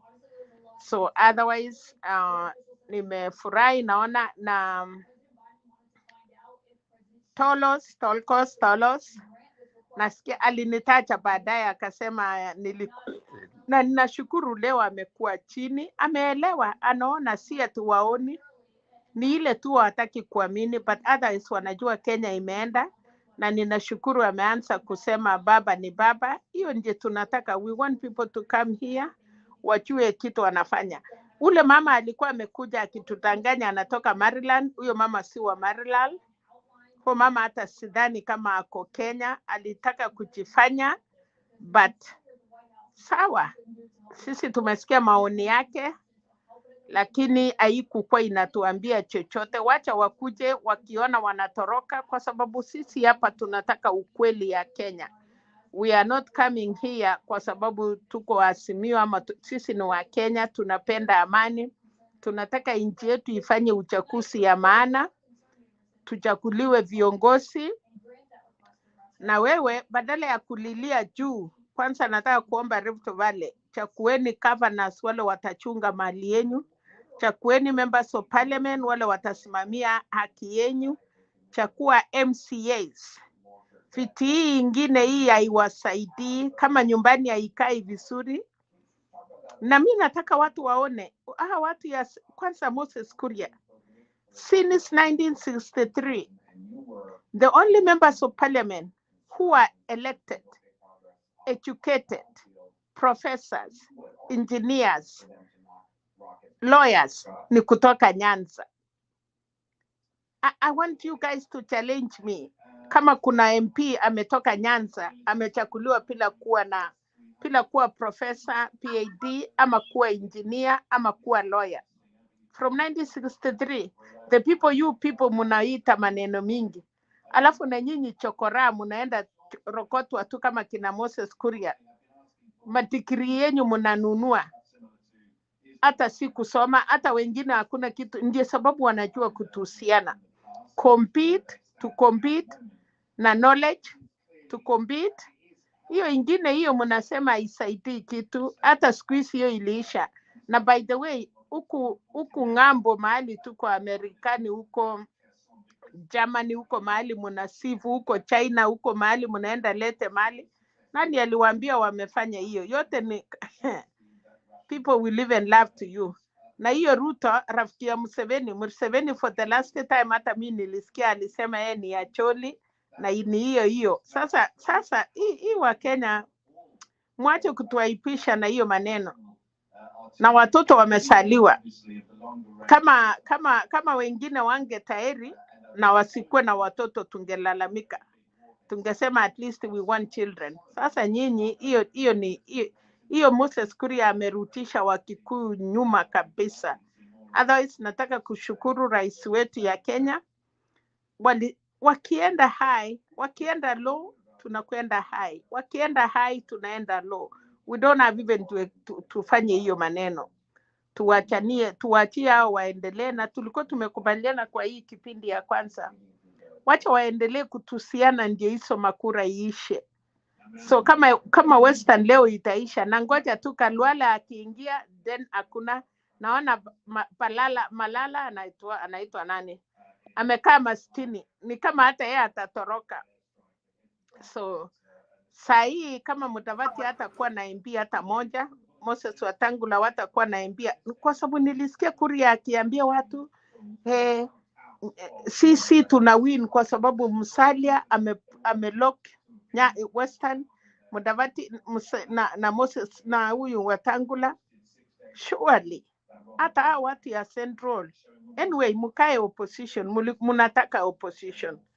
So tunataka nyinyi, najua 30% ama 40% watakuwa na baba kwa sababu ya uhuru, lakini wacha wale wengine kina Moses Kuria, wacha wakuwe opposition, tuone vile watafanya, sababu hawa ndio ya kwanza watalia. Na huyo Ruto nimemwambia mara mingi aache kutumiwa. Hawa watu wamekuja na machama yao, ukianguka ukienda Sugai na wakale wakue kwa Huda, na wewe uko nje, na watu wataendelea kuchunga serikali na kukula. Hasa wewe ndio utajua. Hayo tu ninataka kusema. Asante kwa kunipatia nafasi, lakini hebu mnichunguzie mambo ya Kalwale vizuri. Thank you so much. Okay, thank you, Selina. Fidel? Well, thank you, Bernard. This was actually for Alex. It's not my submission. I'm just, because Alex said that I'm a proud grandmother of Otieno. My grandson, I love him so much. His name is Otieno. So mimi, niko na Otieno, very clever boy. I'm happy. Congratulations, Mama Salina. Congratulations.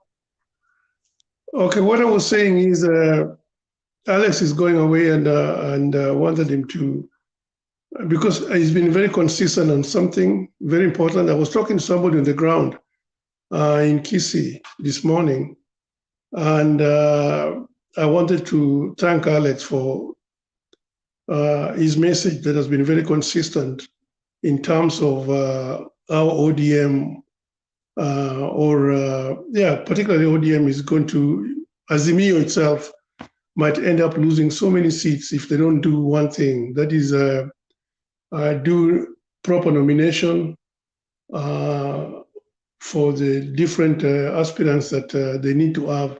So Alex, I thank you. I thank you for being consistent. I mean, that is not something to be taken light, that people just make assumptions that Azimio is going to win because it's popular. No, it needs proper mechanism put in place, a fair, verifiable nomination process for the aspirant. Because that guy say that if Azimio can do that or ODM can do that, they might end up winning all seats, including the one in Nyamira. But that's the way things stand right now. ODM or Azimio is not getting anything in Nyamira if they don't do proper nomination. So Alex, I want to thank you for opening people's eyes on that account. So as you go away, just keep doing what you're doing, my friend. Thank you. I'll come back. Bernard, this is not my submission. I just wanted to say this to Alex before he goes away.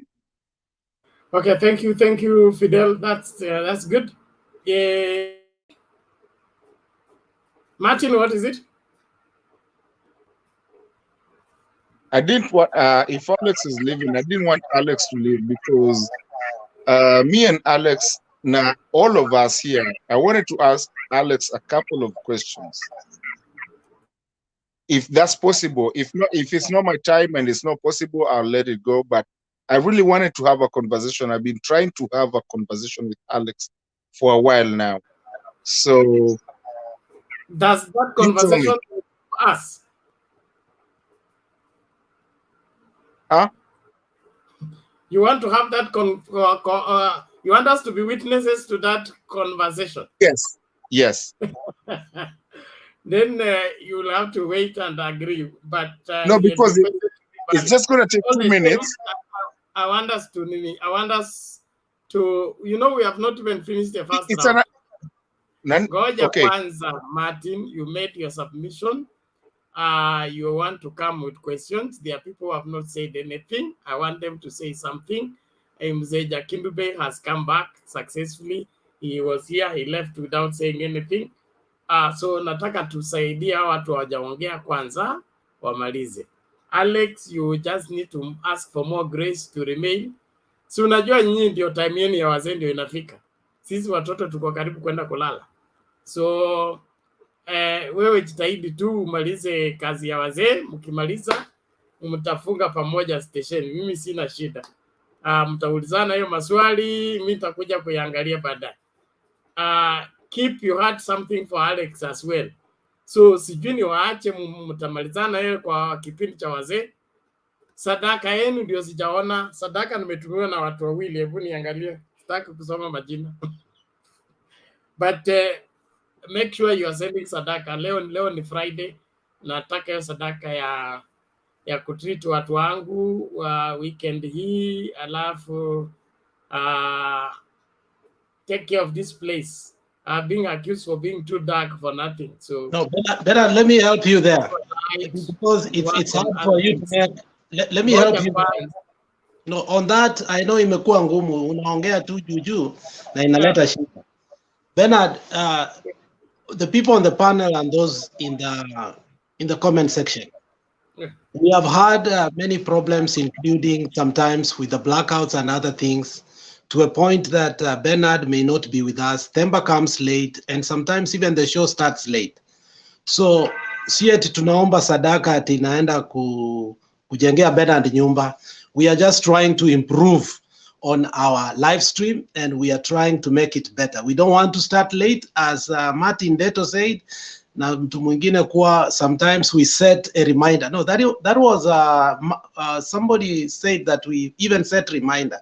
So the past few days we have been having issues. So to make a number huko. So if you can give a token to allow so that we can have better live stream and also timely, and in that process I think it will be good. So Bernard anaposema sadaka ni kama anashindwa kusema ukweli. So let me speak for him now. Sio sadaka ya mtu anaomba hapa. It is for our betterment. This is our platform. We are speaking to Kenyans, and we should do that. I mean, we should not be afraid.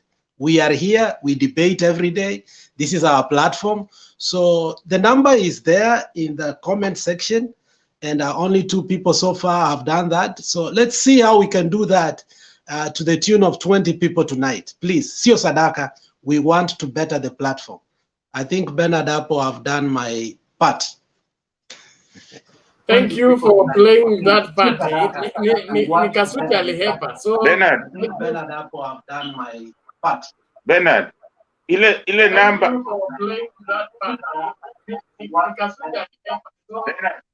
I will share the number again. Thank you. Ile number.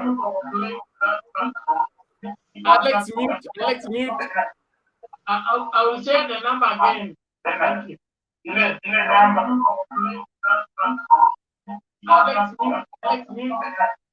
I will share the number again. Alex, na kutoka sasa order everybody. Kuachia Bernard akisema tunataka Chakindube na Penat. No, Chakindube na Alex wao wakituambia, kwa sababu Alex unajua na Penat umekuwa ukisema na kucheka, nilikuwa nafikiria ni ile unataka kutoka, sikujua it was something really serious. So kama kuna mambo kama hiyo kutoka sasa, mtu mwenye atakuwa anatukumbusha ni Alex, na tuweke mse Chakindube wasimamie, kwa sababu mtu aesi kujifanyia mambo, kwa sababu Alex ametueleza vizuri na tunaenjoy hii Mtembei TV, hatutaki kumiss. Lakini sasa tukiweka Penat aseme watu watafikiria ni yake. So Alex, asante, lakini sasa uwe ukitukumbusha wakati wowote ni ya kasi, kwa sababu hata magari tunatumia tunaweka mafuta. Kama hujaweka gari mafuta huwezi enda kasi. So hiyo 8 hours Penat anakaa chini, ikifika saa 7 tumeanza kufungua kuona kama amekuja live, ikifika saa 8 kama hatujaona tunasikia mbaya, akiingia by 3 karibu hata tumwambie umeenda wapi, lakini hatukujua. So nafikiria Alex, hiyo ni kasi tumekupatia kwa niaba ya Mtembei TV, kwa sababu mtu hawezi kujiambia hiyo mambo. Sisi wengine nafikiria, unajua Penat anachekanga sana, so akisemanga hizo unafikiria ni ile tu anacheza. So as for now, thank you so much, tutajaribu. Na mtu yote anapenda Mtembei TV, hiyo kidogo kidogo tukitoa, tunataka at least hii TV yetu kabla ya election tutafanya nini jameni? Some of us will die kwa sababu hatutajua nini inaendelea Kenya, kuliko vile tunaona saa hii tunafurahia. So I hope sisi yote atuambie na Alex utatuambia estimate ya kwamba watu ngapi tukue, at least ile ya mapenzi vile tulifanya ile ingine. This one is ours. Ile ilikuwa inaenda Marsabit. Kwa nini tulitengeneza ya kwenda mbali na ikifika yetu tunasahau? the love ile tunapatiwa na Alex na Temba na Wekesa, wacha tuonyeshe. Let us have that love kama Kenyans. Wale tuko huku, sana sana watu wenye wako nyumbani Kenya. Wacha tuseme Alex, tujicommit sisi wenye tuko huku nje tuone kitu tunasaidika, kwa sababu tuna mambo mingi, but for this wale wako Kenya wanaweza fuata na wanafurahi, lakini sisi wenye tuko mbali kitambo tutafute hiyo YouTube alafu tukutanishe vile Alex anatuwekea, we cannot make it. So nafikiri nimewachia hapo sasa. Alex, hiyo ndiye na ndiye sababu watu wanakupenda, na wewe usituambie umechoka. Aisru, tunajua unatembea na wewe pia sana, but usipokuja hii Mtembei TV, unajua hii nyinyi ni vijana mnasimamisha nchi, na nyinyi mko na hiyo, tunataka hiyo knowledge. Mtusaidie mimi na Kendubei, masaa yetu imekaribia. So mkituweka hiyo moto na sisi mchukue mawaida yetu ya wasee, ingawa saa ingine hamutaki, lakini mimi na Kendubei tunajaribu kuambia ya kwamba sisi NC yetu tulikuwa tunafanya hivi na tungependa hata nyinyi mufanye hivi, na nyinyi mtuambie hiyo .com yenyu vile inaenda, mahali mnaanguka tunajaribu kusaidiana, na sisi tukikosa juu tumefika jioni pia mnatuelewa na mnatusamea. Asante. Thank you. So Jakindube, you are asking a question.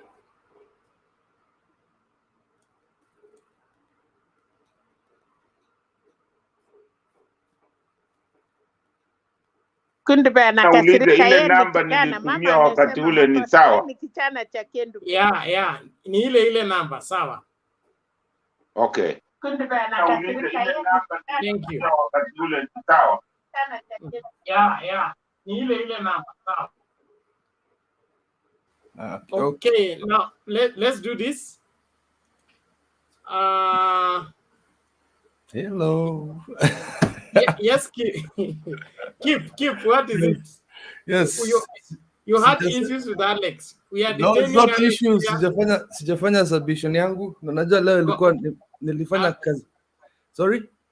I'll keep you from making your submission because you have sandwiched somebody between you and Alex who has not made his submission. Okay, no problem. All right, okay. So let Domi come first. All right. And then we move. Yeah. Okay, hamjambo. Hatujambo, namna gani? Poa sana. Haya, karibu. Okay, I've been watching, I watched several things that have been going on in Kenya.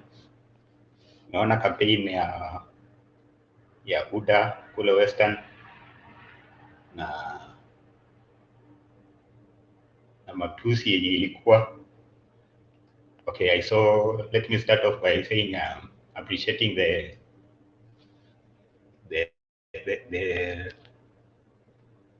Azimio. I see they are moving. Okay, sometimes I take it as God is paying Raila back to the energy he has always spent campaigning so many years. That at this point, it's like God tells Raila, enda utembee, nitaweka watu wengine wafanye kazi yako. Vile vijana wanamwambia ati you are too old, you will not be able to campaign. Then it's like God is saying, now if they are saying you are too old, you cannot campaign, go relax. There are people who are going to campaign for you, and they are doing a very good job. I see Babu Owino is, let me say it, Babu Owino is growing. Ila alikuwa anaongea kitambo sio saizi is speaking a lot of sense when he stands up. I think he's coming up, he's doing well. About Charity Ngilu, comment yake kwa nani, kwa Ruto, as somebody said on this platform, I think these people ni watu wanajuana kwa vilemba. there is something that there are a lot that we don't know that Ngilu knows about Ruto. So I think let me not go so much into that, though according to my opinion, sioni kama ilikuwa okay. According to my opinion, I don't think it was. If I were the one, I would not go that direction. Now, about Ruto and his campaign in Western. Now, Ruto is a professional. Let me say, Ruto is very smart. Ni mtu mjanja. Though, in his smartness, pia, I think kuna mtu anasema akili nyingi huondoa maarifa. And that is what is eating up Ruto. Ruto knows that, okay, Ruto that Hakosanki, he does not lack what to say. He does not lack a response to whatever the president says.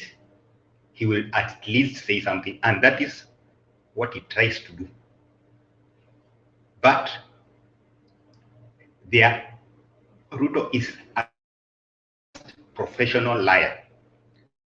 He takes all Kenyans. Ruto has not been in office. How can he lay claim to what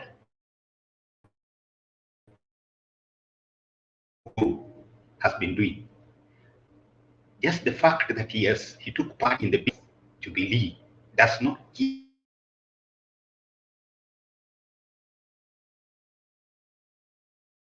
it's not enough. It's not a reason enough to lay claim on what is that. Okay, you believe to ask whether you did it or not, that one does not matter because is a party, any party can be there. So building Jubilee is nothing. What matters is, are you taking what the Jubilee is doing? You cannot campaign all the 4 years, close to 5 years, and claim that you have been building. Everybody has been seeing you on campaigns. There is, okay, like now, going to Western, what project was he launching? If you think that is things should be done in the field, what in the field are you going to talk and campaign? Okay, if he's in the field campaigning, what is he building? What is he doing? Nothing. There is something.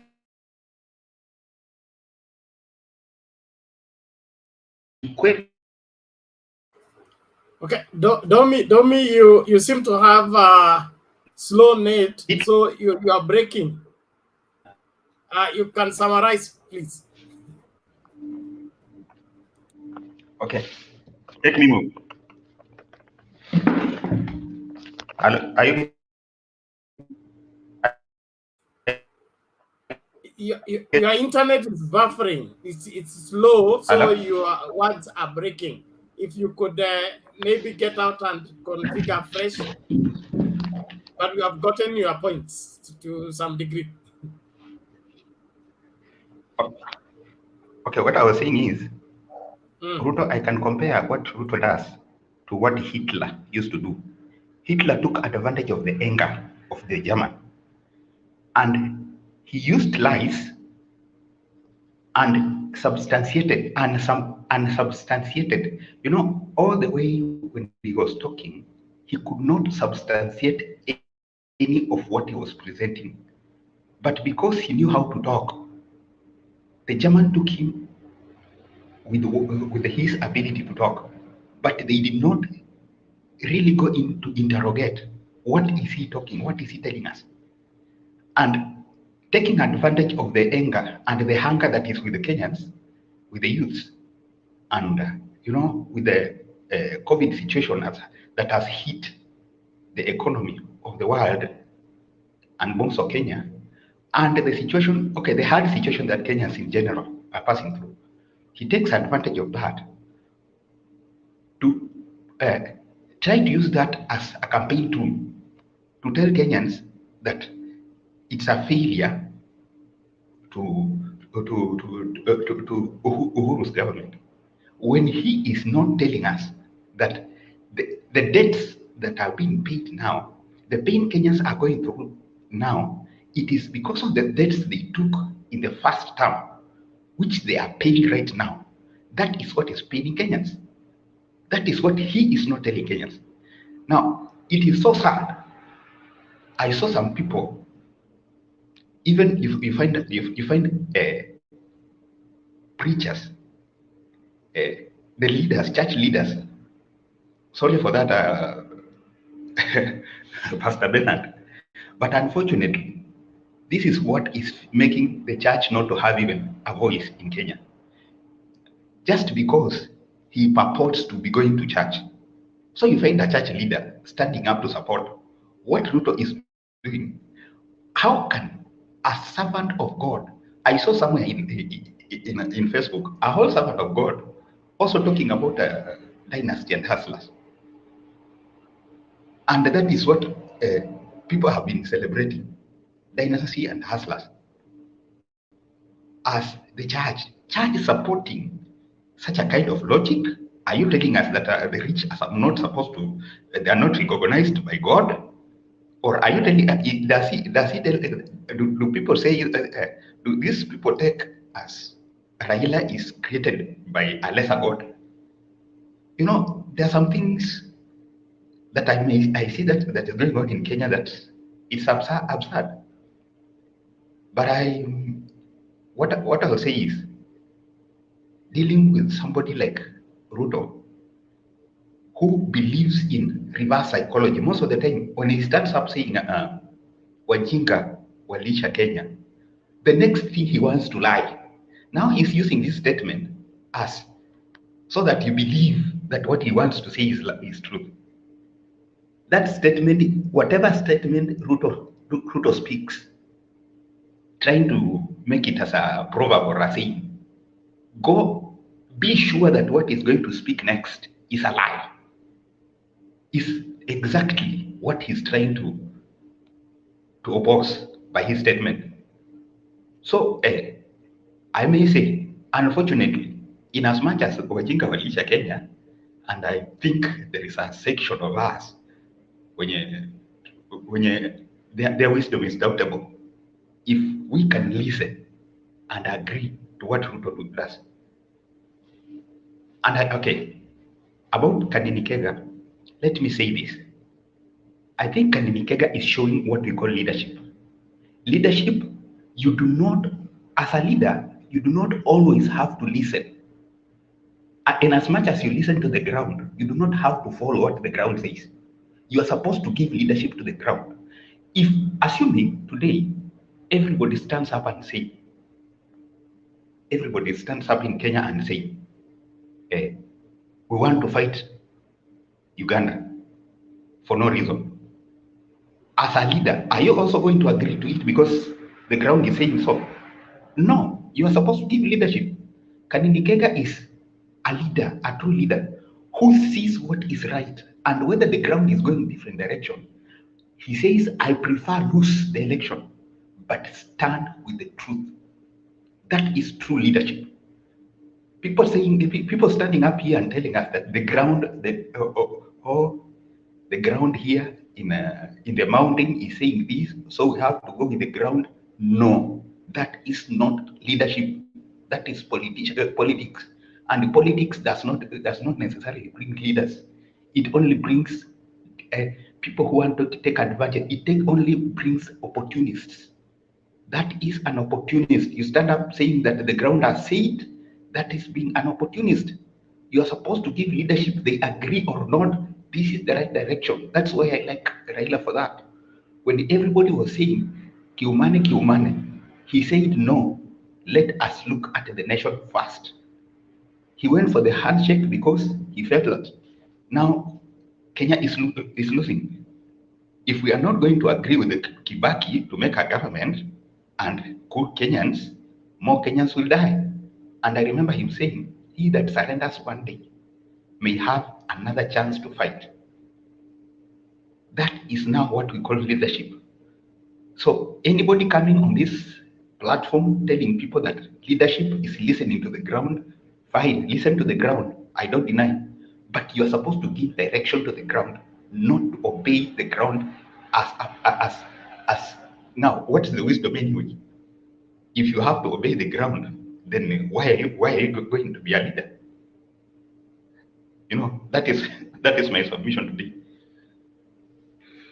Asante sana, Domi, that is very profound. And I share the same opinion because I look at it just as an excuse for somebody to be irresponsible. Because you can't be telling your children, my mother used to feed us on bitter herbs. Bitter herbs are those vegetables, and she will cook in abundance.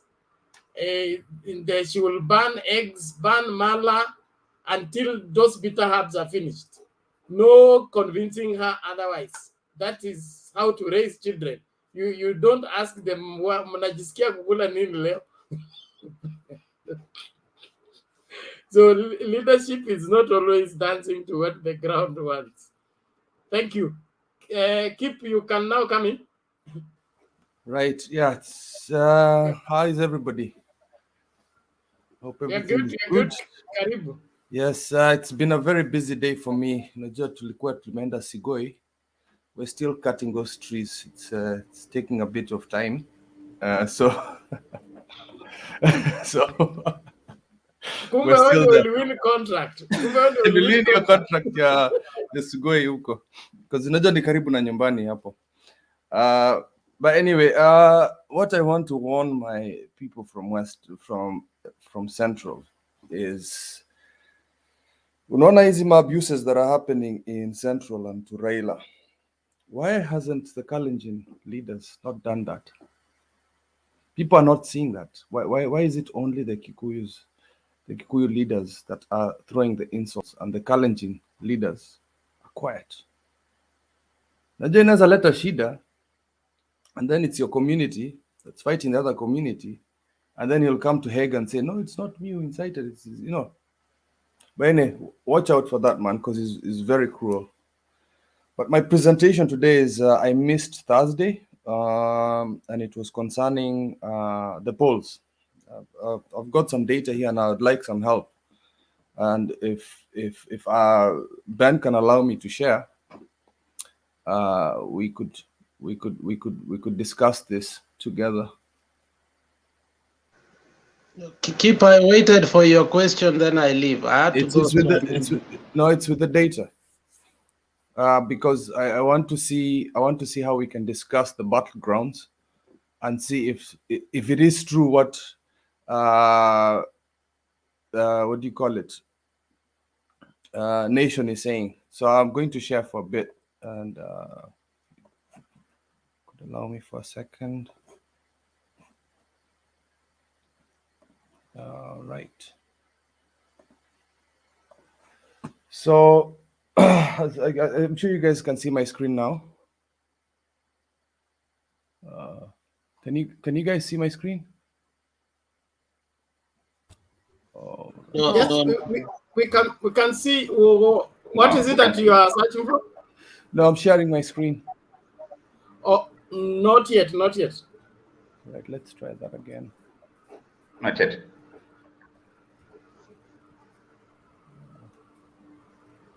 To be good at this.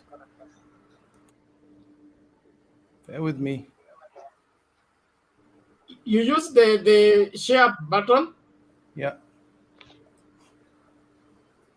Is it a video or a picture? It's a link. It's a page. It's a page. It's a window. Okay. Let me try that again.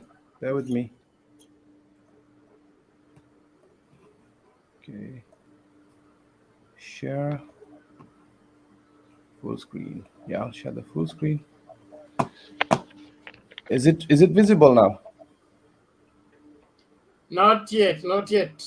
It's saying that it's shareable on StreamYard. Oh, okay. I have seen it. Let me add it. Perfect. Yeah. So what I was looking at was the data that was shared to us through Nation. And as I could see, that these are the battlegrounds, right? And I found some of them very suspicious. Even when we looked at the old views of the provincial makeup, because I think Lamu and Tana River are Azimio, and of course, when us Kalenjins think that the whole of Rift Valley is just Kalenjins, you can see that you got Trans Nzoia there, and like we've discussed today, Turkana is gone.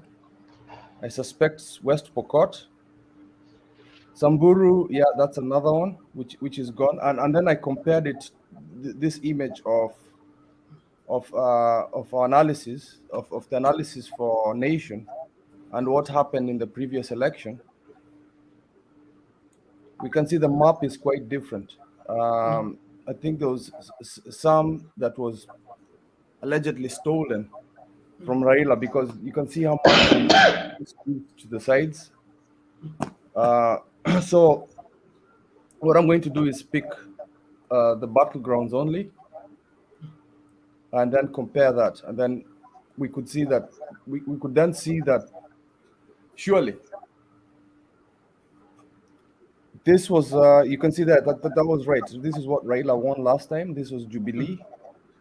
Marsabit, I don't know if it's going to, is it 50-50 ama hiyo itaenda na Azimio. And then here's Kina Alex's counties here. Nyamira. Are they still battlegrounds, Alex?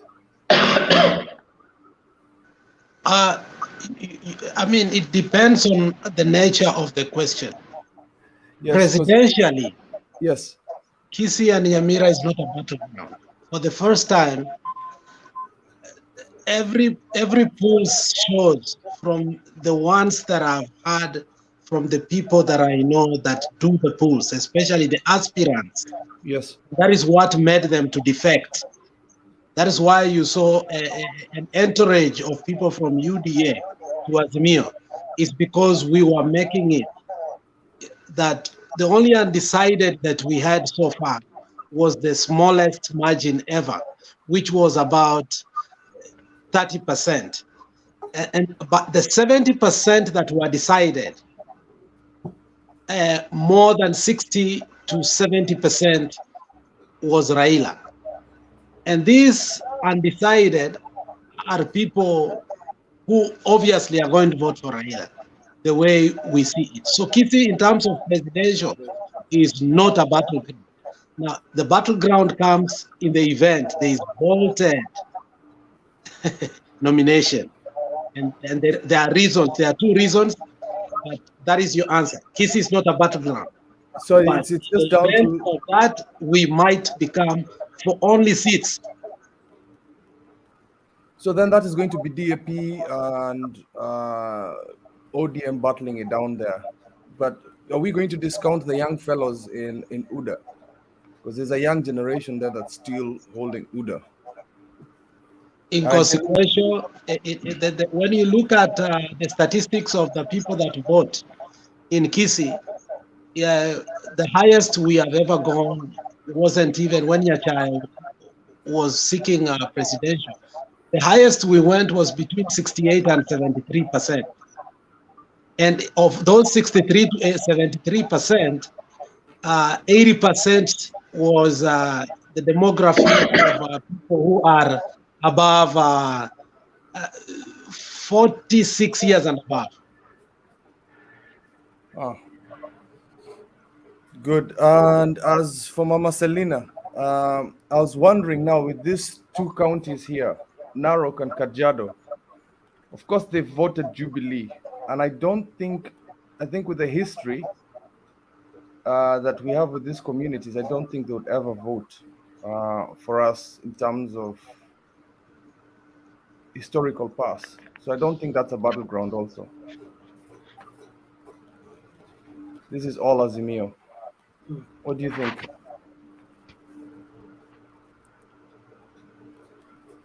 Mama Selina ndio umeuliza. I don't think she's there. All right. That is my short presentation. I just think that some of these counties here are all going to Azimio. I mean, Marsabit, Samburu, Kajiado, Narok. It's done. And with that little, I'd like to say thank you. Thank you very much for bearing with me. Okay. Thank you. Let's. Okay. Alex, thank you, Alex. Alex, kabla hujaenda, Yes. nataka kuuliza hivi Alex, kuna kitu inanishinda mimi, siku zote inanishinda wakati wanaposema kwamba nomination hazina haki, na hawa watu ambao wanakuwa nominated ni wanaenda pale kama wana ODM au wana Jubilee, wao wanaenda pale anominatiwe tu, au vile vile anataka kwamba hata asipokuwa nominated atasupport yule mtu ambaye manake hii kitu lazima iwe ni two both ways, kwa sababu mimi nikishinda nataka yule nimemshinda ani support, na yule ambaye nimemshinda nikimshinda nataka ani support. Sasa kama hiyo haiwezekani, ninyi ambao kama niseme kwa nini amwambii hawa watu wale kule kama Kisii waketi chini wazungumze? Kwa sababu nafikiri kuzungumza nayo ni demokrasi. Mnaweza kuzungumza wale aspirants, alafu mkubaliane ni mtu fulani ndio tunaona anafaa. Kwa sababu tukiacha hivi mwisho kutakuwa na, unajua hiyo mzozo ndio imetuletea fujo Kenya. Tunapokuwa na mazungumzo, tunapoketi, tunapozungumza kama vile tunazungumza hapa, tunasikilizana, tunaelewana, tunakuwa na suluhu. So tukiacha tu kiholela eti basi lazima watu fulani wafanye, unajua ukiacha kwamba watu fulani wafanye nomination vizuri, labda hawatafanya vizuri. So ni kitu gani inaweza kufanyika ndio Jakunubo, wacha nikuelezee kitu kimoja. Na nataka unisikize, and I wish you take all your preoccupied minds so that you can understand Kisii politics. First and foremost, Kisii is one of the communities that has true middle class people. During 1997, when the government did the first golden handshake, the people who were taken out of government walikuwa wa Kisii. Fortunately or unfortunately, that time UK did not have visas. Coming to the US was the easiest. We found our way to the Western world. And that exodus allowed us to bankroll and give our people exposure of a Western world that most of our people in Kenya at that time did not have. So in a typical home in Kisii, you will find if you are 7, 3 of you might be in the US and you are bankrolling home. So your power to take that phone call and say Raila Tosha is too much. That is the problem with true middle class communities. That's the first thing you need to know. Secondly, I'll give you an example.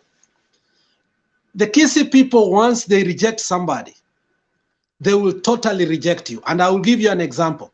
When we rejected Nyachae because he chose a constitution we did not like, when it came time for election at any cost, when that time came, Raila was a very good friend of Bichage, and he gave the nomination to Bichage, but we wanted Monda.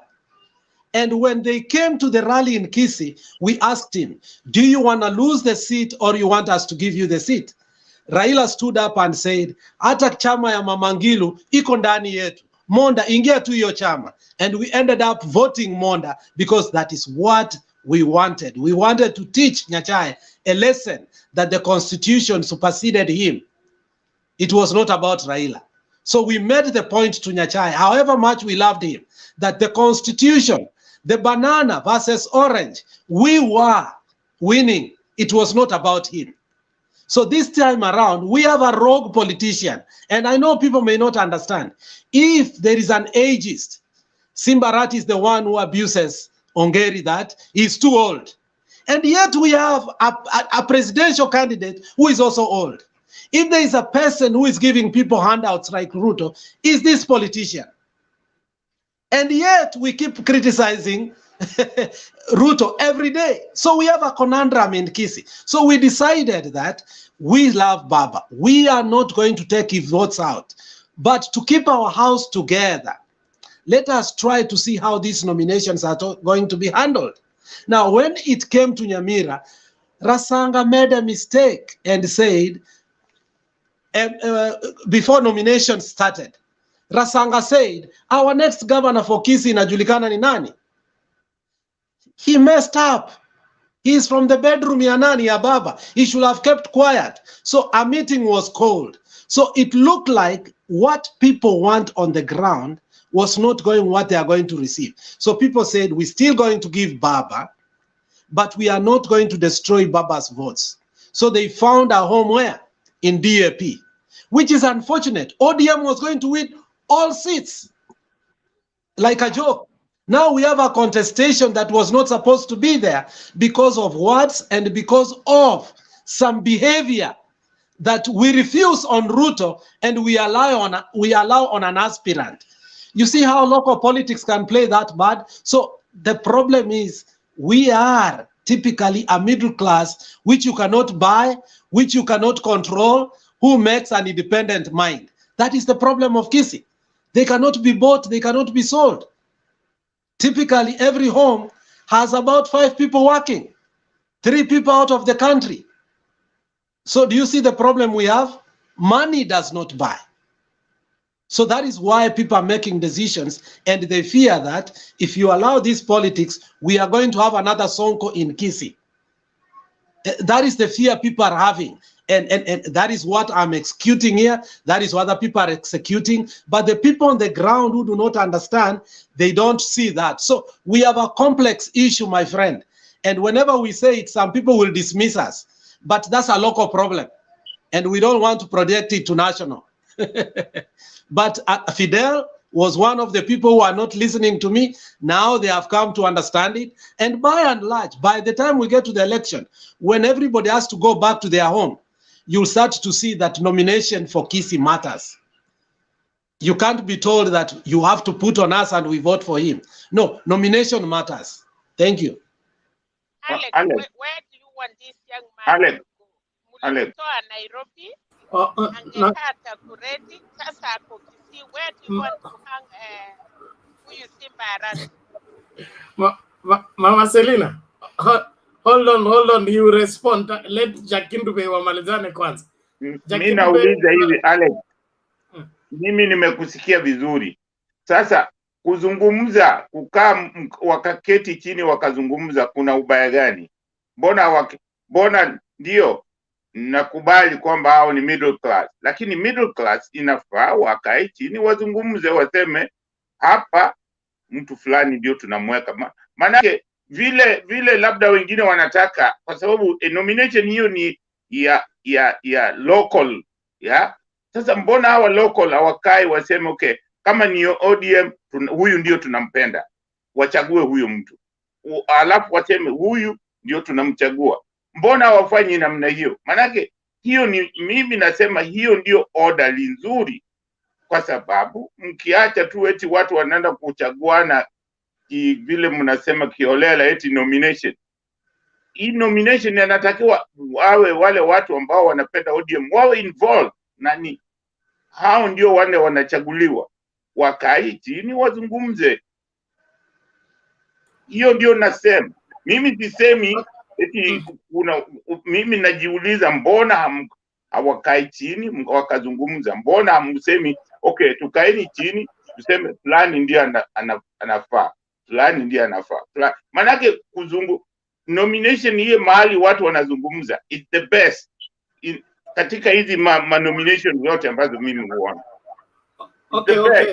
Thank you, Jakindube. Now, from the ODM desk, they said they are not going to conduct uniform nomination. Every nomination is going to be tailored to particular localities, particular regions. He said there are places where they are going to negotiate among aspirants to get the strongest person on the ground. Based, number one, they will carry out a poll. Another one, of course, they are going to ensure who is the strongest, because they don't want to lose the seat to the other side. So among even the sister parties, the Azimio, even if they have candidates, they would, I think there will be another level of discussion so that there is no much of splitting the vote to get the majority of the seats in parliament. So for us to say that the nominations are going to be chaotic, according to the new plan ya ODM wame release, they are avoiding that chaotic approach. We will only go to the secret ballot to vote over a nomination where it is allowed to do that, because that is what works in that particular region. Other regions, there will be negotiation. And then with the current system of governance, there are no losers because there are so many slots to be shared. We have they call nominated members of parliament. We have nominations at the county level. There are county jobs. So I don't see, even if Arat doesn't become governor of Kisii, he will not be left hanging. He could be the financial control of Kisii, the managerial job that Alex thinks he cannot handle. so I don't think anybody's going to hang. And so when there is a lot to be shared, the squabbles reduce. So let's trust the Orange House and their approach. Of course, there is the Azimio team that has been unleashed to manage the campaign. I'm sure there should be a team that is taxed with the responsibility of nomination, and they should be based on different regions. They will deliver. They will deliver. Sioni sababu ya kuwa na wasiwasi. But also the crossing over or the protest vote, there is very little that can be done to protect it. If it is bound to be there, it will have to happen. And that's why in politics, there has to be give and take, in my opinion. Like in negotiated democracy, that is the approach that ODM wants to use in most of the parts, especially in Kakamega, the places where ODM is strong and they have strong candidates looking for the ticket. And then these people who are jumping to another party is because they want that ticket. They want to make it to the ballot. So they would not want to lose at the nomination level. They want to make it to the ballot, and the people will accept or reject them. So we also cannot stop them from doing that. It is their democratic right. But for good governance, vile nimeinsist hapa, good governance, lazima kuwe na good people. Na tukimanage nomination to get quality people on the ballot, who will have a very strong government, like the NAC government that took off, and within 100 days, we had already begun to feel the transformation, because wale watu wameingia kwa ofisi are not novice who have come to see what happens. They know the job. The first day they face the job, things work. Tuju was able to take KICC back from Kanu in less than 30 days. That was fast. So it's good for this to be taken serious. I feel and hear you clearly.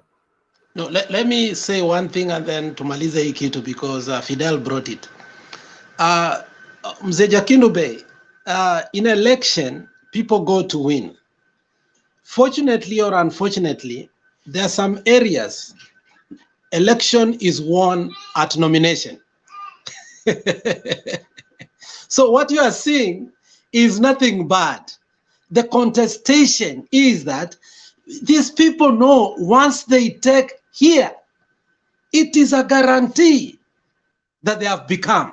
So don't worry about this contestation, because it still preserves Baba's Kura, because the common denominator is we have agreed Baba is Baba.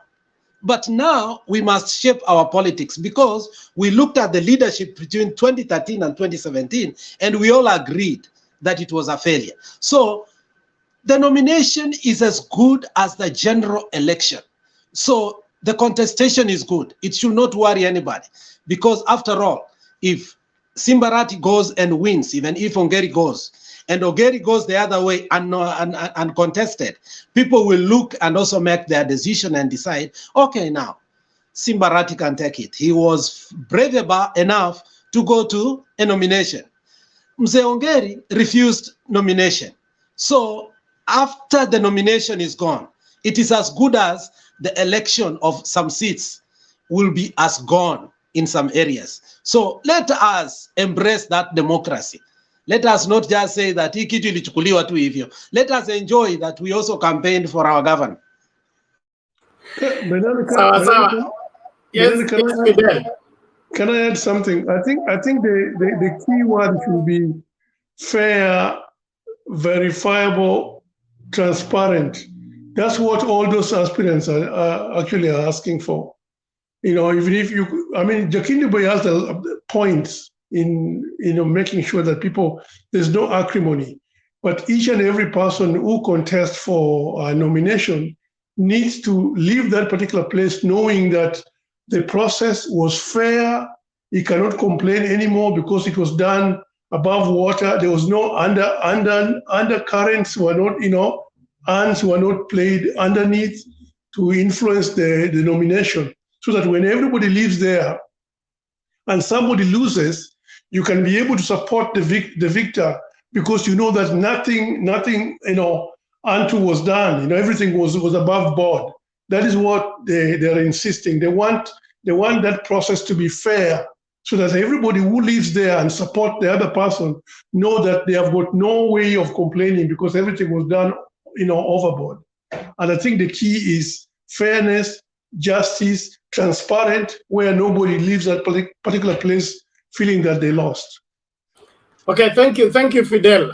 Also, we should not forget the aspect of planted contestants. In fact, one of the greatest challenges, especially for ODM, is where the competitor plants a candidate in ODM. People like Aisha Jumwa, Jichopevu, Atuoma, and all that. Atuoma won the nominations for Busia, wherever, county governorship for 2017. But Wadu had it that he's been sponsored by Ruto to come in, and then he will hand over the county to Jubilee. And so there was now that scramble. Do we give away the county just like that? Then now the issue of fidelity, faithfulness, and the Kajwang's Nini moved in. But if it's well managed, like Baba with his intelligence, I'm sure that we will have a very good nominations, because we want to have a government with less squabbles, less fights, so that they can deliver. And since Baba is in for Mandela moment, I don't think he will want to carry baggage along.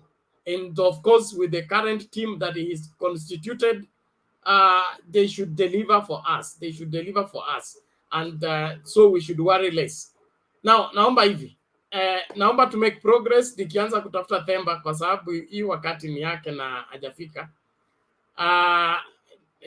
Wacha nimtafute, lakini nikimtafutanga Jakindube umeongea lakini hujafanya submission. Naomba ungoje kwanza tumsikize huyu Eric, alafu tutarudi kwako. Eric, namna gani?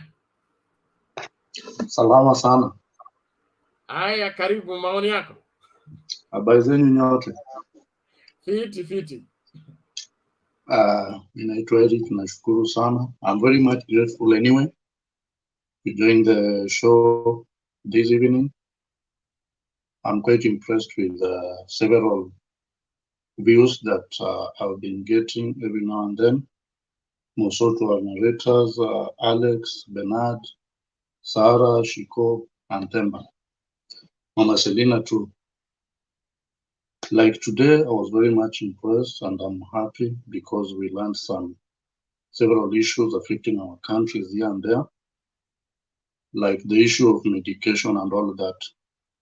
I'm very much grateful with the progress that is taking place in our country right now, like the way campaigns are moving on very well.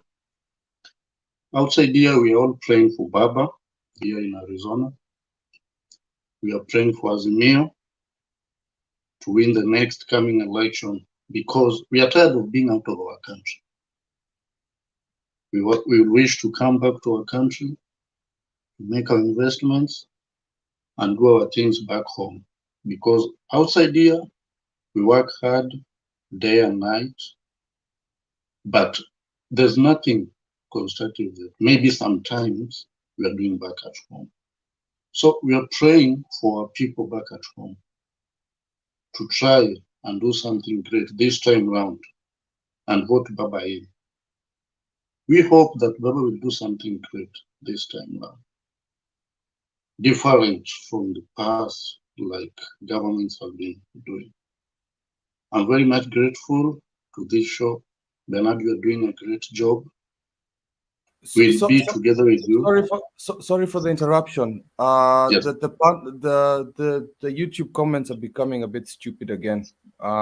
Yes. People are discussing unnecessary things. That Kiprotich Ngeno and David Olu need to stop that. They need to grow up. Okay. Thank you. Let me deal with that. Just carry on, Eric.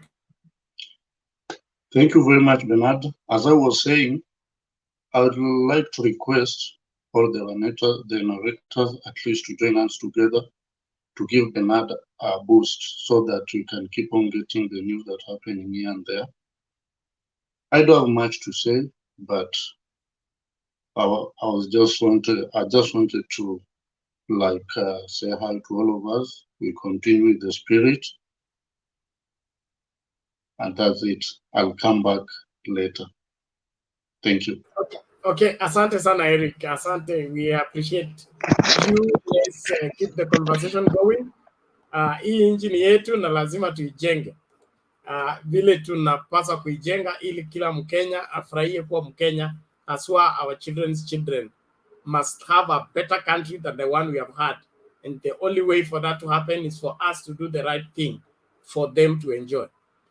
So tunarudi kwa Jakindu Bey afanye submission yake ndio tulete Mulumbu.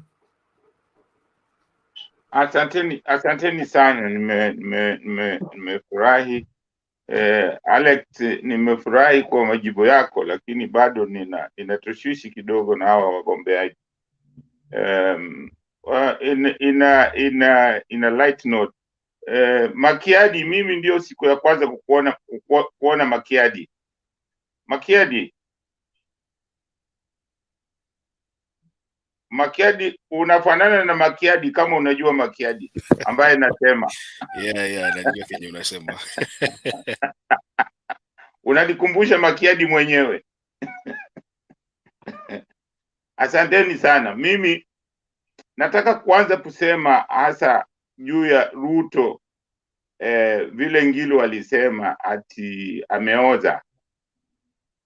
Mimi kwa maoni yangu namuunga kabisa huyo mama mkono, kwa sababu mambo ambayo Ruto anafanya sio ya busara hata kidogo.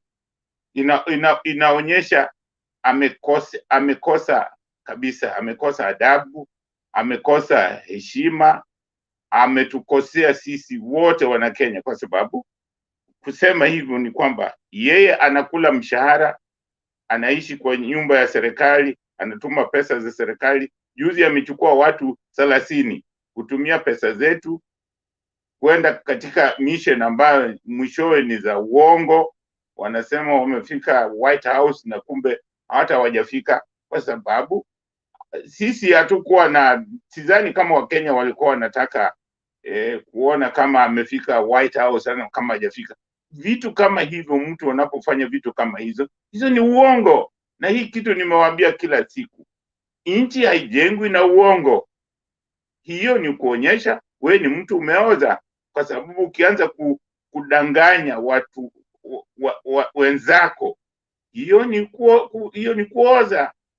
Kwa hiyo mama yuko mimi naona ametumia kama lugha, labda watu wanaona lugha ni ni kali, lakini inaonyesha hivyo. Kama unatumia pesa ya serikali bure, wewe hufanyi kazi ambayo unatakiwa ufanye. Yule mtu umeambiwa kuassist, umuassist, unamkijeli, unamtusi mbele ya watu na hujajiuzulu. Afadhali kama angekuwa amejiuzulu, basi ungesema ndio, ni haki yake, anaweza kusema hivyo. Lakini sasa hujajiuzulu, unamtusi bosi wako katika ofisi pale pale. Hiyo ni kukosa adabu, hiyo ni kuoza, hivyo vile huyo mama amesema. Hiyo nakubaliana naye kabisa. Mimi namuunga mkono kabisa. Hiyo vitu amesema ni ukweli, kwa sababu huyu jamaa vile vitu anafanya ni vitu ambavyo havifai. Kwa hiyo docket yake haifai. Hiyo docket yake inatakiwa, hiyo hata ofisi aonyeshe adabu kwa hiyo ofisi, hafanyi hivyo. Nikija kwa upande wa baba, tumeona baba vile amefika kule Uingereza, anaonekana mtu mtulivu, mtu ambaye anajua kitu gani anasema, anazungumzia nchi ya Kenya kama Mkenya. Hakuenda huko kukejeli Kenya ama kukejeli serikali yetu.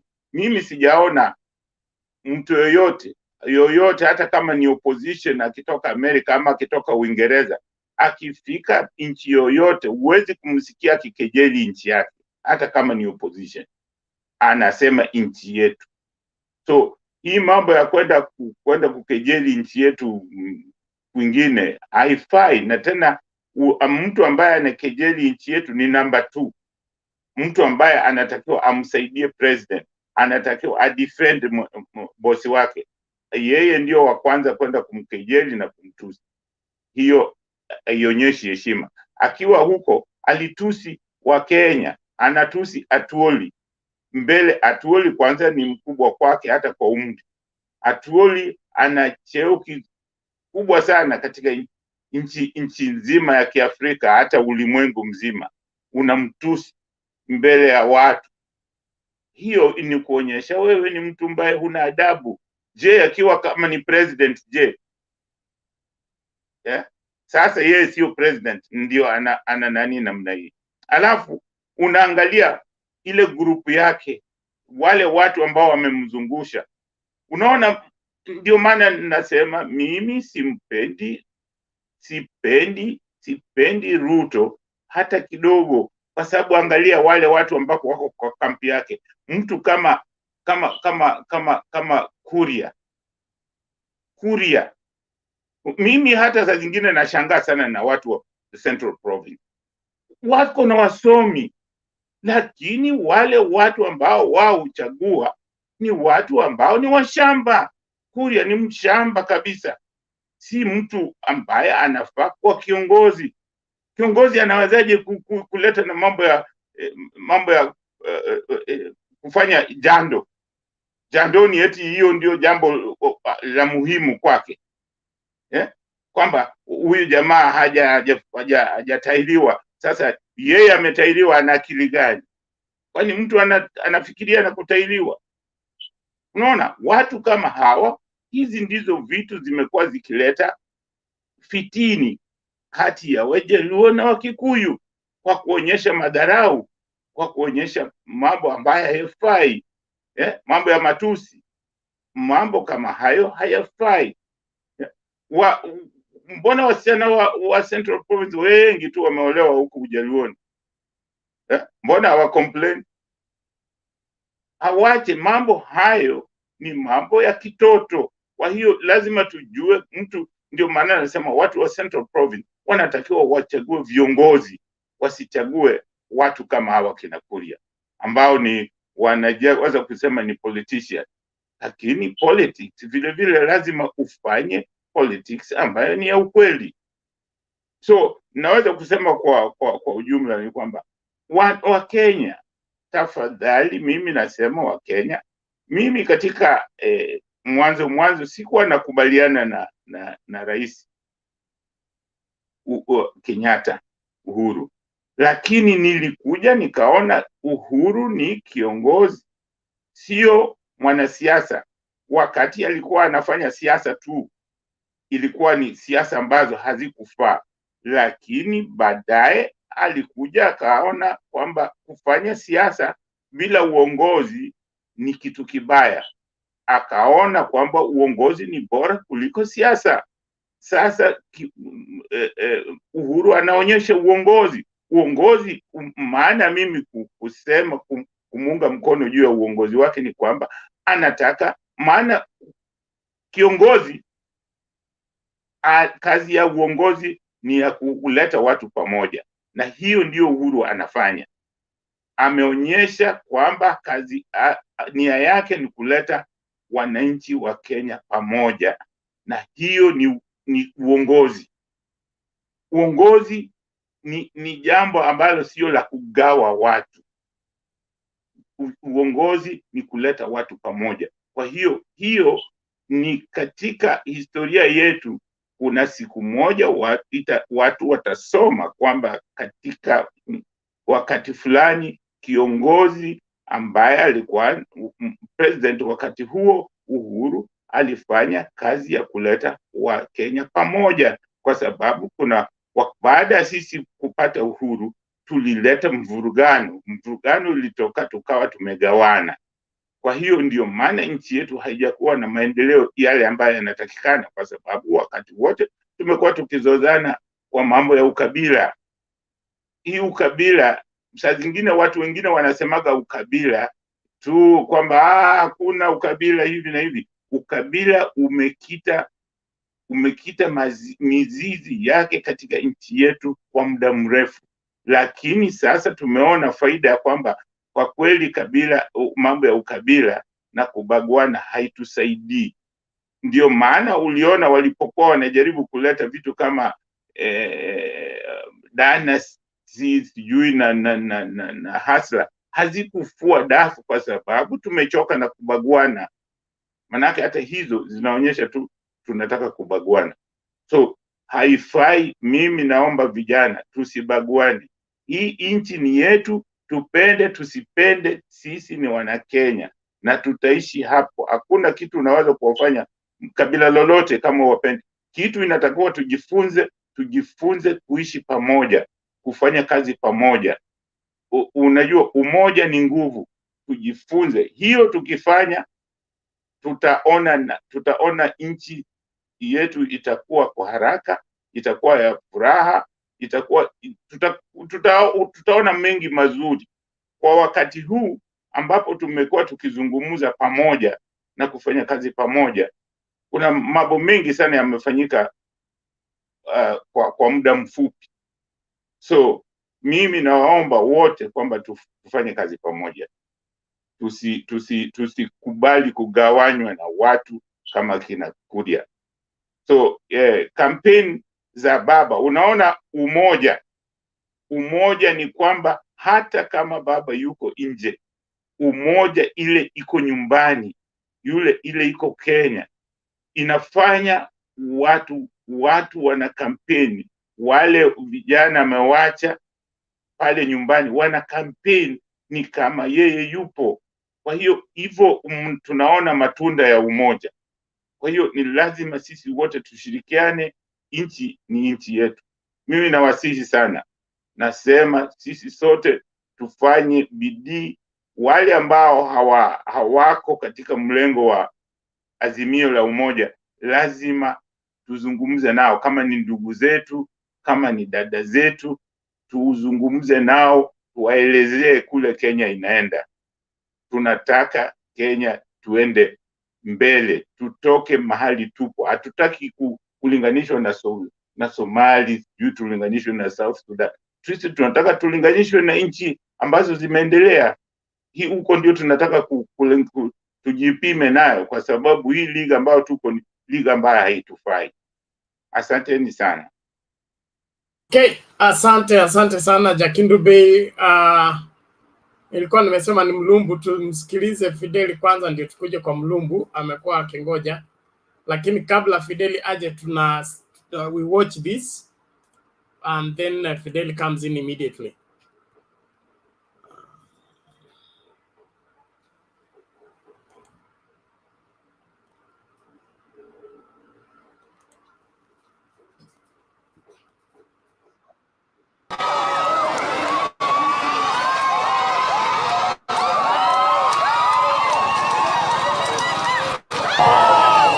tupange mikakati ya vile kazi itafanywa.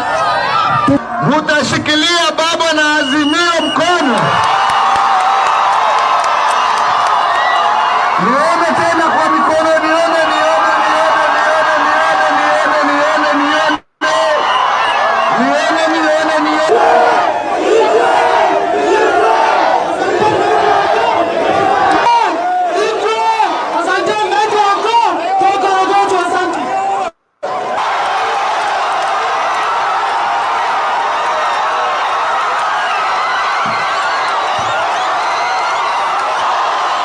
Tusalimiane tafadhali, tusalimiane.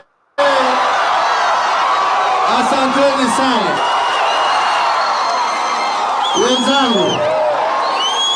wenzangu.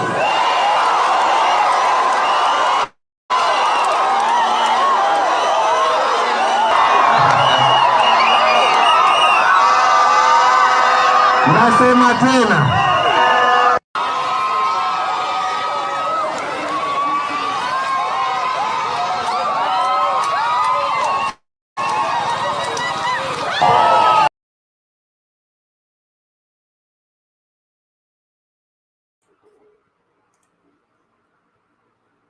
Okay, Fidel, you can come in. Thank you. Thank you, Bernard. Yeah, that is mad love. You can see it. It's organic. People just spontaneous.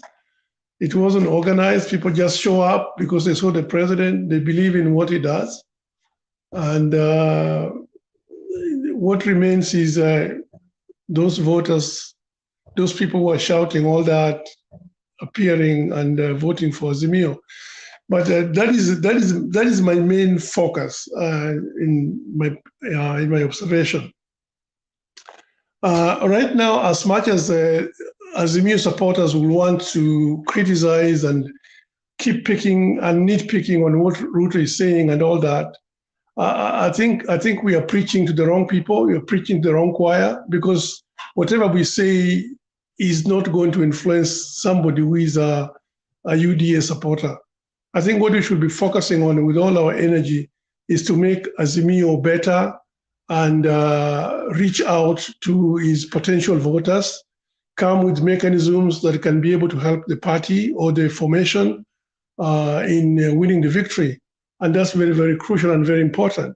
So like right now, I see, just like the way President was in Kariobangi doing all that, the Azimio team was in I think somewhere in Nairobi there, doing their own thing. But that is roadside shows. Beside that, which is good for perception value, we need to find ways in which the Warembo wa Raila, Vijana wa Raila, Mama wa Raila, all those teams that have already been formed, go down to the ground, and espouses the Azimio's philosophy, sell the ideas, sell the agenda of Azimio. Because once people have already grasped that particular agenda, nobody can push them, nobody can sway them away. Now, the first thing is, once you equip them with the philosophy of Azimio, I'm talking about the coordinators, people who are coordinating this voter registration, which is already passed now. Now it's a question of the turnout vote. How do you turn out that particular vote? So the coordinators need to map their area, identify the voters, get their phone numbers, and once they get their phone numbers, get their names, subdivide themselves in zoning. They have to zone them so that you know who is reaching who. And on that particular day of voting, you provide logistics, vehicles or border riders who are going to go and pick up these particular people from wherever they are. That becomes now actionable process, rather than just us keep on doing this guesswork, where we are saying that, this place is locked. Based on what? You can only lock it when you have already, how many people you've got, how many people are supporting you, how many people totally believe in your concept. That's the only way you can be able to tell that this place is locked. Like particularly areas where the battlegrounds, you can't just assume that they belong to you. Places like Narok, places like Kajiado, we might want them to be Azimio zones because we keep on saying that they are Azimio. But how sure are we? We have to go down there on the ground and get the actual vote, get the actual voters on our side, on the side of Azimio. And then you also say, how are we going to turn out this particular vote to our side so we can be able to beat our opponent by this particular margin? So that's how I would like to look at it, rather than us keep on hoping that we are going, Azimio has already locked this place, they have locked this particular place. No, I mean, those are just rhetoric. Because Ruto started this thing 4 years ago. He has organized people, like places like Nyamira. I mean, Nyamira is really, really difficult, if you really understand it. That's why I wanted Alex to be there.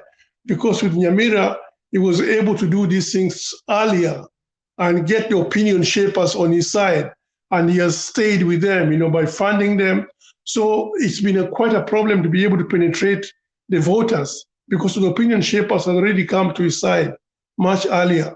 So, Azimio has to find ways to be able to break that wall to reach the voters, and explain to them their concept. Now, come to the topic that you have, Ruto is rotten. I don't agree with that. I mean, that is that's a cliche. Ruto is rotten. I mean, is rotten, yeah. It's just a cliche you are going to make. But how does it bring voters to your side? Because Ruto has also been called a murderer. Now, rotten and murderer, I think murderer is worse. But is it changing voters? Is it changing minds, by calling somebody just a name? It doesn't change anything. So all those things are just cliches. Is a question of when you say somebody is rotten, you have to come with proof to show people that this is what you mean by this guy is rotten. But just throwing words that somebody is rotten does not change anybody, because those are just words of politicians. They also have names for their opponents. So it's a question of providing facts. That this guy is rotten. Now, what is it called? This guy who talks about circumcision, Moses Kuria. If he wants Raila Odinga to go and show him, he can book a room in room 350. I mean, room 350 is there. If he wants Raila to go and prove to him that he's got it, Moses Kuria should tell us whether he's already changed his sexuality so that we know. I'm wondering when this has become a yardstick of leadership, and it just shows you how bankrupt, how depraved Moses Kuria is. Totally depraved. This is what the Bible talk about depravity. You are standing there as a leader and talking about things that even small little children will not be able to talk about. But you are an adult and you're a leader. What kind of leadership is that? It just tells you how bankrupt this particular formation is.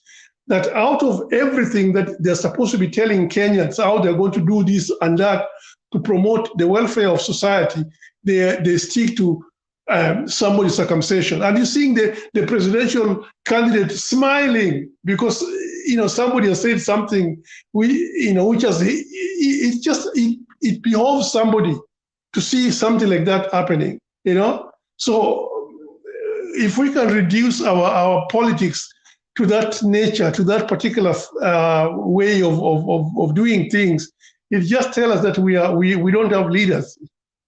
The people that we want to elect have got nothing to give us.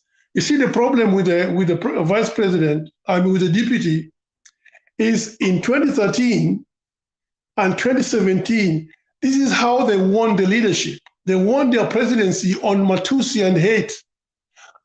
So he thought that he could replicate the same thing in 2022, but nothing is sticking. People have already gone beyond that particular hate. People are looking for solution. People are looking for hope. but he wants to spread hate.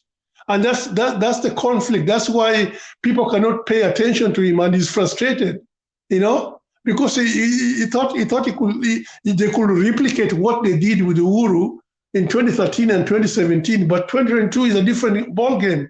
People want one solution. People want result. They don't want to have somebody, an object of hate. And yet that's what he wants to direct the people.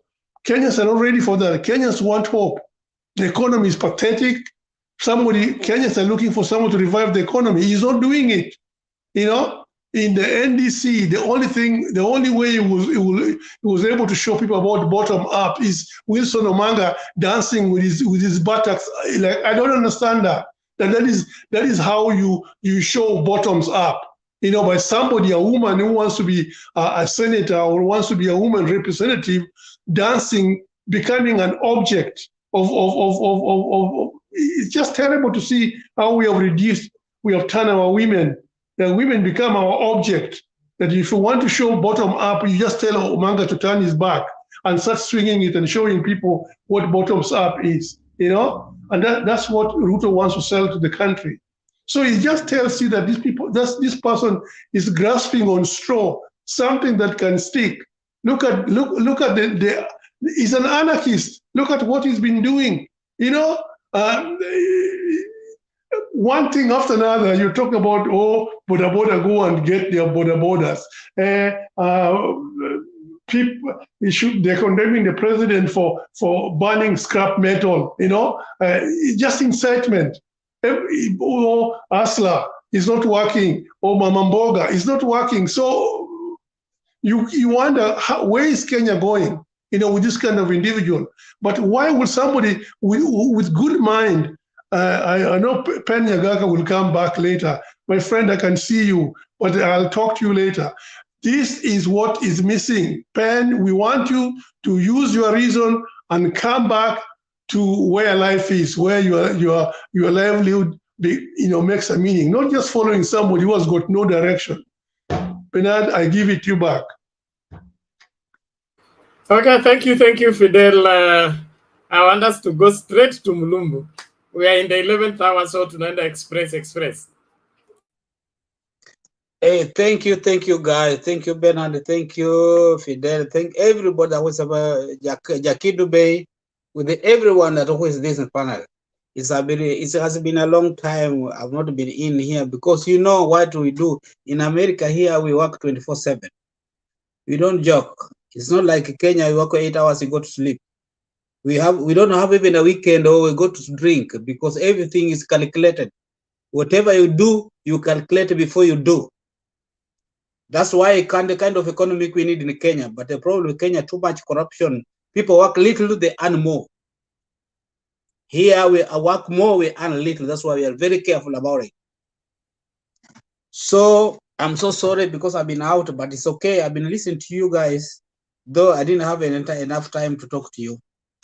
But I'm very happy to see what's happening right now because when this panel started, I don't see those people who were here before. When they started, they were here, the UDA people, the Azimio people, most of them have gone. The only person I can see here is Bernard, Kesa, Temba, and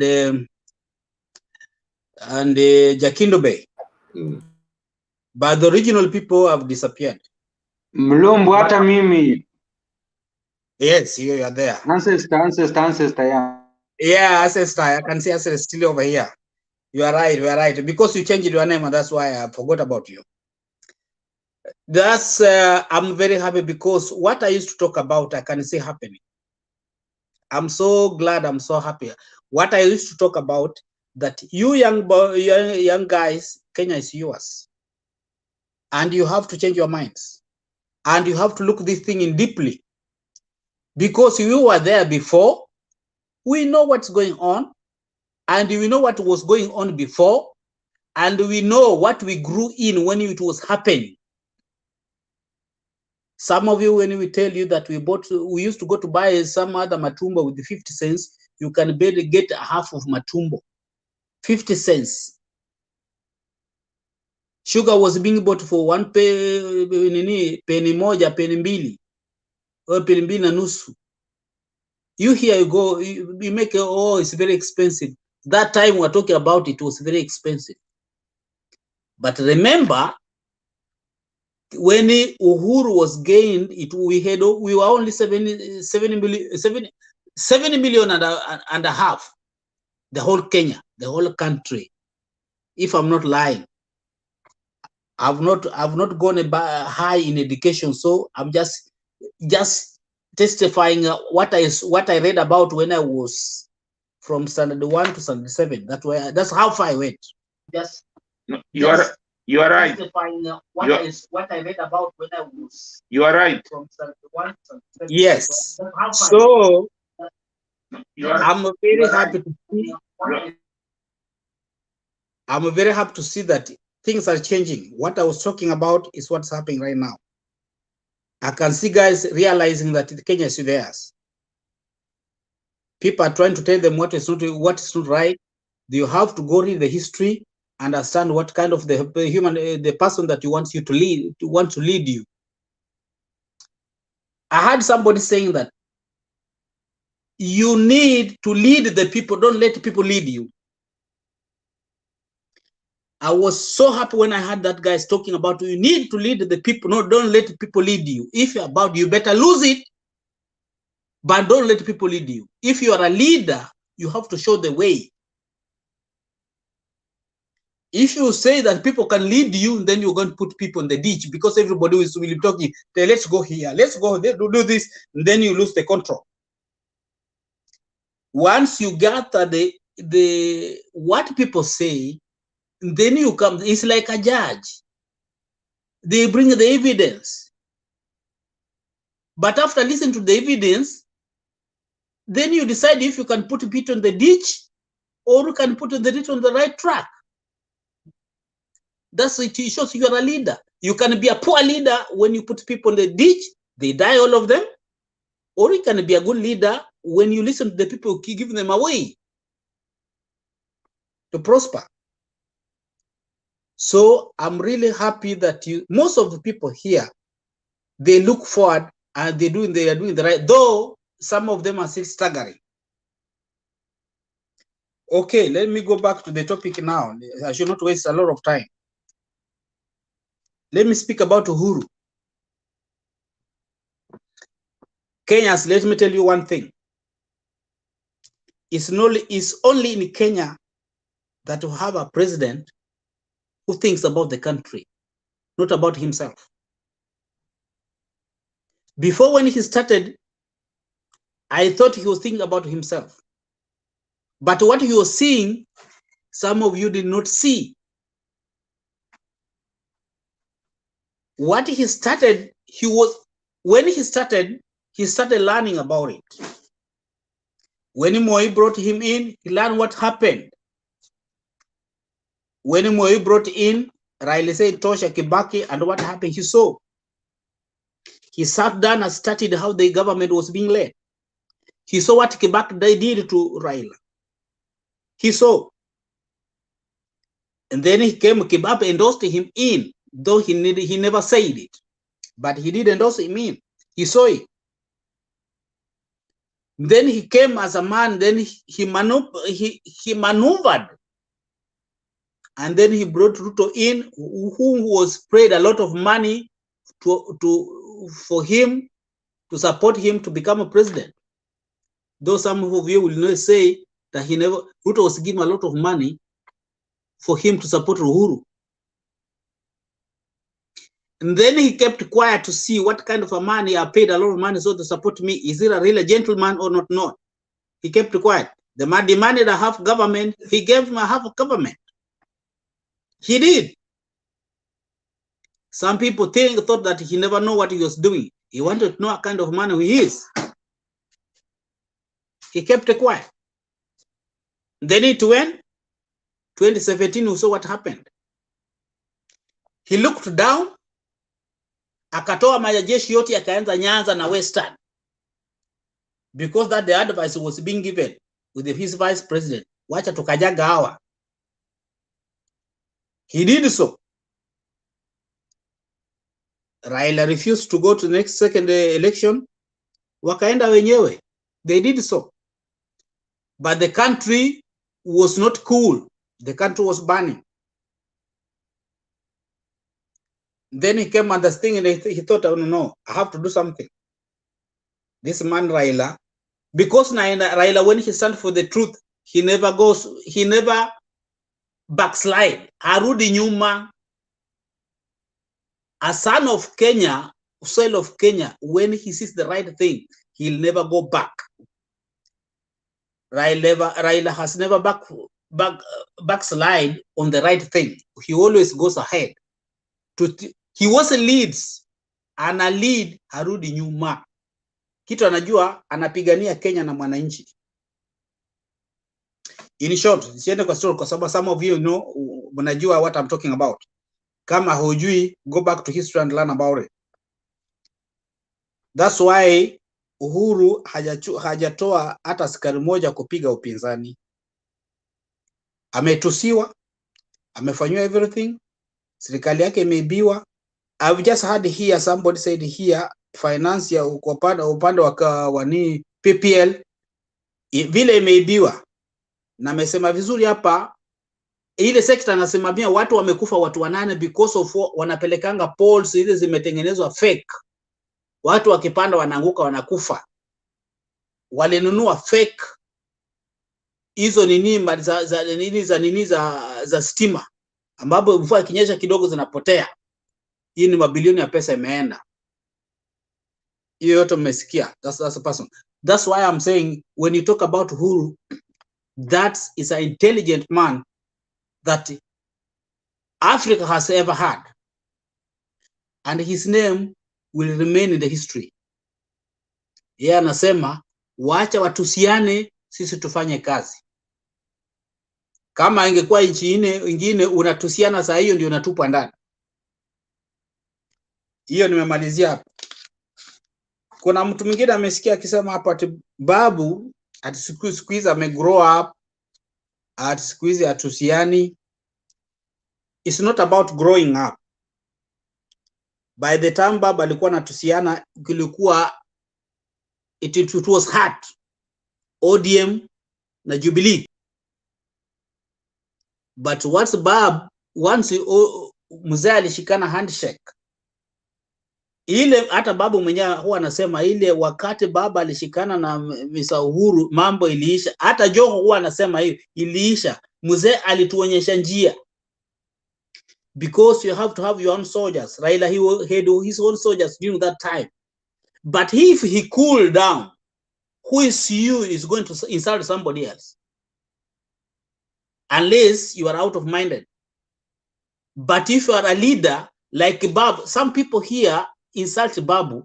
Na Babu ni mtoto kwao. Babu is just a young guy who came with uniform yesterday. But see what he's doing in Embakasi. Is better than those people who were in Embakasi before. So what he's doing. So when you insult Babu, ask yourself, what shoes are you wearing? Can you reach him? You seem to be somebody who is out-minded when you can insult Babu. Angalia mahali mzaa naenda, lazima jina yake iitwe. How many people do you have in Kenya ambapo ni wanasiasa? Hawaongeage platform, but lazima iitwe. Angalia huyo mtoto, anakili, is a leader. So when we talk about him, look at yourself first. Which stand are you standing on? Na Babu, before you talk about him. Hiyo nimeachia hapo. Wacha niweke glass. Unajua tunazeeka. Okay, let me talk about Ngilu. Kuna watu wengine wamesema Ngilu ameongea tu kusema imeoza, ameongea makosa. I don't understand how some of you guys think. Ngilu is a mama. Is a Kenyan mama. Ni mama wa taifa. It's like tuwele akisema nyinyi shenze sana. Mnafanya you are taking your country to the dogs. You are shenze sana. Ngila nakuambia huyu mtu ameoza, hajamtuzi, ameoza. Hii gunia ya viazi mnaona imeoza. She's not abusing anybody. but katika vabu anawaambia this person you are following, huyu mtu ameoza, hii gunia anataka kununua, hii imeoza. So ukinunua usikuje ukalalamika. Ngine hajatusi mtu because she has been there. Anajua Ruto ni nani. Ndiye anawaambia huyu mtu si mzuri, huyu mtu ukinunua imbego ukienda kupanda haitamea katika shamba yako. Imeoza. So it's you to decide. Umwambie ametusi hajatusi, it's you to decide. Chagua usichague. Hiyo nimeachia hapo hivyo. Let me song kwa ingine ya mwisho. Let me go to Kuria. Let me tell you guys. Kuria ni mgonjwa. If you don't know. Unajua ukifanya vitu sana kwa saa zingine ila kichwa yake na kujanga ile mashitani kikuingia. Ask Bernard ni kasisi anaelewa hiyo. Wale watu wanafanya mambo mengi sana, shetani anayoingia ndani ya kichwa. Kuria kulingana ile vitu anafanya wazimu, ile vitu imeanza kumrukia, and that's why anaanza kusema ovyo ovyo vile unamwona anaongea hivyo, because Kuria knows how Msando died. Kuria knows how Miguna was sedated, ni yeye alipeleka Miguna mpaka Dubai. Tuache kudanganyana hapa. Apart before akajafanya hivyo, unajua ni watu wangapi wamepoteza? Ni wengi. Unaingia vile analipuka tu, analipuka hata anasema what is supposed to be not to be said. This guy is running crazy because of what he has done. So mashetani ile imemjaa mpaka akili imeruka. Mwisho Mungu amemchapa kiboko, miguu imeungua, nerves zenye zinatoka huko kwa chini ya mguu zile zikifika kwa bongo haifanyi kazi, analipuka tu. So this guy mkisikia akisema he's not in his senses, what he did, wale watu mashetani wamemjaa, sasa wanamlipua tu. Kwanza wamwangalie sana, hata akiwa na kisu anaweza dunga mtu anytime. That guy is crazy. Yafawe madhare to my thinking. He support me ni badhare because he is outminded. Second, angalia boss wake anaongea na anamwangalia tu, because angalia historia ya boss yake, because yeye pia kuna scandal ya kuua, scandal ya kuiba kila kitu, na that's why huyu jamaa akisema anaangalia anacheka because he knows. Unajua watu kama hao wamefanya hivi sanga ya maajabu, when somebody says such a thing goes, wanasikia vizuri, unaona anacheka tu because he knows what's good when they do that thing. Nikiongea hivyo mtu ambapo ameelimika vizuri understands, kwa sababu mtu kama Kuria hawezi kuwa na tusi. Anasema ya kwamba kura ziliibiwa na Ruto, amekaa hapo na Ruto is in the government, was among the government yenye walipigiwa kura na amenyamaza. Yafaa kuja sema kura kitu amesema hiyo sawa, hii government yetu hatui kuibiwa, lakini akinyamaza, which means he knows what happened. Basi anakuja kutusi Raila hapa, amekaa hapa na nyabasa na anataka kura ya president. Sasa anatusi Raila, kura za Western atapata wapi? Za Nyanza atapata wapi? Za Coast atapata wapi? Tell me. Za Nairobi atapata wapi? Some of Central nyinyi wenyewe mtampatia kura? Is this guy mnataka kuwa president? Wacha ingie kwa kiti. Unajua mtu anajidanganya, lakini ashike tu amshike ile tu ni kiongozi wa nchi na mnaipap. Kura ndio atakuwa mtu wa kwanza kutupa ndani. Kwa sababu atamtusi mara ya kwanza, ya pili amwache, he'll be in. Thank you so much. I'm so sorry kama nimeoffend anybody, but mtu amesikiza na akasoma na akaelewa. Let's think about it. Let's build our Kenya. Thank you. Bernard Mulumbu, hiyo ya Ruto kuua, sema it is alleged. That's to you. Kesi iko kotini haijamalizika. Thank you. I'm happy that is settled there. Ancestor, leta maoni yako. Masandio hayo. Yeah. Nashukuru sana kwa kunipa nafasi. ndio angalau nipate kuchangia mjadala wa leo. Ruto is rotten. Huyo ni Ngilu amesema, sio mimi. Ngilu amefanya kwa Ministry of Lands. Anajua huyo kijana vile alikuwa ananyakua tushamba hapa na pale, kama sasa ile playground ya Lang'ata Primary, cause mulisikia akisema hivyo. So huyo mama akiongea hivyo hayuko mbali na ukweli. Alafu kuna hiyo jambo ya Moses Kuria. Wakati alipoongea namna hiyo, mwenye alimtuma ambaye ni William Samoei Ruto hakuribat. Na sasa mimi nashangaa wakati Ruto alipokuwa na support Raila Amolo Odinga in 2007 hakujua kuwa atapitia kwa kisu ndio amsupport, siangekataa hiyo wakati. Alafu sasa hivi wakati anaona Uhuru Muigai Kenyatta ana support the same person mwenye anasema hivyo kuwa hajapita chandoni. So mimi ninasema namna hii, Moses Kuria inafaa aweke magoti chini, aombe Mungu msamaha kwa hayo matamshi machafu yenye anaendelea kuyarusha, kwa sababu unajua Mungu amempatia second chance. Moses Kuria juzi tu, imagine ndiye ametoka pale Thika kushukuru Mungu kwa kumponya miguu, na amesahau tena, ndio ameanza kurushiana matusi. Inaonekana huyu shetani mwenye amemuingia mazee huenda ako karibu kulipuka. Watu wamwangalie sana. So Mr. Bernard, wewe kama Askofu Pandei, inafaa mazee, wakati unapotukumbuka kwa maombi usimsahau Moses Kuria, naye umkumbuke hapo, ndiposa wakati Roho Mtakatifu wa Mwenyezi Mungu anapopenya kwa watoto wake asije akasahau Moses Kuria. Alafu jambo lingine,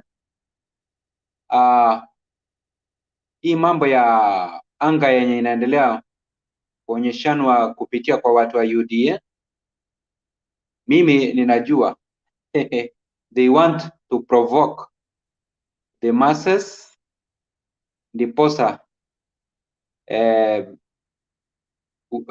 William Samoei Ruto kwa wakati wa lala salama apate kupigwa mawe, maybe aumizwe ama wafuasi wake waumizwe, then kutoka hapo aanze kuomba kitu tunaita sympathy votes.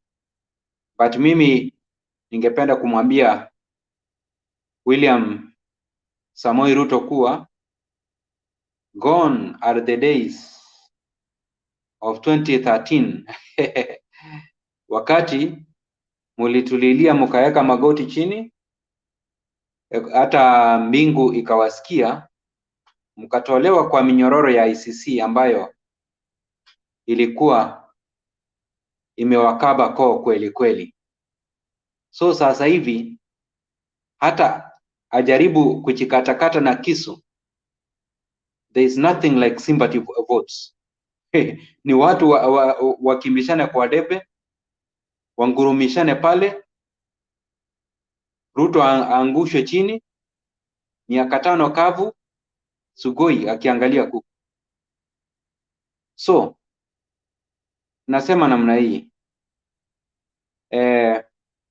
in order for you to gauge the human greatness, angalia the character and the goodness which emanates from such a very individual. So William Samoei Ruto hii tabia yenye ameanza kuachilia foot soldiers wake kurusha mambo mabaya, ninasema kuwa ashukuru Allah subhana wa ta'ala kwa vile yule kiongozi wa nchi ambaye ana deal naye is a very humble man. Na mimi ndio nasema kuwa wakati historia ya nchi ya Kenya hivi karibuni wakati itakapokuwa inaandikwa jina la Uhuru, my lovely, my darling, my sweetest, my cutest president Uhuru Muigai Kenyatta, wakati hiyo historia inaandikwa, jina lake lazima litakuwa on top kwa wale ambao watoto wa watoto wetu watakuwa wanasoma kweli they lived a president mwenye alikuwa anatusiwa na deputy wake akiwa nyumbani kwao. In fact si mchezo bana, mimi yani yale yenye ninaona sasa hivi mpaka ninajiuliza kuwa am I dreaming? Cause unajua kama ingekuwa ni enzi za Moi, oh my god, William Samoei Ruto angetembezwa na magoti na majeshu. Lakini sasa hivi ule president mwenye tuko nayo is very humble. Unajua kiongozi ndio ulisikia kuwa eti sijui eti uzitoe hiyo njora yenye nilikusaidia kutafuta unipige nayo. So any leader mwenye amepewa hiyo kisu ya kuongoza nchi, yeye si mtu wa kucheza naye. Cause utapiga mdomo, you will be rounded up, utatiwa ndani, watu watarukaruka hapo hivi na hakuna kitu. Wewe mlikuwa mnaona enzi ya Moi, but sasa hivi wacha tu niseme, in fact hata tulipata katiba mpya mzuri, na katika hiyo harakati tunaendelea kubobea katika ulingo wa demokrasia. But hii jinsi ambavyo tunapoitumia hii demokrasia yetu inafaa tuiangalie sana, because we don't want, in fact kiongozi yoyote wa nchi akuwe forced kutumia maybe nguvu alafu tuanze tena kumlaumu. But mimi nilisikia president akisema kuwa wacha wamtusi. By the way, yeye ashafunga masikio, because it is ni miezi kidogo tu hivi ajue kuwa, because anajua kuwa automatic hawa watarusha mateke alafu mwisho wao watamalizia upinzani. Lastly, ninasema namna hii, Azimio inafanya vizuri, because yani ninapoangalia wakati wanapofanya campaign ninafikiria baba ako hapo, but cha kunishangaza ni kuwa baba ako ng'ambo anapunga hewa mdogo mdogo, kwa asharuka. Unajua hapa Kenya kuna vumbi nini, wacha baba at least apunge hewa ng'ambo pole, alafu akibonga na hawa ndugu zetu the likes of Richard Makiadi, the likes of Jakindu Bay, the likes of Julia, Selina, hawa ndugu zetu na dada zetu ambao wanatuwakilisha kutoka ng'ambo. Alafu na ile ahadi yenye baba amepeana ni kuwa soon these very minds, hizi great minds ambazo zimejaa full of wisdom, the likes of yakina Makiadi hapa, baba needs them back home, wakuje ku rebuild our country through zile skills ambazo wamekuwa exposed to wakiwa pale ng'ambo. We need these minds back home. Ndio naona baba anaendelea kuambia kuwa wakati utakapofika wa kura, just vote for me. Go out to vote. Mkinipatia kura, within a very short time, wakati industries zitakapokuwa zinajengwa, wale ma-engineers, wale ma-expertise watahitajika.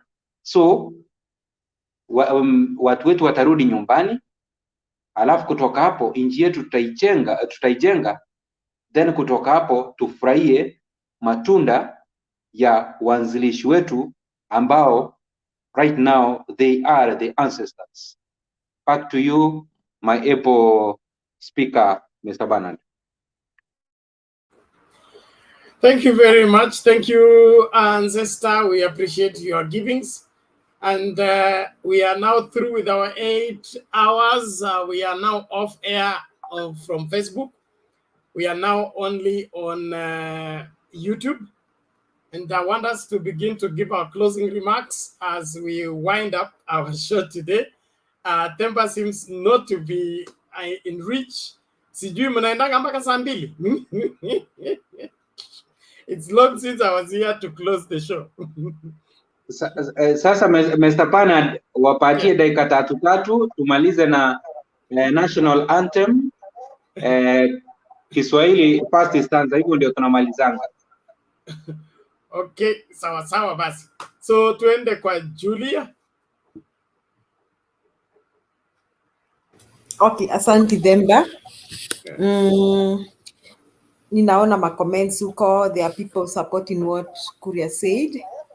And I'm really surprised because like I said earlier, I can only describe our UDA as agents of corruption, ethnic hatred, nepotism, tribalism, cultural mediocrity, warmongers, inciters, hate mongers, and their place is committee.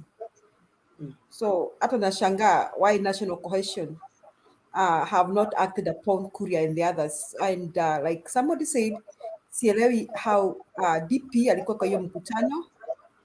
Kuna sound yako inasikika Bernard. Sielewi vile alikuwa kwa hiyo mkutano and he was okay with that discussion. So those who are on the comment section talking those nonsense of circumcision, I just want to tell you, mimi nimetoka Murang'a and we are past that kind of nonsense. That is mediocrity. Talking about circumcision is outdated.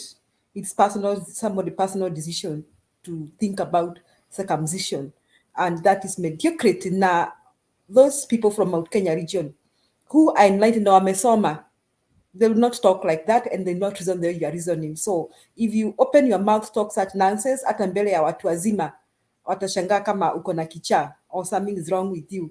So just know that you should not even type such things on such a forum. It just tells us who you are and what kind of a person you are, and the level of, I'm not trying to be disrespectful, but I'm not saying that the level of primitivity and how uncouth and uncultured you are.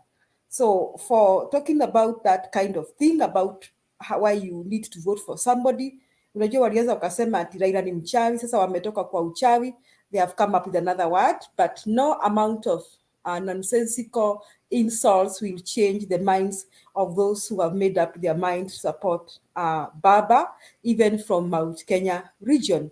Finally, I found when earlier, it was Selina and Bernard who were trying to talk to a lady by the name Mama Rispa, and I just marveled at the level of ignorance of some of us, maybe in the UDA people camp, who are thinking that Ruto can bring money to the economy by giving money from, they're calling it bottom up, by just giving money to those who don't have money. It doesn't work like that. We need structures.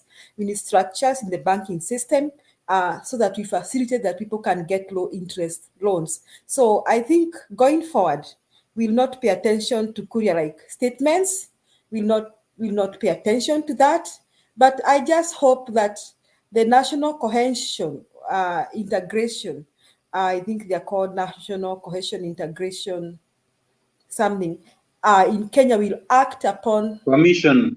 Commission, yes, National Cohesion Integration Commission. Thank you. Will act upon such kind of people like Kuria. I hope they are going to act. We cannot go back to 2007, and we are a civilized country. And going forward, we want our children to know that we can do politics, civilized politics. That's my take. So you, dear people, even in this forum, let us do civilized politics. Let us not encourage cultural mediocrity. It is not acceptable in the current Kenya. Thank you, Bernard. Asante sana, Julia. We appreciate that, and it's good to keep everything in perspective. Mtu akitaka kuturudisha nyuma, tumuache either arudi peke yake ama tumtenge. That's why I believe some of the measures that were put there by our traditional leaders, somebody does abominable things, is banned from the society. I think we need to get back to that aspect, because some things are unforgivable to be used as a tool for gaining mileage in politics. Yeah, outdated. Mama Selina, are you still there? Okay, it seems Mama Selina ashatoka. Richard? Yeah, thank you, Bernard. Mimi nitakuwa very brief. You know, nothing happens by chance, and having Moses Kuria in Deputy President's entourage to Central Kenya is strategic.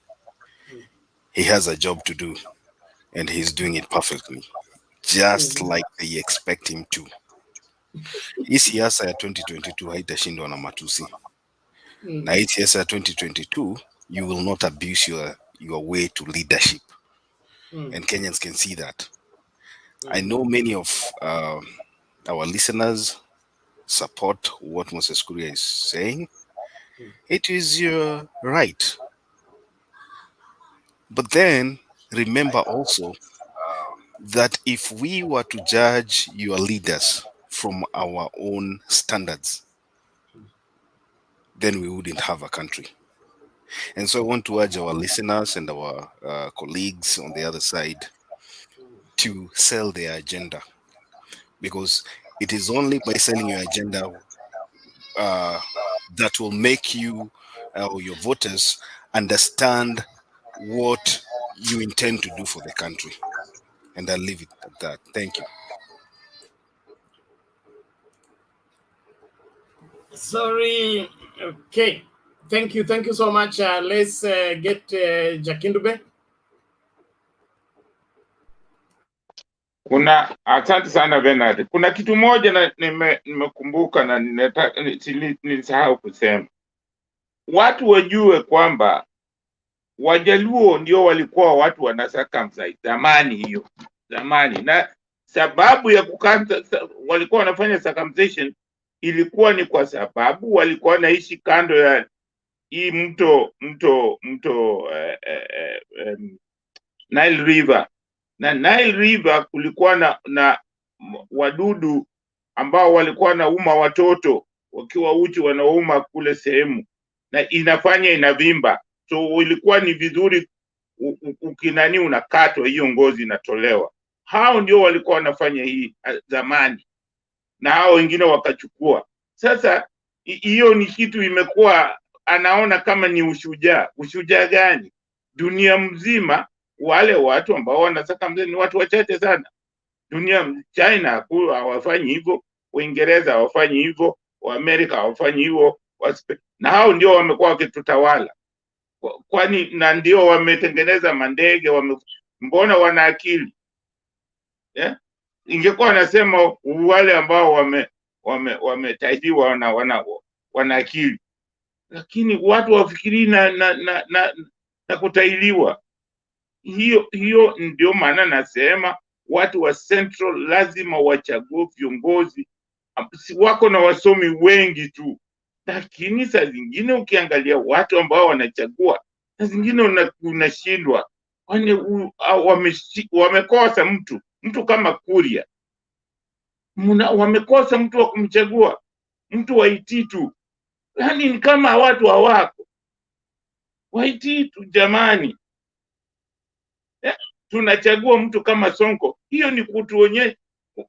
Saa zingine nasema sisi wa Kenya ndio labda tuko namna hiyo, kwa sababu tunachagua watu ambao hawafai, na tuko na watu tu wengi tu ambao wanafaa kuchaguliwa. Nilisikia mtu akisema kwamba sijui nani anataka kuchaguliwa. Mimi kwa maoni yangu, jiji kama ya Nairobi inafana mtu kama Rafael Tuju. Rafael Tuju ndiye anafaa kuwa governor wa Nairobi, kwa sababu ni mtu, ukimwona mtu ana elimu, mtu amefanya, ana ujuzi hata ukisema alikuwa mwandishi, unaona ana ujuzi wa kutosha kuongoza mji wa Nairobi. Haitaki mtu ambaye sio kama Rafael Tuju. Kwa wale wote ambao nimesikia wanataka kuwa governor, Rafael Tuju ndiye anafaa kuwa mji wa Nairobi. Rafael Tuju asiende huko Siaya, huko atakuwa amepoteza hiyo ujuzi ambao tunataka ajenge Nairobi. Maanake Nairobi ndio macho ya nchi yetu, na yeye ana uwezo, mimi kwa maoni yangu ana uwezo wa kujenga hiyo. Mimi namuomba Rafael Tuju, kama ananisikia, au watu wa Jubilee au watu wa ODM, Rafael Tuju ndiye anafaa kiongozi kuongoza Nairobi kama governor. Huyo ndiye anafaa, na nafikiri ni mtu ambaye nafikiri ODM hawezi watamsupport na Jubilee watamsupport, na hawezi kushindwa na mtu wa Yuda, hawezi. So hii jambo la kusema eti mtu ametahili, wasiseme hivyo. Hawa Wajaluo, ukisoma historia, ndio walikuwa wanatahiri zamani, na walikuwa wanatahiri kwa sababu ya hizo mbu, unaona, hizo wadudu. So hii wasichukulie ikawa kama sasa ni ushujaa. Hakuna ushujaa hapo. Ilikuwa tu ni tabia, ni mila fulani, tabia fulani ambao walikuwa wanaifanya kwa sababu za vitu kama hizo. Sasa mtu akichukua hiyo, ndio inakuwa ni ubaguzi, na akiulizwa hata aseme historia hajui, hata ilitokaje, ilikujaje, hajui. Mtu kama huyo ni mtu mshamba. Ndio maana anasema na wasihi sana watu wa Central waachane na hii mambo ya kufuata tu mtu yote kwa sababu amesema atafanya kitu fulani. Nashangaa sana na watu wa Central. Mtu kiongozi wao anawaambia hapana, hii kitu ni mbaya, na wanamdharau. Siku moja mnaweza kufanya hayo makosa, mkalia, mkajuta baadaye kwamba hatukusikia kiongozi wetu akituambia huku tunakoenda ni kubaya. Nafikiri Uhuru amesema kinaganaga vizuri sana, akasema hapana, huyu kwa sasa hafai, labda wakati mwingine, lakini kwa wakati huu hafai. Na watu wa Central Province nilikuwa nafikiri ni watu ambao wanamsikiza kiongozi wao, kwa sababu wao wamesema Uhuru ni kiongozi wao. Sasa wanatakiwa wamsikilize, kama sisi wana Kenya wengine ambao si hatutoki Central Province, lakini tunamsikiliza kama president wetu, kiongozi wetu ametuambia hili kule tunakoenda vibaya, tunataka tujenge nchi yetu kwa njia ya umoja. Na hiyo ni njia ambayo ukiangalia katika nchi zote zimejengwa katika msingi ya umoja, na umoja huo ndio itatufanya tupige hatua, tutoke sehemu ambapo tuko mediocre. Watu kama kina Kuria, hao ni mediocre ambao hawafai kuwa eti ni viongozi. So mimi nataka kuwasihi wa Kenya na kusema kwamba tuungane pamoja, tujenge nchi yetu. Tusikubali kufuata hizi mambo watu ambao wako katika mrengo wa UDA, manake wameshindwa kuwa na sera yao sasa ni matusi, na hiyo matusi haitawafaa. Na mimi nafikiri kuna wakati mwingine nafikiri kwamba hiyo matusi niliona kulikuwa na maandamano kule nafikiri Thika ama kule kwao nafikiri niliona maandamano ya kusema kwamba hawapendi vile Ruto na hiyo UDA wanatusi president, na hiyo nafikiri ni jambo la busara. Wakenya wote tunafaa tukatae na tunafaa hata sisi vile tukashifu hiyo kitu. Kila Mkenya akashifu jambo la kutusi president. President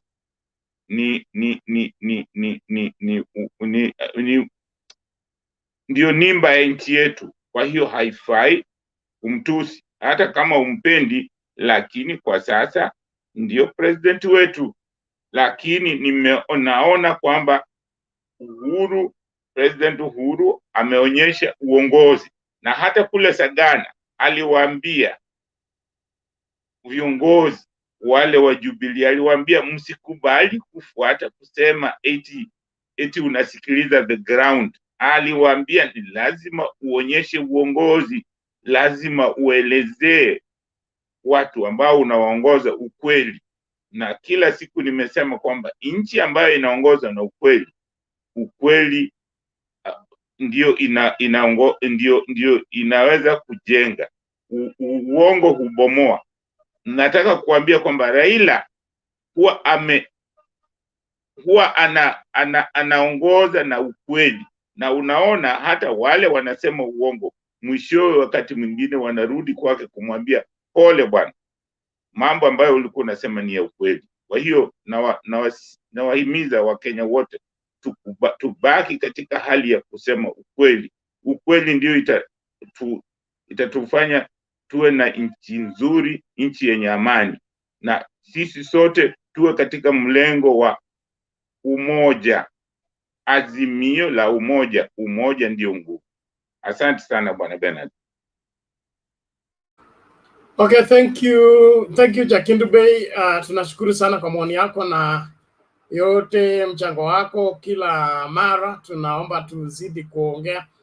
Mwana wa Ingo on the comment section,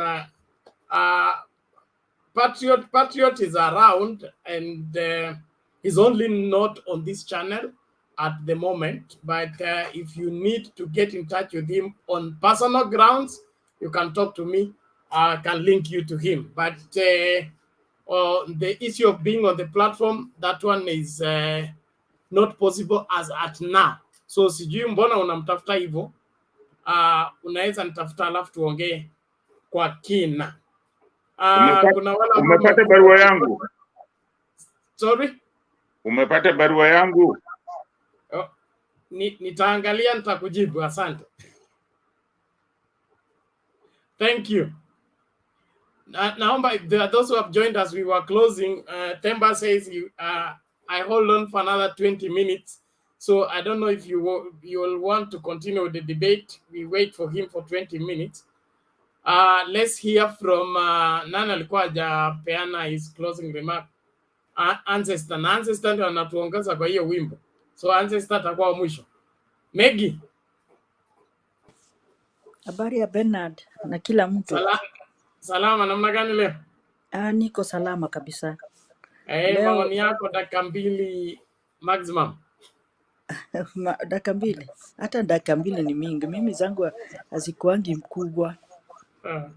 Iko kitu imenichekesha sana ati Ruto is rotten. Says Ngilu. Na yeye ndiye ameona kweli kabisa. Ruto is a rotten man because he's not even behaving like somebody who went to school. Unajua shule huwa inasaidia watu sana.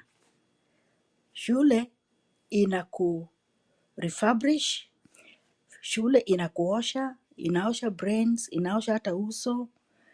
So however you are behaving, hiyo ni kwenye hata mtu akikuona vile una behave anasema tu lakini yule ameenda shule, yule amesoma.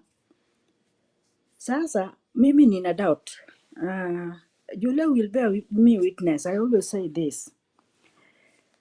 Wiko wengine walikuwa wameenda shule escort the rest na wakutoka na chochote. Those are these people like Kuria, like Ruto, because they don't even know why they went to school. Hao ni wale wenye wali escort watu kwenda shule.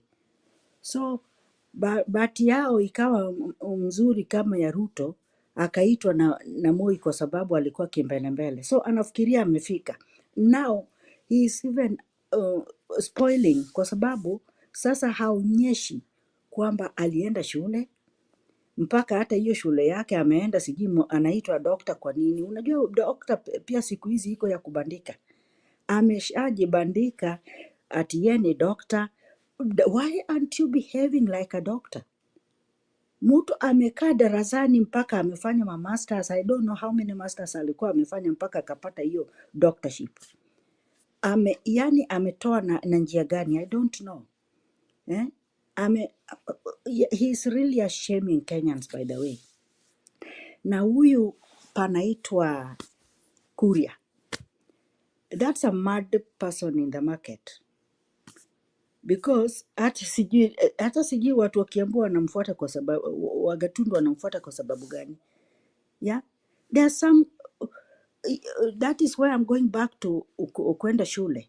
Iko tu words zingine hata saa zile ujatumia hivi, hiyo nini peke yake ndio inakushika back. I went to school. Should I lower myself to that level to utter such kind of a word? And again in a broad daylight, kwa watu wengi, what kind of a person is that? What kind of leaders have we been having?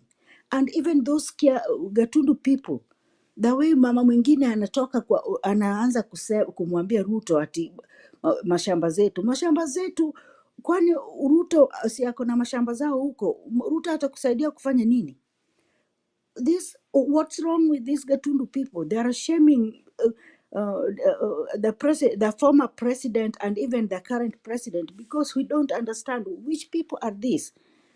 Which kind of people are these who has been our leaders? It's quite shaming. It's quite absurd, actually. Kuna maneno zingine hata before utumie, you have to think twice. Mtu atanichukua namna gani? Wenye wanasikia watanichukua aje? Does he even think about himself? He's not even ashamed of himself. He doesn't like himself. There's nothing he likes.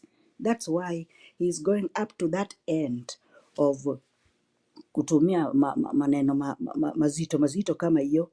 Alafu hiyo maneno mazito unatumia kwa mtu binafsi ambaye ako very calm at his home. Hana wasiwasi. Na wewe unafikiria tu acha nimwambie hivi ndiye atasikia chungu. Wewe ndio unabaki na hiyo shame. Yeye ndiye amebaki na hiyo shame.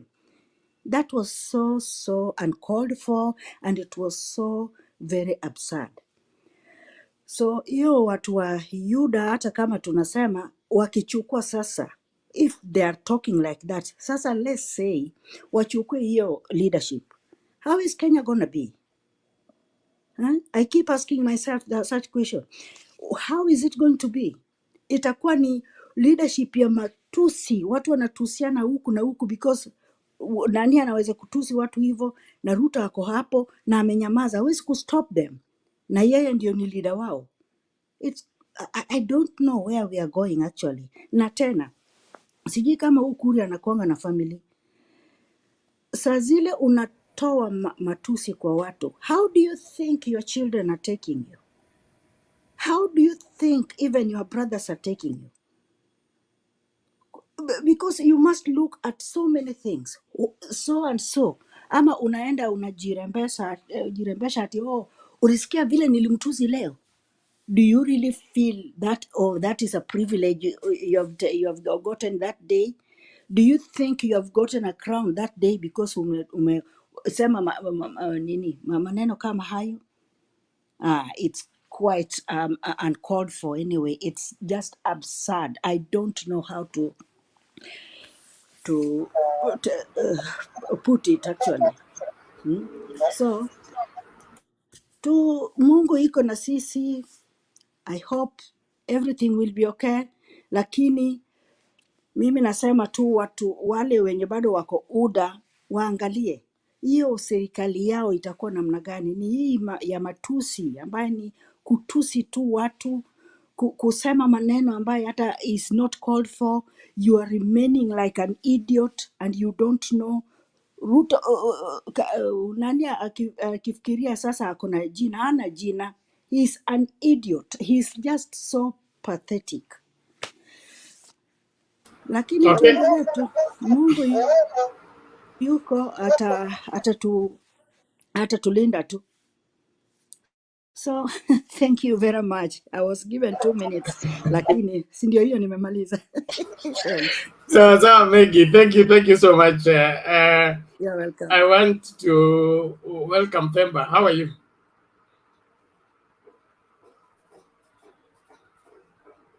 I'm fine, thank you, sir. I'm sorry. I'm very sorry. I didn't come on time. Nimechelewa kwa kazi leo. I'm very sorry. Leo utapigwa fine. Ni vile tu Alex hayuko. Atoe fine haraka. Niko mahali pa Alex. Mimi nimechukua mahali pa Alex. Asante Jakindu Bey. Wewe hiyo ndio kazi yako. Na barua yako ilifika. Asante. So now naomba hivi Themba, you will take over from there and do the necessary. We had already started to do closing remarks, but there are new people who have joined. Eric alikuwa hajafanya closing remark, but he had made a submission with Martin. But Geoffrey, Penny, and Robert are yet to make their submission. So you can take up from there. We are off Facebook. Our time is up, so we're on YouTube only. Thank you so much. Let's link up later on in the day. Na wale ambao bado wanatuma sadaka, I will still leave the information. Sadaka itoshe, tuendelee na kazi. Thank you. Bernard, waambie wale ambao wajaoa na kuoana tukutane later kwa Penzi Corner. Oh, hey, by the way, I almost forgot it. There is a new show in town. Where is it? Kwani lazima iwe tu ya wale hawajaoa ama hawajaoana? No, hii ni show hii ni specially. This is a special show, Penzi Corner, for those who are single, ready to mingle. It comes once a week, Saturdays from 8 p.m. to 9 p.m. East African time. It's for the people who are single, they are looking for somebody, or they want to be found by somebody. And if you have an experience in online dating, it worked for you, it did not work for you, you want to share that experience, you're also free to come and join. Last week, we had a challenge of those who came on the show and they were looking for a second wife. We are making it categorically clear. It is not for looking for second wife. It's for single, those who are ready to mingle. So please make a date with us. Let's link up later on at 8 o'clock as we, get the two of you meet on this particular platform. Mukikubaliana, well and good. Msipokubaliana, Yesu ni Bwana. Asanteni sana. Thank you, Bernard, and Goran, see you later. Geoffrey, karibu. Asante. Habari ya jioni, asubuhi, mahali popote mlipo? Tuko salama, endelea. Hata mimi niko salama. Acha niseme hivi, nimefurahi show ya leo. And nimeona vile nimesikia vile watu wamechangia yenyewe. Kuna mambo mengine tunaangalia tunashindwa tuongee nini. Kitu yenye ndasema ile yenye Ngilu alisema kwamba William Ruto is rotten, hapo yeye aliongea ukweli. Atuongesha ama tutoe, because it shows that how rotten he is na wale watu ambao wako nao. Tukikuja hii story ya Moses Kuria ya kusema kwamba ati baba atatairiwa hawezi ongoza, inashangaa. siku hizi amegeuka anatafuta wanaume ama kwa namna gani? Alijuaje? Najua kuna vitu vingine nataka kuuliza watu, ni kama hii bottom up yao walikuwa wanafunzwa, walishindwa kuelewa, wameichukulia kivingine, alafu anaanza kutuambia ati mwenye hajakuwa circumcised hawezi ongoza Kenya. So we need to know if they have turned kujua wanaume zaidi, tujue what they want. I'm not siongee vibaya kwa sababu wale ambao wako katika hiyo kategori hiyo ni maisha yao, lakini kuanza kutuambia hivyo, naona kama hapo ndio wako.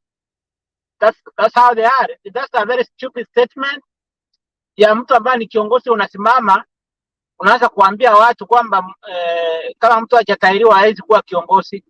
Uongozi si kutahiriwa. Uongozi ni kuwa na akili ya kuongoza watu.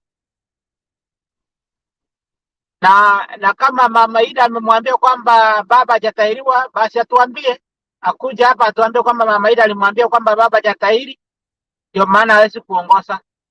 But let me say this, we need these people. They are lacking agenda ya kuambia mwananchi. You know, they have been coming up with sort of things zenye azidumu. Sasa wamekuja na vitu zingine zenye hata hazina. Najiuliza, what are they going to do with to us? Wakichaguliwa watafanyia mwananchi nini? That's the thing they're supposed to tell us. But in another round, it's good wacha waendelee kwa sababu wanaendelea kukambenia baba in another way. Wakifanya makosa kama hayo, it's good for Azimio, ili kuonyesha wananchi wajue kwamba watu hawana agenda, hawana maono, kazi yao ni kufungua mdomo bila kufikiria, alafu wanafikiri kwamba hiyo ndio itawapatia kura. It can incite whatever you want to, it's inciting Kikuyu wale ambao wanajua wanawafuata, ambao who believe, who have the same thought na wana believe bila huyo mtu ana believe. But wacha niwaambie hivi, sio kujipiga kifua. They have some good number of educated watu kutoka Mount Kenya ambao wanajua kwamba uongozi wa Kenya unataka kuwa namna gani, na watu ambao wana believe kwamba they need someone mwenye kwa maono kama baba aongoze nchi yetu so that isonge mbele. That's a good thing.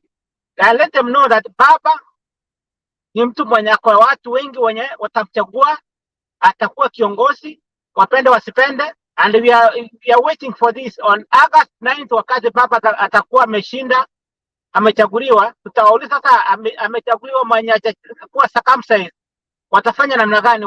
Watahama Kenya waachie wale wengine ama watafanya namna gani? Ni hayo tu, asanteni. Asante sana Geoffrey. Labda kuongezea tu kidogo kwa sababu nimekuja saa hizi, nitatoa hoja mbili. One, when I read the constitution, there's nowhere it says that you must be maybe circumcised to be the leader. So that's not a requirement. And there's nowhere that it requires a sexual organ. There's no place that it puts sexual organ as a requirement.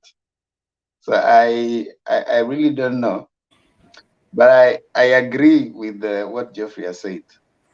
They can continue insulting however much they want to insult. And I like the attitude of the president that wacha wale wenye matusi waendelee kutoa matusi. And normally the leader sets the pace. So walisetiwa pace na the president. But I'm also reading at it globally. It is defining the political engagement in our country. So I think it's time that a certain crop of leaders need to start, because Moses Kuria, the crop of leaders who have been using insults are so many. So it means that there are no policy that can be addressed unless you mobilize your population using insults. So I think that's a conversation we need to keep having as Kenyans. Do we want to have insults being part of the definition of the leadership discourse? in our country. And I imagine we can set that trend as a population, as a voter. We can choose to be addressed in a certain way.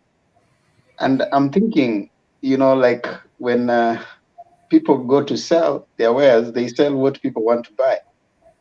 So I think it's time that the voters started closing off people who use insults, either against other people, or even if someone comes and chooses to use insults, we should stop clapping. We should stop celebrating them. We should start closing these people off, because Kuria talks like that because he has an audience.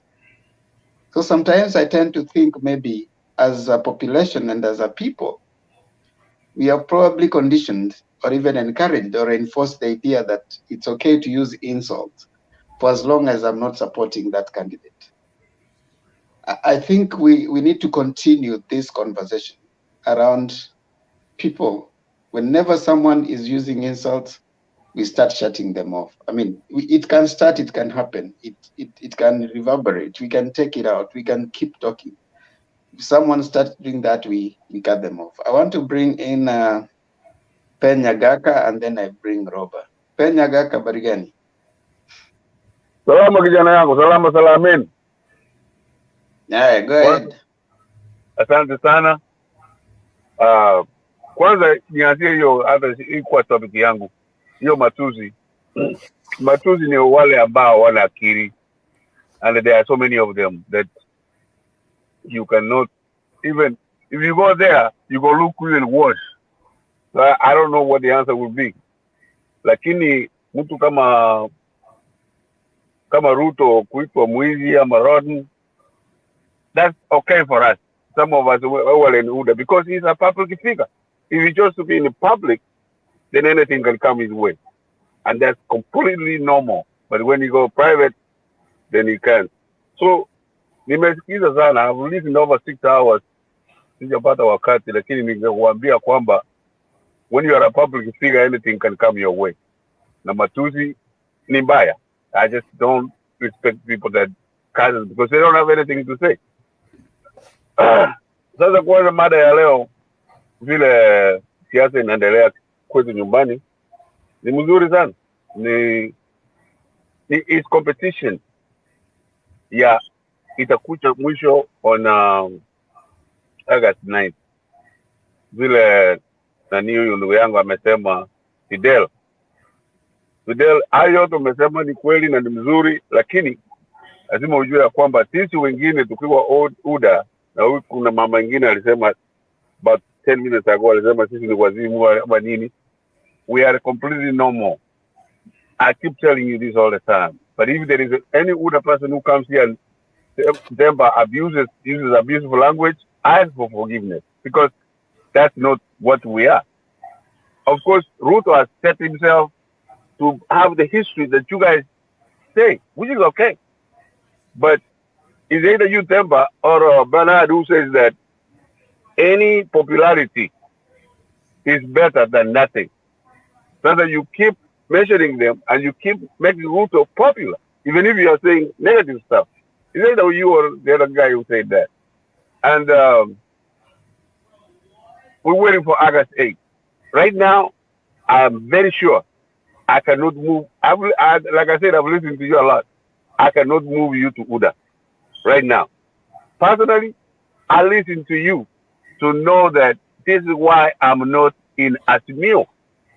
There are so many reasons, but I cannot say them here so that I can change you. I can say them here so that I can put you down. And that's not my modus operandi. That's not how I think. So, kutahiri na kutotahiri, tuache hiyo mambo. Let us have the communication up a little bit. Ya mwisho, Demba, ni kusema kwamba Bernard alisema iko sadaka. My friend, when you guys go to staff meeting, figure out what you need in a month. And all of us that listen to you, seriously, can be able to send, 1,000, 2,000 shillings a month. So that would be easier for you and for us. And for us, we care about you and what you know, your lifestyle, sasa umetoka sijui kazi umekuja unakaa hapa. Our country, Kenya, is capitalist. Sio socialist kama China. So hivyo lazima nitoe shilingi moja mfukoni ndio niende kusikiliza Bernard ama Temba anasema nini. Hiyo tu, na Kenya itaendelea kuwa mzuri. Ruto akichukua ama Moi Raila akichukua, Kenya it will be normal. There's nothing. The constitution has been written. We fought for this constitution for many years, but now Kenyatta trying to manipulate it. He can't, because these guys have gone even into his house and wametumia language mbaya sana. Hata, I mean, I would not be proud of it, but you would never ever think of that language being used in Siaya against Raila. So there is some weakness in Kenyatta himself, but we cannot go there. So let us be peaceful. Let us know that our vote counts, and we go from there. Thank you very much, Deba.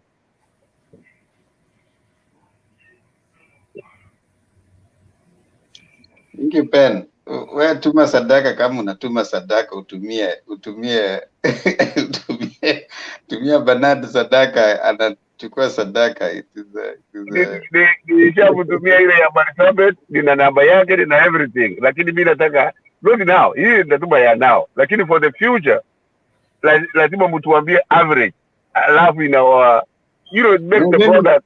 Maybe the only support I need is you guys to subscribe to the channel ya my daughter and I. Nitaweka hapo hiyo tu, lakini hiyo ingine mkitaka kutumia hapa, mimi na volunteer. I don't need any sadaka. Sijaweka yangu. Okay. Do not mimi hapa niko volunteer. It is the need to make Kenya a better place that makes me come here, like every other person. So na wale wako Kenya wako na taabu. Wale wako Kenya kama Bernard, unajua wifi inaisha nini? Yeah. Kama kitu jenga yeye. Mimi niko sawa, niko hapa, ile kitu naweza nipatia ni subscribe to my channel and my daughter. So let's have Robert. Thank you, Mr. Temba, yeah? Temba. Yeah, Temba. Okay. Hey, Mr. Ben, I see you. I've been listening to you yesterday. So I thought you guys were on to have that discussion. I don't know. I can't remember the other guy. So I agree with you. Alex. I like your politics. I like the way you put it. I mean, you don't hate nobody. But at the same time, we can disagree. The way we can disagree right now, I'm for Azimio. You are for, what's the others? Kenya what? Kenya moja? UDA. Kenya Kuisha. UDA, that's a party. I don't describe UDA, but Kenya Kuisha. Kenya Kuisha, yes. So yes. Yeah, one of these days, Ben, I'd like we talk Kisi politics because I come from South Mogranga. By the way, I have some bad news. Mr. Osoro cannot even be number 4 in the elections. I promise that one, you can take it to the bank. I don't know which state you are, but I'm telling you. I'm from Nyaribari. What's that? I say I'm from Nyaribari. Yes. Yeah, the other day you were saying Osoro, your boy, Osoro. I'm sorry. It's your boy, but he's gone. He's gone. He's not going to win anything from there. Okay. Let me just. This is my second. Last time I was here was last weekend. I was at work, and today is my Friday. Yeah. So I have a couple hours to go. I'm going to work, then I come back. So the thing is this: I'm very disappointed. I'm very, very disappointed. Like I told you, I come from South Mogrango. We are since to the border Wajaruo. Even some of our people came from Ruo, and even some of our names are Ruo. But I'm very disappointed with Moses Kuria, what he said. You know what it reminds me? 2007, 2008. I remember I left here in California and nikaenda nyumbani because tulikuwa na elections. Nikawapatia story because I can see some of you are tired. Let me give you a story. So nikafika Nairobi, nikaenda mpaka because I got there, then the following day tulikuwa na elections. 2007, if you remember. I can't remember exactly what day it was. Kufika nyumbani, mimi sikuwa na kura kwa sababu sikuwa nimechukua. So I went there, I talked to my dad, my mom, everybody. That's also the way they wanted to vote, and I had to convince my grandfather to vote for Raila at that time. It was 7. Then my grandfather said no. I asked him why not Raila? He said the same thing which Kuria said. But guess what? Election was over, and you know what happened? Then my grandfather was sick. And you know what? When he was sick, I was supposed to take him to the hospital. So I want to find out who the doctor is. So if the doctor is somebody who comes from Raida's tribe, it's a rule. When he gives you medical, when he treats you, he gives you medication, you don't consider all this nonsense that Kuria is talking about. How many doctors are in Kuria's constituents? I mean, I don't know. It comes Gatun South, Gatun North. I don't pay attention. How many doctors from who are rurals who are there? How many nurses are there? How many teachers are there? So what's Mr. Kuria? What's he talking about? How about Mr. Obama, who the first person I voted here? Is that comes from Ruorand? What about that? Kenya Airways, some of the best pilots are Ruos. I mean, Mr. Kuria, I'm very disappointed with him. He should not even deserve to be a member of parliament. He should be condemned, and I hope people will come out and condemn him. This 2002, and you say, oh, he's not circumcised. How does he know? Alimuonyesha. You know, that this is very bad for the country. This is very, very bad. Comes to Ruto. Personally, I don't understand this man called Ruto. You know, I don't know where, you know, you wake up tomorrow, like, okay, you guys, you're like 12 hours ahead of us. I'm from California. Saini Samojo Mosambir PM up on Friday. You wake up tomorrow, you get Ruto, whatever he said to you when I wake up tomorrow, is something else. The following day, something else. He doesn't have a stand. What we're saying is rotten, is super rotten. He is super rotten. His politics, when somebody akisimama huko, and I know I watched the tape too, aliambiwa what Kuria said, he could have condemned him immediately and say, you know what, you can't do that. But instead, anacheka tu, he was just smiling. And you know what? From my inside, I can tell you from my inside, the guy, I know his people, some of the people who sub us from here. By the way, if you know somebody called Cosmo, the guy was welcoming him in somewhere in whatever was in Washington, D.C. That's my Cosmo Joy. Cosmo Joy. Joy is my uncle. He's married to my sister, who's a sister to my dad. Same father, same mother. I thought he said he married to you. What's that? Central. Who? Ben, you asked me what who's a Kikuyu? I thought Joey keeps saying that he's married to a lady from Central.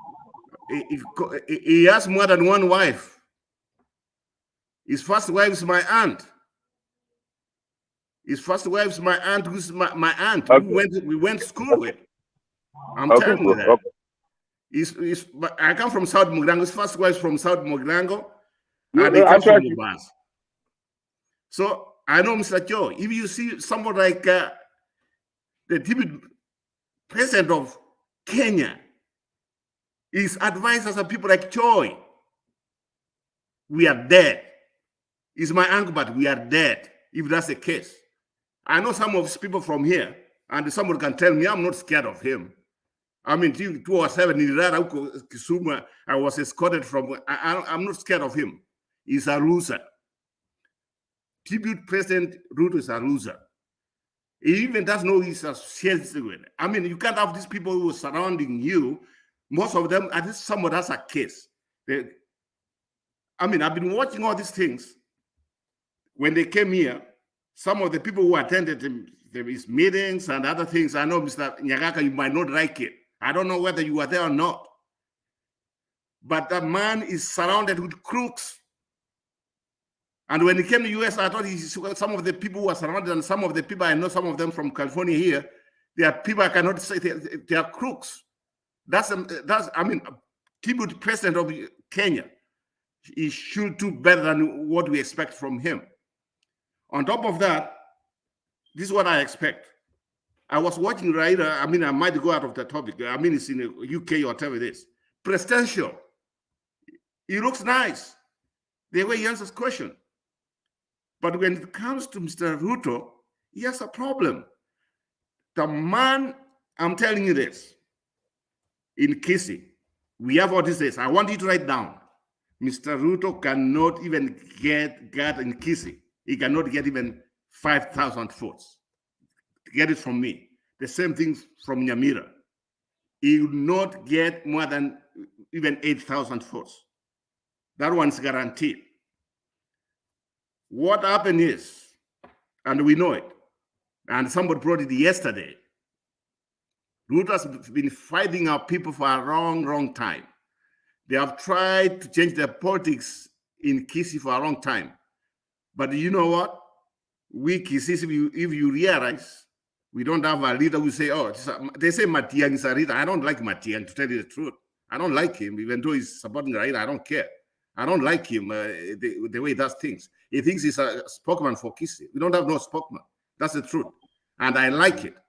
We are not these people who just like, oh, somebody says we follow. We don't follow like that. Ruto has been trying to fight our people. 2007, 2008, I know what happened. I know some of these. I lost friends. I lost friends in the left valley. I know somebody who used to be a cop. He was killed. He was burned in a house. I know some of the people who lost everything. Personally, I know some relatives lost their lives because of what happened. And somebody put a tape which I was shocked about him saying about some people leaving the left or something, then he wants to be a president. Let me conclude by saying this. Kenya, we are the most democratic country when it comes to East Africa. If that's, in fact, those who are outside here, I mean, that's the truth of the matter. We love our country. We love our country. But if Ruto takes over, that country,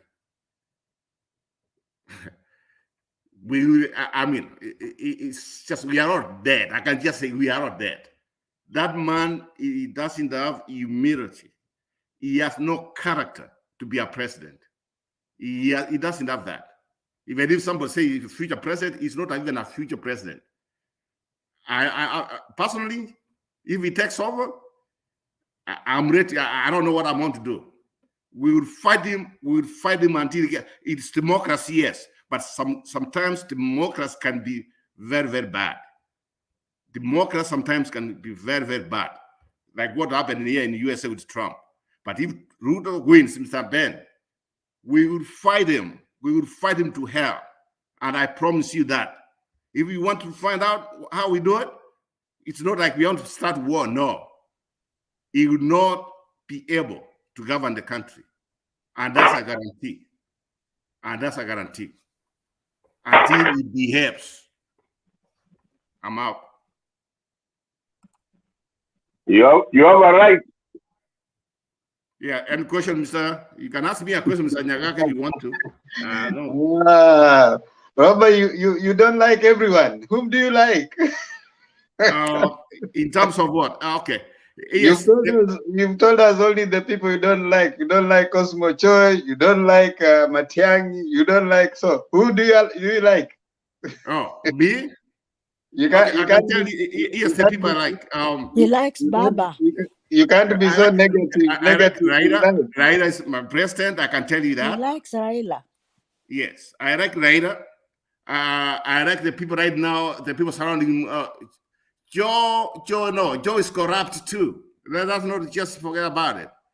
And this guy from was Nas, Mohammed, somebody who's with the right. I mean, he looked fun to me. He's not someone I can trust.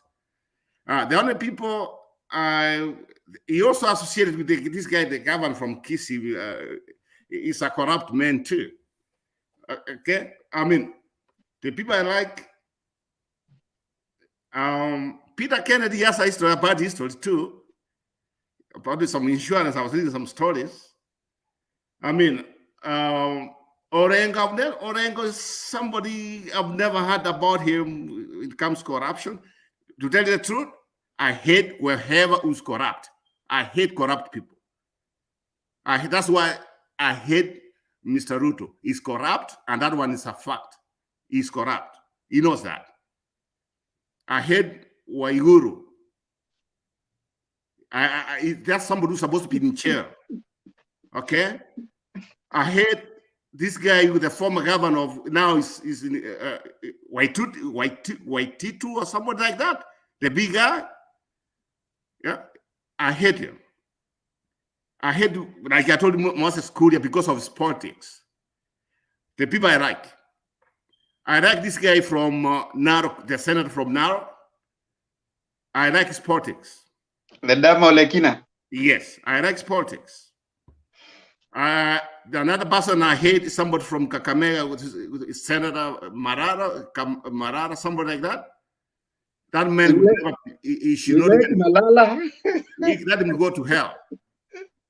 You like him? I hate him to hell. You hate him? I don't like him. Okay, Mutavadi is just like, Mutavadi, if he becomes a president, man, even Uganda might even attack us, he might not even wake up. I mean, he's so soft. Then with Tangura, oh my goodness, he's just like, he's somebody who is behind. He would never be in the front line. I don't know why. Hey, Atwoli, that old man Atwoli, that man, I like him. Even though I know he's old, but he's a nice guy. Then I like the way he's reasoning. With Tangura, he can't be a leader. Musalia Mudavadi, pengine wasiri wa machi, kama there's one thing like that. Janet is okay. What about Sonko, Robert? Hold on. Sonko to hell with him. Well, he can't even come to New York anymore. He's done. Hold on, Robert. Yes. This journey of politics, eh? Yes. I've learned over time. I've not lived in this world so long, but I've lived long enough to know that this journey of politics is very funny. Mm-hmm.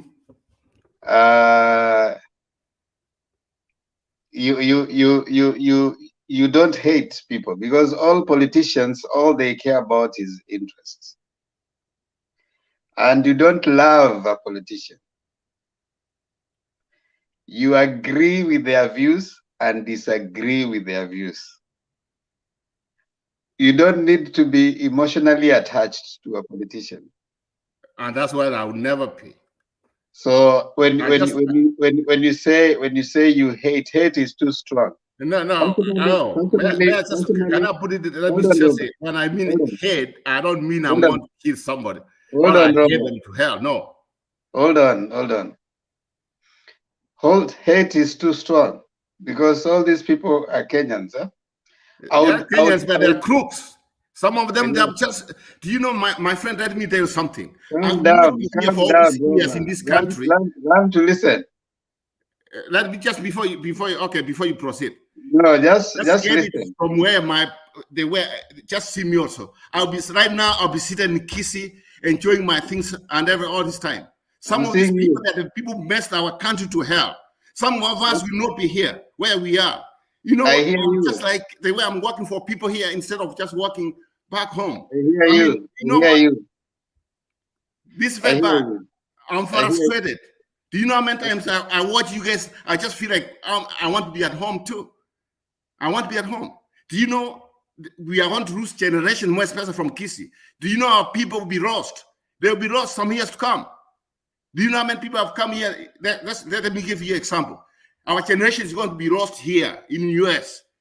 Kisii people. Do you know how many doctors, if they're back home in Kisii or in Kenya in general, or the other, do you know how many scientists, all kind of people, running people? But because of them, we were born a country where everything they were grabbing, the same politicians, they took everything. Wanakura paka mkia wa ng'ombe bwana. Unaona? That's the problem. That's the problem I have. That's the problem. You see, the problem is some of us, I wish my parents right now, I wish I would just do it for my people. All these people, my kids, I'm very sure. I've tried, like some of them to come back home or whatever this, I don't think they will make it. They will never make it. We want to lose a generation of Kenyans. I will tell you something. And that's something people need to start discussing now. You know what? What makes me mad, when you are sending some girls to Saudi Arabia, we are trying to get employment. We are going to sponsor people to go to Britain. Why not you to provide employment for our people? That's how we can develop the country. Look at all these engineers. What do you think USA is just like it's all this country everybody wants to come to? Why do you think? Yeah. The problem is we want to lose a lot of people in the country to these countries. People are happy. They are going outside. Oh, they want to work from there. We like people the way you work from us, sending man back home. What happens 10, 15 years from now? Because some of the people we are now, our kids, they might not know anybody in Kenya who they send money to. They might not know that.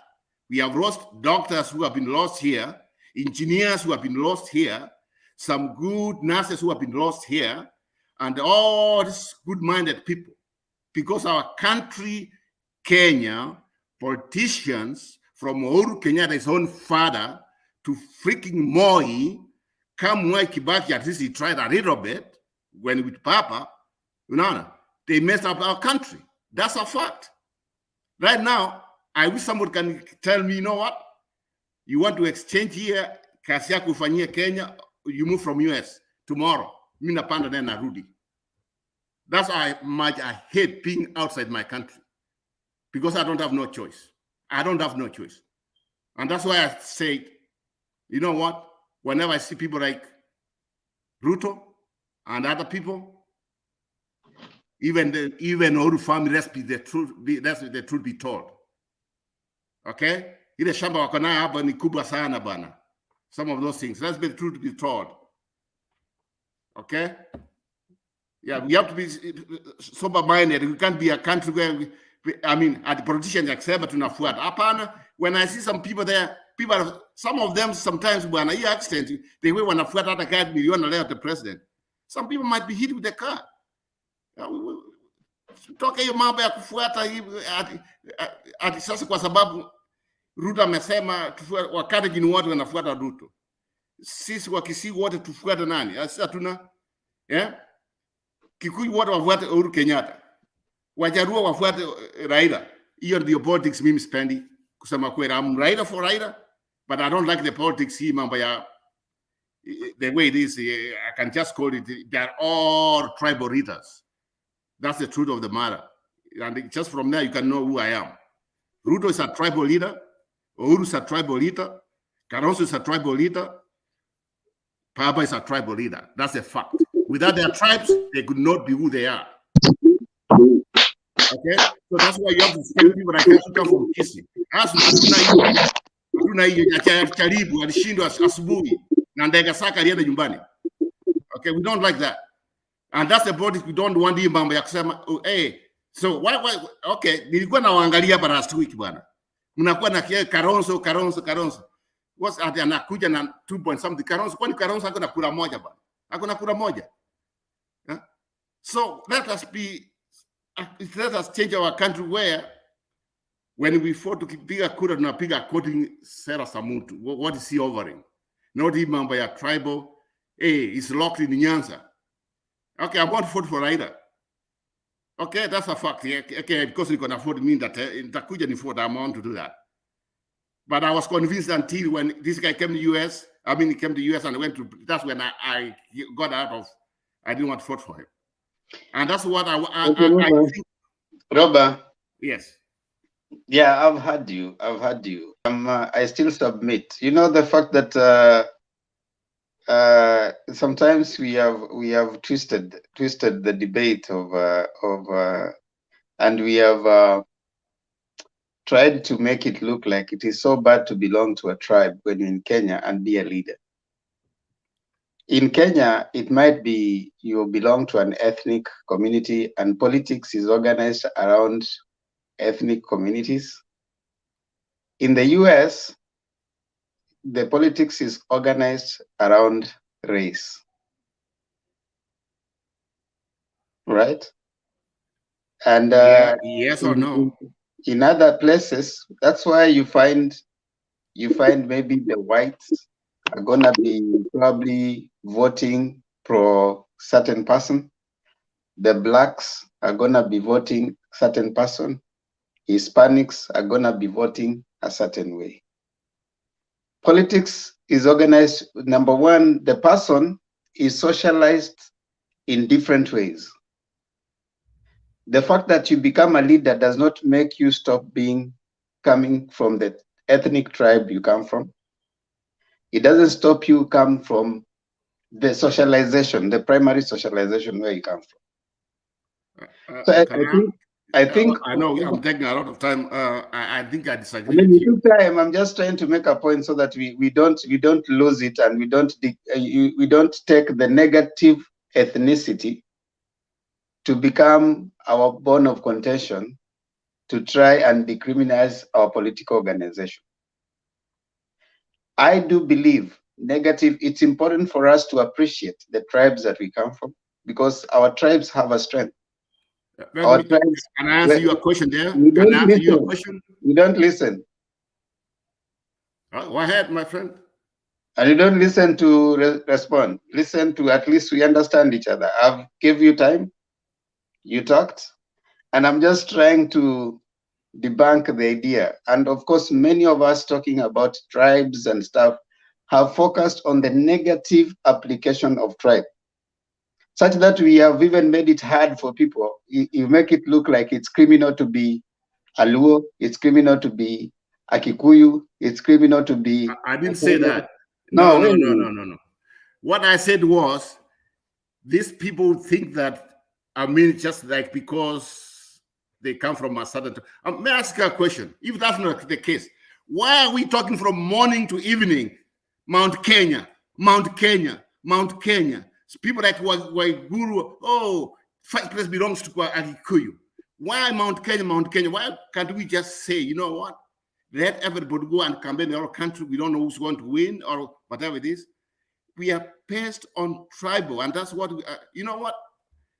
I remember what Mr. Kenyatta said when he went Musalia Mudavadi's mom, the funeral. There's something he said, something.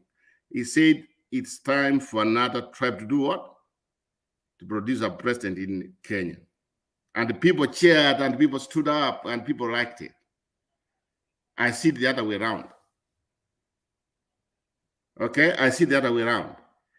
My wish is one of these days we wake up very in the morning, one of these days we just find our country.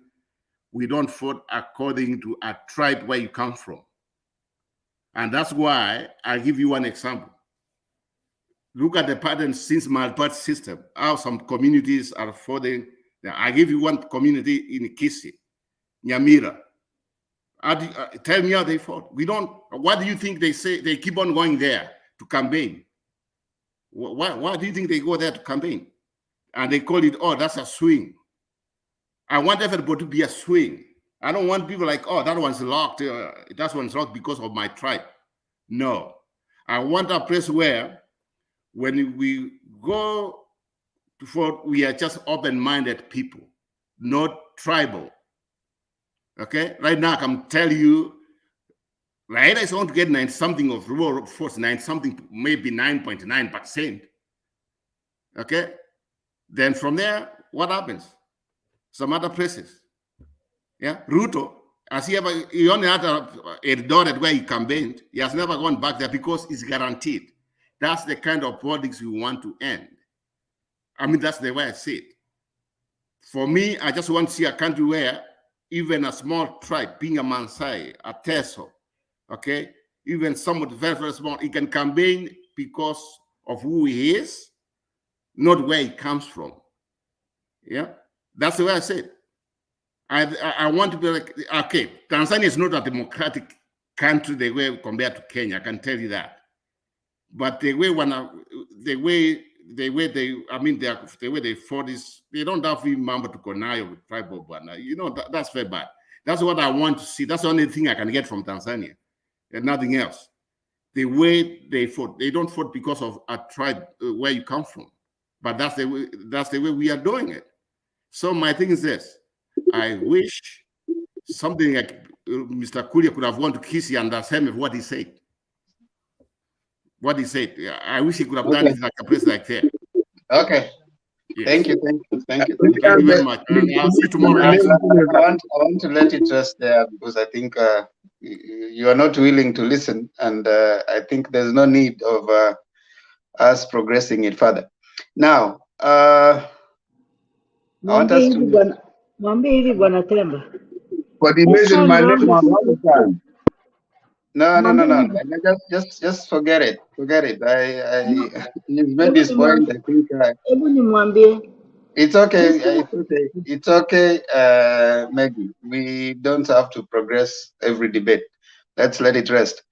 I think we can start taking our closing remarks, so that we start. I can see people have started waking up, but that's part of a piano debate and the less. So let's start taking our closing remarks. Please just give her a chance. No, Robert, you're not willing to listen. I've tried to engage you. You're not willing to listen. Robert, you know the rules of debate here. Okay, sawa. Because now you're shouting at me. No. Your mama taka kuongea waje nisikie what he's saying. Maybe I'm wrong. You don't come and create the rules.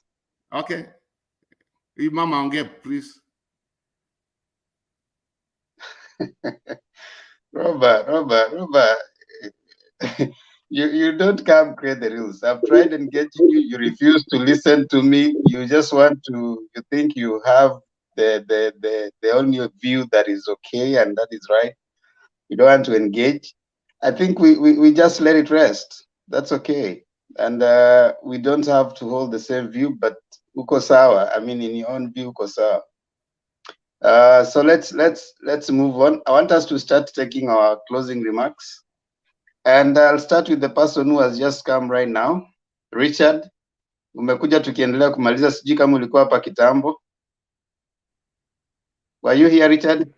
Mimi nilikuwa nimemaliza. You can go ahead upatie mwingine. Nimerudi tu. So kila mtu ana nilikuwa nishapeana closing remarks zangu wakati wa Bernard, so you can go ahead and okay. So then we can take someone else. Martin, you can take, and then we go around like this. Themba, thank you so much for you. Lakini ingawaje saa zingine ukikujanga unakimbiaga unaacha watu wengine hata wamekaa hapa sana, but it's okay. I love you. I thank you for everything that you do. Nafaa kuelewa, mimi sikujua ni nani hajaongea, ni nani ameongea. Mimi si unaona nimekuja tu saa hizi.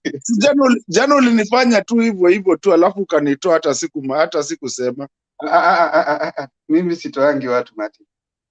Jana ulinitoa, lakini ni sawa. Anyway, it's okay. We are here. We are brothers. No, take that back. No, take it back. Mimi wasitoi watu. Jana nilijaribu mpaka nikajaribu kurudi mpaka ukafunga. Ukiwa umeniweka huko nje. I don't get out anybody, for the record. So ukidrop ni wewe umejidropisha, but go ahead. It's okay bro. You do a good job. Miwaga kila siku na kusifu we na Bena. What you guys do, it's big, and mnatupatiaga platform ya kuwa able kuongea. And that's the biggest part of it. Hata nikidrop ukose kunirudisha, at the end of the day unanipatia platform ya kusikiza hizi vitu. These are things that we would never hear. Na tugeza kuongea, tusikizane na tuongee vitu kama hizo, na kila mtu apatiane mawaidha yake. There comes a time in life that and I always say here with this platform that we have right here, I can talk to people from different places. I can talk to kama mwenye ametoka kuongea, I can talk to other people, and I was listening because I did my kitambo tu venye nilitoka job about 6 hours ago. presentation yangu na nikatoka ndio nipatie watu wengine pia waingie, but sijatoka kwa hii kitu yote, nimekuwa nikisikiza. Why? Because it enlightens me. I hear what is going on, and also me, I have a platform to talk and to say something. And this is the biggest thing that we all have to be. Huo mwenye ametoka tu kusema saizi, everybody here, it's a platform that we never had. And we thank Mutembei TV, and for you to come in, Nanani, I always say thank you for taking your time to put us over here and say that. I was listening. There's a time kumekuja watu wazee and they were talking about things. And yes, some of us, yes, I live in the United States. I also want, venye wametoka kusema, I also want to go back to Kenya, but there are things that stop us from going back to Kenya. I go to visit, but then to move in, you're like, ooh.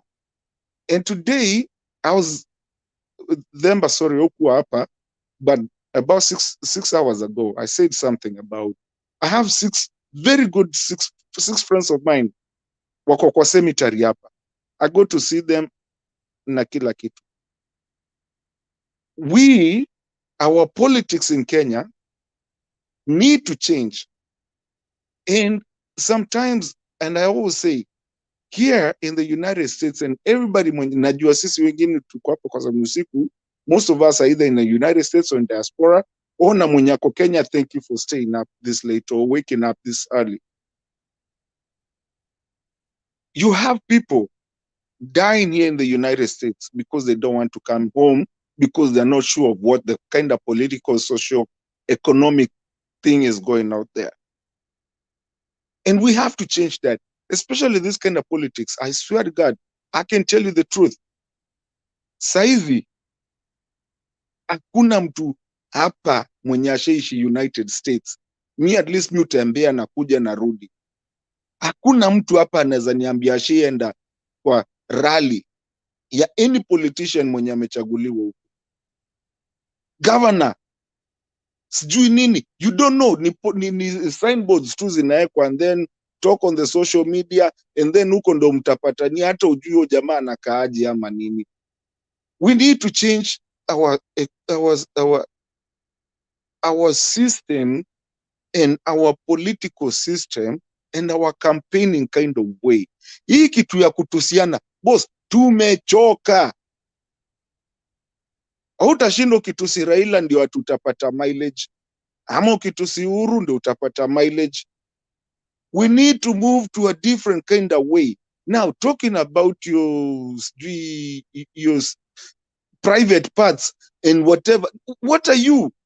I mean, what are you talking about? Moses Kuria, na alisema hiyo kitu the last time when Raila alikuwa anaenda kujaribu kujiapisha.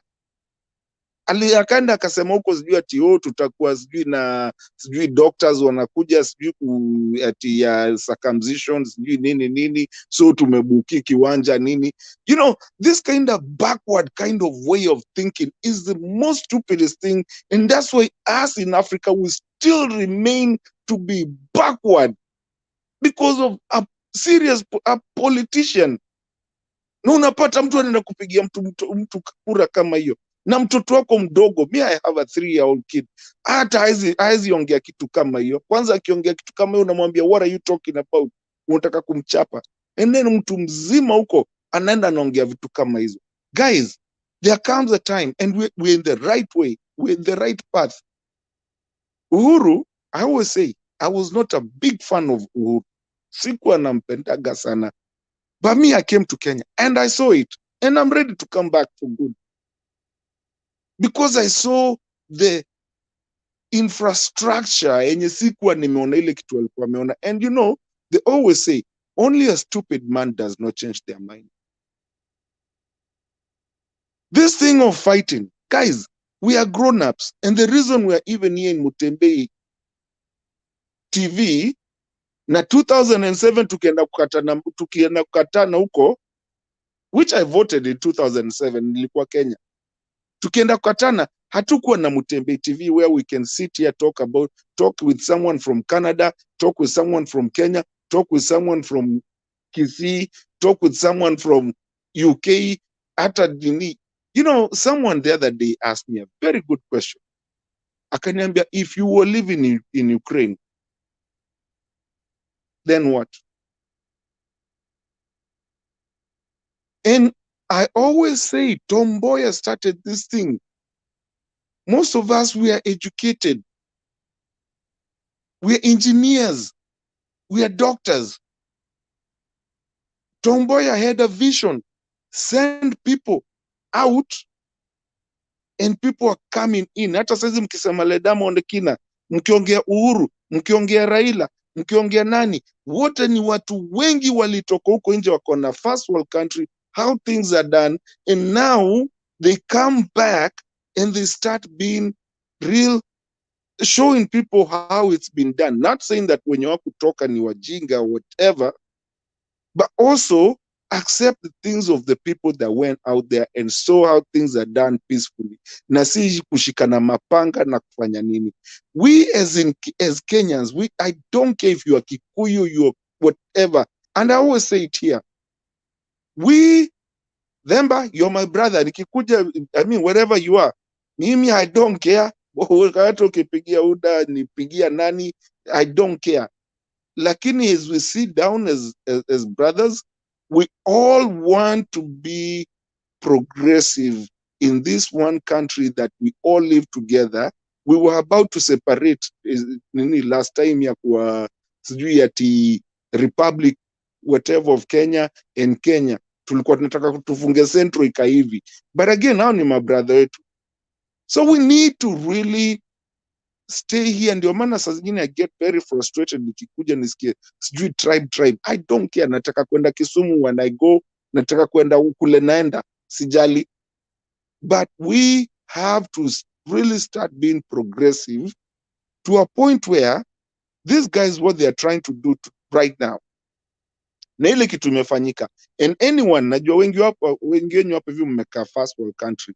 If you go to Kenya today, you will see the infrastructure working the way unaweza ingia I-90 something, na, you know, another whatever highway. And yes, SGR to Rigongwa, but that's fine. But you can see the infrastructure. And with that infrastructure, if you go out there and then do nice, then there will come a point where we really never have to even move to this United States, and people like Nani ametoka hapa, we can actually even move our kids back to Kenya and feel comfortable living in Kenya, feeling good, seeing everything is good. That mtu akikwambia you're going to the United States, na kana hiyo United States yako, we don't need it. So basically, guys, let's not be tribal. Let's not do anything about tribal. Let's just, we've gone through so much. Tukue pamoja. We don't care what's your last name. You know, my daughter doesn't even have a last name yet, whatever. She's just who she is. Because we have to move from third world country to a first world country, and we need to stop exporting people like us wenye tuko huko hivi, or keeping our kids hapa tukiogopa wataenda kuumia Kenya. We need to actually want to be back in Kenya. Let the Americans or the UK guys come there. Wakuje. We have all the ability. And that's what we are trying to do. And it starts somewhere. And it starts now. We cannot start talking about matusi. We are grown-ups. We are not. Hizo politics za kitambo ziishe. Politics za ukitusi mtu ndo unapata kiti ziishe. You talk about your own politics. Say what you want. Nikikuja hata kama sijulikani, I should be able to come and say, this is what I think. This is how we need to talk. And then usiniangalie mimi ni Mkamba ama niko affiliated na nani ama niko nini. In fact, even as an independent, Themba akitaka tunafaa kumpatia kama tunajua politics zake ziko poa na anatusaidianga hapa. Thank you guys. Poleni.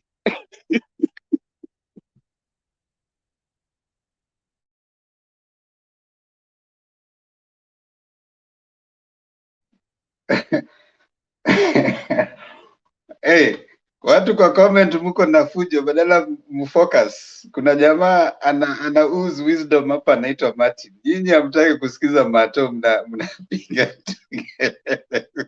Hizi ndizo siasa zinatuharibu. Okay, on a serious note, you know, there's someone called what's his name? Let me pull that comment. These are, you know, when we keep talking and then you hear such comments, I'll pull that comment. Ati Moses Kuria amefanya kazi nzuri Gatundu. Sisi hatujali mdomo, haja yetu ni maendeleo. Now, one thing you need to know is that injustice to one is injustice to all. You will not have peace. You need to go back and see when Kenya wasn't doing well. Everybody, hata wale matajiri, they had issues. When we'll get to reach a point where tuko na Kenya, you know, we don't mind going for political competition, but it is not insult. That you'd not be clapping for politicians when they use insult. I think we need to develop. I know it might not happen in this generation, but we can start the conversation as we are doing right now. So let's keep doing it. Let's keep talking because someone is listening. I want to bring in Harun. Had you given your final remarks? I haven't given my final remarks, but naweza ifanya in 1 minute. Okay, utafanya in 1 minute, alafu nilete huyu Thomas Babu pia afanye yake, alafu Eric tufunge na msitoke ndio tuimbe wimbo wa taifa. Na Alex muache kunijenga huko kwa comment section. Mimi ni mtu ambaye sina ubaya na mtu yeyote. Mimi siweki siasa kwa roho. Naweka siasa kwa wanasema nini hapo kwa mapafu.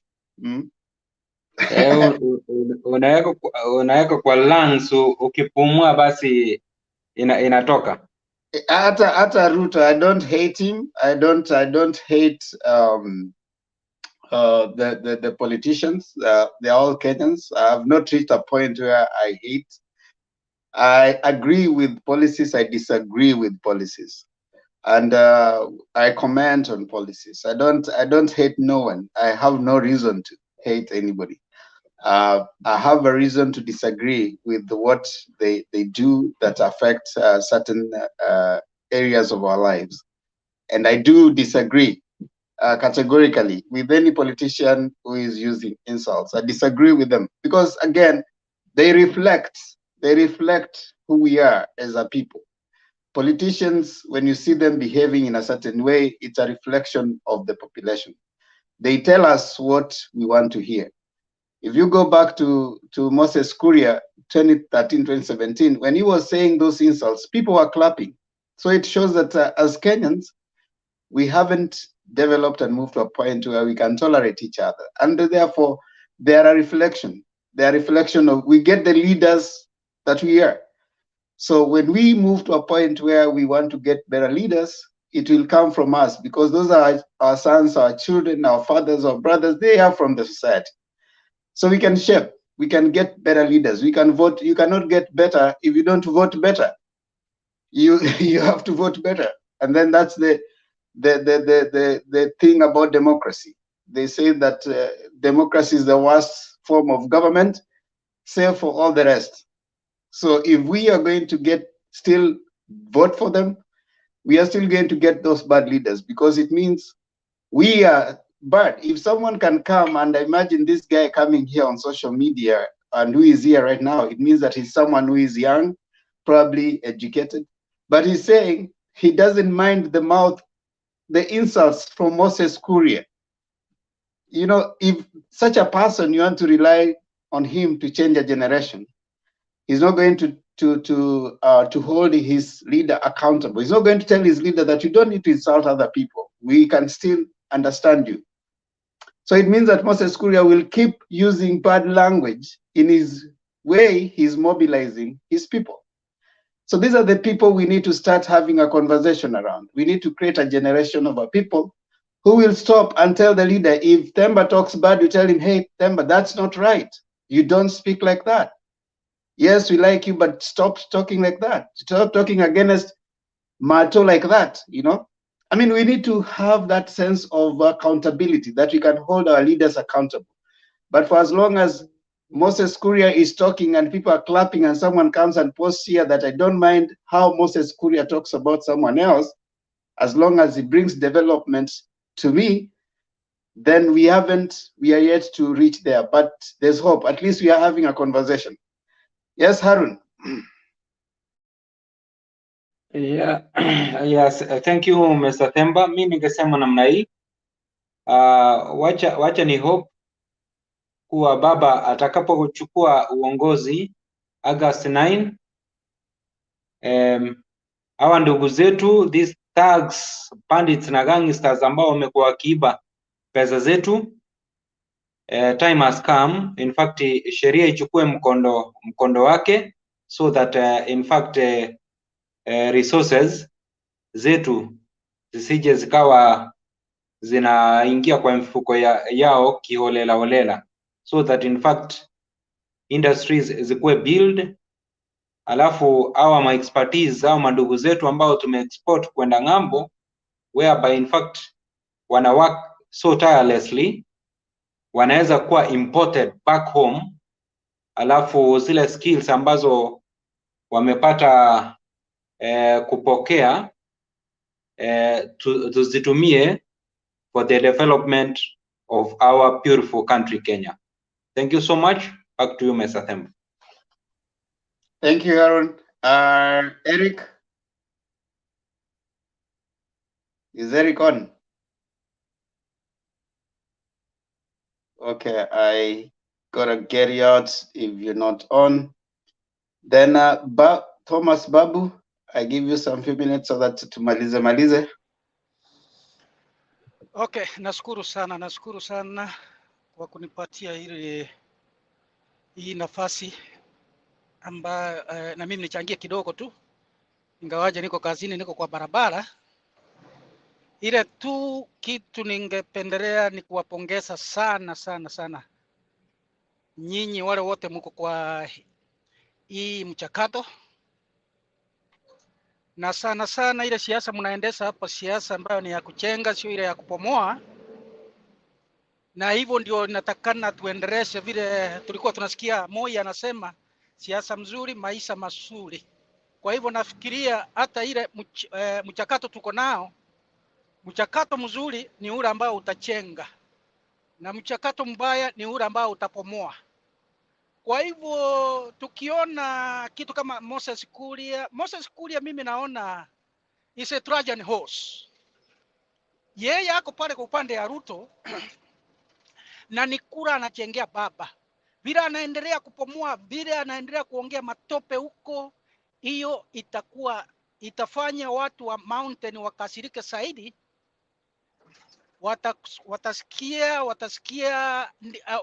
Watakasirika zaidi. Na kwa sababu unajua nyumbani hata baba akuwe mbaya namna gani, baba ni baba. Na Central hata waseme iko namna gani, kuna vitu vizuri nani Uhuru amefanyia Central. Ile development zote amefanya huko Central. Saa hii wanaongea kwa kuongea tu, lakini ukitembea Central vile kumetengenezwa huko, uwezi ukalinganisha huku kwingine. Uwezi ukalinganisha, isipokuwa sasa ni kulia tu wanalia. Ni kura wanatengenezea baba. Vile wanafikiria wanapomoa Uhuru, hawapomoi Uhuru. Moses Kuria anajua ni kitu gani anafanya. Wewe angalia tu, acha aendelee kutabika, wacha aendelee hata kukojoa, lakini mwishowe at the end of the day mtaona Wakikuyu watarudi, hawatachukulia ile matusi yenye iko pale, wachukulie hivi kirahisi. Saa hizi hakuna mtu yote ambaye anaweza enda Rift Valley. Enda Rift Valley uende ukaongea ile matope ile anaongea pande ule. Ile yenye alikuwa anaongea uongee huko Rift Valley, uongee vibaya kwa Ruto. Hao watu watakuchoma.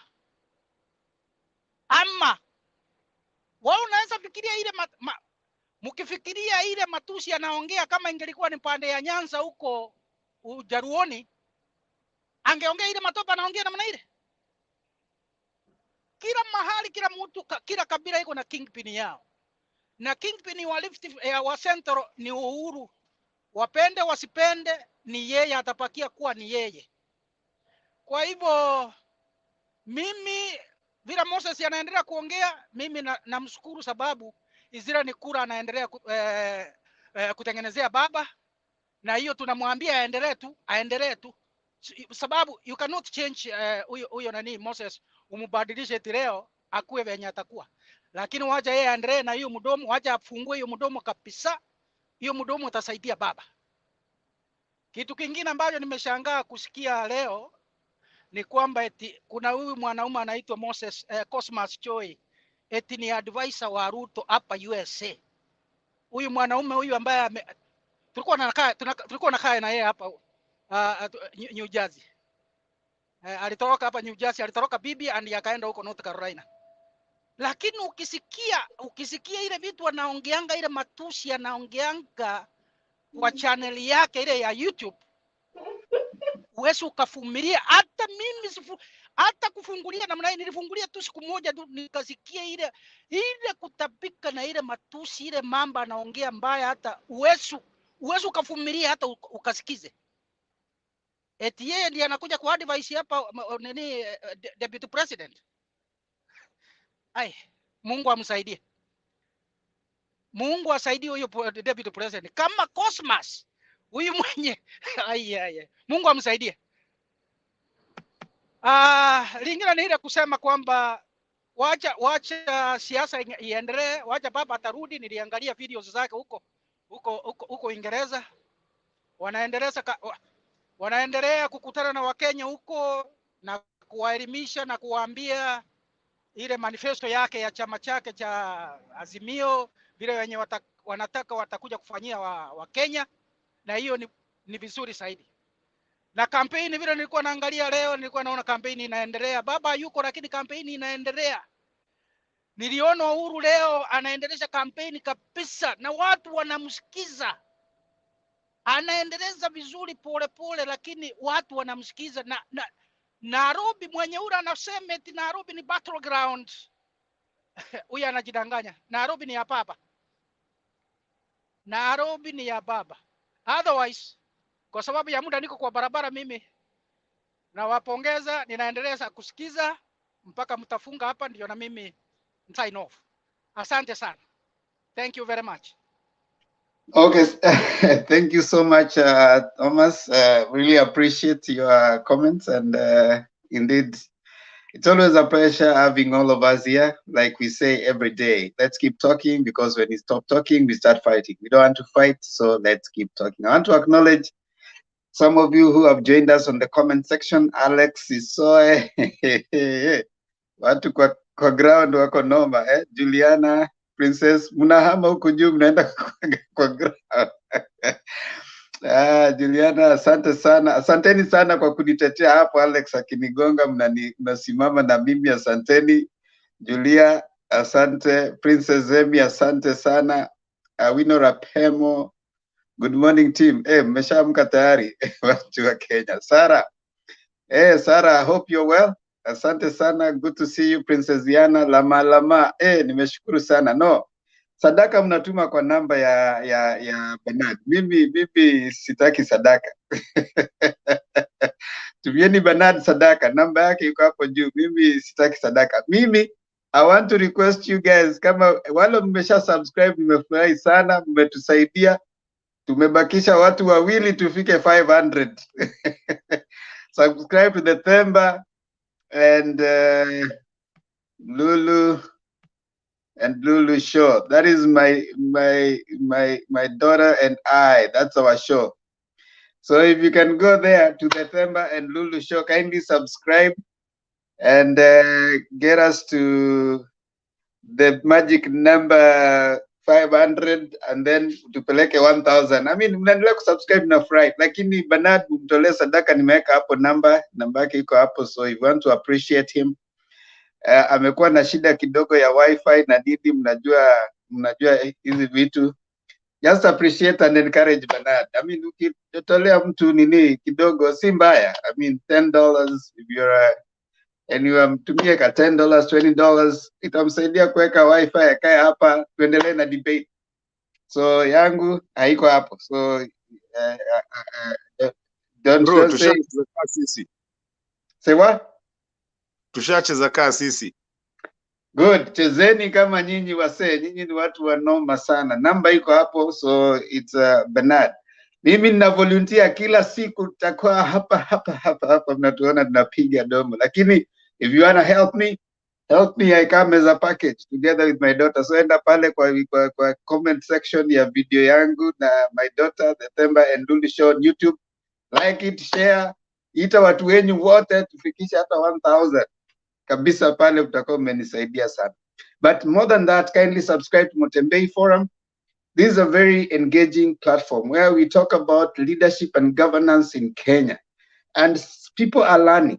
People are learning from you. So when you have something to share, just come. Don't keep quiet. Let's talk. Let's share. Let's speak. Let's speak out. Let's share.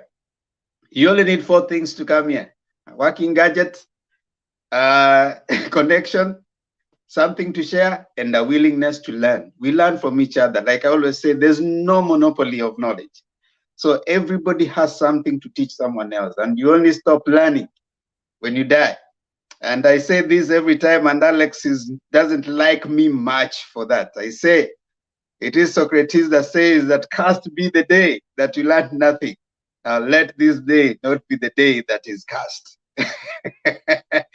So as we keep talking and as we always do it, kindly subscribe to Motembei platform. We are on our way to 300,000. I don't know why Motembei channel should not be at 1 million. Kenyans are so many. We need to push it, and have this message getting to as many people. So push.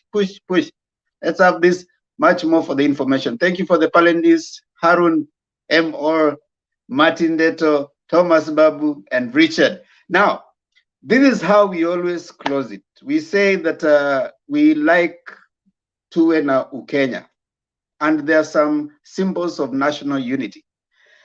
Over time, we have discovered in this platform that most of us do not look at the symbols of national unity, things that unite us. And one of them is the national anthem. So we have made it a duty that every time before we close, at least we have one of you to take us through the prayer, the first stanza of the national anthem. And it is a prayer. So today, it will be Martin Deto. So tafadhali, tuseme stanza ya kwanza ya wimbo. Na unaisema au wimbi? Unaisema.